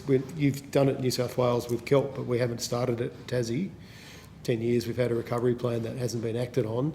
How does would the FRDC be, you know, in a position to up the ante on this? I have raised this with Senator Duniam as the fisheries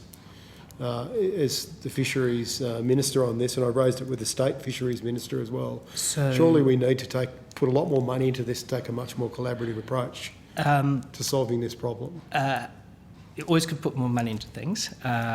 I don't quite agree with your premise that we're not taking a collegiate approach, and I have to call out Ian Dutton at the moment, Director of Fisheries. So he's now established a working group between New South Wales, Victoria, Tasmania and us to talk about, and I'm pretty sure Dor might have even been at the last meeting as well, where as part of the Australian Fisheries Management Forum, we've sort of got a subcommittee doing urchins and trying to be more collegiate about how we do the research. He's also hosted 2 really, really important workshops where we've brought overseas experts in who've been doing urchins off California, people who are doing the Great Barrier Reef work, the robotic Paul work. McShane. So he's, Paul McShane, all of that work. So he's and we've got another workshop coming up where he's tried to bring those people in. So I would argue at the moment Ian Dutton is taking the lead on building that collegiate approach. Right. I would say at the moment, while there's a strategy that Tasmania's got, we don't have the same strategy for each state. That's correct. And that's probably the thing that we need to do next. Okay. Well, obviously you've got a group that's trying to get some focus on the Great Southern Reef entity. But, when you compare it to, I'm all for trying to help the Barrier Reef, and I was asking a lot of questions on that yesterday, but it just seems the Great Southern Reef entity, because it's essentially in state waters, there's some Commonwealth jurisdiction, but it doesn't really get much funding, apart from through you guys and through maybe national environmental significance programs, but it receives almost no funding. Yeah, I think, Alan Jordan, the NESP team, the National Environment Science Program, it is a priority there, is restoration and habitat restoration. There's a lot of work now on natural capital accounting with kelps. Tasmania takes a strong lead through both the Blue Economy and the Marine Bioproduct CRC. Yeah. So, I think I'm following that very closely, but it looks like only private money so far is going into trying to regrow, for example, macrocystis. Yeah. And the scientists, you probably know them quite well too. They've been trying to do this pretty much on the smell of an oily rag for the last couple of years themselves. I suppose one of the things, I'm very positive about, though, that it's very much about local communities doing these programs. A bit like the Seagrass Seeds program, where you've got local communities doing it. I think this is the sort of thing where you do need local habitat groups who want to take the champion for it. I would say at the moment the missing ingredient we've got, particularly for kelps in Tasmania, is the lack of a hatchery, a really good algal hatchery down there. And that has been identified as one of the gaps in our infrastructure. So you don't think Sea Forest has the capability to So do that, the recent money that they got for the Asparagopsis, I think, will go a long way to building that capability. But this is more than just Asparagopsis. It's obviously that's right, absolutely. It's a bunch of other crops. Okay. Could I ask you about? I think I've also kind of been looking at some research funding that you put into the salmon industry in Tasmania.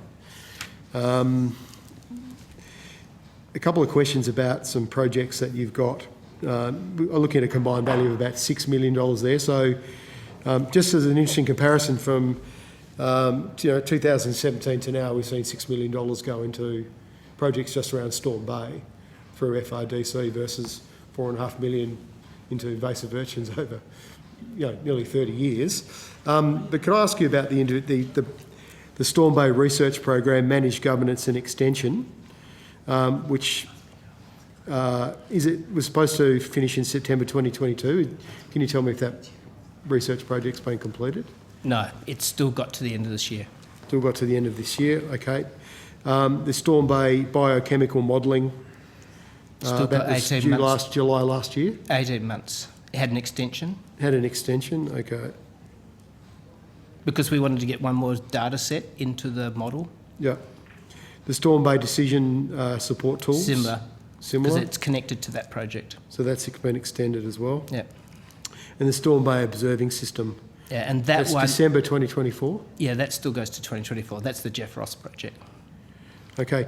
Could you tell me what kind of community engagement or communications you've had on these projects, Dr. Hone?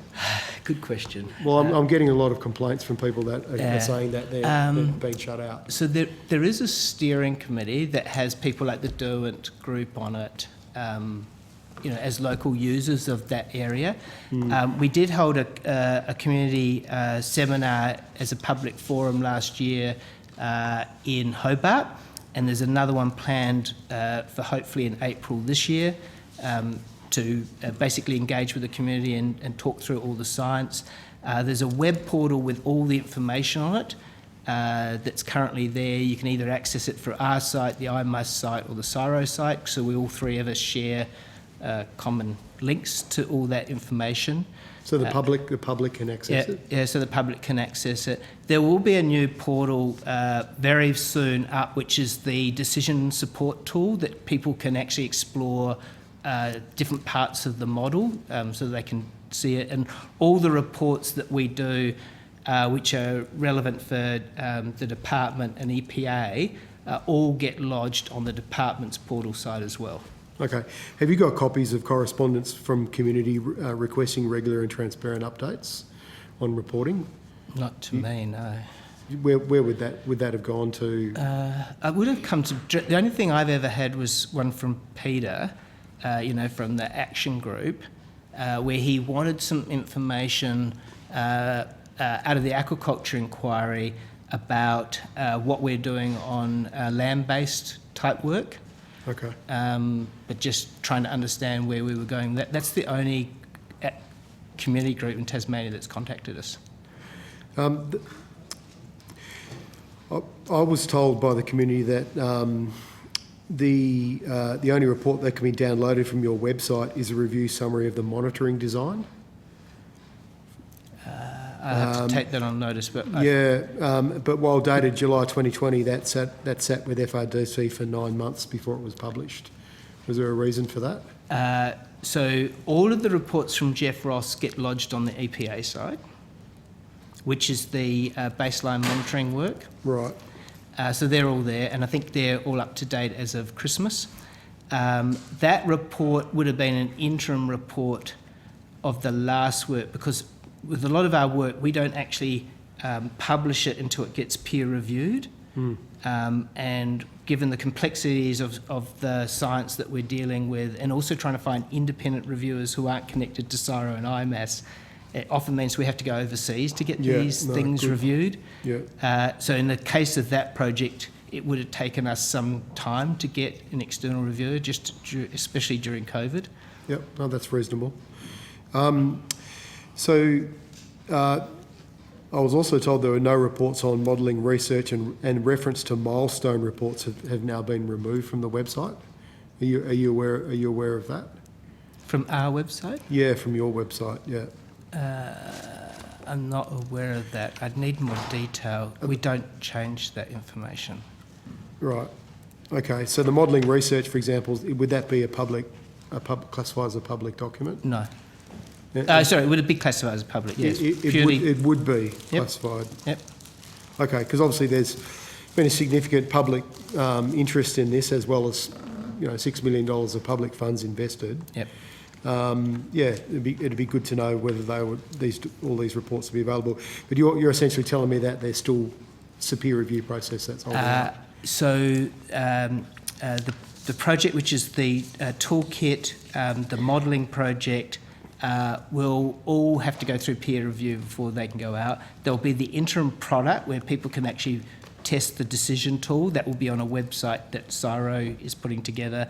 The Jeff Ross interim reports do all go to the EPA because there's an interest in having that in real time. So they all go, and we don't feel like we should duplicate it, so they just go to... I do think there's a link. I'm pretty sure that the department puts a link on their site to those reports as well. Yeah, I mean, it's still early days, and I know there's not that many pens out in Storm Bay yet, but can you share any of the preliminary kind of findings so far on how it's going? No, sorry. Worth a try. Yeah. Could I ask you about... But Senator, I'll make sure you get an invitation to that next update meeting, which is coming up. I'm pretty sure it's around April. Okay, good. Yes, where they're going to go through all the results to date. Good, no, I appreciate that. Could I ask you just one last question in relation to this? Something I'm sure you're very aware of, Dr. Hone, the critically endangered red handfish, which is basically around the corner at Frederick Henry Bay and and Norfolk Bay, so immediately adjacent to Storm Bay. My understanding is a monitoring program designed for Storm Bay didn't include any baseline habitat or water quality surveys for those two areas where the handfish are. Is that correct? Correct. And was there a reason for that? Under the National Environment Science Program, there's a whole piece of work on red handfish and habitat. And so that's actually a priority for that piece of science. So we don't duplicate where other environmental science are. We're very aware what Alan Jordan and the team are doing in the red handfish and that environmental work. So would that work include, for example, ongoing monitoring that would detect potential changes from Storm Bay? I think you'd have to ask the National Environment Science Program the full details. All I know is that we sit on a advisory work to know that it's a priority, that they're doing the research, that it's their part of the work, and it fits in. And because IMAS and CSIRO are the same team as doing our work, it sort of all connects. I'd be keen on how you would merge those two things, because it's been raised with me by scientists who I won't name, that it's a major weakness in the design. It's a design flaw, and look, I'm not even allowed to know where those sites are, where the handfish are, because they're top secret, as you probably know. No one wants to see those fish get sold onto the international market or anything, but there's not many of them left. But I have been told that there's an invasive urchin barren near one of them that's got some scientists concerned, but they are worried about potential changes in the water composition from solids and nitrogen levels from nutrient loading from fish farms. So, could I continue to talk to you about that? You can, but or how that might be. It tends to be, Senator, that environmental habitat work's done by the Environment Department, and we talk to them a lot about it. So because it's not a fishery, we're not impacting on it, or there's we think there is no impact. We're not doing any research on that species, but we do talk a lot, with the team who are working on that research. I know a lot of salmon industry, for example. I know Huon Aquaculture invested quite a lot of their own money into the handfish because they had some concerns, and they put it through the CSIRO team. But it's not really something that we take the lead. We're more trying to understand how it would fit into our modelling for other broader systems. Right, but in terms of the distribution of nutrients and other solids or pollution, whatever you want to call it, from a very large salmon farm, a bunch of salmon farms in the area, how would the kind of, I suppose, the hydrodynamic modelling be done then as to where that might disperse from? I mean, would you get any indications from your modelling on whether that would go into Norfolk Bay or Frederick Henry Bay? I would hope so, yes. I mean, that's going to be available. That's part of it, science. yes. Okay. Well, that's it for me. Thank you. Thank you, Senator Wishwilson. I don't believe we have any more questions for... I'm sorry? Senator, if I may, I might just provide some additional information for Thank you. Senator Wishwilson. Thank you. So I can confirm that beyond the trial, there hasn't been a decision made about who will regulate the, any aquaculture in Commonwealth waters, and I seek the committee's agreement to table two documents. One is the map with the proposed site, and the second is the consultation document that we've gone out to the public on. So we'll send both of those links through to the Secretariat. That would be great. Thank you. Thank you. Cheers. Thank you very much.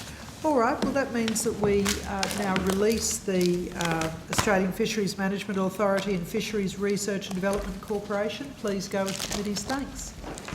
Thanks, Senator. See you, Wacker. See you, Wacker. See you, Wacker. See ya. Thanks. He gets money for nothing, Wacker. You get to come on these calls and do nothing. I'm still learning, Senator. I'm still learning from you. Bye. Thanks, guys. See ya. All right. We're now looking for Wool Innovation. Again. Thanks, Chair. Pleasure. See you. Yeah. So we've got Jock Laurie and John Roberts. I can see both of them. Terrific. If you'd turn on your cameras, gentlemen, we are ready to hear from you. Thank you, Chair. There we go, we're right. Terrific. Last year, 18 months. So I now welcome representatives of the Australian Wool Innovation by video conference. Do you wish to make an opening statement?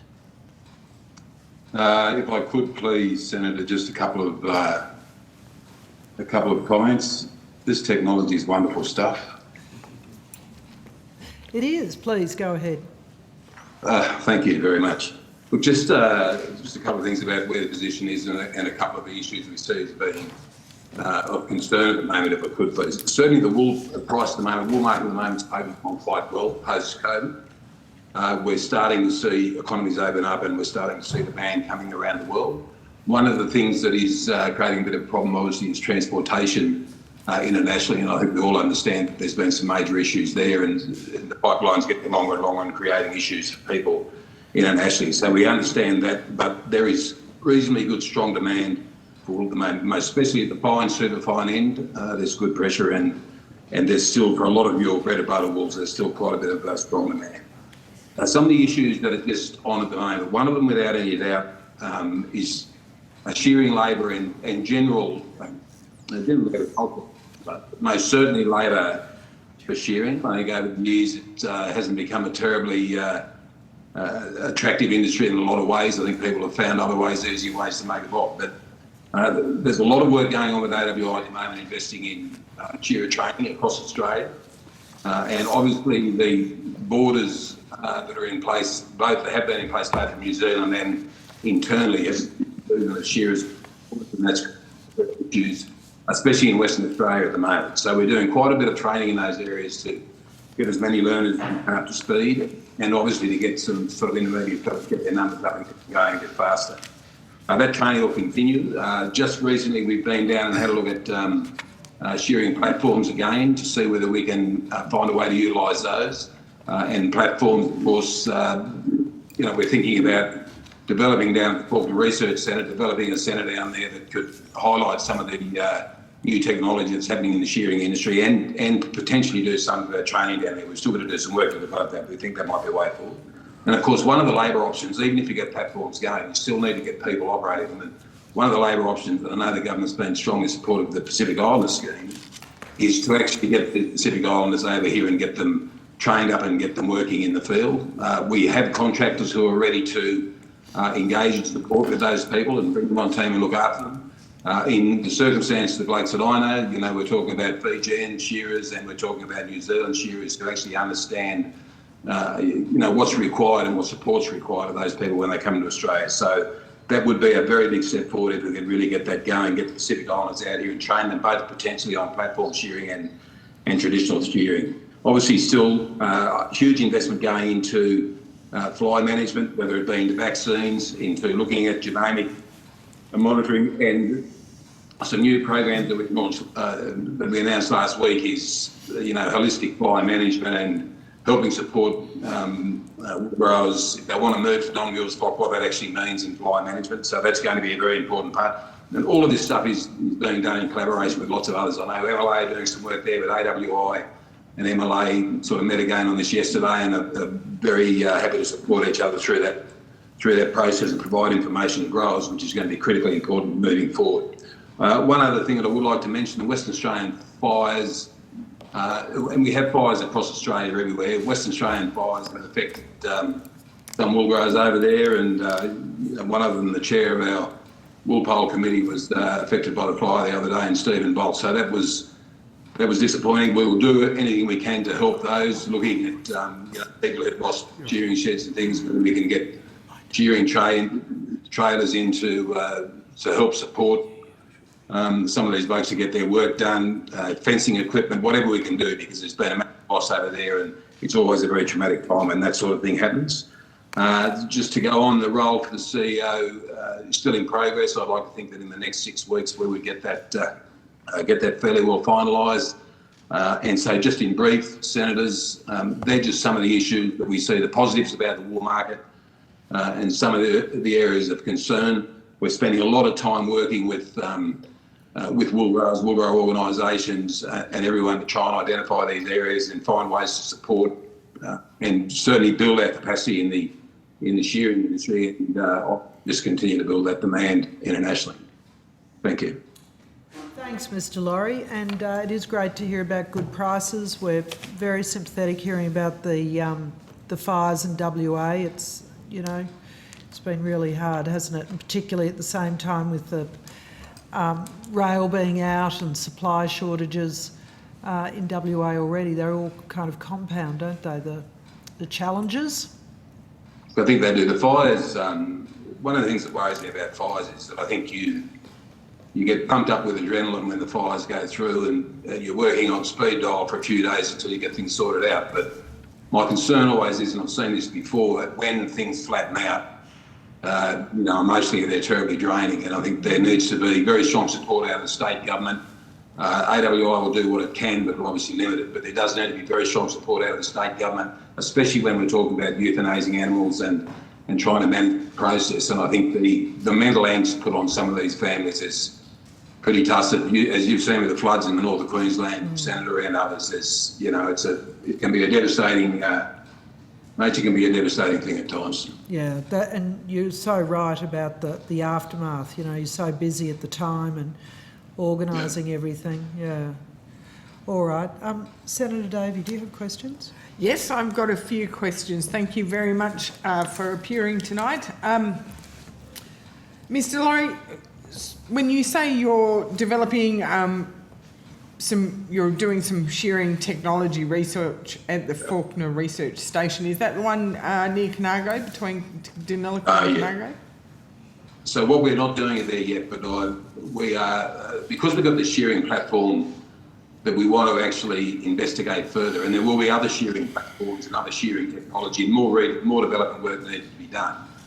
We feel we probably need to get that into our own hands and then work away. The first thing is, if we're promoting anything, it has to be safe. So we've got to be confident in ourselves that the technique is safe, and from a work health safety aspect, that we're not actually doing anything to create some issues. So we're looking over the next few months to develop that. It's not developed at the moment. But there's also accommodation down there which provides us an opportunity to provide accommodation for people who we can train in this area. So potentially normal shearer training, but also potentially training people on shearing platforms if they turn out to be, you know, a very good option for the industry. So we are right in the process now of seriously considering that. We're going back down again next week to have another look to make sure we feel that the facility is up to speed, and then we'll look at what investment we can do there. All going well, it might coincide with the reopening of the Conago pub. That's just my little aside that we're looking forward to very much so. That's my neck of the woods. Yeah. Mr. Laurie, can you remind us how long you've been in the chair there for again? Is it 18 months yet, or? No, it's only about 7 months. Oh, right. July last year, I think. So I have in the past asked questions regarding WoolQ and the investment in WoolQ and the difference between WoolQ and what is already available on the open market. It's described often as open cry auction system. Yeah.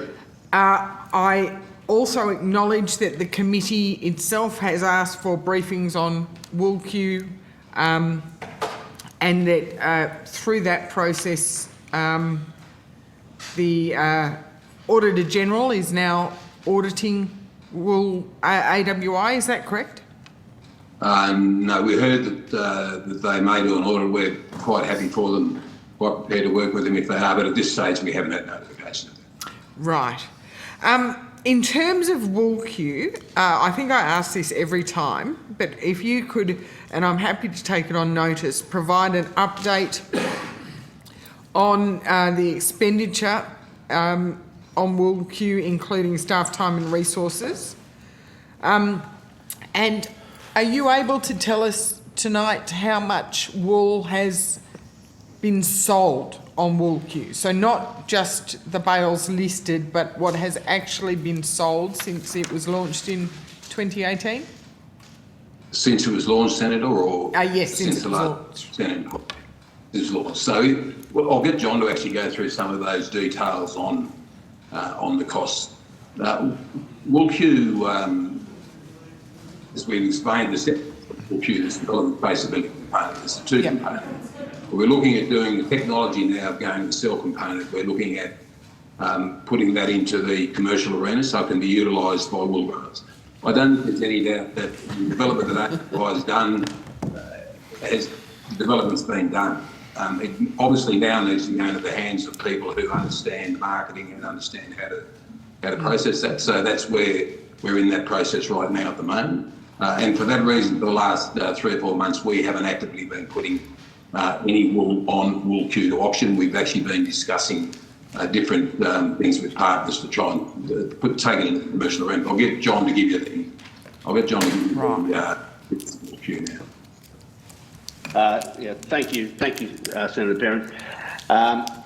To answer your first question, the expenditure on Wool Q remains similar to the last briefing, an expenditure of 6.8 million. That includes the consultation process of the wool selling system review and the Port Jackson report. In terms of how much wool has been sold, there's been 3,687 bales offered, 2,095 of those have sold. Right. Have you done comparisons as to how much has been sold through Wool Q and how much is sold through, the open cry auction system?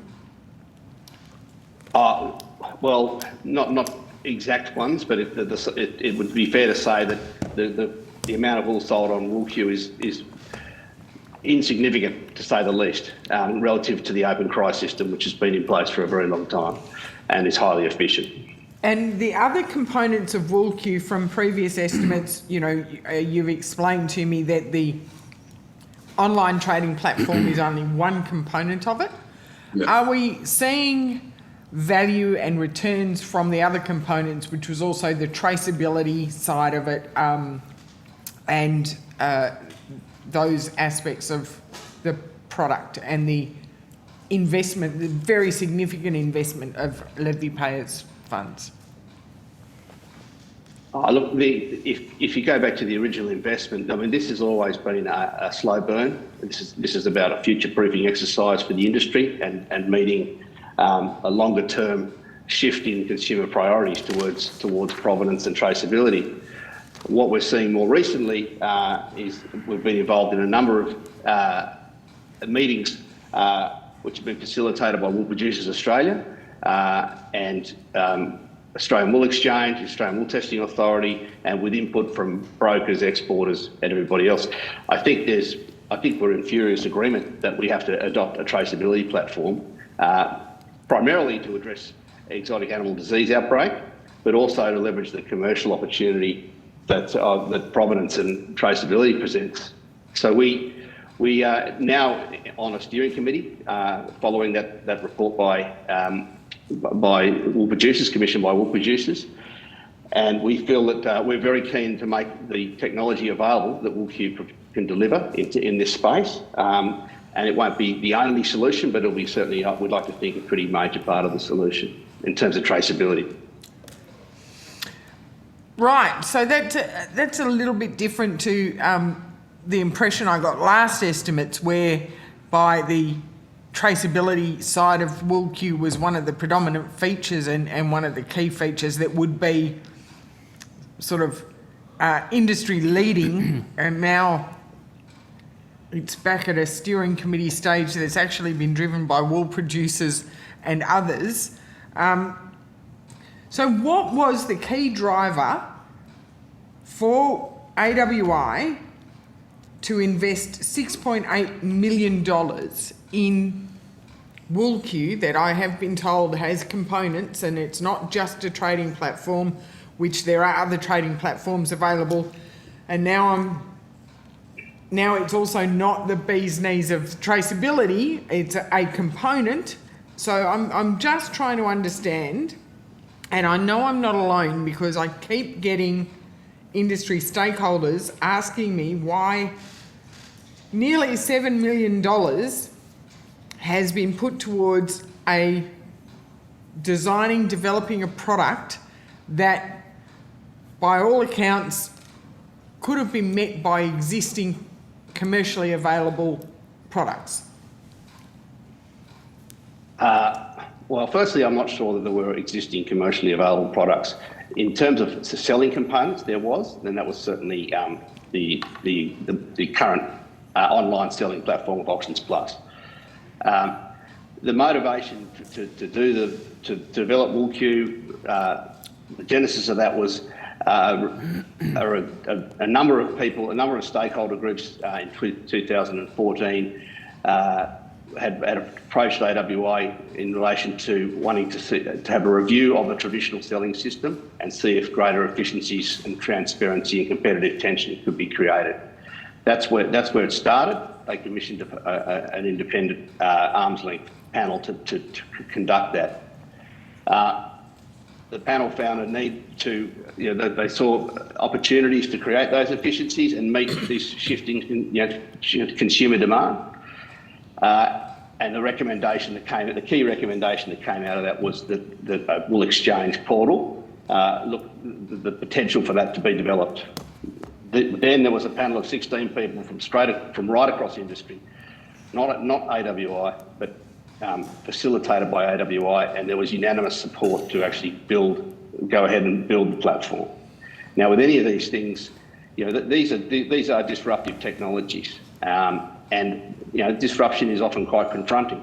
And I think the closer this became a reality, the more people fear things like disintermediation and whatever else may be there. So we have had a struggle gaining adoption. We're comfortable with the technology. I've probably been a bit modest before. I actually think it is the bee's knees, but we need to actually bring people on for the journey rather than tell them that. The 16-member panel that you facilitated at the beginning of this process, and who, as you say, and as I have heard from others, were unanimous about identifying potential, but then they weren't brought on the whole journey of once you moved into the investment development side. I've heard from members of that panel that they felt sidelined in the process, and that was also part of the reason why buy-in potentially has not been as forthcoming as you would hope. Yeah, I think that's a fair assessment. Look, we did go to great efforts. We got the support. We did the building. We tried to be as consultative as possible. Clearly, we needed to be more so, and I think that's a key learning. But I think that doesn't mean there's a full stop here. I think it's certainly a comma, and we're now at a position where I think the industry, as I said, is more interested in traceability now than it was previously. And I think it's important that we, as you say, you use the technology that's already out there in the marketplace. We think we've got some good technology there. So I'd like to think that, and certainly listening to your comments and taking them on board, I'd like to think we'd like to have a refreshed start in this process. And the conversations to this point with those other stakeholder groups has been very positive. I now want to turn to the wool poll. AWI was seeking an increase to the compulsory levy through the wool poll process. What rate did you want to see the levy increase to?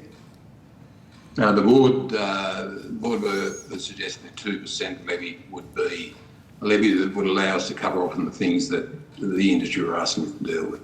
And what were the results of the poll? Result of the poll was 1.5. Which is the status quo.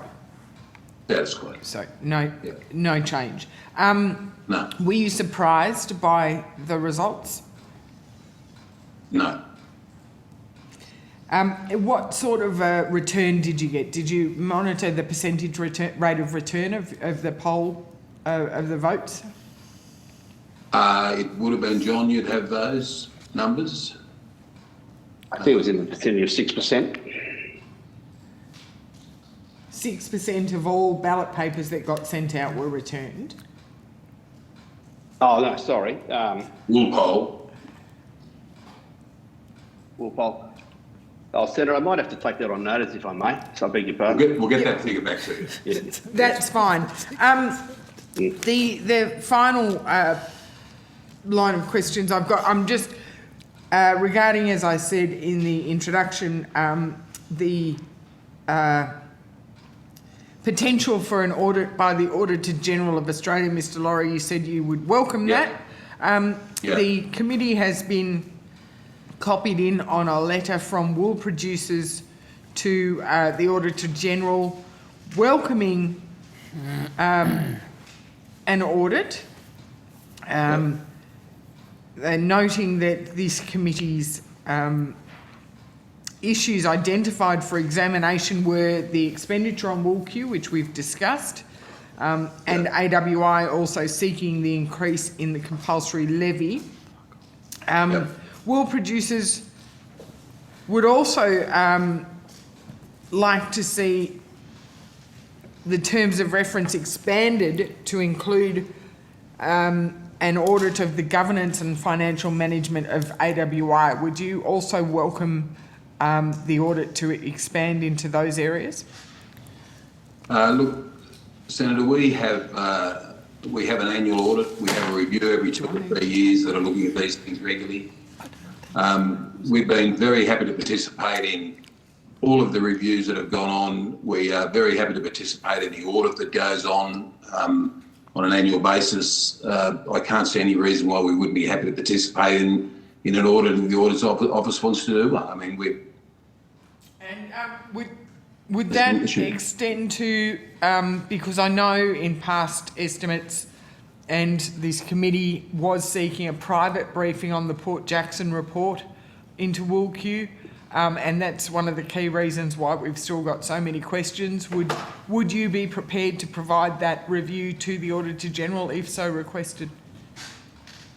So are you, the Port Jackson paper, which was part of looking at WoolQ, so you've got a copy of that at the moment? And No. We don't have a copy of the Port Jackson report. That's the problem. Haven't you? No. Mr. Laurie, this will explain so much. This will explain why the committee's been so frustrated and unhappy, and why you've possibly not understood why we've been so frustrated and unhappy.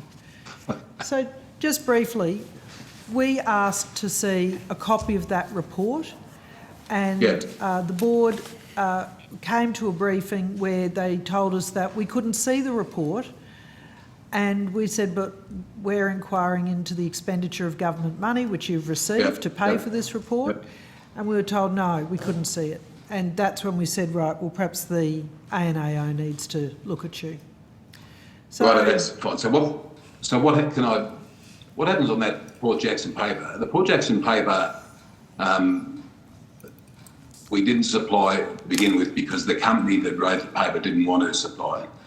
We then came back to you and said we're happy to have a look at it as long as they could take some of the names out of it. And John, you can give us the background as to when the paper went over. I can. Chair, we did make we offered a private briefing for Ernst & Young. Port Jackson Partners did say they would be prepared to provide a private briefing.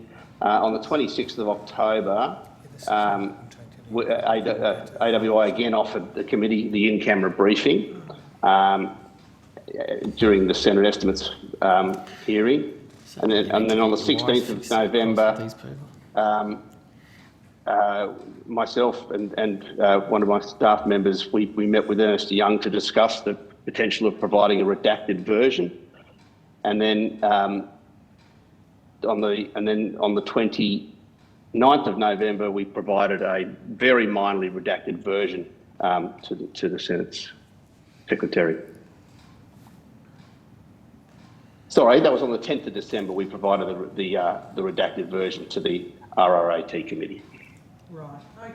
We'll, I need to look at that and come back. we will go back and look at that, yeah. Yep. Apologies for any confusion So there. you've got that. Is that mildly redacted? Oh, yes. It's fairly heavily redacted. There's a lot of big black boxes. But anyway. There's more black than white. No, look, seriously. All So right. we do have that report, which we will come back to you to have that briefing on. I'm sorry we've had troubles getting everybody together to be able to hold that in-camera session. Thank you. That's fine. Very good. All right, we will organise that as a matter of urgency, and the ANAO, as far as I understood, said that they would be trying to get the audit done in this financial year, but otherwise early in the next if you haven't heard from them. So No, that's fine. Wait for that. yeah, terrific. Thank you, boys. That's all from me. I look forward to your training facility up and running at Faulkner's and having a beer with some of the trainees. Senator, can I say that when I had a look at the platforms working the other day, there were, I think, 2 blokes or 3 blokes and 3 women. So once we get it going, we will be more than welcome to give you the opportunity to try it out for us. Oh, I'll try it out, but I pity the poor sheep. You'll need a big pot of tar next to me. I can promise you that much. Wouldn't be the first time a learner's had a few difficulties, but I am very involved. excited about the amount of young women who are entering the trade, and with these new processes, new technologies and new techniques, making it available so that it is an option for young women, and they are relishing it. The young women I know who have done traineeships are really enjoying it. So I think it's a fantastic move. Just on that, Senator, I've been involved in this game for 45 years. We've been sharing shed for 45 years. We have a lot of women in our shed, and can I tell you, their attention to detail leaves a lot of us blokes for dead. They're a real asset in the shed, and now actually seeing them shearing and breaking their down and taking on the physical nature of that game, I think is just amazing. They're absolute credits. They've put a touch of class into wool shed, as I can tell you. Most shearers won't like me saying that, but they're great to work with. Excellent. Good to hear. Mr. Laurie, can I just ask you if AWI has a position on APVMA's decision to consultation to recommend or otherwise the move from S4 to S5 for numbnuts. Numbnuts. Look, one of those things, any of the things that we can actually get into the hands of producers in the most simple terms will be a good thing. I know that we've been equally involved in this debate to a certain extent. John, you might be able to give the latest where we're up to on that. I think I'd rather, if it's okay, I'd rather give you a full and thorough response, if that's okay, Senator. We could probably give you a report from our R&D team on where we sit with that. I think that's a terrific idea. We've had some discussions with APVMA. Meat and livestock, we had a brief discussion, but that would be terrific if you could provide that. Yeah. Sure. Okay. All right, thank you. Well, I think that brings you to the end of your presentation tonight. Please go with the committee's thanks. Thanks very much. Thank you. Thanks for your time. Thank you. Good night. All right, that concludes today's proceedings. The committee is due to recommence its examination of the budget estimates on Friday, the 18th of February 2022. And I thank Ministers Mackenzie, Hume, Duniam, Ruston and Colbeck, officers of the Department of Agriculture, Water and the Environment, and all witnesses who have given evidence to the committee today. Thank you also to Hansard Broadcasting, the Secretariat and my colleagues. We stand adjourned. Good night.